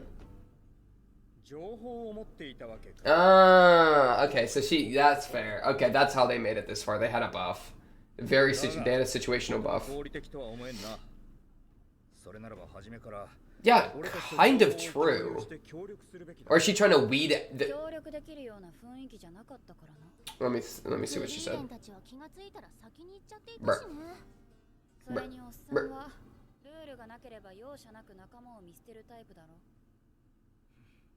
Okay, fair.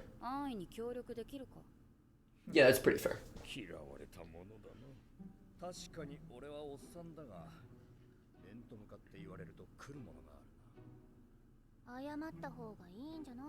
No. Bro, he was like... Yeah, no. He was like beating us up in the last fight. That was probably the gym thing that we saw. Well, there we go. Yep, there we go. Oh, so we gotta distract Frieren a little bit. We don't even gotta beat Frieren.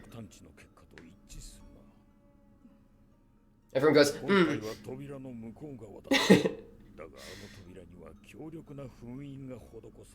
Use a little rock magic, just tunnel around it. That would be so troll. My replica must have done it. Go move replica.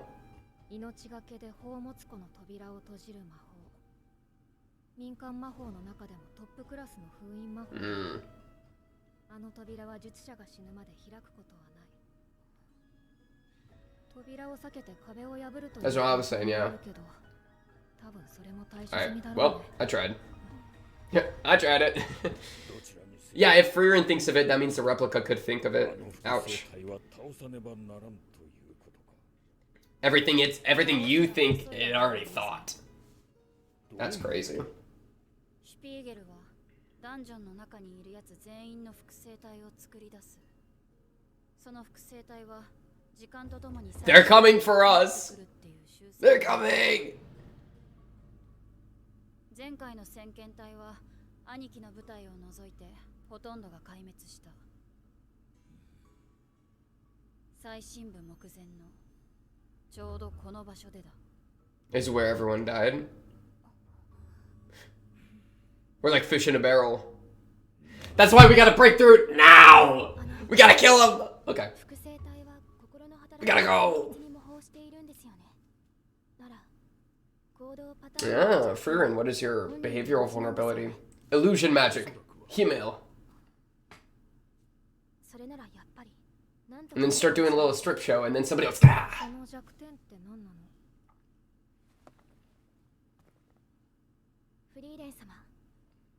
Oh no. This is sus. Wait, actually, what is this?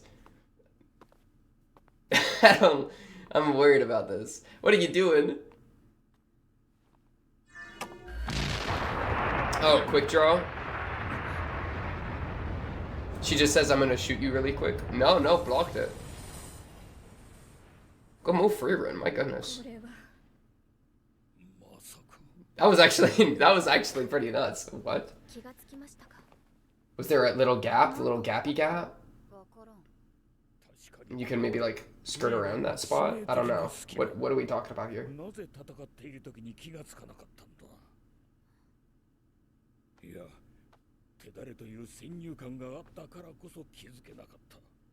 Her blocking that was nuts. Oh. それって見習い魔法使いがよくするミスじゃ。昔から苦手なんだよね。自覚があるのなら。She stops detecting mana for a moment when casting a spell. Okay. So you could like distract her and then do like a sneaky magic shot. That's my guess. So it's like she doesn't see it coming.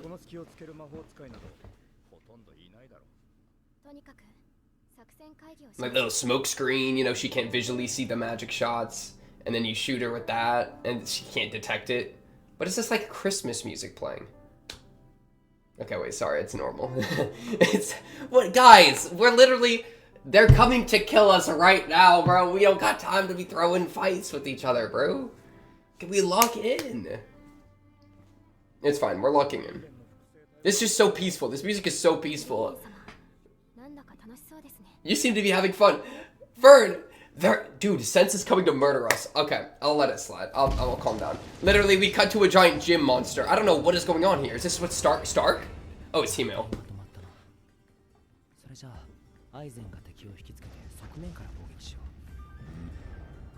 Oh, this is Frieren. You seem to be having fun. He's hungover. Dude, it's a D&D party and one player couldn't attend the session, so the player's just hungover and can't help the entire time. That's crazy. That's crazy.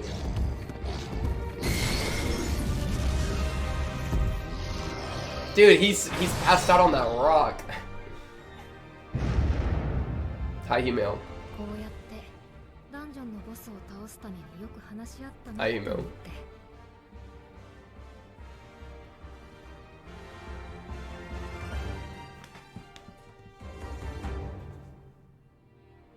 Bro's got an entire blueprint. Oh, they're cute. Conan and lolling. What are they doing? What move is that? What kind of WWE shit? Okay.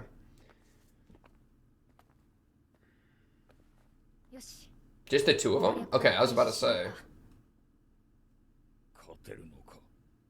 大丈夫。攻略できないダンジョンなんか存在しない。私は歴史上で最も多くのダンジョンを攻略したパーティーの魔法使いだよ。It's true. I'm a dungeoneer. Oh, they are 2v1ing. Okay. They just get in the way? Yeah, I mean, that's kind of true. Because you throw in more variables, and then it'll diverge quicker. Most of us would probably die. Sacrifices are fine.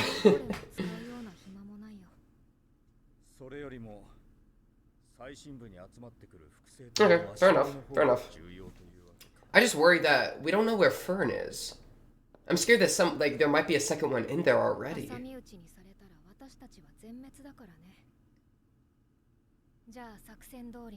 know what I'm saying? Can you give me another mommy hug for like a magic boost? Alright, sorry. Remember when she did that last episode? Alright. Hi, Frieren. So yeah, we're gonna have Frieren and Frieren match for a second, and then Fern's gonna snipe. That seems like a pretty reasonable plan. What about?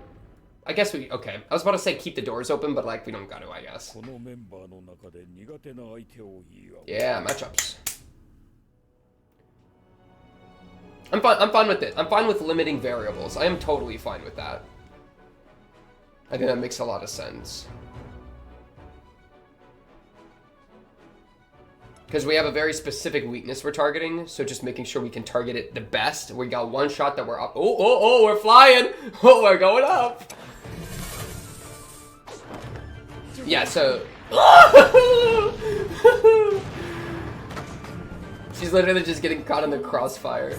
Yeah, so they're matching right now. They're matching perfectly like the Ubel fight. Oh my lord, what is going on? What spell is that? Oh, it's Zippy Zappies. Oh my goodness, that's my favorite magical spell. Oh, variable. Oh my lord, that was insane. Dude, look at that! That's crazy. I'll be wary of Fern. Oh, she's talking about the other. Oh, that match cut was crazy! My lord. Exactly, yeah. Okay, they're diverged now. They're not matching each other anymore. Go to line! Scary line. Just eat it. Could you imagine, bro? That's my magical ability. I eat mana. Why are they fighting in the back again? Okay, sorry. Okay. Quick draw while other Frieren's distracted so she can't use her reaction time. I think that's fair.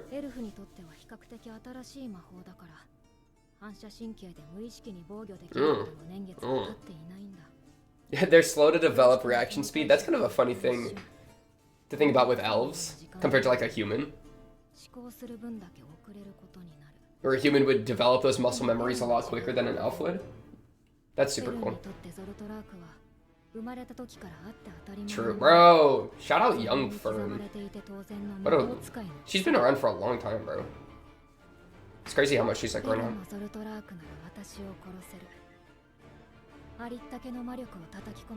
Alright, Fern.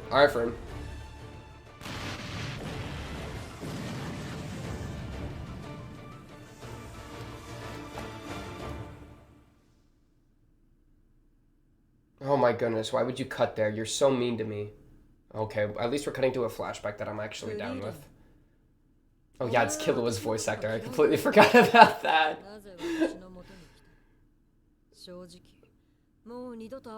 It throws me off a bit, I'm not gonna lie. Not gonna pretend. Yeah, I would assume.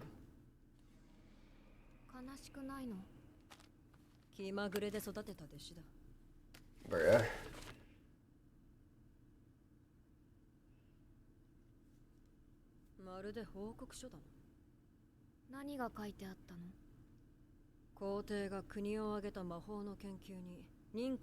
Okay. Oh wow, that's pretty interesting. Now it's the people's.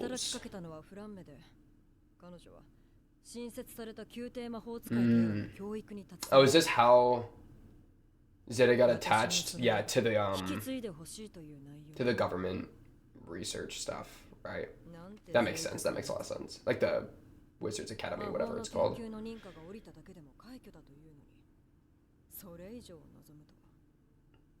それってすごいことなの？大陸最大の統一帝国が魔法の研究と軍事転用を始め Yeah, that's a pretty big. 周辺諸国が黙っていない。We're starting a magical arms race, bro. 魔法は大陸中に普及する。人類の誰もが魔法を使える時代がやってくるんだ。Yeah. Frieren is looking up at her like a dog. She's like, huh?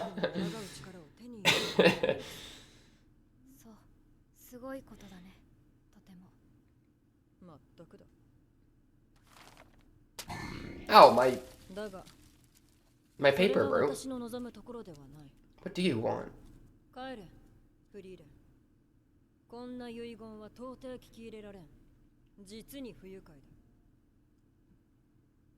誰もが魔法を使える時代だ。Oh, you a little elitist?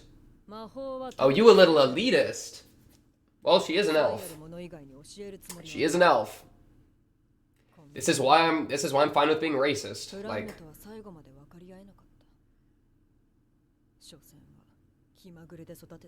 Ouch. I mean, we know she doesn't go through with this because she's part of the academy now, so let's see what Frieren says. それでも伝えておきたかったんだって。夢が叶ったよって。 Ooh, emotional shot? よくわからないよね。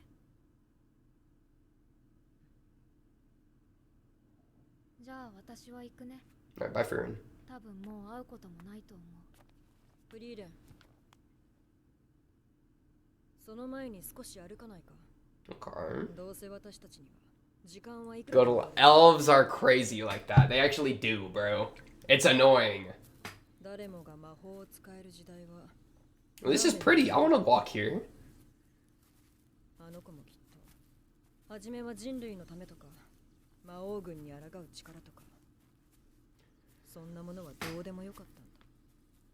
Ooh, good. Wow, that was crazy. She got a little flashback herself, so Flame's little head ran by, I think. Oh, yeah, there she is. That's such a Frieren spell, too. Oh, that was so well done, that little run by. That was so cute. あの子は本当に魔法が好きだったんだ。世界中の人がそんな魔法を使えるようになってほしいと本気で願っていた。虫唾が走ったよ。まるで女の子みたいな可愛い夢だ。でも実際にそうだったんだよ。 Bro, I'm down with freaking. Aww. 私よりもずっと背の小さな小娘だった頃に語った。 That's so adorable. 正直私はそんな時代はずっと先。 No, I think that's a great dream. I love that dream. 実現不可能なことだと思っていた。 Much better than elitism magic, bro. あの子は私にとっては無にも等しいような短い人生で人類の魔法の開祖にまで上り詰めた。先生はいつも判断がとても早かった。 Flame real for that. I love Flame. That's what it's like to be a human, dog. Exactly. We ain't got the time. We got the fire lit behind us at all times, bro. They gotta make humans gotta make these decisions like every couple of years, bro. Yeah, you gotta freaking constantly make that shit. Exactly, dude. Exactly. 1000年ほったらかしにしたところで何の支障もない。私たちの時間は永遠に近いのだから。 That's why I love humans. 人間がおよそ文明と呼べるものを I love Flame, my goat. 長い年月が経った。これから先は時代が加速する。 They're industrial revolutioning. Get ready. たった1000年だ。 Dang, she saw the writing on the wall way back. That's so cool.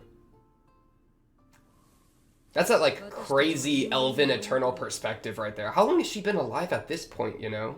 That she can read this far into the future kinda and be like, yeah, they're gonna beat us in 1,000 years. They will be the dominant race here. I totally, like, it totally makes sense. It's just like, to have that perspective, that means she has to have been alive for like a while. Like even in the flashback, dude. Or a human? Fern. Oh my goodness. And it's gonna be Fern. Oh, that is so sick. It even cut to her right there. Okay, good flashback. I was like, why are we getting this flashback? Good flashback. I totally see the idea there.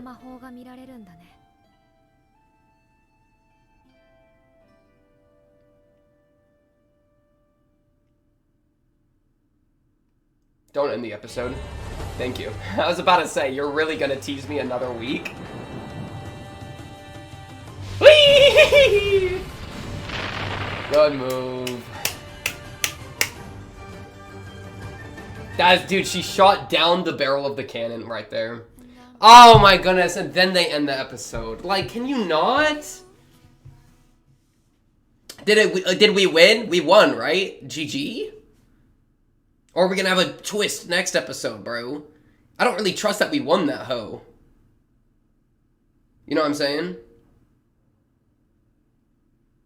Like, we haven't seen like a dozen, we haven't seen Fern replica, we haven't seen, I don't know, well, there was a big group of them walking around, so I don't know, but we haven't seen Fern replica.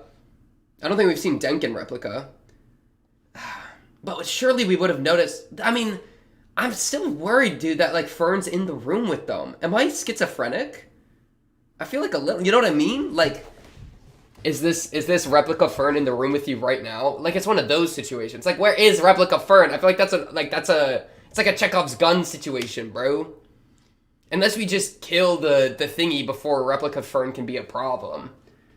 I'm just worried. I'm just a little worried. If anything, that was kind of easy.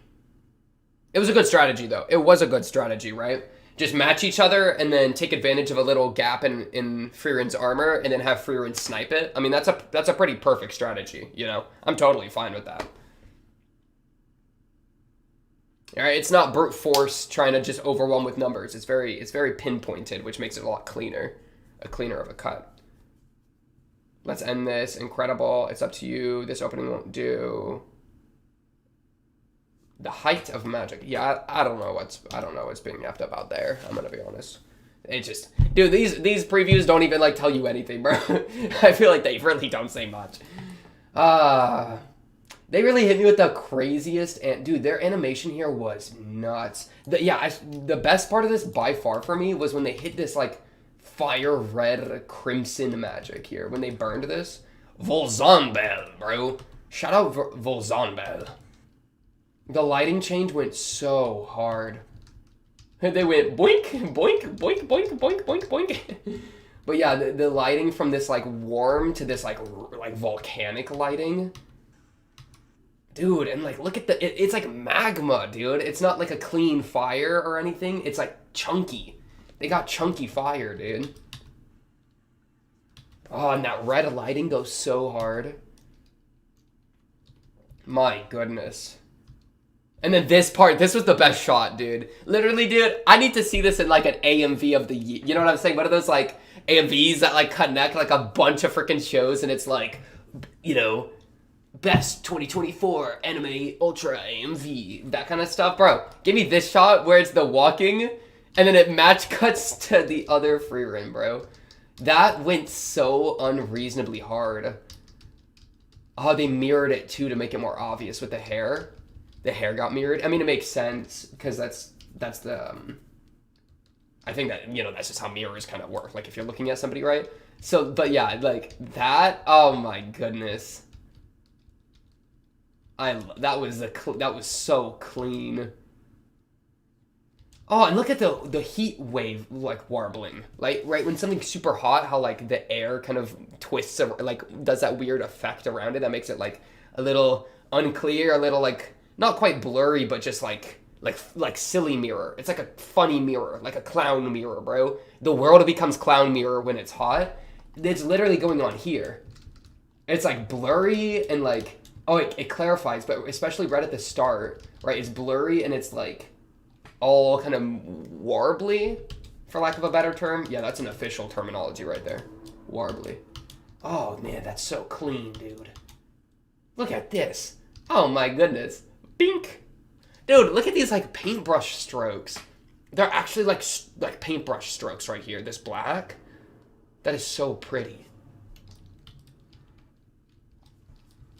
Oh, my goodness. And, dude, do you see how she does, like, a swipe, and then she starts, like, she puts in the staff in an upright position, starts channeling something. See how she flips it around, and then she's like, bam. That staff work is crazy. Can you hear that car? Oh, my goodness. Dude, staff work is crazy. I did not know that Frieren knew how to, like, work a staff that well.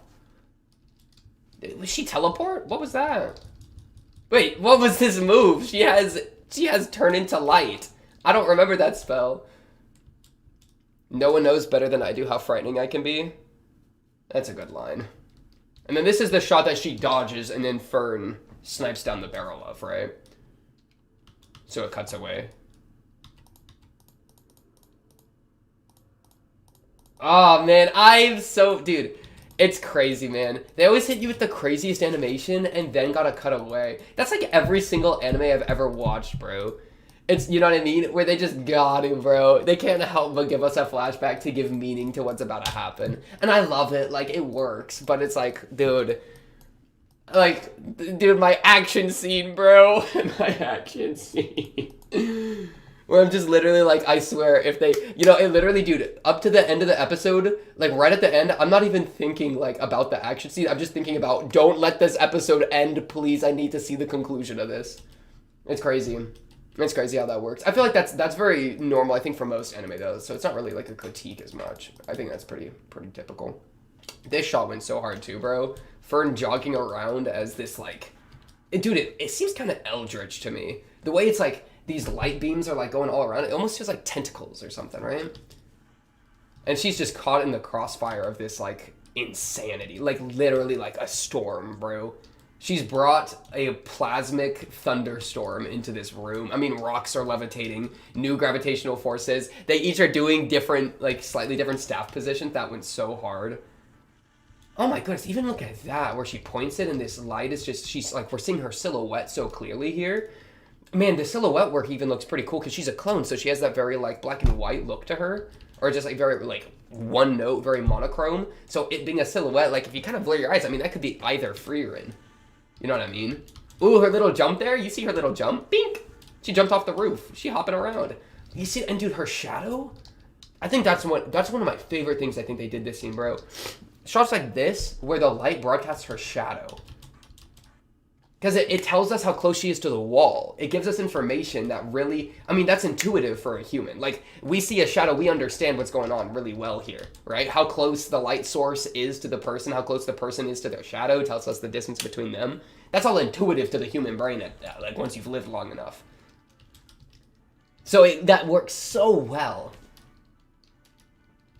And that rock slide, because it's like we're matched, right? And that's how I kept picturing this scene. It's like, dude, a clone fight, until a variable shows up, you're gonna be equals, right? And so to have this variable, like, oh, a rock's gonna fall. Like, imagine, dude, if it didn't fall perfectly, if it was only gonna fall on one of them, then that unbalances the playing field and completely changes the formula of the fight, right?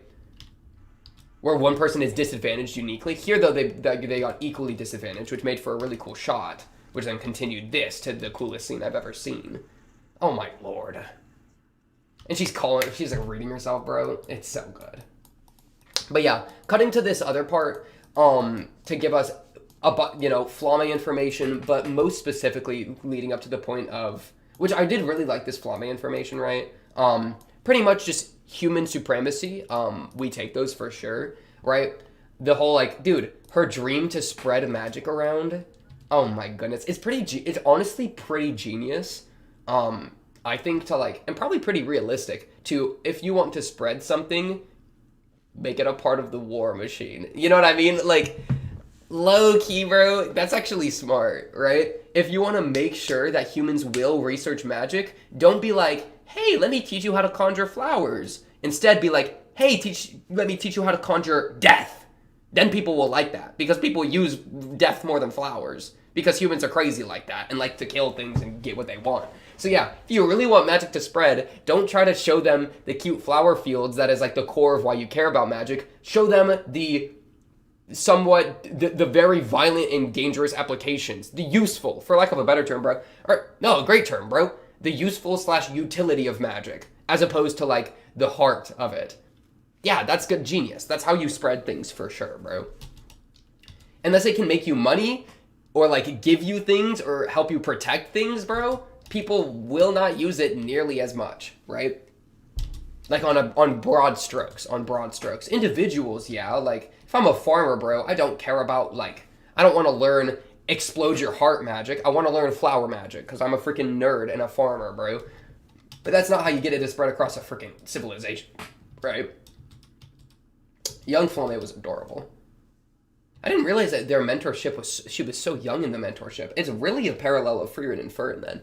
Flamme and Zere to Frieren and Fern. Though Frieren cares a lot more about Fern than, I think like Zere actually cared about Flamme, but she wasn't really ready to admit that, right? Which is funny. We even got a scene of like, if anything, this was Zere having to like mourn Flamme a little bit, right? Where it's like, she was like, nah, denied your final request, El Bozo. And then Frieren hit her with an unexpected little heart jab about it being about her dream. And she was like, fine, like, let's walk. Let me actually, like, take a moment here. So she took a moment to reminisce, took a moment to walk it out, right? And then eventually, I think, kind of changed her mind according to that, right? To actually, like, follow the dream. And so we did have a moment here where she went from denying the dream of her mentor or, you know, not accepting, or, like, not really, like, accepting's not quite the right word, but maybe like perhaps even dealing with her death accordingly, right? Where she just kind of denied it at face value instead of like actually taking the time with it. But then Frieren helped her to take the time with it by bringing that message across. I mean, if anything, that's a really, I would be very curious, like the parallel to, I mean, kind of what happens here, bro. I'm scared that Fern's gonna die, bro. Honestly. Because, well, I mean, she will eventually. Like, that's how I took this. I mean, it's Frieren, but it parallels the ED for me. That's what I'm trying to lead to here. It parallels the ED, because Frieren is laying by a tomb, and then we have Fern's ribbon, Fern as a kid, this looks like a coffin, right? I mean, we could go on, right? And so there's kind of a point there of, like, I always took the ED as Fern's gonna die eventually, because that's the case. Frieren is going to outlive Fern unless Frieren dies of unnatural causes beforehand. That's just how it goes. So I kind of thought that the ED would be referring to that. But if anything, we got a scene here that could be used as a parallel to Frieren losing Fern at some point, right? Where while Zere, the previous elf with a mentor, magical, you know, mage, all that type of stuff, you know, she took a moment, she like had that kind of cold exterior a bit with the death, but then she had to warm up to a little bit. Like, how's Frieren going to respond, right? I think Frieren would be a lot more emotional at face value than Zere was, right? Because Frieren's like learned so much off of Himmel and connecting with people and such, right? She's grown so much in that regard. If anything, she's like learning how to love and learning how to mourn. You know, I think that makes a lot of sense. I think even the name of the series can be translated to something like that, right? I forget exactly. But point there being that we get to see a similar thing with Zere here that I think would be a very interesting parallel to how Frieren has to deal with it eventually. I say eventually in the hopes that it's not at all remotely soon. But like, because no way they kill an actual character, right? They don't really do that. And you're like, hey, Himmel's dead. And I'm like, okay, I'll let it slide. Good point. No, but like, I feel like they haven't, like, ever really emotionally, like, tried to kill me before. I'm trying to think, does this show have the balls to kill Fern? You know what I mean? Like, bro, imagine, bro. I just feel like it's not that type of show, but I might be wrong. Because think about it, bro. Imagine this. Fern dies next episode. And then Frieren has to deal with that, and then Stark has to deal with that. That would be so incredibly sad. Are you kidding me? Like, no way they're actually like that, right? No, we gotta get to heaven, dog. No, I mean, that's the thing. Like, even if Fern dies, the thing for me in death, bro, death is sad to me because I'm not confident in a heaven, right? So, but if heaven is literally a place on Earth, which to some degree it is in the Frieren world, that Arole, whatever, how you ever pronounce it, is like a location that they're trying to get to see Stark. Assuming that lives up to the expectations I have of it, then I don't really mind death that much. Unless, I guess, my criteria, my qualifier there would be, unless elves don't go to heaven, because we all know that elves immediately go into hell because they're elves, right? And so, okay. No, but like, what if they have like a different heaven, right? What if they have a different afterlife system than humans do? Like Lord of the Ring type beat. So in that way, you could actually, like if a human dies and then you die as an elf, then you're permanently separated, right? That would be incredibly sad. So that would bring back some of that like pain of loss. Which is not to say that like, oh, heaven exists, therefore you can't feel sad. Like obviously you can, and obviously there's still loss there and mourning to be had. But it rationally it changes completely for me as soon as there is like an actual heaven you can visit to, or like a guaranteed reunion. Because if I'm guaranteed to reunion with the people I lose, bro, it's like, bro, it's not bye forever, it's I'll see you later. You know what I'm saying? Like it goes from losing a friendship into like literally the friendship's still there and you're just like going on vacation for a bit, right? That's really the difference for me. And so in that way, and that's, you know, it's complicated. It obviously loss and mourning is so much more complicated than like, oh, you're religious, you're not allowed to mourn. That's stupid. That's obviously stupid. But it really does make the dynamic so much different, which makes me very like, I don't know. We haven't even seen a role yet though, so who knows if heaven will at all live up to it. We're kind of playing with limited information there. But yeah, and I guess my point there was like, if they do kill Fern before we make it to heaven, we could see Fern in heaven. That's what I was leading to there. And the only reason I think they might kill Fern before then, which I don't really even think they will, I don't think the show's tone is there. I don't think the show's tone and like stakes are high enough to kill characters like that. I could be absolutely wrong, in which case, bet, I'm down. Like, I'd be super down with that. I think that would be great. Because I love pain and suffering, apparently. But yeah, like, that would be like, and the only reason I think that's because this ED, right? Where it's like, and now I'm like thinking like, bro, I don't know, I guess I'm playing with the hypothetical that they kill her before, not out of old age. Because this very well could be old age as well. In which case, like, you know what I mean? Like, I'll see you in heaven. Like, cool. Your body just got, like, cancer and died. Like, GG. That's a lot less traumatic than you got murdered in this king's tomb surrounded by a bunch of rocks instead of Stark and your, like, 7 children that y'all should have had. You know what I mean? Because, yes, Fern and Stark are going to have kids. Bet. Thoughts? I almost said, like, Fern, are you infertile? I really shouldn't have thought it, but, like, I had to let y'all know that I thought that for a second there. Alright, well, that was a fun tangent about, Fern's potential death. What else would happen this episode? I mean, it was a battle episode, which I love. Well, it wasn't entirely a battle episode. Yeah. The love of the dungeoneering. Oh, man, that fight scene went so incredibly hard. I actually am, like, so incredibly hard for that fight scene, bro. You know what I'm saying?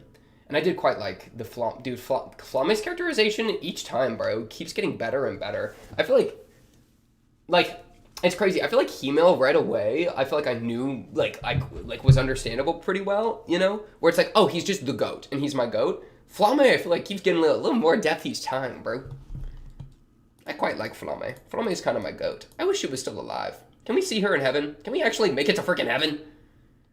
Imagine having to get a freaking license, a freaking mage's exam, first examinee license to walk into a location. Can I just walk in there and get killed? Why am I not allowed in? Let me into active war zones, please. Thank you. I'm literally a mage. It's just tough, bro. Yeah. So we gotta break through. I guess the only other thing that's like important to me,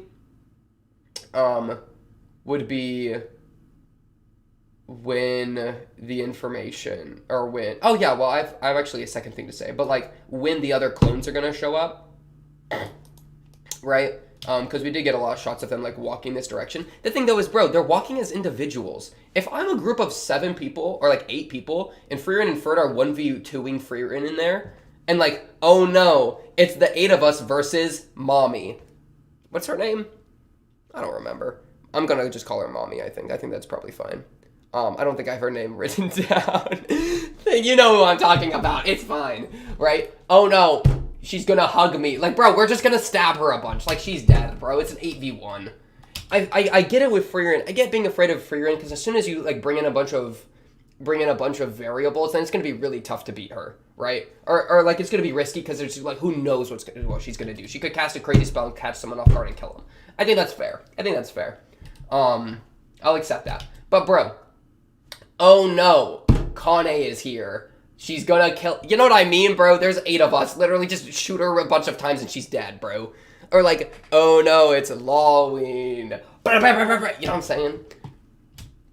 Fern, I'm scared of. Fern, I think, could actually walk in and murder people. I'm scared of Replica Fern. I'm just gonna say that over and over and over. I'm scared of Replica Fern. I'm scared of Replica Fern. I'm scared of Replica Fern. I'm scared of Replica Fern. I guess one of the last things I wanted to bring up though, would be freaking Kane and Lawween, bro. They really had this information like about the dungeon, and we're only hearing about it now. My oldest brother was in the advance party that the Continental Mage Association sent into the Tomb of the Ruined King. Bro, she literally just said, like, y'all left before I could tell you. Is that really what she said? Don't make me fact check this, Lawween. I keep calling her Lawween. I don't think it's Lawween. I think it's Lawween. I'm gonna make up things and make up letters to put in your name. So you had information, no wonder you made it this far. It's true. I 100% agree. And he's like, you should have told us at the start. And then she's like, what'd she say? What was your reply to this? I didn't feel like we could have. Yeah, so like, A, it was risky because you kind of suck, Omega lol. Frieren and Fern left, which are like the people we actually would have wanted to talk to. Yeah, okay. No, I'm fact checking this, ho. 23. How many episodes ago was this? Might have been 22. Oh my goodness. It's 22. I'd have to open up. It'd be annoying for me to open it up separately. Oh, no. No, wait. 22 was the, no, it's 23. It should be 23. Because 22 was the other one. Yeah. It's 22. It's 22. So yeah, we're literally like chilling. We're learning about the stuff. Did Frieren So right now, both of them have the information. And, wait. What were they talking about? Were they talking about, like, should we spread the information? Because, yeah, dude, look at this arrangement. They're planning it out right now. Okay. This is to the real issue, actually. I'll tell you the real issue, bro. During the freaking downtime session, episode 22, they were literally hanging out. They were having a girls' night, and they knew that it was the king's tomb. Remember, they got the scroll? So why didn't they tell Frieren and Fern then? Boom. It's a misplay. They had to think about it, bro. They didn't want to tell Frieren and Fern until they actually got to the door. No! Give some information beforehand. I guess maybe she wanted to, like, be like figure out exactly what the mission was, because if the mission was, like, first to the bottom wins, then yeah, I'm not telling anyone, you know? But I guess right now they're trying to figure it out. They're like, yeah, should we tell them? They're planning it out, and then Frieren and Fern are right at the door. Do they just walk in, like, right next scene? Let's see. Ubel's like, give me your magic. I want to empathize with you. Give me your magic. I'll give you a little... Okay. Whoa, that was wrong of me. Okay, Denkin's yapping. I'm waiting for Frieren and Fern to walk in. I'm trying to get a gauge of how much time passed for Kane and Lawween. Right? I'm just gonna mute this. I'm just gonna hit it with a little mute. This group should split up, and he's like, whoa, we should work together. Can Frieren and Fern walk in? So yeah, we get this, we're not obligated to, our companion survival isn't a condition for passing the test. We aren't obligated to help each other, which it does inform Lawween and Kane. Because I assume they're talking about whether they should spread the information or not. Yeah, and so he says that stuff. Which perhaps is like where Connie and Lion got the idea for to like keep it to themselves. And they look at each other and they're like, well, dang, what should we do? Ubella's just drooling over there. This group of buffoons walks in. I'm glad that they all three were kind of washed. This group of three walks in. I'm literally just watching this to try to figure out how much I should get mad at Kana and Lion for sucking. I'm literally just trying to target them right there. Wait, did Frieren and Fern... Where's Frieren and Fern? Did they already walk in? Did I miss the scene of them walking in? No, Sense is still outside, so no. Yeah, there they are.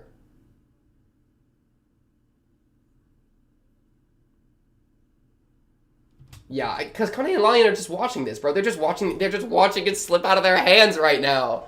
They're literally just watching. It's like, oh, we wanted to work with them. We have the information. They're leaving. Oh, okay, bet. Even, dude, Sense accompanies them? I'm like, hey, can I tag along? Like, bro, I'm a leech. Get me in there, bro. Yeah. Freaking Connie and Lion, bro. What bozos. I'm gonna call them bozos. I think they've failed my bozo test. It is what it is. They literally just stand there with information. Dude, it's actually, that's kind of a real feeling though. I'm not gonna say it's unrealistic. I'm just gonna say it's bozo. My meaning here, bro, there's so many times that's it's like somebody, dude, it's like a waiter has your food and you know it's their food and they walk past your table and then they start confusedly looking around trying to figure out whose table it is. And you're like, no, that's my food. And then it's just like, oh no. You know what I mean? Where's that feeling of like, I wish I could tell him, but now it's awkward? That's literally what stopped him from helping, or from telling him, I bet. Whereas like, dude, they're just standing over there being like, oh no, I wanted to work with Frieren and Fern. Oh no, they're going in with Sense. They're so OP and I have information, but like, oh, they're already gone. Oh, it's too late. Is it too late? Yeah, it's too late. I can't get over there. I can't help. It's too late. That's literally what they're doing over there, bro. It's like, come on, guys. This is life and death, bro. This is the mage exam. Don't let your social anxiety get in the way, man. You gotta get in there and talk to them, host, bro. And you had time to think about this. You had a day of downtime to know we were going to the King's Tomb. We should have prepped this hoe out. Talk with Frieren and Fern, bro. Man, they just fumbled that a little bit. Just so they could walk in later and be like, yeah, we got the information. It's like, bro, well, now it's not helpful. Okay? All that did was make sure y'all got through. That's what I'm saying, bro. Anything else going on in this episode? Great episode, great animation. Loved the match cuts, loved the transitions, loved the different magics, loved the lighting. Really good stuff, really dynamic. We went from purples to like warms to reds to all sorts of things. Purple's Fern's color. Shout out my girl Fern. Good flashback. At first I was actually a little upset. I was like, bro, come on now. Don't give me a flashback in the middle of my fight scene. But they did tie to the fight scene in a way that I was okay with, about like how Age of Humans. Shout out my boy Humans. I love humans. And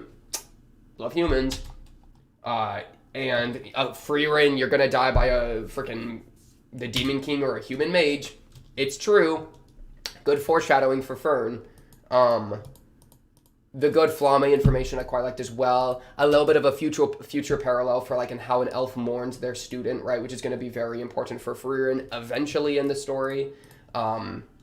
See how happy she is when she trolls out of the way here? She smirks so big there, bro. She's having a freaking chill time, bro. She's literally like how I look at the dollar store Zoltrak. That's literally what she's thinking right here. Dollar store magic. Look at this little smirk, bro. She's having way too much fun. She like, you have fun with the freaking Fern blast, bro. You think I'm getting caught in the tail end of this? No thanks, I'm out this hoe. Blink. Good impact frames too, look at that. I love their impact frames in this show are so good. They have really, really good impact frames, bro. Surely Frieren's dead. Oh, she's a happy elf. Fern, again. Bam, bam, bam, bam. Come on, keep shooting. Yeah, so, that was all pretty effective. Pretty good, I think. Bet. That's basically where I'm at. Bet. Hopefully we get more fight scenes, bro. I want more fight scenes with the hoes outside fighting off a bunch of the other people. I want to see Replica Fern. That's all I got. That's all that's left on my checklist. But yeah, that I think is all I got for this one. Episode 25 of Frieren Beyond. Yo, what is up, everybody? Welcome back to React Andy. Tonight on episode 26 of React Andy Frieren, or just Frieren Beyond a Journey's End. Enough of the stuttering, okay? Let's actually get into the episode. Boom, this is episode 25. Listen. So, we're currently in the middle of... like, what is up with them? I don't know why they constantly are doing this to each other. Surely she's gotta like it at this point. But, dude, Frieren's into it. Do you see the way she's, like, smug looking? Let me get my notes up, okay? We actually gotta... I gotta get my notation device ready. You see, we're in the middle of the, King's Tomb death arc, basically. Well... death is a bit of an overstatement. No, I don't think it... Well, who has died? There was the one guy that got crushed, but that might have been old. I don't know. The freaking escape golem. We're in the escape golem labyrinth of the tomb of the clones of the attack of the clones. Okay, everyone's got clones. Everyone's getting jumped. Currently, Frieren and Fern just 2v1'd Frieren. Kind of crazy thing to say out of context, but some of the most incredible animation I've ever seen decided to grace my eyes during this. Honestly, felt like movie level. Like this shit. This was what we're looking for. Okay, more of this, please, waiter. You know what I'm saying? So, yeah, that was very good. It did kind of take a break in the middle to have a flashback, which good flashback, so I accept it. If it was a bad flashback, I would have actually been upset, but. Because it's like, bro, my action sequence, you gotta really earn it if you're gonna break up my action, okay? You see this? My action sequence? If you're gonna crack it open, you better put some real nice cream filling in the middle. Pause. But yeah, the culmination of that was pretty much Clone Frieren presumably getting blasted in the mouth by Fern's big old poom. Like her beam of energy, okay. I love this. I love her face. Like, the animation of it. But yeah, so I'm going to be honest. Listen, we're going into episode 26. Then there's 27, then there's 28. Wow, are we even going to finish this mage arc? I kind of don't think so, actually. 3 more episodes? Because we got to have 26 is going to be like a calm down episode if we're done. And then 27 would be like a, what's the next test? And then 28, I feel like we gotta be close to like either this season's not gonna finish the mage arc where we're getting the license, or it will and this is the last test. I don't know. I feel like there's not room for another test that's actually big, especially because if you're gonna end the episode with just Fern shooting at Frieren, I'm not 100 like there could be another element involved. We haven't seen Clone Fern, for example. Even if this, she looks like she gets hit by this, right? So even if she does get hit by this and get murked, then it's okay, we got rid of Clone Frieren, but what about Clone Fern? She's been a kind of a Chekhov's gun the entire time, which is kind of funny. It's like a Chekhov's gun, but we never even have seen the gun. We just know the gun exists, right? We know there's a gun with legs walking around. Gun's honestly pretty fitting for Fern because she kind of works like a gun. She just shows up and goes bing, bing, bing, bing, bing. So Clone Fern is just walking around. I feel like that's gotta be. I feel like that's an element that we gotta see, right? Because we've seen pretty much every other notable character. There's a clone form, At least, and I think a lot of them, Kane or whatever, are just gonna walk up and jump the big group that's waiting outside. But Fern's too important to be part of that, so I don't know what's gonna happen here. It'd be okay. Imagine this: Stark accidentally walks into the King's Tomb, and Stark's clone. Relevancy for Stark. Can we start a petition? But yeah, good flashback, good parallel between Flamme and Zide to Frieren and Fern, especially when it comes to a potentiality of mourning your student, especially with your student being a human while you're an elf, right? So that's some parallel / foreshadowing to eventually what Frieren's gonna have to go through. Really liked that. A lot of good stuff there. Good planning phase, good flashbacks. Mommy, whatever her name. Basically Pog. We're in the middle of a fight scene, great fight scene. Let's just jump into episode 26, man. That's the thing, bro. I just want to see the episode. Oh wait, I already opened it up on a separate Paw Player because I wanted to make sure I had the right subtitles attached, because the version I have has, look at this. Add select subtitles. English, Portuguese, Spanish, Spanish, Latin America, Spanish, Arabic, French, German, Italian, Russian. Give me the English, please. I would appreciate that. What's going on here? This almost looks like the beginning of a new OP, does it not? Also, I just took a nice shower. You can see my hair's kind of wet. Okay, can we watch the episode, please? Can we do anything other than what we're currently doing right now? That would be phenomenal. My forehead is big. Damn. Okay, episode 26. Let's get going in. Oh, what last thing? So I'm worried about the Fern thing. Otherwise, you know, I don't really. We're just gonna have to see what happens. I don't think it's over yet. It could be. I don't know. We got 3 more episodes, including this one. And so, like, I don't think we're gonna be starting a new arc. 28 is probably like a come down, right? 27, maybe a come down too. 26 can also be a come down. We can't have 3 come downs in a row. I don't know, man. Episode 26, let's get going in. Maybe we can. I don't know. It's freaking Frieren. It does what it wants. Episode 26, let's get going in. A 3, a 2, a 1. Alright. Timer. Pip. In the description, like the video, subscribe. Praise me, praise me, praise me.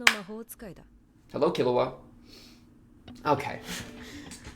I'm like panic saying all my like things in the beginning because I'm like, if they're about to get into something crazy, I gotta get this off my chest. Then they give me the OP. So this is why I can say it calmly. Hey, you see this little guy right here? He's a timer. You get he or she. I actually don't know. What are you? Your decision. Timer. Sync up a video. All right, get that full audio. If you don't want to do that, I got just the treat for you. It's in the description. It's a little pip. You go bing. There's a little linky link. Bing. Opens up a new tab. Friggin' new tab on your phone. You know how it goes. I got you. Like, I'm nervous. Can I just ramble because I'm nervous? Am I allowed to do that? And while you're down there in the description, you know, hook your boy up a little bit. That's all I'm asking. I ask one thing of you, and it's to hook me up. What is that flashback? Is that Flame and Zere? I don't know. I honestly should probably rewatch this a bit closer, the OP. We've kind of glanced at it more and more a couple times, but yeah. You know what I'm saying?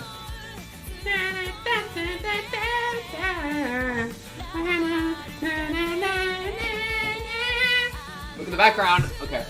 What if, dude, could you imagine if Clone Fern is in the OP, like, peeking behind out a pillar?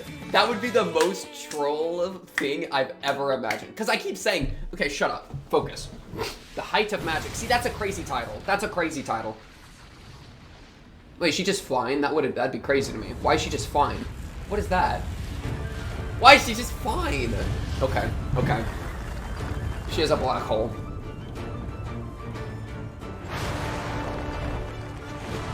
Frieren, or Fern, shoot more, shoot more.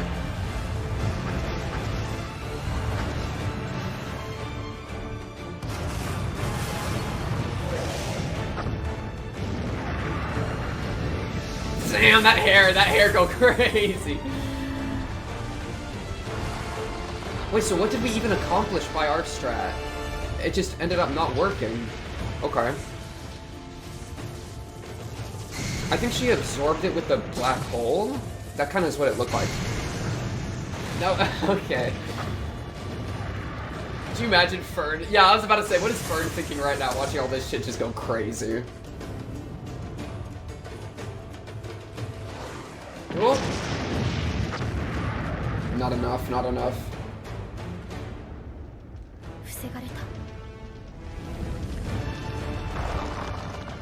Dude, this is like... It reminds me of like, dude, random, but like Doctor Strange type beat. You know what I mean? Where it's just like a bunch of random flashy shit that I don't understand is flying at my face. Oh, look at the clones. Jump, yeah, jump her. Jump them, jump them. See, look, they're together though. They love each other. Method, that's the booba girl. The woman.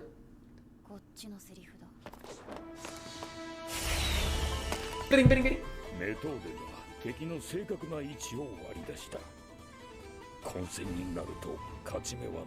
Yeah, we gotta jump on one by one. But like, attacking their weaknesses through our strengths. Oh my goodness. But like, notice that Kone and Lolly, they were together. They're clones. You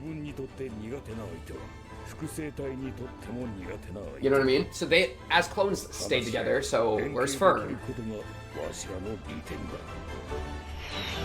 Oh, communicate through words. They can't speak, right? 相手を正しく選択すれば、こちらは幾分か有利に戦える。Oh, Claude Richter. Wait, that was kind of clean of Claude Richter. I'm not gonna lie. 一人で勝てん相手には数を排除しろ。Dang, bro's got the hops. Bro's got the hops. Oh, you see how he like intertwined the magic defense in the rock defense there? That was kind of cooking. Not gonna lie. Oh, the funny stick, the funny wiggly stick. Man, their coordination is nuts between the two of them. Maybe Clone Fern's actually outside and she's just gonna start jumping people. That'd be really funny. Clone Denkin could be scary too. Loki on the Schlees. Method. Moral support hug?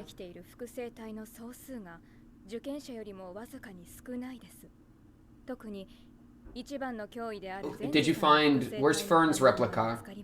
Sense we know is outside somewhere. She's just hiding, I guess.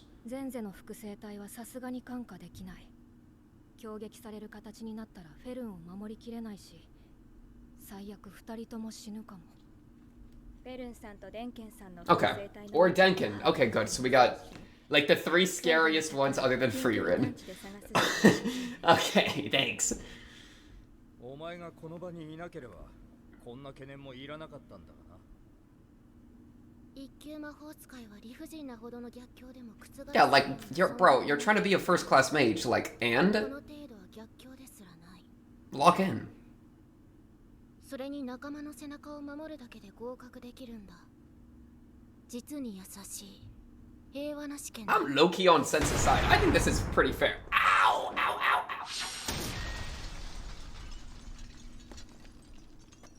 You know what I mean? I think this is a good test. I agree with this test. Is that Sense? Is that Sense? Oh, that's really bad. That's absolutely Sense. Okay. Escape Golem, both of you now. Like.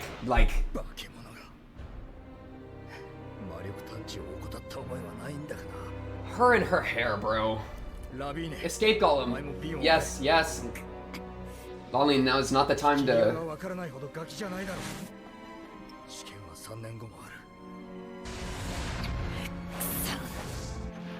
Oh, Denkin clutch? Oh, now they both used it. Yeah, you had to. You had to. You absolutely had to.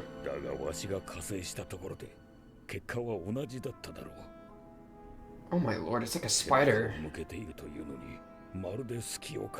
Actually like a spider's web, bro. Hair web. Oh, Ubo. Ubo, can you see its entire body or does the hair count? Does the hair count as extra body? Could you freeze him? Easy clap.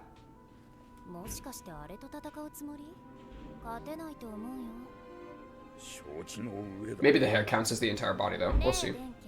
That would actually suck. That's a natural counter. That's a crazy counter. 説明はいい。必要なことなの？そうだ。なら私が倒すよ。何を言っているんだ。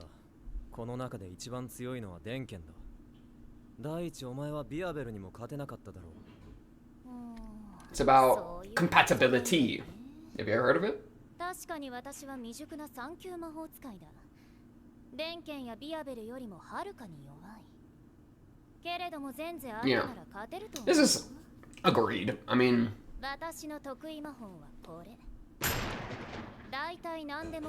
Oh, so you can just cut okay, you can cut the hair.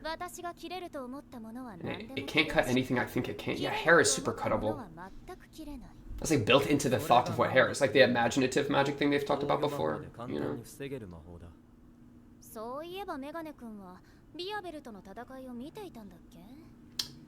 Man, that spell is scary because it'll just do like phantom cuts. You can't even really see them. Imagine. See, she used the word imagine there. Shrimple as. 防御魔法に匹敵するほどの魔法が何重にもかけられている。だからそんな理屈はどうでもいいんだよ。 Yeah. これはイメージ。 Bro, I cut my hair every morning with this spell. おい、待て。Pan the camera up more? More? A little more? Just... Oh. やっぱりソルバニールは効かないか。 Yeah, okay, the hair counts. Yeah, me and Ubo were on the wavelength there. We were so on the wavelength. That's funny, actually. Yeah, don't do that. This...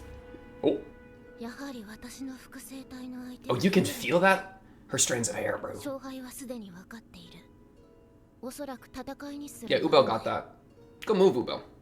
あれは2年前の2級魔法使い選抜試験だった。その第二次試験の試験官を担当したのはブルグ1級魔法使い。彼は1級魔法使いだったから一度たりとも手傷を負ったことがないほど。 Oh, but there was a spell that bypassed his resistance because it did some weird thing. 不動の街灯。 We'll see. 彼が魔法で作り出す街灯はあらゆる攻撃魔法も通せ Okay, just shoot him in the face. 術式が組み込まれて Forehead. 第二次試験の内容は街灯をまとったブルグに受験者が攻撃魔法を放ち一歩でも下がらせたら合格という極めて Oh, just tilt the entire arena a little bit. That'd be so funny. Could you imagine? 攻撃魔法の最低限の制御を促し Oh, limits are imposed. Okay, but like he's just like, whoa, he just slips. Ooh, banana peel spell. Oh, what's that? Oh yeah, Wait, didn't she kill him? Didn't we know this? Yeah, she killed him. Oh my goodness, Berg's gonna die here. Ow. Okay, yeah.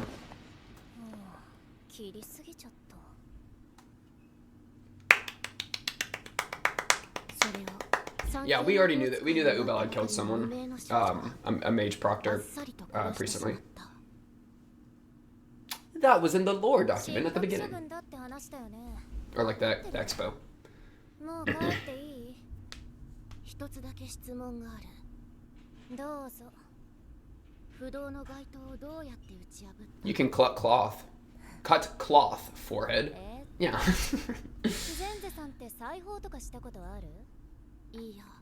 それがどうした？家柄良さそうだもんね。 Ooh, Ubel comes from a poor そうい family? うのは魔法で全部やっちゃうのかな。 Think about it. 私も不器用だからそういうことはしたこ Oh, と I've never tried it myself. Okay. Eek. 姉貴がよく裁縫 Aw, this is cute. Eek. 布を裁断する The little smile. ハサミをこう入れてシャーって切るんだよね。とてもいい音がするんだ。 What about cutting someone in half? The flesh, the blood. How does that sound? 私はあの音が好きだった。話が見えない。イメージの話だよ。布っていうのはさ、 Yeah. 切れるものなんだよ。切れて当たり前のもの。 Yeah, she's scary, bro. You see how small Sense is in that shot? Homegirl's looking down at her. 誰でもできる。バカにだってできる。だが魔法の世界はそんなに甘い。 Not unless you make it simple. 完璧にイメージできないものは魔法では実現できない。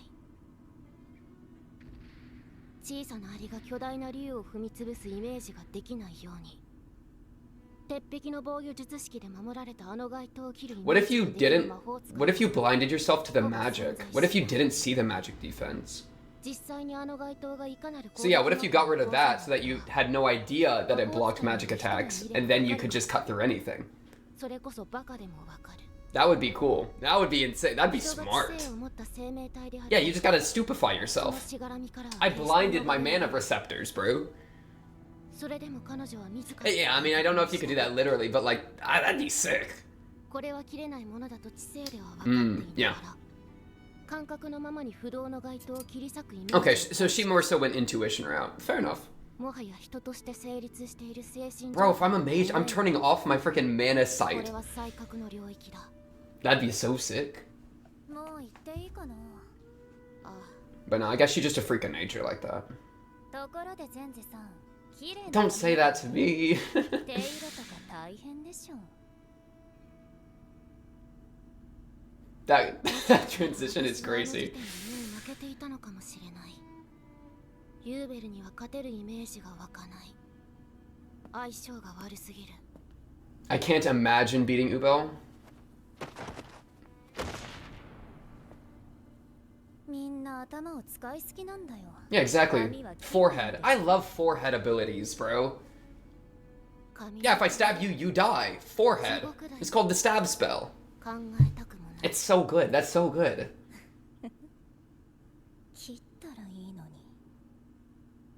Yeah, go move, Ubel. I'll hold your hand. Look how holdable her hand looked there. お前らはフリーレンがシュピーゲルを倒すまでの時間稼ぎをしているわけだ。はい。Warbell, my beloved. I love this dude. Okay, stop doing this. Okay, your shoulder's fine. Stop complaining. I'll apologize. あら、たった今、ゼンゼさんの複製体が撃破されたようです。この魔力、仕留めたのはユーベル3級魔法使いですね。Warbell's like, oh, oh. そうか。結構相性悪めだろう。魔法使い同士の戦いはじゃんけんのようなものですか。It's like rock, paper, scissors, but like 3 million. Yeah, yeah, that's what I was about to say. Like rock, paper, scissors, camel, dragon, you know. It just keeps going forever.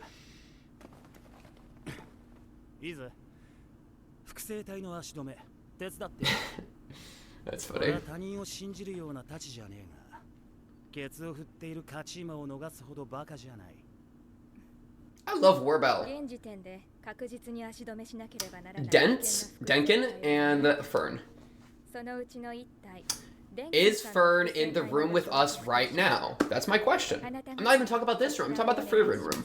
Because Kare and Larlene, they were together. Oh wait, do you know where it is? I'm well aware. I know! 本当に一人でなんとかなるの？一人の方が魔力探知に集中できます。あの子、結構強い。Okay, so this woman might be dying. If Fern's outside, yeah, it's over. Oh, speak of the devil. 高速魔法が通じることは本人の体を使って確かめましたから。Frieren just going beep beep beep beep beep beep beep beep. Hello, hello, hello. What is going on? 僕の見間違いじゃないよね。だろうね。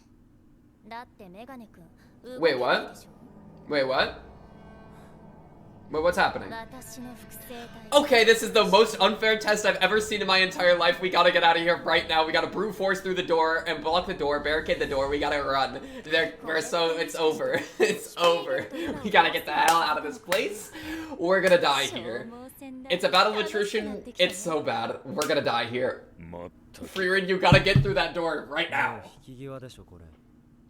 Is that you or your clone? Who are you with? Are you alone? Oh, okay, no, I remember this. This was earlier. Yeah, I forgot. This is horrible. This is horrible news. Ooh, blue. Owie, my hands. Okay. Fern? Is that Fern? Okay, Fern's outside the room. Okay, we're fine. We just gotta beat Frieren then. Okay, we're fine. Bet. She had to get out of there. Wait, which one was that? I didn't look close enough. Alright.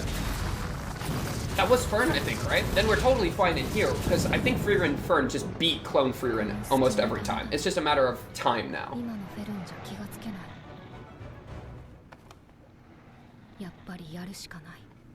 What's the player? Then why didn't you give me this? Okay. They convinced me it was, yeah, last episode. They left this part out. Oh, hi, Fern. そんなことができるのですか？私が隙を見せれば相手はもっと Oh, wow. If I just flash a little bit of skill, okay. She's gonna get hit. This animation is crazy. Just this talk to Fern. What? Oh my lord! Imagination. Oh, Fern has to be able to imagine beating Frieren. That could be, that's a little bit in play. That's a little bit in play. We're playing a lot with this imagination type beat. Yeah. Oh my lord, dude, they broke the screen. They broke the glass of my computer screen. That's too far, dude. That's too far. You can't be doing that to me.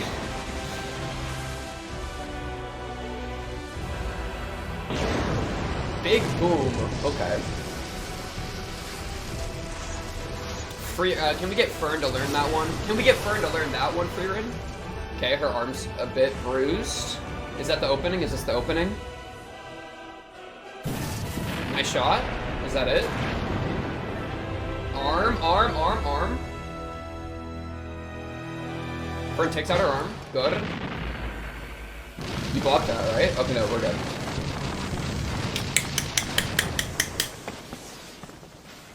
Fern Gatling Gun. Last name.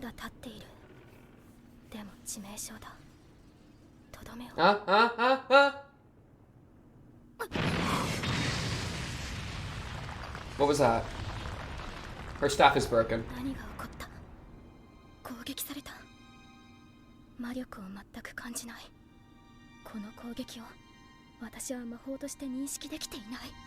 Ow, ow, you're still getting pushed, I think. It's like telekinesis or something. What is that? Limbless, no somatic casting? What is going on?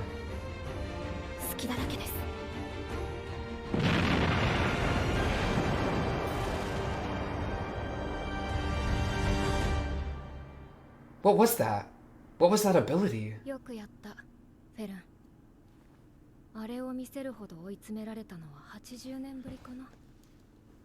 What was that? What happened 80 years ago? Oh, what was 80 years ago the Demon King stuff? Probably was, huh? Okay, we gotta destroy this thing right now. Frieren, don't loot Goblin, just... Thank you. Okay, thank goodness. Yeah, we were gonna lose. It was so over on the outside. Oh, you're fine.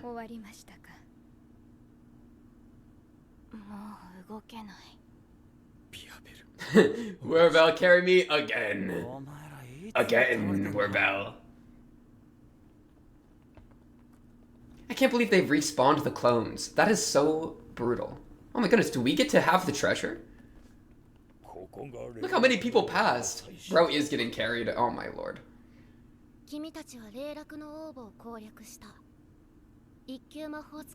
Oh, okay, we passed. Okay, bet.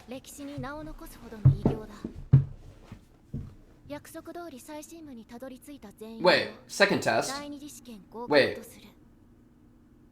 Are there more? Frieren is inside that chest right now. Oh my goodness, she was inside a different one. Why wouldn't you go for the big one, Frieren? It was locked, I guess. It was locked. Gaia, it's scary, it's scary, it's scary.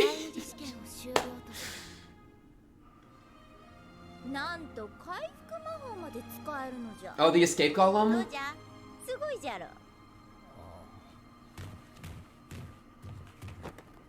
So I don't think anybody...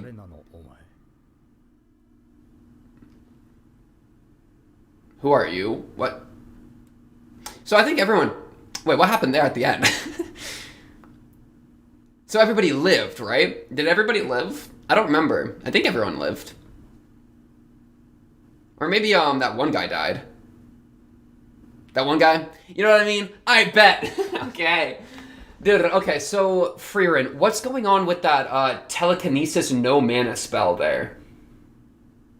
Because we have talked about before how lifting yourself around fly is like a very difficult magical thing. And so it seemed kind of similar to that. That Frieren was just able to lift Fern up. But on top of just being able to lift her, normally it was without arms or like a staff or anything. So no magical focus. Plus, throw her against a wall. Tennis ball, throw it against the wall. That type of energy, right? Yeah. So, can I learn that spell, please? Like, what was going on there? That's my only question, Frieren. Because it's what's crazy about that is if it seemed like Clone Frieren wasn't doing anything there, which means like, I don't know, Ubel paralyzes Frieren. Frieren just looks at Ubel and then just like twists her spine. You know what I mean? Like, or just like squishes her like a blueberry underneath my boot. Something like that. It's been with me ever since I was little. That's the spell Flamme taught you. I'm actually in a terrible mood right now. The third test will now begin. Okay, so there is a third test. The era of humans have arrived. Okay, go to the episode. Third test. Kind of fair. Dude, honestly, a couple people here definitely got carried. Who was this? Which one was this that got jumped? So this is Fern jumping method. I'm like 90% sure that's Fern. This looks like Fern here. And then it's pew pew pew. And then we cut away to Warbell and his group jumping somebody. And then that looks like, I kind of assumed that was Fern shots. Whose body? That's not Method though, because Method was walking around with us at the end. So who is this goober? Why is the escape golem running like this? Bro's running like, oh shit. I'm okay, dude. Can we like... They're like little ants, bro. I can't tell who the ants are. My goodness, this magic spell casting though was just too much this episode. It's just like, it's hitting the point where it's like, I as a mere human can't understand it. Or like, you know what I mean? It's just like how are you even going to approach this situation? Every single attack is a different spell, right? I'll have to do it after all. Just open yourself up a little bit. And dude, this animation I feel like went so hard for some reason. Because it's like that Frieren POV onto Fern. But Fern had a lot of like micro movements that were quite... Like that little like look down and then Frieren's gaze follows her a little bit. I don't know. I feel like this and a little pat and then Fern's got this entire like move and there's so many slight movements here. The way she moves forward and then her hair resets back onto her after like the momentum stops. There was like so much of that there. And then it cuts to like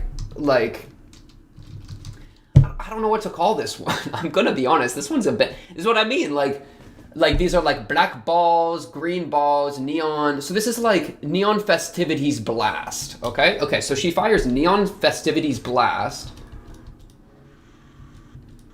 And it's like, I don't know what that accomplished here. Like, dude, that was the thing at the beginning where it's like this entire black hole thing going on. It's like, I think she used that to block, right? Where she absorbed Frieren's shot there. Because Fern's shot. Because Clone Frieren just takes that big hit. Oh my goodness, look at the way this light like refracts off the smoke.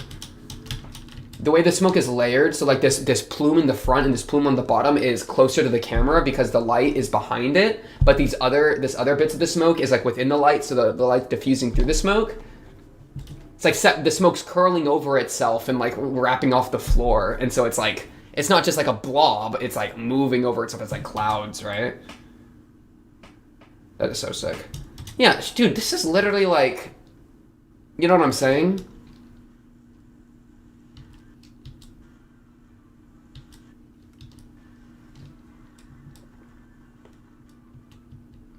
Yeah, I don't even know what to think of this. Now it's got its own gravitational field. It's got bro's got his own orbit. I'm a rock now. The camera, dude, the camera got captured in the orbit.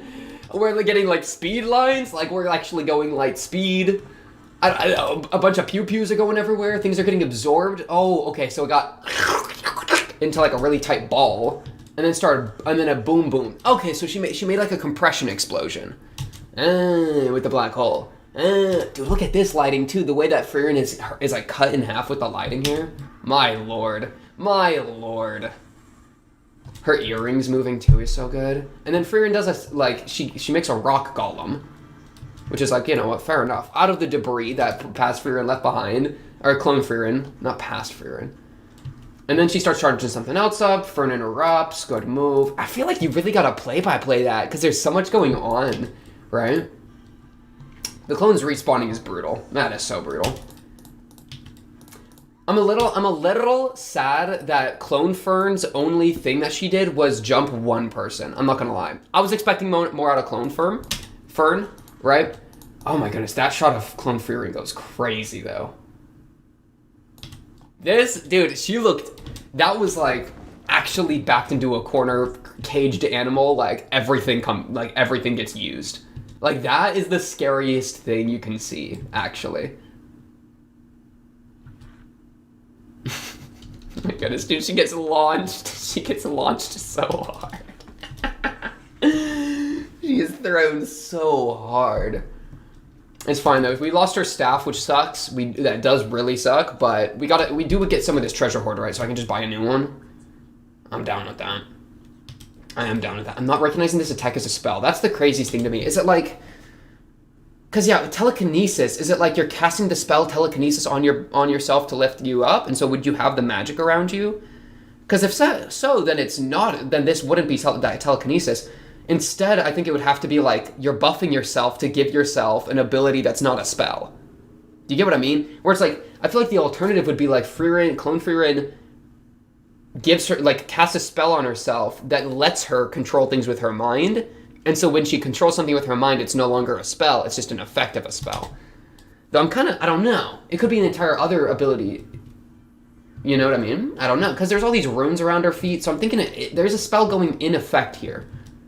There's a spell in effect. It's a spell that defies most rules of spells up to this point, right?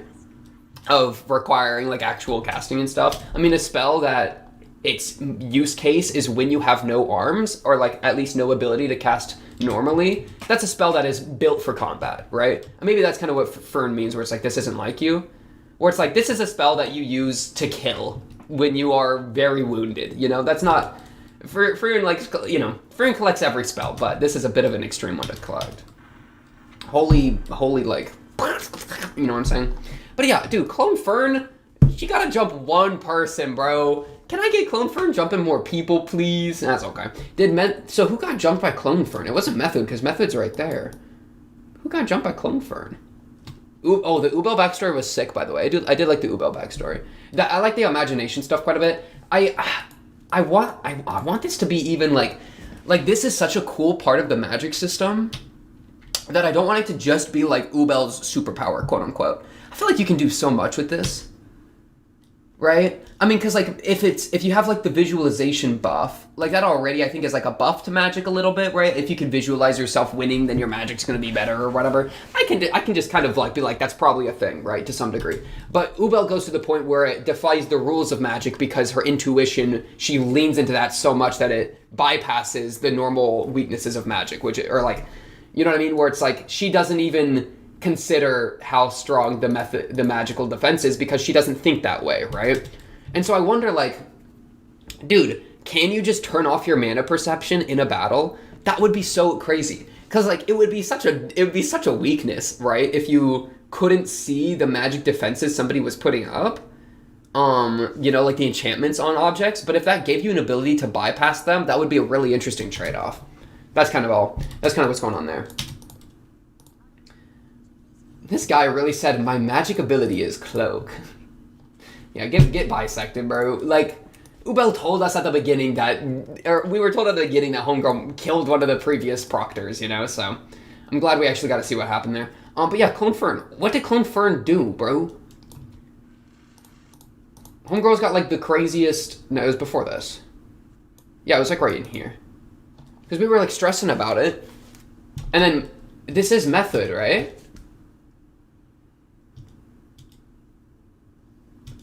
Yeah, so Method gets jumped by Clone Fern. And then I assume this is Clone Fern shooting. And then it looked like somebody was getting carried away. So it can't be Clone Fern because the person getting carried away can't be Method because Method was fine. Like, she passed, right? So this isn't that. And there's 3 people coming here. So yeah, that's not Clone Fern. Man, we didn't get to see what happened there. Oh man. That's okay. Yeah, because then we cut to later and Method's just part of the squad. So I guess what I would assume happened is we know that it was described in the episode, right? We know that her binding magic works on Fern. So I would assume that Method, she's walking around solo, so her mana detection's very strong. She detects Fern, right? We see her like look behind her a little bit, I think. Yeah, she blinks and her eyes go to the side a little bit. You can see this eye moves. prior to the blink. It like goes. I think she. Yeah, I think she notices this because her eyes are kind of moving behind her, like over her shoulder a bit. So I think she's letting herself be jumped, and then she turns around, binds Fern, and then gets away or something like that. Man, I was so ready for Clone Fern to do some crazy move, right? But no, things just went according to plan. Like, there's all this like crazy magic going on, but man, things just went according to plan, so we absolutely take those, you know? Even, it's crazy, it's kind of crazy. I was like thinking at the beginning of this fight, I was like, oh, things are bad. Like, things are going poorly, because our entire plan was like based on giving Fern a shot, and Fern's shot didn't work. And so I'm like, oh, the plan didn't work, right? But then we get a flashback again to where was it? To Frieren and Fern being like, well, yeah, my magic detection weakness, yeah, right here. We expected this much. So it's like, I got baited, man. I thought we weren't expecting this much. Maybe they said it in this one. But yeah, they kind of gave us the plan to be like, the mana detection. That's going to be our strat here. And then we start the fight, right? And then during the fight, when that doesn't work, Frieren's like, well, we knew this was going to happen. And then we get a new flashback saying that they knew the mana detection wouldn't be enough. Oh my goodness, they're just like baiting me along. They're getting me worried, but then really Frieren's like, why are you worried, bro? It's me, Frieren. I got this. Frieren, man. You can tell me the full plan on the first go through. You don't got to keep like trickling it to me, bro. You're trickling, Frieren. Pause. But yeah, crazy fight though. Absolutely, and crazy like animation. This whole thing. I mean, they really went 9 yards. The last episode and this episode. I mean, dare I say best of the season? It might be. All that, like that, even this random shot. Oh my goodness. They're like playing with so many different stylistic elements. Yeah, right here. We expected this much. It's like, I wasn't expecting this much, Frieren. I wasn't. You got me messed up. You got me messed up here. Yeah, and then this whole thing, like, let's jump the right people. They got me worried here. It's an interesting situation now where Lion's out, but Kane's not. So it's like, depending on what this third test is, Kane is screwed. And then Richter getting out as well is kind of brutal, but rolled and smoked by Sens, yeah. Denkin's clone we also didn't see do anything, now that I think about it, because that was said to be one person we were worried about there, but that's okay. I guess he didn't run into, or maybe he was part of one of the squads that jumped. Somebody like in the end, like in this group maybe, that did these shots for whoever that is. Yeah. Or man, who's that one, bro? That's Method versus Swickly lady. I'm gonna call her Swickly because she's got the Swickly staff. You know what I'm saying? Bet. Yeah, dude. Go to the episode. Man, the Ubel. Let me go back to the Ubel thing. I think the Ubel thing is crazy. I feel, dude, Ubel kind of came up and was way more interesting than I expected. I feel like every time they've given her a bit more depth. Like, they're really investing in the Ubel stocks. Which makes me curious, like, what kind of character is she going to continue to be after this arc concludes, you know? Because after the Mage Test arc, what? All these characters, we just go on our separate ways? Like Lion, Kane? We just, we got what we wanted. Like, Frieren and Gang go, nope, we got what we wanted. I'm going to Areole. You know what I'm saying? Where it's like, Ubel, bro. What about my Oob? Can I get, like, more Oobs, please? Can I call you that, Ubel? Can I call you Oob? She would kill me. Without the slightest bit of hesitation. Yeah, but the visual imagination thing I really, really enjoyed. It's kind of funny. They say, like, it's this whole rock, paper, scissors thing. Though, honestly, that's not even really true. Here's my it's true to a degree, but the degree that it was true for Ubel is supernatural. It's a superpower, right? Like, that was the point of this flashback, is that Sense is saying, like, this ability for her intuition to be this powerful, that it overrides, like, the normal weaknesses she would run into, of, like, having to fight through, like, a magical barrier or whatever, like a magical defense. That level of intuition that is that, like, baked into her being is practically a superpower, right? And so this whole point of where like Warbell is saying, oh, she was a bad matchup. She was a bad matchup for Ubel. She wasn't a bad matchup for a mage with a cutting spell. That's the crazy thing. Ubel is like, it's like rock, paper, scissors, but then you add in like gun. It's that whole bit. Oh my goodness. It's literally the gun bit where it's like, the gun's more powerful, you know what I mean? Though it's not even quite that because it was based on compatibility. But it's interesting because it's not just that a cutting spell works good against a hair spell, right? It's not that because, you know, that wouldn't work normally. It's that Ubel's cutting spell is that insane that it kind of overrides that thing. So, I don't know, I think building it into like a rock, paper... I like how they expand it into like infinite rock, paper, scissors. Because, yeah, it's like some rocks are more balanced than other rocks, are more balanced than other papers and scissors and guns and llamas and blah, blah, blah, blah, right? Like when you expand it into infinite, you're going to have like a couple random cheat codes in there. And Ubel is kind of like a situational cheat code, it seems, when it comes to the way her intuition thing works. Which I really, really like. I think that's a really cool addition to the magic system. Yeah. The respawning thing was insane, by the way. It's like, oh, okay, it's actually over.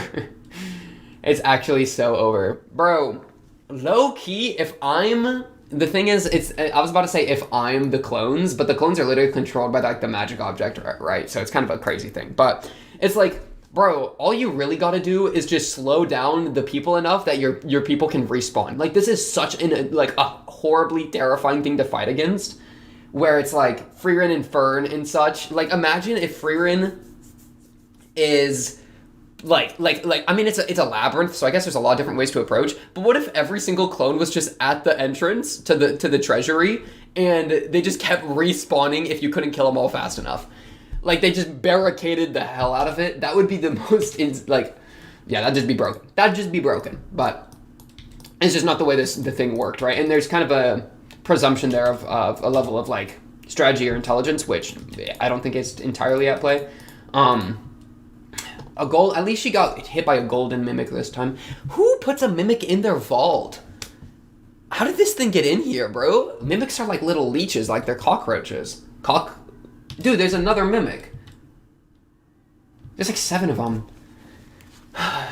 She really moaning and groaning. I feel like, did they cut her off there? Wait, if they cut her off, that's really... I think they did. I can't tell. It almost sounds like they cut off her voice clip when they cut to a different scene, which was funny, but I don't think they actually did. Sense... Oh no, she's never passed anyone before. What now? We had like a 70% passing rate. Easy clap. Easy clap. What's the final test gonna be? 1v1 tournament, right? It's gonna be a tournament bracket. I feel like that's usually how these go. Basically, I think that's honestly a pretty succinct ending for this little chapter. I'm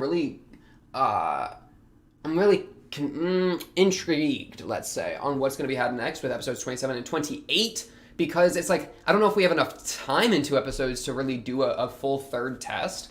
I mean, like, how long was this one?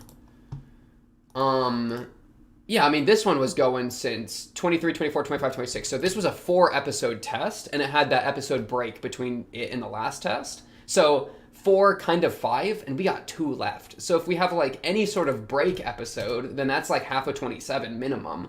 And then... an episode and a half to actually get the 3rd mage thing. I mean, unless it's kind of a, like, easy or something, or like, or, you know, where it's like most people get the pass or something, then I'm kind of intrigued on how they're going to actually do it. I feel like they got to have at least one that really is like a fierce ringer for the last few, because like the 1st and 2nd test both had an ability for somebody to kind of leech, where it's like 1st test, if you're teamed up with someone OP, then you get to pass a lot easier, right? 2nd test, everyone kind of became one group, so if you just stayed with the group, you also get to pass, right? So 3rd test, I would assume that it's going to be more individual, because you gotta test the individuals instead of the groups, right? But we'll actually see what happens there. That was episode 26. Yo, what's up, everybody? Welcome back to Reactivity tonight, episode 27, which is what, literally like 2nd to last of A Frieren Beyond Journey's End. So, let me just take like 10 seconds here. Well, a little longer than 10 seconds. I'm gonna need a little longer than 10 seconds. Just to recap what happened on last episode, episode 26. So let me just boom, episode 26. Pretty much it was just us finishing the King's Tomb quest. Or not quest, I mean like trial. Trial would be a better word. So yeah, there were kind of two big things, I would say. This is one of them right here. Whatever Frieren did, Clone Frieren rather, whatever Clone Frieren did with this whole like, let me just look at you and like Sigma stare you into a wall. I don't know what that was, but I liked it. And I want to see more of it. You know what I mean? Like this, that's what I'm looking for. This right here is something special, okay? And we don't know exactly what's going on, but it's not a spell in like the sense that Fern was trying to like, couldn't see it coming, right? My goodness, she has a good back muscles. She's, you know what I mean? This eyelash POV kind of different too. I respect it, but yeah. So something was going on there. We can make all sorts of assumptions, guesses, speculations on what exactly is going on. Something magic, buff yourself, telekinesis, not a spell. I don't know. Like it could be all sorts of things, but it's definitely magic in a way that is fundamentally different than what is understood, right? And then real Frieren is like, bing, bing, bing. Man, this freaking jewel that was spawning clones is OP. If it can literally, it can clone Frieren in like up to Frieren capacity. That's a pretty, because that means like it has enough mana source that it's matching, or that it can like do whatever Frieren's doing. You know what I mean? That's the craziest thing to me. Because like if you, I don't know, Frieren is like a nuclear bomb of mana in an elf walking around, right? And this nuclear bomb of an elf walks into the tomb, and then the tomb spawns a nuclear bomb of an elf. Which means like it's bound by it can only spawn things that walk in, but it can pretty much spawn anything. Like if Zide walked in, couldn't it just spawn another one of her, and that would be like an entire issue? It's kind of crazy. Though I do wonder like I think the more restricted the magic is, the more like potent it is or whatever. I'm pulling up my notes real quick. But yeah, anyways, enough about that. The other thing was Ubel. We got Ubel killing the guy. We got a little bit of stuff about how she like sees things, imagines things, and how that pretty much like punches through like normal defenses, which I called forehead magic, and I would stand by the statement that it is forehead magic, which is my favorite kind of magic, which is basically like actually cutting hair works, and then it works. Like that's literally it. Like, oh yeah, cloth gets cut, therefore I can cut cloth. Like it's not that tough, bro. It's just so good. So shout out Ubel for that. It was kind of called something like unique to Ubel by sense here. I would be really curious if other people can, because like look, as long as people are intelligent organisms, we cannot skip those fetters. I'd be kind of curious if other people could find ways around it, right? Because you know, I don't know exactly how. But like if you can, like those more like super instinctual people, that sounds kind of sick, right? Or maybe animals. Could you imagine like a magical animal that acts in the way that Ubel does, that it just cuts through like certain magical defenses?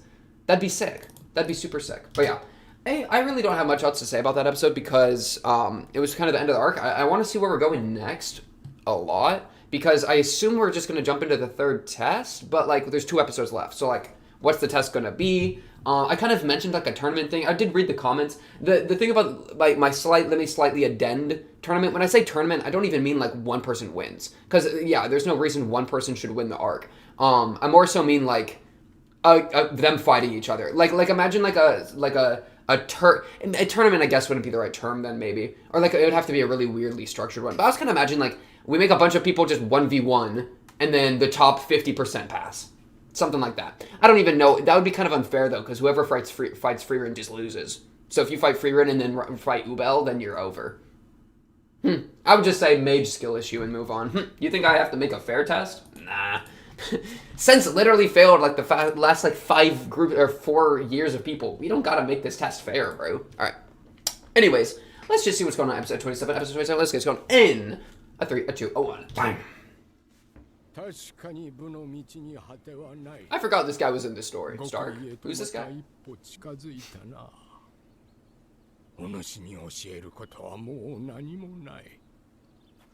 Yeah, I was about to say, didn't like nothing get taught to you last time? That was like the entire thing. Bro.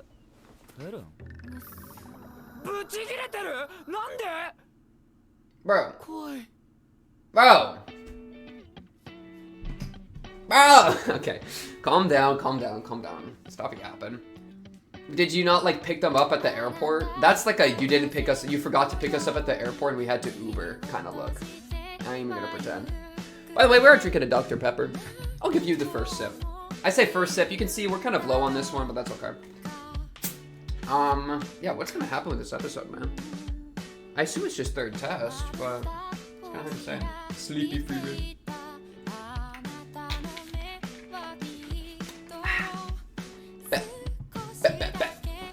We gotta lock in. Or maybe it'll be a chiller episode, right? Kind of like the in between test 1 and 2. I can see that being the case. Also, Fern, like, you haven't seen your boy in a minute. Like, why we gotta be pissed? I don't know. We don't know why she's pissed yet. Maybe she has a really good reason. We'll see. We'll see. We just gotta pay attention. You know what I'm saying?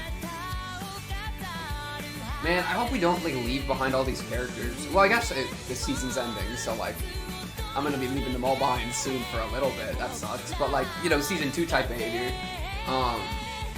You know, yeah.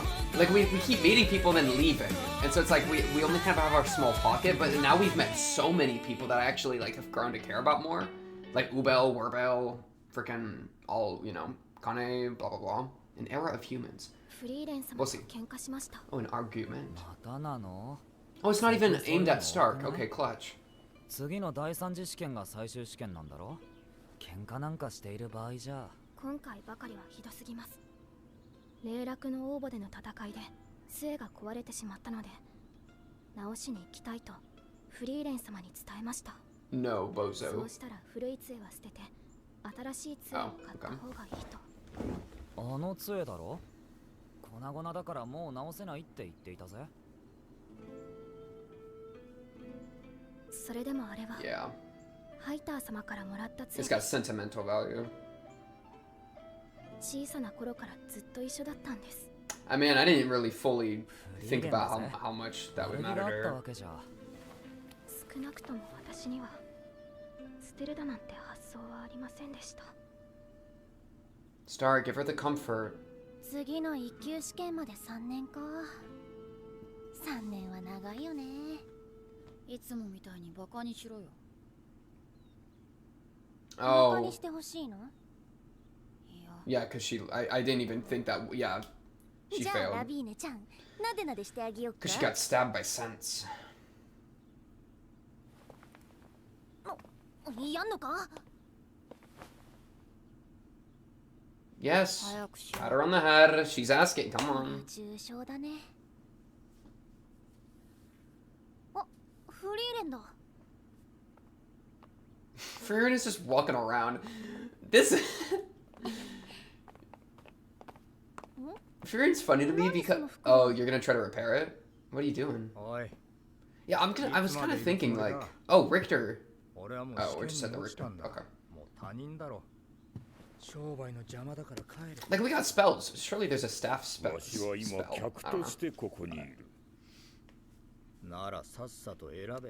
Like a mending. He's got donuts again. Okay. そんな役回りだ。あの場にいた誰も。Oh right, yeah, yeah. Sense was built different. 負けは負けだ。俺の実力が足りなかった。だがその話は二度とするな。こう見えて俺は今最悪な気分なんだ。それでも店はやるんだ。Grind set. Good background. Ooh, ooh, ooh. デンケン。お前は知らないだろうが、どんな最悪な気分でも人は食っていくために働かなきゃならない。Good move. そうか。ま、落ちたのは俺でよかったんじゃないか。一級試験は3年に一度。デンケン、お前みたいな老いぼれにはないかもしれないからな。確かにの。言い返せ。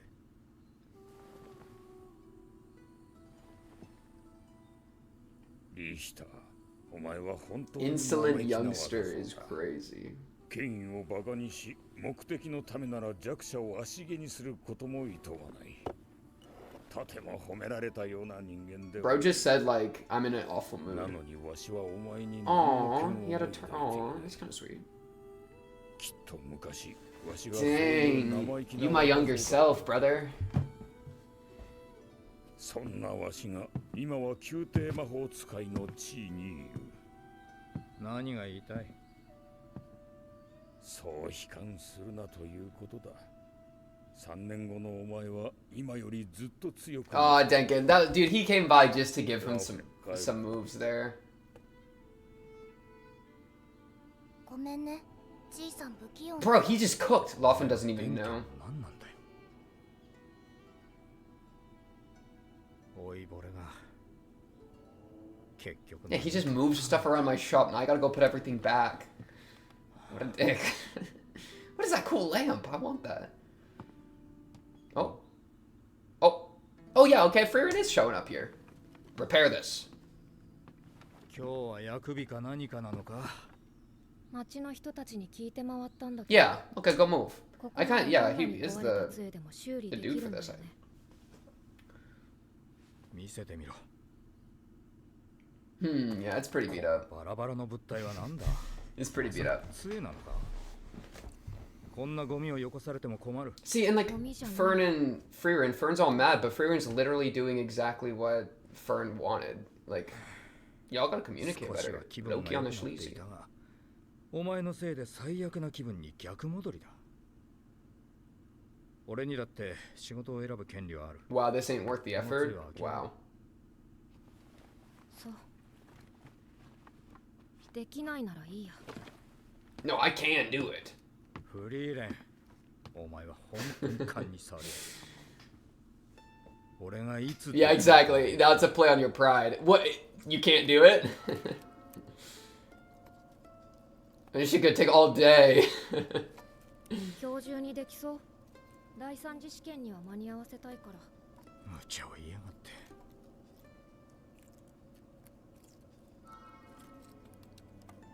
フリーレン。何？ゴミだなんて言って悪かった。Oh, Victor, sweet. 手入れの行き届いたいい杖だ。 Oh, so it's easy to repair? Oh, Fern, that's so sweet. She's taking care of the staff. Is that a kebaba? Bro, did you see how many Stark had? Stark had just downed like 7 of those hoes. 私のことをまるで分かっていません。そんなの俺だってわかんねえよ。やめてよ。俺に当たらないで。 Stark, can we lock in for 5 seconds? わかろうとするのが。 And she does. She's literally making the. That's the crazy thing. She's making the move right now. So it's like we just gotta walk by Richter's shop and then like yeah like that's what I'm saying. We're just gonna have to, and then we'll be like, oh, the staff's here. You know what I mean? Okay. Like how many streets are in the city? How many streets are in the city? 1? Okay. I'll let it slide. I'm not her kid. Okay. You see elf ears? Okay. 二次試験が終わったばかりだっていうのに。 Yeah, so it's like the lack of communication is gonna get fixed by circumstance. Like I hear you here. I hear you.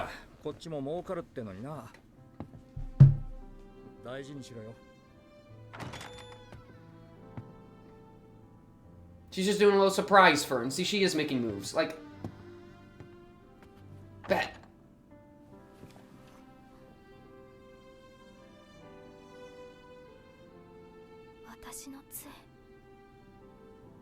And she's just snoozing, right? She's like in a weird position. Oh wait, no, she's in a normal position? Okay, this is a different Frieren. 感情や感性に乏しい。それが原因で困難や行き違いが起こることもあるでしょう。でも一つだけいいこともあります。その分だけきっとフリーレンはあなたの Dude, her other elf ears like scrunched into the pillow. That would hurt. 彼女以上の死はなかなかいませんよ。 I know it wasn't.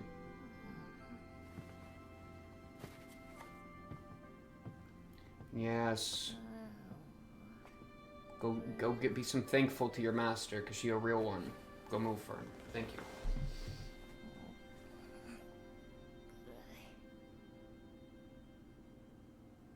Go move for him. Thank you. That's all I ask. I really don't ask for much here.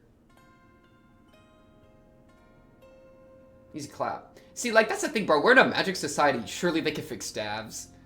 You know what I mean? I guess we're poor, so that might have been hard, but, like, we got through it, because Richter. Thank you, Richter. Bet.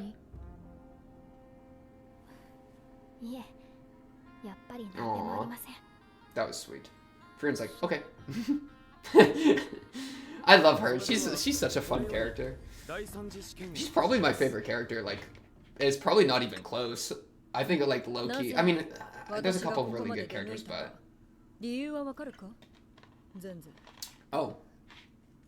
You came down to our town.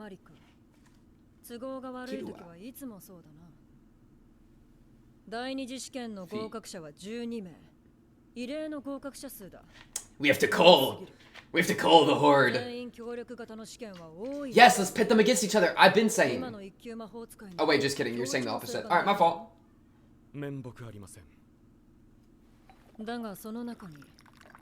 True. Frieren.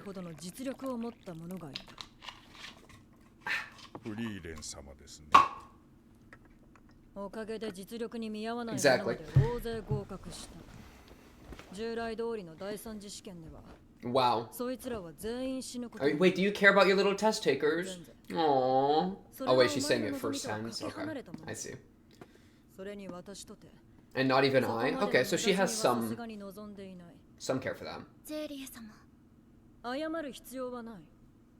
Damn. What does that mean? Okay, I guess that sounds right. They're just gonna walk in and she'll be like, pew! Or something. I don't even know what she's gonna do. What's she gonna proctor? What is she gonna do for the test? Yeah. And a good point, really good point.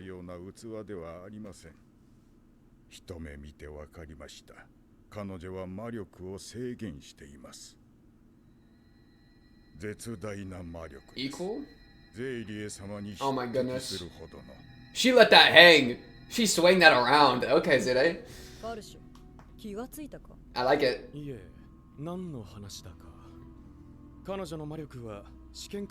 Alright, this guy's a bad mage.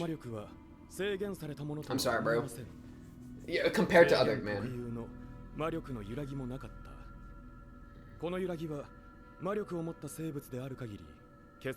If you're good at your job, you can. Yeah. She's an elf.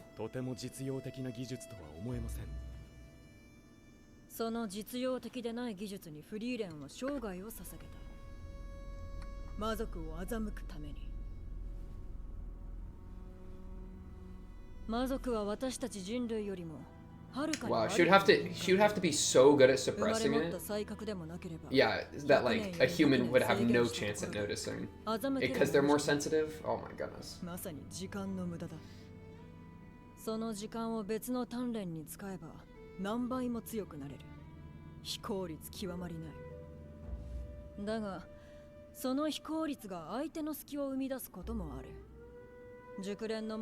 Why is the foot bottom left? Okay, stop.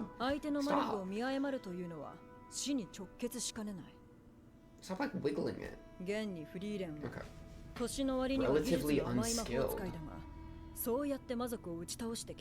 It's like clever. She's clever.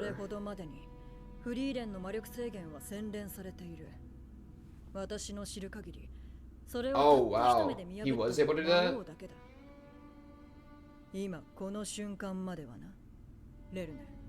Oh, this guy's actually cracked. Wait, this guy's actually cracked. It's not that the other guy was kind of like sucks, it's that this guy's super cracked. The first class mage. Alright, my bad. I was disrespecting that other guy. No, I take it fully back. Aw, look at him, little timid. Okay, this guy's kind of. I like this character now.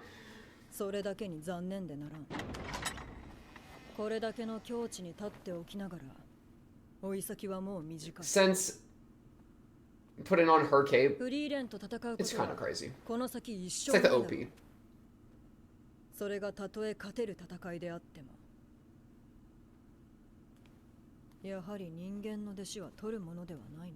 Yeah, it's like you devote your time to caring for a fruit and then it rots right before it's useful. That's crazy. Oh, that's terrifying. Oh, that's the scariest thing I've ever heard. Okay, that's terrifying. You're saying you're suppressing it right now? Is that what you're telling? That's just an interview? Okay. I'm fine with that. I'm fine with that.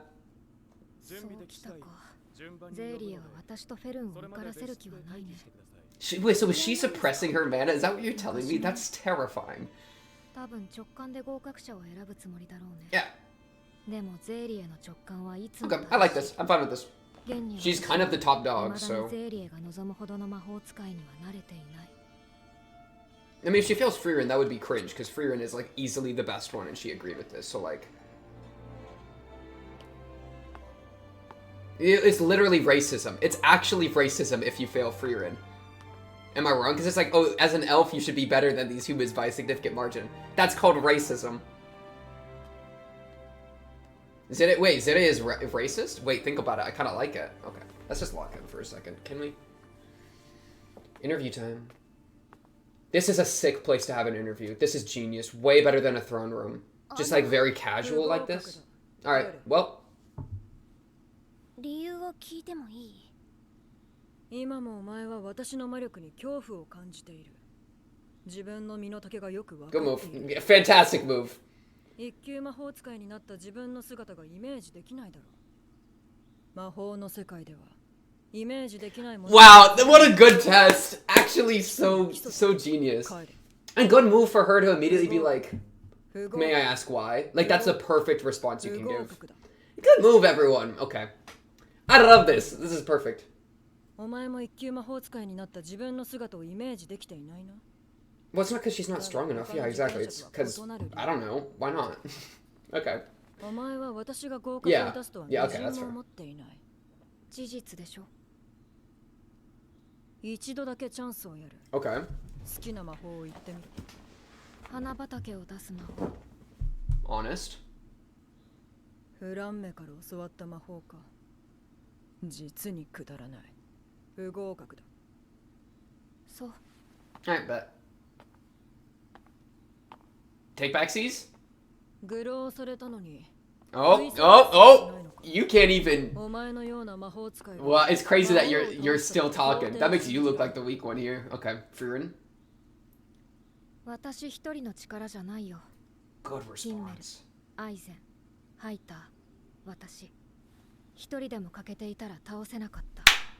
Shout out the squad. We were blessed with each other. I didn't see you killing the Demon King. Okay. Aww. A little Himo flashback. Don't mind if I do. 強い魔法使いを探していたからね。それならオートにいくらでもいるでしょ。私じゃなくてもいい。They were all old men. I wanted a cute girl. フリーレン。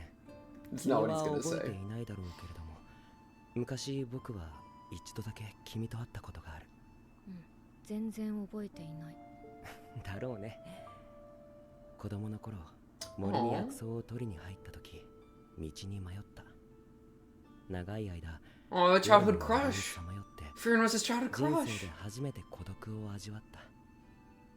もう二度と村に帰れないかと思ったよ。その時、一人のエルフが人里の方向を教えて。Childhood savior. 本当に方向を教えるだけで励ましの言葉一つ口にしなかった。子供心になんて冷たい人だと思ったよ。僕のそんな不安を感じ取ったのか、それともただの気まぐれだったのか。Did she soften a little bit? What'd she do? Oh, the field of flowers. Oh, that's so sweet. That's how like she knows to express comfort in that. 綺麗だと思ったんだ。That is so sweet. 生まれて初めて魔法が綺麗だと思った。きっとこれはただの偶然に過ぎないことだけれども、ヒンメルたちと出会わせてくれた。Wow. 先生が教えてくれた Wow, good point. 魔法だよ。それからゼーリエ、フェルンも同じように不合 No, 格に pass するつも Fern. りだろう Fern's けれど fine. も、多分それはできないよ。 Yeah, go move. あの子はゼリ Yeah, ーの想 exactly. 像を Like, yeah, she's not gonna fail Fern. Like, we're not failing both of them. Era of humans, bet. Fern's like, what's up? 何が想像を超えるだ。私の魔力を見て立ちすくんでいる。 No, she's been around Fern like a million times. Like, your intuition is whack. Come on, lock in. Not gonna lie, you do be fluctuating. 待て。 Not gonna lie, you do be fluctuating a 何 lot. が見えている？ Is she expanding it? How is she fluctuating it though? That's the question. 揺らいでいる。 She's been around Fern her whole life. That's my girl right there. Go move Fern. フェルンとか言ったな。お前。 No! I got my master already. Shut up. 嫌です。 That's what I thought. That's what I thought.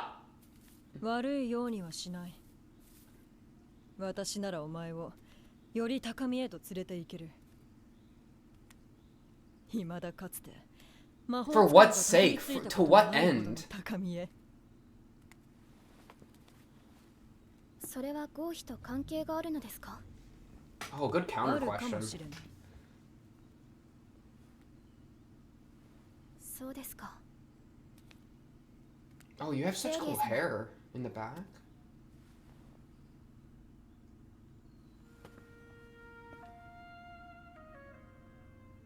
Good music track. フェルン、ゼーリエがいろいろと言ってくると思うけれども、要求を飲む必要はないよ。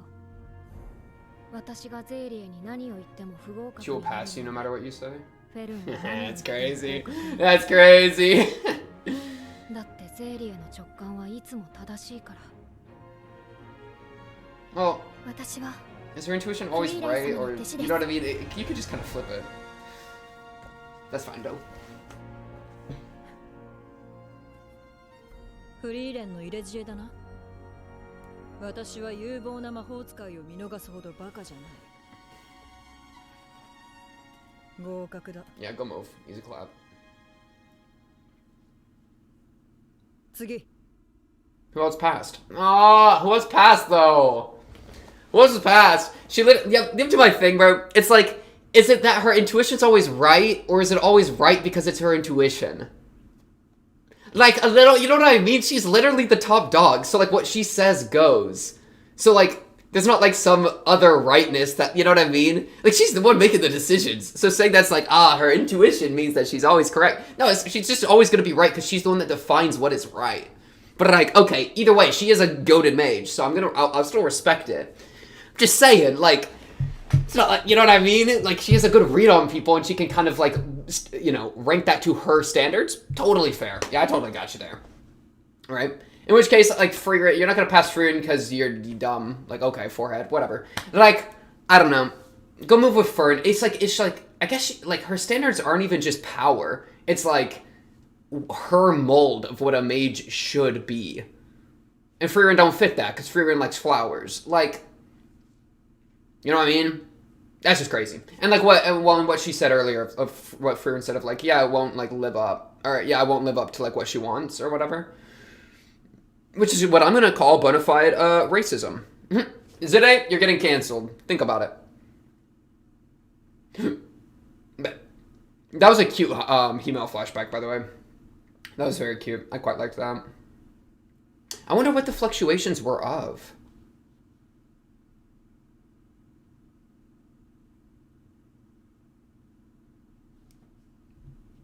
What happened there? Wait, there was no preview. It was just like, it was just sounds. Alright, well, that's funny. I was like, what's the third test gonna be? How is it gonna be done in 2 episodes? It was done in half an episode. They just failed everyone and then Fern passed. Okay. Bet. Did anyone else pass? I mean, what was our list of people that failed there? How many people? 12? I think she said there were 12 people. So let me just count. Because they had that rapid flash where a bunch of people just failed in a row, which was really funny. I think this was a super good fail, by the way. This was perfect. This was actually so real. Just like you have failed. And then perfect response of, may I ask why? That's the literal peak thing you could say here. Because it's like, it's not at all arguing. It's not at all combative. It's just like, I want to learn. and so that I can like improve. Like it's completely learning based. So that's beautiful move from you, my girl. And then good description of as to why. It being based on imagination, visualization, which was kind of a point with Frieren, but like with the like I don't believe you'll ever let me pass. Like if she believed that she could pass, then would that Zide would have let her pass? Would Zide have let her pass? A little bit, you know what I mean? Like I wonder if it was kind of like a self-fulfilling prophecy a tiny bit, where Frieren thought that she couldn't pass, and that's what made her not able to pass, because she even calls it out. Zide calls it out as like, you cannot imagine that I will let you pass. But like but like, you know what I mean? Like it's Frieren, was Frieren right? And then that like was a thing, or what, did she become right because that was a thing? I'm not sure. I think it's probably that she just wouldn't have let her pass no matter what, and that Frieren was just already correct. But a part of me makes me think that if Frieren for some reason like had a sliver of hope in there, that Zide would have actually capitalized on that. But I don't know. Just an interesting idea, right? With this emphasis on visualization and belief. Okay, so that was 1, 2, 3, 4, 5, 6 was Frieren, 7 was Fern. So 5 more. Denkin. Method, the big woman, the Pog woman, the not big, like the hug woman. I was thinking big and like, okay. But like, yeah, so Denkin, Method's not going to pass, I don't think. I mean, maybe, but I don't freaking know. I think I could see Denkin also passing.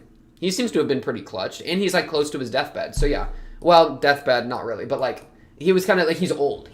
So it's kind of like a, you know what I mean? Yeah. Honestly, this episode, I'm just like really, I'm like, yeah, I'm just like nodding along the entire time. Zedai doing interviews, I think is a great, like, I think that's a great finisher there. It's one of those things that like she's literally the top dog. So it's just like, yeah, I'm just going to talk to her and figure it out. I can totally understand that. Cause it is like kind of the easiest way to just cut through all the fat, right? Where it's like, I'm not going to deal with any of this nonsense. If she has perfect intuition, then bro, low key on the schlees. Like, really, really low-key on the schlees. Let me just be honest. First test and second test and third test consolidate into one test, and it's just Zide. Boom. What if she just did this to every person at the beginning? Oh, Werbel, too. Is Werbel gonna pass? Oh, okay. Taking Werbel? Think about it. I can see Werbel maybe having... I want to see Werbel's interview. Are we even gonna get to see those? I really hope so. Probably like first half of that will be the rest of the interviews, and then second half will be yapping, or like a on to the next adventure, y'all. Where are we gonna go? We're gonna go to heaven. That's gonna be the end of the next episode. Yeah, that. The whole staff thing. Go move repairing the staff. I like it. I actually liked watching the process here, like the very slow like mending was very. I like the visual of that quite a lot. I want to see more like staff work. Pause. So I quite like that. This conflict, I'm not gonna lie, I'm not taking it seriously. I'm going to be I'll be real. It's just like I guess Frieren. What did Frieren say? Wait, she said it couldn't be repaired since it was already in pieces. But then she went out and tried to repair it. So it's literally just like based on not miscommunication. It's just Frieren said something, then changed your mind, and then went and did it. You know what I mean? So it's like Fern, I think you have a fair reason to be upset, because it's like it is a sentimental object, so to hear that like it can't be repaired would suck, and it would show that Frieren's like not taking it seriously or whatever. But then we immediately see Frieren taking it seriously, and so it's like, well, you know what I mean? Like Fern has lost her reason to be upset, and this is going to be solved within like 2 minutes. So I was kind of like, I bet, and then it got solved, and I was like, I bet, and then we just moved on. You know what I mean? So it's kind of like, I don't know, I never doubted for a moment that this wouldn't just peacefully resolve within 5 minutes, so it never really, like, you know what I mean? But that's okay, I mean, I don't know.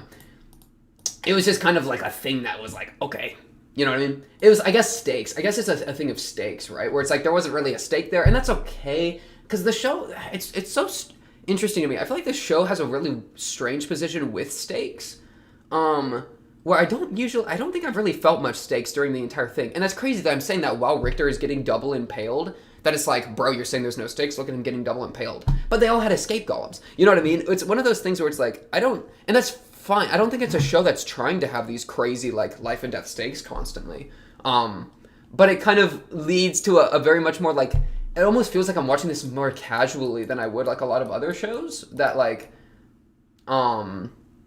sorry, she was putting her foot up in the camera and shut up. But, like, yeah, it feels very different than, I think, a lot of other shows that I would usually watch, where it's like, I'm not really ever too worried. Like I think a more clear example would be, like, episode 26. Like, Frieren gets donkey kicked into this wall by Frieren, right? Through, like, telekinesis. And there's no, like, Frieren's not dead or, like, even really hurt. I mean, there's a little bit of, like, blood and, like, a little bit of, like, scratches and bruising.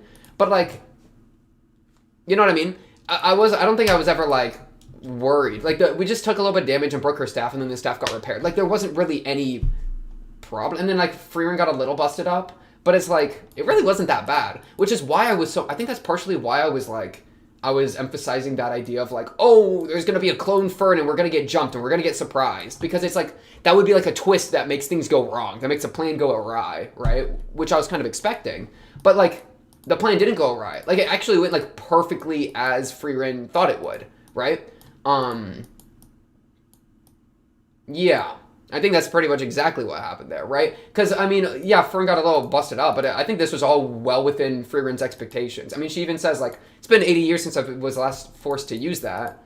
So it's like, you forced me to use my trump card, right? So it's like she was fully aware of the trump card and, like, that, you know what I mean? All these things. And it wasn't like, you know, so it's like, I don't really ever feel, like, much worry. So instead, it's just, like, a kind of a lot of boom, bang, that's the sound of my heart going on, right? Which is maybe why it's been fun to, like, oh, and Ubel, is Ubel gonna pass the interview? That'd be interesting. She's such an exception to magic that I think she might. That'd be a really interesting conversation. But yeah, maybe that's why the side characters have been such an important thing, where it's like the side characters have less of that, like, I don't want to say plot armor, because Frieren literally just is that strong, and it's been well explained why she's that strong, so it's not really plot armor. And, like, same with Frieren. Like, I understand that they're goated, so it's like, I'm not surprised when they're goated. But maybe that's why, like, these other, like, the side characters have been, like, kind of easier to invest in. Not easier compared to Frieren, because of course I'm invested in Frieren. But, like, maybe that's why I've been able to invest in the side characters a bit more than I, like, usually would, is because, like, these people's fates are super, like, up for debate, right? Like, these people could die, and it would just kind of happen. These people could fail the test, and it could just happen. I mean, and, like, Frieren fails the test. I'm not too surprised about that. Like, I mean, I guess I kind of am, because it's like she should be strong or whatever, but it's just like, it was racism and then Frieren passed, and we don't need both of them to pass. Like, one of them had to pass. So it's like, you know, kind of all's well that ends well, right? But yeah, like Lion getting stabbed by Sense. This was like a moment of like, oh shit, because it's like, we're actually hoed here. But then there's the escape golems, even for them, so it's like, okay, well, we're chilling. So, it's always kind of a weird spot for me there, where it's like, there's kind of this, like, yeah, and it's different. It just makes more for a more casual watch than what I think I'm used to. Because usually I'd be more like frightened when I'm watching a show, right? That kind of has this like animation and these like groups of characters and all these things. I'd be like, oh, like we're in danger, right? I don't really get a sense of danger much with this show, and it kind of like I think it goes with the formula of the show. I mean, like jumping to like episode freaking like 18, right? Like, bro, half of the show is literally just like slice of life walking around chilling. Oh wait, even further back, like 14, right? Where it's just like we're doing like episodic, like chill, like completely no stake behavior is like like a good half of the show, and then like the demon arc, which like episode 9 kind of territory, the demon arc, and then the mage exam arc, which have been like the other half of the show roughly, have been like, oh, there's like kind of more stakes, right? But even then, I think it's maybe because we're mixing in the slice of life type stuff, the episodic type stuff with this stuff, that maybe it's like harder to like imagine there to be stakes. It's like, how do we go from we're like in a 1v1 death match with a bunch of demons into like we're picking flowers? Like it's not impossible, but maybe that's kind of part of the formula there, where it's like it's kind of meant to have more of a casual watch here. I mean, man, this animation was so good. Dink! What a crappy freaking axe swing. But yeah, so I don't know, that's something I kind of noticed, where it's just like, I'm kind of like At least with episode 26, I think I noticed that. I kind of was feeling that a bit.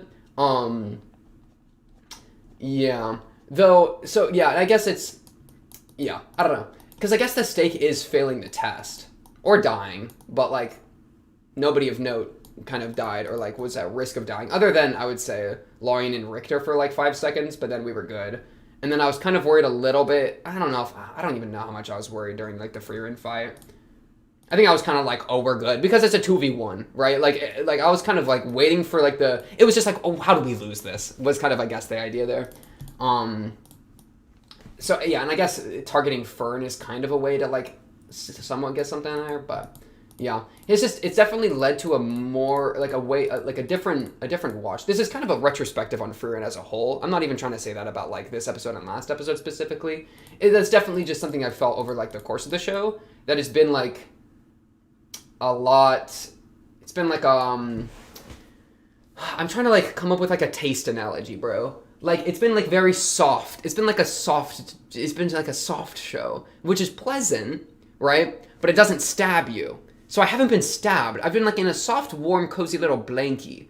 It's a comfort show, bro. It's comforting, right? It's like and I say comforting, and there's nukes going off, and there's black holes getting flung around, but I honestly still think it's like comforting. It's like a comforting fireworks show outside my window, where it's like the explosions, I'm well aware, are not going to hurt me. It's just fun. It's fun lights, right?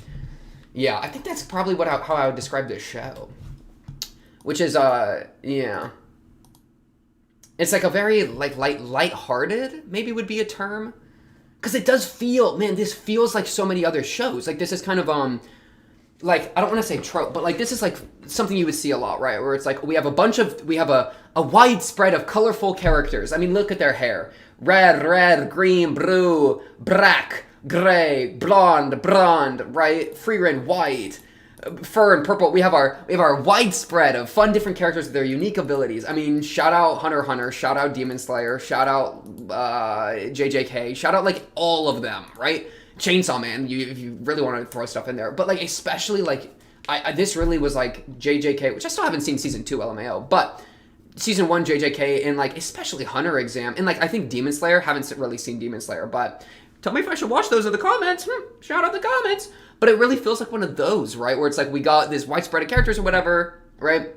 But I would say Frieren, like as a show, feels like a more lighthearted take on that entire like genre or whatever you want to call it, on that like trope or whatever. Take out the negative connotation, but that trope, that idea of like a wide cast doing their thing, it feels a lot more lighthearted to me. Like, yeah, and that's because of the episodic nature. That's because of the escape golems and such, right? Where it's like there's not really as much genuine fear, worry, uncomfort, during these tests. And which is not to say that uncomfort is bad. I'm saying uncomfort, like, you have to be uncomfortable to be scared, but that being uncomfortable can be good, right? Like being thrown off, being scared, being worried, being anxious, right? These are all feelings that are like intentionally built out of these shows because people want to feel those in certain controlled environments, like watching a show, right? We want to be scared. That's why horror is a genre, right?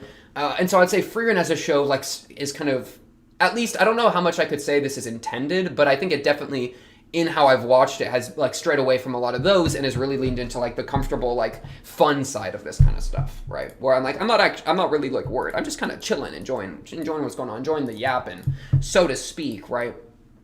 And even like the character conflicts and such, you can really read into that with the character conflicts, I think. I almost want to say all. Most of the character conflicts, I'll say most, because, I don't want to do like a big statement, but I'd say most of the character conflicts are like really tame, right? They're super tame, and that's comfortable. It's easy. It's like I'm not worried about these relationships getting permanently damaged because it's like, oh, Fern's upset because her staff is broken.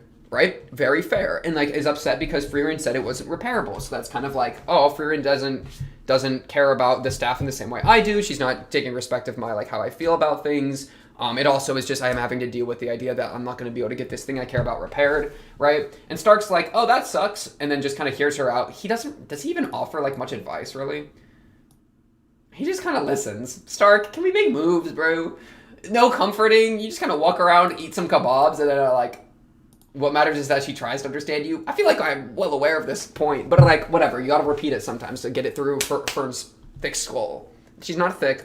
Well, her skull isn't thick. Okay. But like, the conflict, it's like, it's resolved. For us, we know it's been resolved before the characters know it's been resolved. So while they're still worrying about it, there's nothing left to worry about, right? It's like, oh, we're good, bro. And I feel like this has happened enough times that like, it's like, Fern's upset about something. I'm like, well, it's gonna be fine within 7 minutes, bro. Like, I'm chilling, dog. You know what I mean? Yeah, I don't know.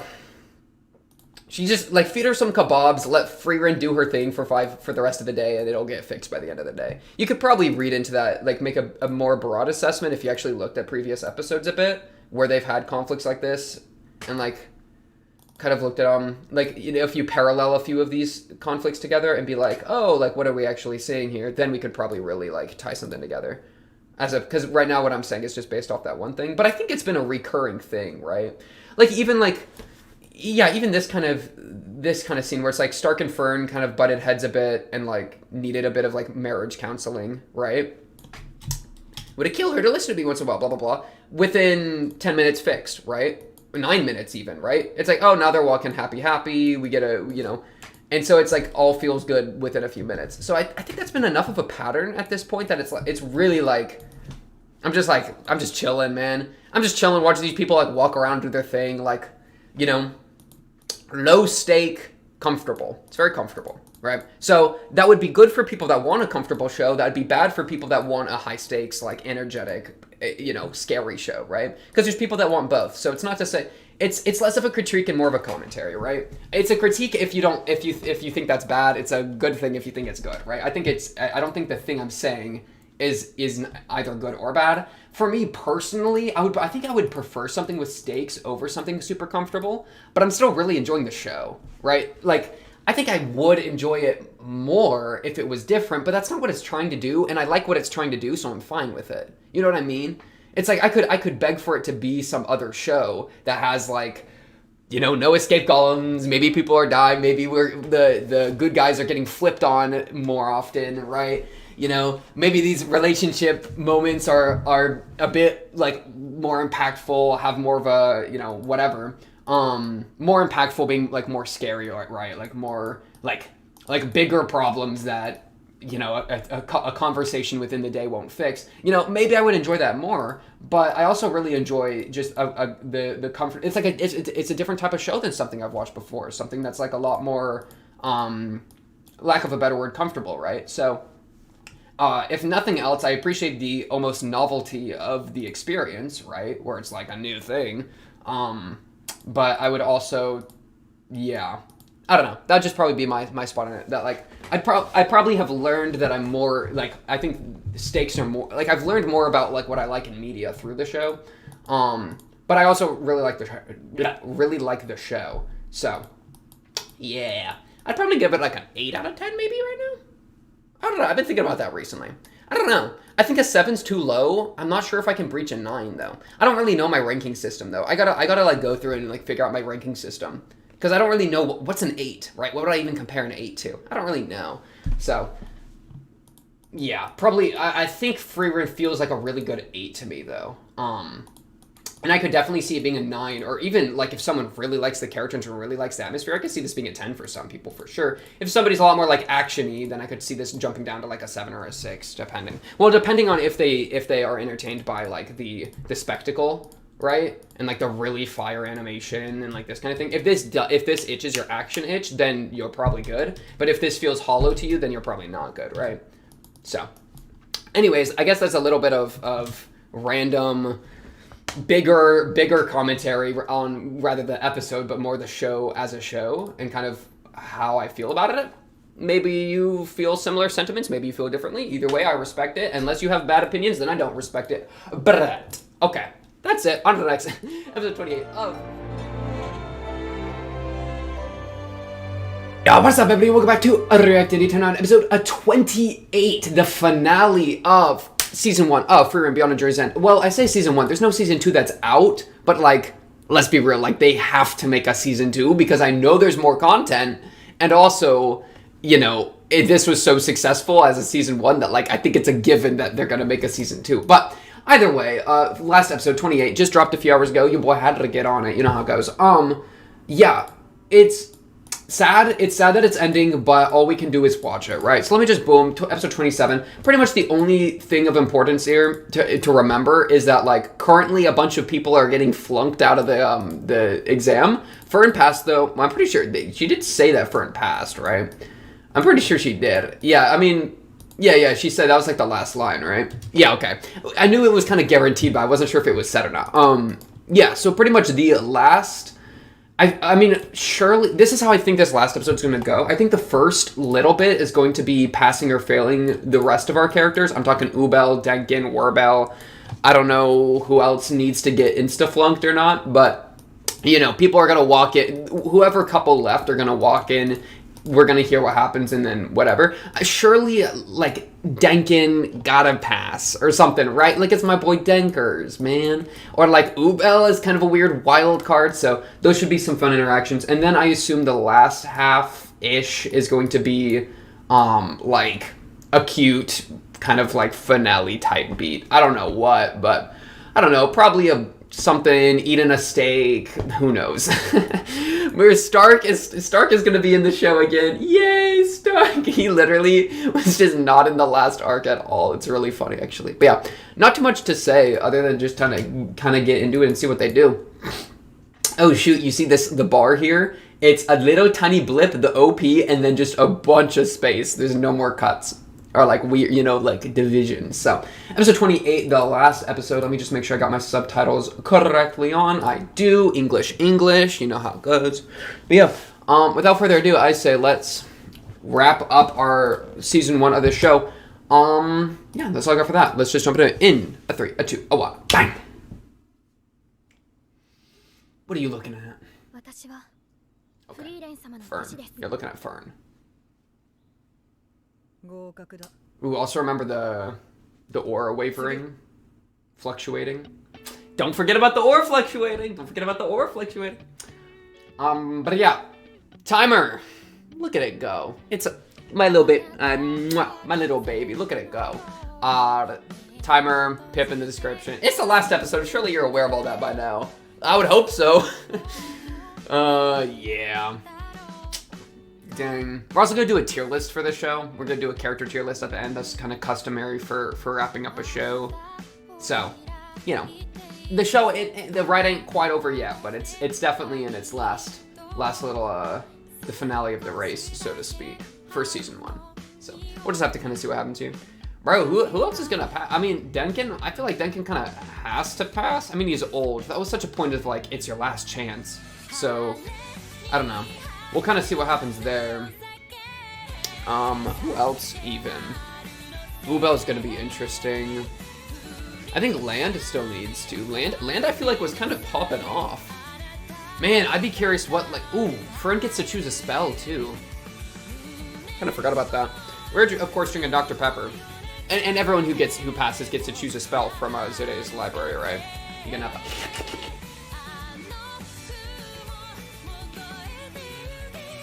So yeah, should be interesting. Who else is gonna make it? What spells are we gonna pick? Fern's gonna pick something so stupid. All right, Denkin, lock in. Don't show your fear. Believe you can win. You must believe you can win. Most. Ooh.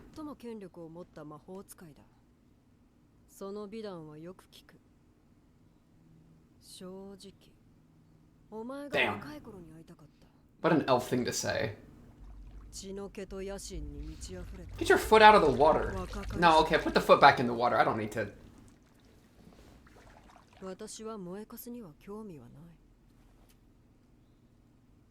Burnt out ash. Thank you. Thank you.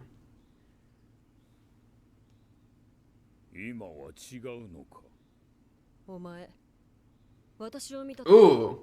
Ooh. Wait, good thinking process. He was ready to square up. He was planning to square up if he needed to. Yo, Tekken! That's my goat. That's my goat. He just got that instant Ubel. That transition was so fast I didn't even notice it happened. Oh, okay, easy clap. Yeah, true. Yeah, true. Yeah, true. You know what? Okay, fine. The clone, you sent in the clone land? Bro, come on. He never set foot into the grounds at all? Oh, that's nice of you. Appreciate it. Into the grounds at all? Is that what you mean? What a guy. This guy's actually OP, bro. So he had 2 clones running around then, right? Whoa! Whoa! Whoa! He's like, wait, he's actually cracked. Wait, he's even cracked. He's actually super cracked. He had 2 clones. He had 2 clones! Wait, this guy's crazy. Wait, he's way stronger than, like... Okay, he's actually OP if he had 2 clones running around. That's crazy. I wonder what the drawbacks of that is. Like, what, you know? Like, what's the distance? All that kind of stuff? Wait, Land's cooking. Wait, Land's cooking.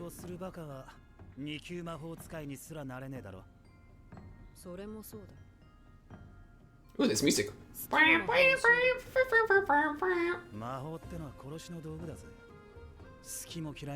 Okay.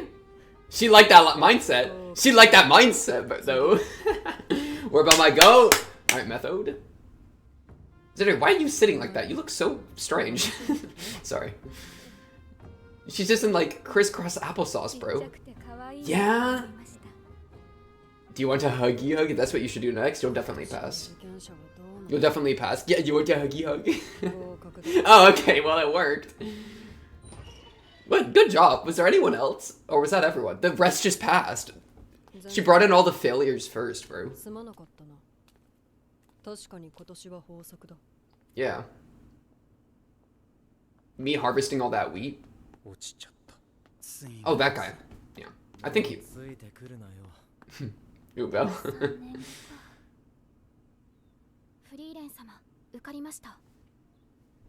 Do that. Do Frieren, do this.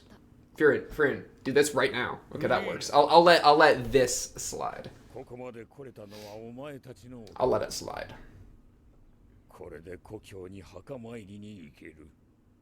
Wait, what spell are we all picking? Wasn't that like a fwing? Can I see what spell we pick?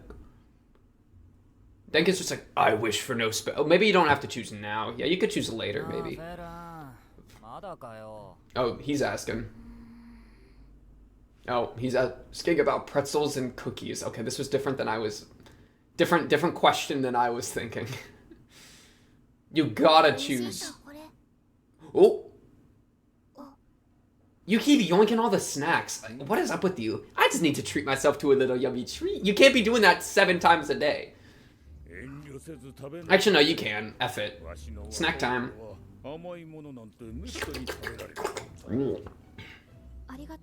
When I was young. Back in my day. Where's Frieren at? I want an elf to hear that and be like, when you were young, you're still young. What?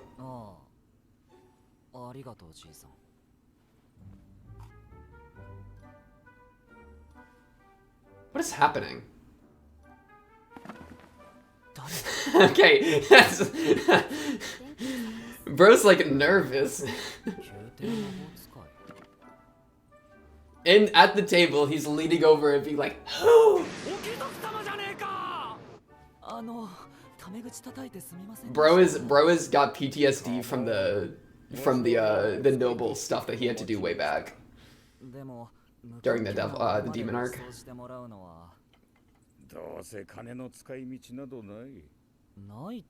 Or devil, I forget the term they used. Oh.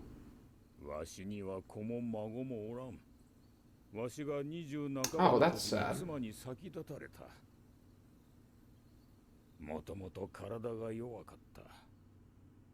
戦争に敗れた北部高原の辺境貴族の令嬢でな。Wow, you married for that? Maybe you married because she was sickly. Oh, just kidding. A complete opposite. Run it back. Okay, my fault. My fault, Deadkid. That was wrong of me. Bad timing. Yeah. I mean, that'll humble you like nothing, right?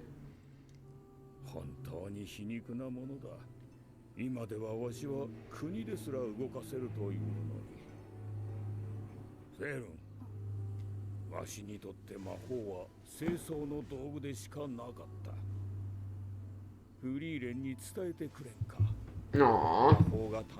Magic is fun. 久々に思い出せた。わしは勇者一行のフリーレンに憧れて魔法使いになったんだ。Wow, that's yeah, cooking. True. Go move, Fern. Go ahead and move. I don't want to be your messenger. Go speak your truth.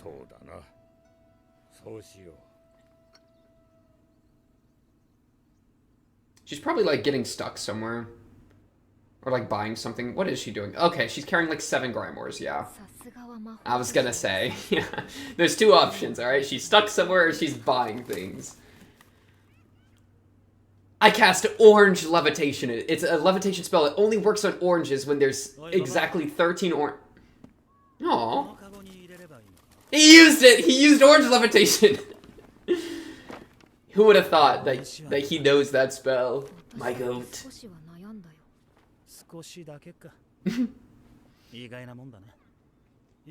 One of Himel's. Ooh, little Himel fanboy. Oh, that's why he dyes his hair blue. Me when I spread misinformation. 第一次試験でフェルンたちを殺そうとしたんでしょ。フェルン愚痴ってたよ。犬とか蹴っ飛ばしてそうなやつだって。よく言われるわな。No, where was my goat? 単なる脅しだよ。まあ一人殺しておいた方が世のためになりそうなやつがいたけどな。俺は故郷の村を守るためなら何だって。 I love Werbel. 一級魔法使いになりたかったのも。Yeah, which one though? I'm curious. 強い魔法が手に入れば、それだけ魔族をぶっ殺せるからな。でもな、それと関係ない場所でも困っている奴がいたら、なるべく手を差し伸べるようにしているぜ。どうして？俺の故郷は北の辺境でな。勇者ヒンメルの逸話はいくらでも残っている。Shout out my boy Himel. 戦況の塔の攻略。 The Thousand Mirror Tower? 不死なるベーゼや Bose? Hell Emperor? Dude, the Thousand Mirror Tower is like the coolest title I've ever heard.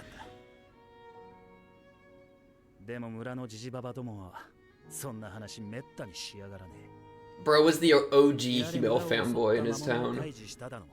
やれ商人の護衛をしただの。 Oh, it was personal. It was personal to them. Oh, instead of those extravagant tales. Nah, but those are the ones that matter the most. Yeah, Werbel, you know it. なのに村のジジババは心底嬉しそうに口を揃えてそんな話をするんだ。勇者ヒンメルが死んで魔族の残党が暴れ始めてからよくわかったよ。 Oh, shoot.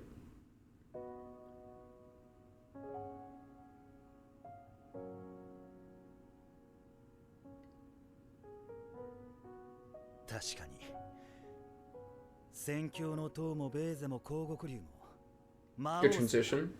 俺の村には関係ねえわな。みんな日々の生活を守るので手一杯だ。きっと勇者ヒンメルが俺の村に来なかったら世界が平和になってもそこに俺の。 Oh, good line. That's a good line. そう。何が言いたいの？俺をここまで連れてきたのは勇者ヒンメルのくだらない冒険譚だ。俺が言いたいのはそれだけだ。That was them too. 長話は過ぎたな。結局あいつらと一緒に His squad.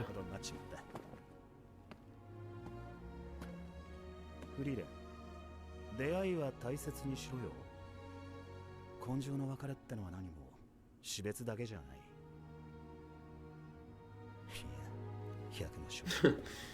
Bro just has to leave with like a little like a thought. He just had to leave with a thought there. That's my goat. Oh, bro's stacking. Okay. I'm scared of the sheep. I'm scared of the sheep. Sorry. こんな小さな人助けに何の意味がある。確かに小さな人助けだ。きっとこんなことをしたって世界は変わらない。でも僕は目の前で困っている人を見捨てるつもりはない。Bro, he's literally like Superman. Himel is Superman, bro. Superman does this kind of stupid shit. I'm just thinking of Superman now. Himel's my Superman. Aww. Or like Spider-Man type, you know, it's like, yeah, I'll save the world, but I also will just save people. Or even just do normal stuff that's not even saving. I will save your oranges. Frieren failed, but she gets to go to the ceremony. That's really funny. Oh, good morning. Come on, wake up. No, she's not asleep. She's just bro. She's just Frieren. What? Ah! That's just rude. Oh, come on. Any? 1,000? Zeta, you suck. Get over yourself. Go kill the Demon King and then we can talk. I'm like, okay. Frieren's like, bet I can go buy more stuff. Alright, I'm gonna go shopping. What? What? What? Why'd you wait outside? You come in, now Fern's alone. She's gonna be at the party, she's not gonna know how to socialize with people, bro. She's gonna be like, huh?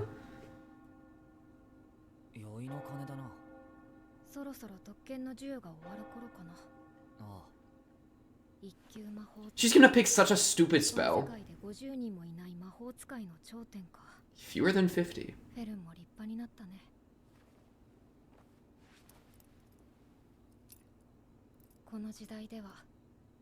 Ooh, okay. Fern the goat incoming?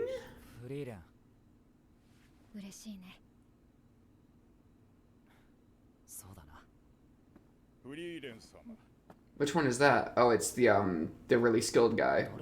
First class mage. I forget his name. But he was goated. I have his name written, but I'm not gonna. Yeah, there it is. Learning. He was the one that saw the fluctuations, right?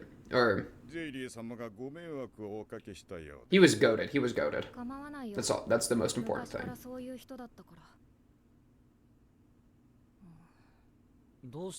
Does she know that he knows? Oh, this is scary. Wait. Yeah, she knows that he knows. Yeah.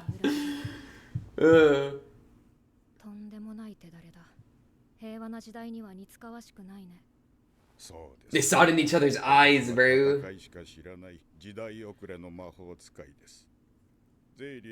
Oh my goodness. Speaking of eyes. Okay.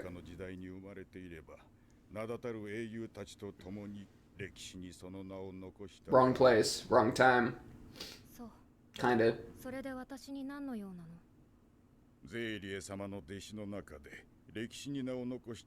Flame. Yeah.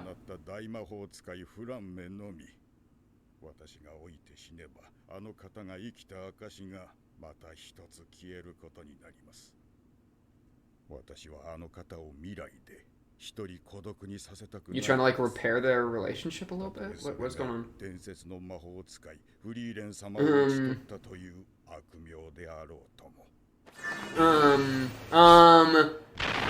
Thank goodness Stark's here, bro. Stark, jump this guy! Get him! Get him! Is she fine? That last one, I'm okay. It hit. Ow. Yuck! You can't request after you start shooting. Stark was already still sitting. Stark was still sitting. Ow.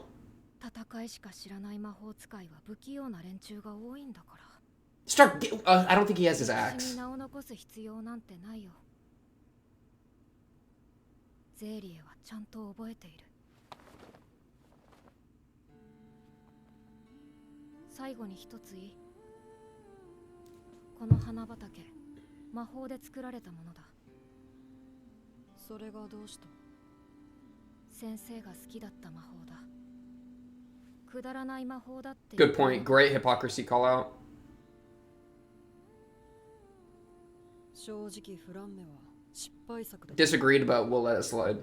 あれほどの才を持ちながら、私ほどの高み。You're an elf. It's literally you're hacking. Okay, I'll calm down.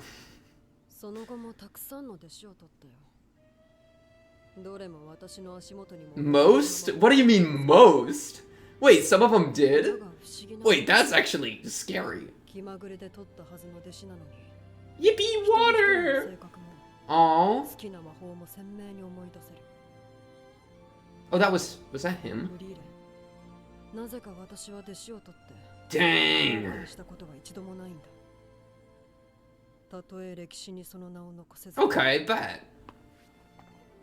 自分の弟子にすら素直に気持ち。Aw, she's kind of shy. She's shy, bro. Yeah. See, you're goated, my boy. Don't you sweat it. She'll remember you. Please comment on the massive. It's like, yo, what did you do? Yeah, exactly. It's like, what happened?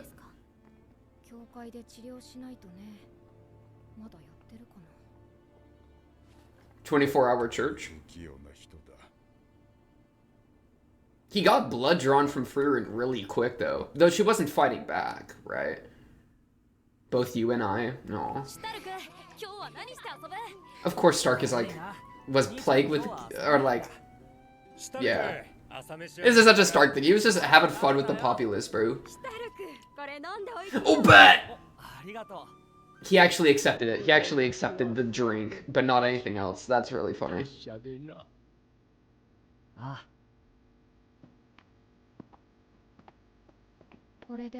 Good job, Stark.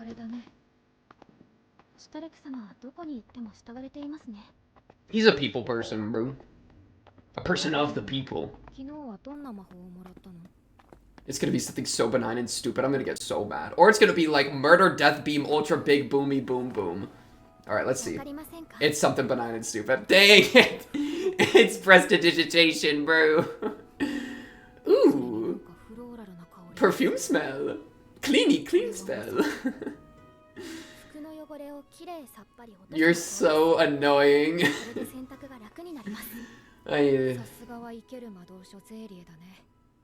Zere must have been so mad. Prestidigitation? Okay, bet. You got a really good one. You should teach me that hoe. Teach me that hoe, Frieren. Teach me that hoe. No. She would be so pissed. Yeah. Yeah. What did the rest of the squad pick, though? Can I know? I want to know what, like, Dengen picking up. Hey! What are y'all doing? Oh, they have a planned routine. Okay.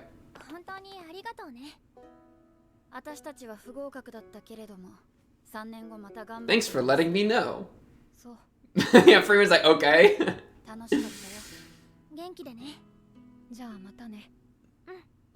I don't, dude. I don't think Frieren even. Okay, wait. Let me shut up.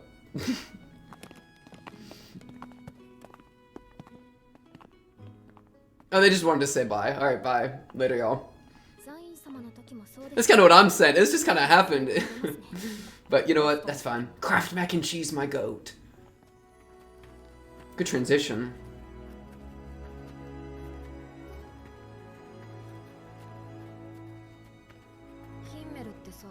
Oh, it's got a, okay, it's a Hemel thing to do quick goodbyes. Of course it is. It's always a Hemel thing. I love Hemel so much, my goat.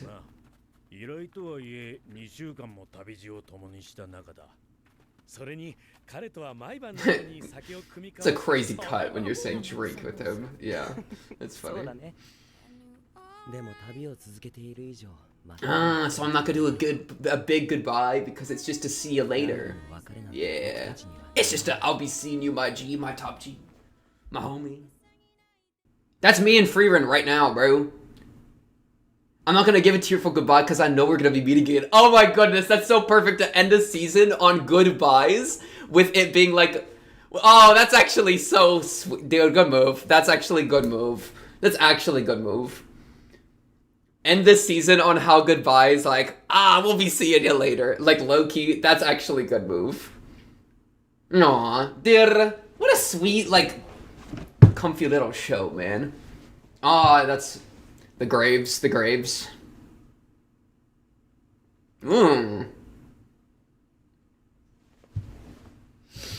All of our squad, bro. We're not gonna get to know what they all picked yet, man. I gotta wait for that. That's actually so sad. We're probably not gonna get to know unless we run into them again. Oh, them three are still squatted up. Ubel's not with land. Not with land. Mac and cheese. My boy on the beach. Is he with a MILF? My goat got the MILF he was looking for? Okay.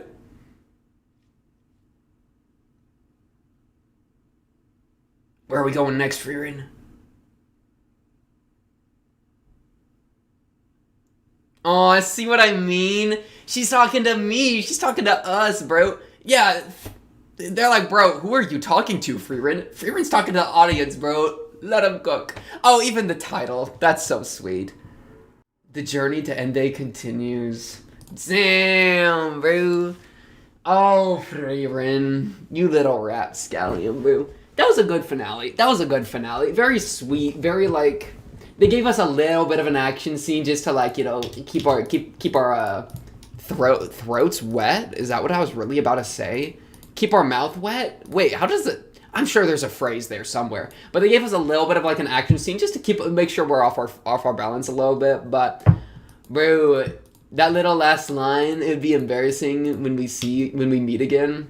Dang. They really called me out. Man, what a comfy little show, bro. I'm proud of the squad, by the way. Denkin, Land, Ubel, Werbel, Method, all deserved passes, right? I like the Ubel one specifically, where it literally was like, what do I even gotta say to you, like, girl? Like, just pass. Just get out of my room, bro. Like, it's over. They just fast cut away. Like, actually the quickest conversation. And Land was actually low-key the best one, the best contestant, because he passed with no threat to himself. Every other person was threatened because they existed there. But since he didn't exist there, he was under zero threat. He was literally just chilling, bro. Like, Homeboy could have been doing anything. I know at one point he was drinking tea, but he could have been doing anything for the rest of that, alright? You know what I'm talking about there, okay? So he's the real winner. Like, out of everyone, right? So Land, I'm sorry that I feel like he was like a slow burn, bro. Like, he just kept showing back up and being cracked. And I was definitely sleeping at him at the start, but he's my goat. Werbel's also my goat. I've really liked Werbel a lot in his personality. But, man, I feel like Fern in this instance right here, where I'm just looking at it like, I leave now? Next contestant? I passed? I get to just go home now? How do I just go home? This is actually sad. Bro. It's crazy. You know the craziest sensation right now? The craziest sensation to me is that, like, it feels like it's not gonna... It feels like there should be another episode next week, but there's not. I don't know. Like, I feel that way more than I feel with most... I feel like most shows. Because this show has always had such a, like, interesting pace to me. Which I think kind of goes with, like, the atmosphere it has. Where it's just it's very, like, almost, like, consistent and, like, easy. Like, it's very been comfortable to me more than a lot of other shows, which, like, you know, like, even as a, like it goes with, like, how the show functions with, like, climaxes and such, right? Where even the Frieren big climactic fight ended, like, pretty much, I think, within Frieren's expectations, right? Like, it's a very, like, comfortable show in a lot of ways, which makes me feel like, I feel like I'm just ready for another episode. Where I feel like with a lot of other shows, you'll end with, like, a very, like, where you're like, okay, I'm actually, like, low-key, as mad as I am that it's ending, I can kind of feel like I can take a break here, cause it's, like, such a big ending. But, like, bro, we got an episode or two to cool off again, right? This is the last two episodes just, like, picking who passes or not. I was cool off because we know one of the two are gonna pass with Frieren and Frieren, like from the start. There's no way both of them fail here, you know. So it's kind of like I've gotten my chance to cool off. All right, I'm ready for episode 29, but it's not here. That's like the saddest thing I think to me, you know. We're about picking up freaking oranges for Grandma. You want those in the basket, right? No, I want them all in my hands, Warbell. Don't ask stupid questions. Okay, my fault. But, like, my go. Okay, John Lennon, whatever your name, what's your name? Leray or something? Lernin. Okay, John Lernin. Can we not jump? Even if it means going down in infamy, anything for legacy, you're really saying, I don't want her to be alone in the future. So he's saying, like, I want to make sure I'm remembered so that she's not alone with no students in her memory. So I'm going to kill you. I'm going to be honest. If you really wanted to jump her, don't say, I'm going to jump you because it's going to make my legacy go beep, beep, beep, beep. Just go beep, beep, beep, beep. You know what I'm saying? I mean, Frieren already low-key knew. The way they looked in each other's eyes, where she noticed him noticing the mana fluctuations, that was probably enough to get her kind of a little on guard. So honestly, you just gotta jump her, bing, without giving any warning, without even walking up. But I'll let it slide because where's the fun in that? Stark just completely useless. Wait. He's standing in this shot, cut forward, he's sitting. He had to jump back? Did Homeboy really jump backwards? Oh no, Stark. Oh, don't let me clown you. So, boom bang. Frieren's like, I'll hop. She does a little hop. Boom, boom, boom. Black hole beams. Okay, block. Block, burst through. Ouchie, my shoulder. She tanks that, no pain on her face. She's used to getting her, like, shoulder blasted off. And Stark is on the ground. Still on the ground. Stark, I'm gonna be honest with you. I thought you were a warrior. Okay? This is a horrible showing. I'm so sorry. I love you. You're my boy. You're my sweet little tomato. But, like, okay, I get it. You have no axe. But your homegirl just got 4 beams shot at her and a blast thrown off her shoulder, and you went from standing to booty on the concrete. No, I need you up, and I need you, like... Then he then stands back up and kind of gets, like, half in the way, like, hey, do I need to break this up? Bro, look at her shoulder. Yes! Don't get half in the way. Run up and as hard as you can in that guy's gut. Make him throw up. Jump the mage, man. Come on. Come on, man. But I don't know. Maybe he looked over at Frieren and Frieren didn't look stressed, so he was like, I'll just chill. I'll just let it slide. But, like, Stark, my boy. Man, and this is also something I feel like they do with this show. I've started there's a couple like repeating elements. I feel like this is an element you could. I wonder how much they do this because I feel like I've only noticed it in the last like few episodes. So I kind of wonder if they've been doing it the entire time, like formulaically. That word is hard, but like this thing where like we have a situation happen, which is like, for this instance, it's Frieren talking to Zure, right? And then we have an instance in the future where we have a problem, Frieren getting jumped, happens to the best of us. And then to solve the current problem, we flash back to a previous instance and add more context. So like here, we flash back to a part of the conversation that we didn't hear the audience, but that Frieren knew. So it's like an extra bit of context that then solves the current problem. And I say that because this also happened with kind of similarly in episode 26 with the finale of the Frieren fight, where it was like Frieren, like we're building up to like we're gonna take advantage of the gap in Frieren's when she doesn't like notice, or when her like mana detection is low. We're gonna take advantage of that, right? And then that doesn't work, and so I, as the audience member, am kind of stressed. But then we flash back saying, like, that this isn't even going to work. Right? And so we kind of switch to, no, it's about I'm going to just underestimate you. Right? So it's like we go back and give extra context in order to, like, solve or, like, alleviate the current concern. I don't know. I guess I've just noticed it twice in a row. Maybe that's not something that's been happening a lot, but they do love flashbacks in this show, right? But it's funny because usually the flashbacks have been like to Himel or something, which is really which is a completely different element than flashbacking to a scene that we've already seen. Pun, a little pun there, but then with extra context that then solves it. I don't know, it's kind of weird to me because it's like, bro, why didn't you just show me the full scene the first time? You know what I mean? I feel like I'm being kept out of the loop a little bit, but I'll let it slide. I will let it slide, of course. It's interesting. I don't think I've seen that before in like a show where this is the guy. You really have rock spell as your spell? You didn't use rock golem. This is Learnin, right? I think that's his same staff. It's him when he was young. Anyways, I don't think I've used that before, where it's like go back to a scene that's already occurred within the show, but give extra context in order to like change the situation. I'm sure it happens a lot, actually. I'm sure it happens a lot, but I don't know. I think why it's been noticeable in Frieren is because they do flashbacks a lot, and so a different kind of flashback is something that like I'm paying extra attention towards. That's probably why I was paying attention to it at all, right, in the first place. But yeah. That's that there. Choosing this spell, by the way, the most Fern thing you could pick, like,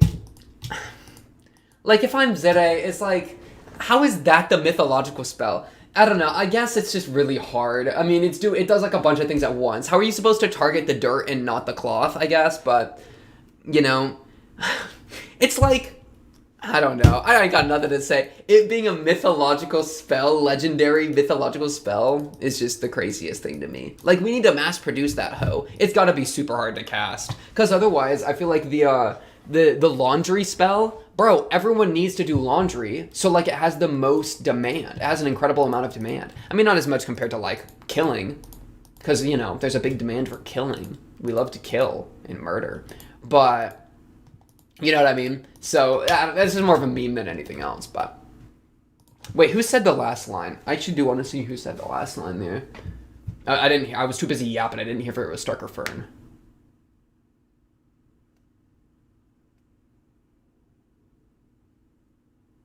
Okay, Stark made a, but it was Fern that actually said it. Dang, the journey forward. Man, is the manga good? Any manga readers in the chat? Surely the manga's good. I mean, the adaptation's been so good. I feel like you gotta stick with the adaptation. I won't become a manga Andy, but there is a bit of a draw there for sure with the ALL of Frieren show. I feel like the cozy atmosphere wouldn't come across as well for them on the manga page for me, because so much of the show, like soundtrack, bro. Yeah, I don't know. I think we time to TLDR the show. TLDR the show. Very comfy. I would say this is a great show to recommend for someone that's kind of new to anime, maybe, or someone that is very used to a specific genre of anime and needs to learn to branch out, right? So like, if I had to recommend an anime, what was my original if I had to recommend? I feel like Frieren's taken whatever place it used to be. Oh, I think Mob Psycho was one of the ones that I would, because Mob Psycho is super anime, but also is very, very good, right? So I love, shout out Mob Psycho. If you haven't seen Mob Psycho, go watch Mob Psycho. 100% has my recommend seal of approval, right? But yeah, I mean, I feel like Frieren makes a huge case for being like a really easy to do, like baby's first anime. I mean, even jumping all the way back to like episode 1, right? Immediately opens with good music, very cozy, very easy to watch, very chill, interesting premise, right? That immediately gets kind of heartfelt, so it kind of gives you an emotional beat to like start with. So that's like a pretty decent hook. I think the first 4 episodes were very strong, right? Which is, I say first 4 because of course those first 4 were released at once. So that immediately like introduces a really interesting premise, and then it's just kind of a journey from there. So like, man, look at Fern like way back here. Maybe I'll wake Miss Frieren. Good morning, Frieren. Some things never change. Some things really never change. But like, yeah, immediately we hit that beat of like, oh, emotional investment. Then we have like, oh, more episodic, easy to like parse with type episodes, you know, where we're just kind of chilling, like getting to know the characters. And then we also learn how to do these little arcs. Like it kind of hits a little bit of everything a bit, right? Right? Where we're getting different types of antagonists. We're getting like a testing like arc, which is kind of similar to a lot, because a lot of animes have this kind of arc that went in the last bit, right? Where it's like, oh, we have some sort of test that we have to solve. And so we have a diverse cast, right? I mentioned Demon Slayer, Hunter x Hunter.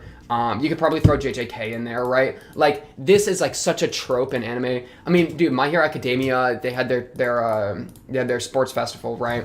Like, there's a ton of this type of thing where we have a diverse cast of people with diverse abilities that approach the same problem, and we see who gets past it, and there's hidden people that are strong, and there's strong people that actually are weak, and blah, blah, blah, blah. I mean, that is such a trope. So we're hitting all these different, like, these different things, which I think would be very good for a new viewer, because like you get kind of guided through each of those things without any of them taking up too much time. So you kind of get to learn what you like, what you don't like, right? If you like the but if you like the test arc at the end, then like, oh, go watch Hunter x Hunter. You know, if you like blah, blah, blah, if you like the fighting the demons, are like, oh, go watch Demon Slayer, right? Like, you know, you get a ton of that kind of stuff. Oh, you just like the animation and you think pretty colors? Go watch, I don't know, JJK. JJK has pretty good animation.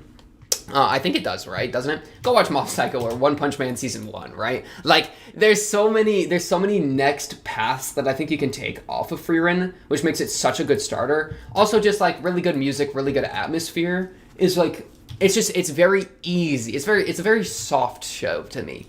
In the way that a Fuzzy Blanket is soft, right? Which is exactly what I would want to throw at somebody new, as opposed to something that's extraordinarily intense, that is like soul-shattering, that is like extremely rooted in like anime tropes. Because while this show does have some of those tropes, I wouldn't want to start someone into anime with something that's incredibly anime, because that's just gonna like probably draw them away from like culture diff kind of type deal. Or like anything that's entirely anime in the different sense, in the sense of it being very like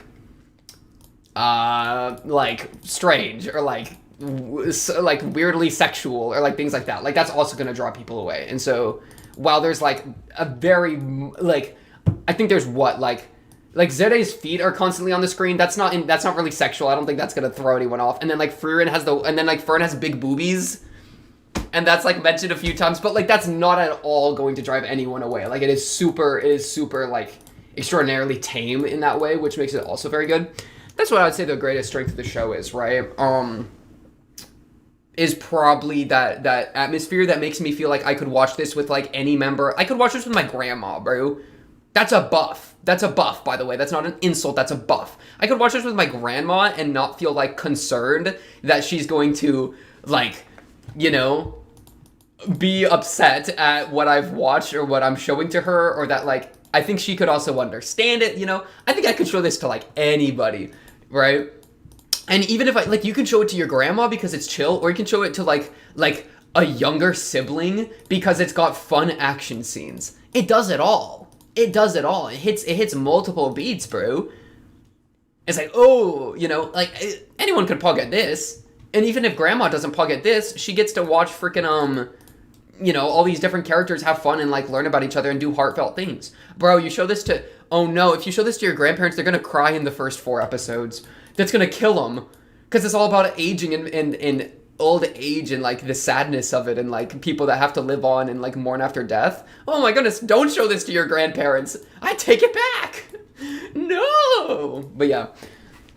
So I would say that's probably my TLDR kind of this show and of its strength. I would, as I said, probably I need to reevaluate my ranking system. But I feel like I've even learned more about what I like and don't, and like what I prefer in anime off of this show, right? Wherein like it's kind of like and I think somebody like, yeah, I'm really good at speaking, can you tell? Something stakes. I was going somewhere with stakes, where I think I really like incredibly intense things with high stakes that makes me scared, which maybe just means I'm a masochist when it comes to storytelling. But in a way, I do think that still could be somewhat in the future for Frieren, but I don't think it'll ever hit like anything really, really crazy, because there's such a optimistic, hopeful, like people have died, but we're still moving forward and finding healthy relationships and moving on. So like even if somebody dies in like the main cast, like Stark gets hit by a train, then it's like, oh no, Stark's dead, but like I feel like there's still that level of hope that would like kind of manifest through it. I guess I just like despair in anime. Me gusta despair. But I do also, of course, like this. So it's kind of taught me a little bit myself about, what I prefer. Hopefully it's taught you something kind of the same. But yeah, shout out tearful goodbyes and shout out short goodbyes. Shout out short goodbyes. Do not shout out tearful goodbyes. I take it back. Shout out He-Mail. Shout out He-Mail, bro. If I showed this to my grandma, she would just lust over He-Mail the entire time. Shout out He-Mail. Love my boy. But yeah, honestly, I think that'll do it for this finale of Frieren Beyond a Journey's End. Shout out all my different characters that have passed. We're going to do a tier list for the different characters. That should be fun. Just a little culmination of who's goated, who's not goated. I think that's always a fun farewell to the show. But it's been a great seasonal to watch week by week. Very cozy. Something to look forward to every Frieren Friday. But that's all I got for this one. Until the tier list, and then after that, until the next season, whenever that comes out. Hopefully somewhat soon. But, time will tell. We'll just have to wait with bated breath. But that's all I got for this one. Of course, if you like the video, if you like the series, leave your boy a like. You know how it goes. Let him know. Comment down below if you have anything to say. Join the Discord or talk to me or other Frieren fans there. That's in the little linky thing in the YouTube. You know how it goes on the channel page. But until then, until the next episode or season or tier list or whatever, that's all I got for you tonight. I will be seeing you then.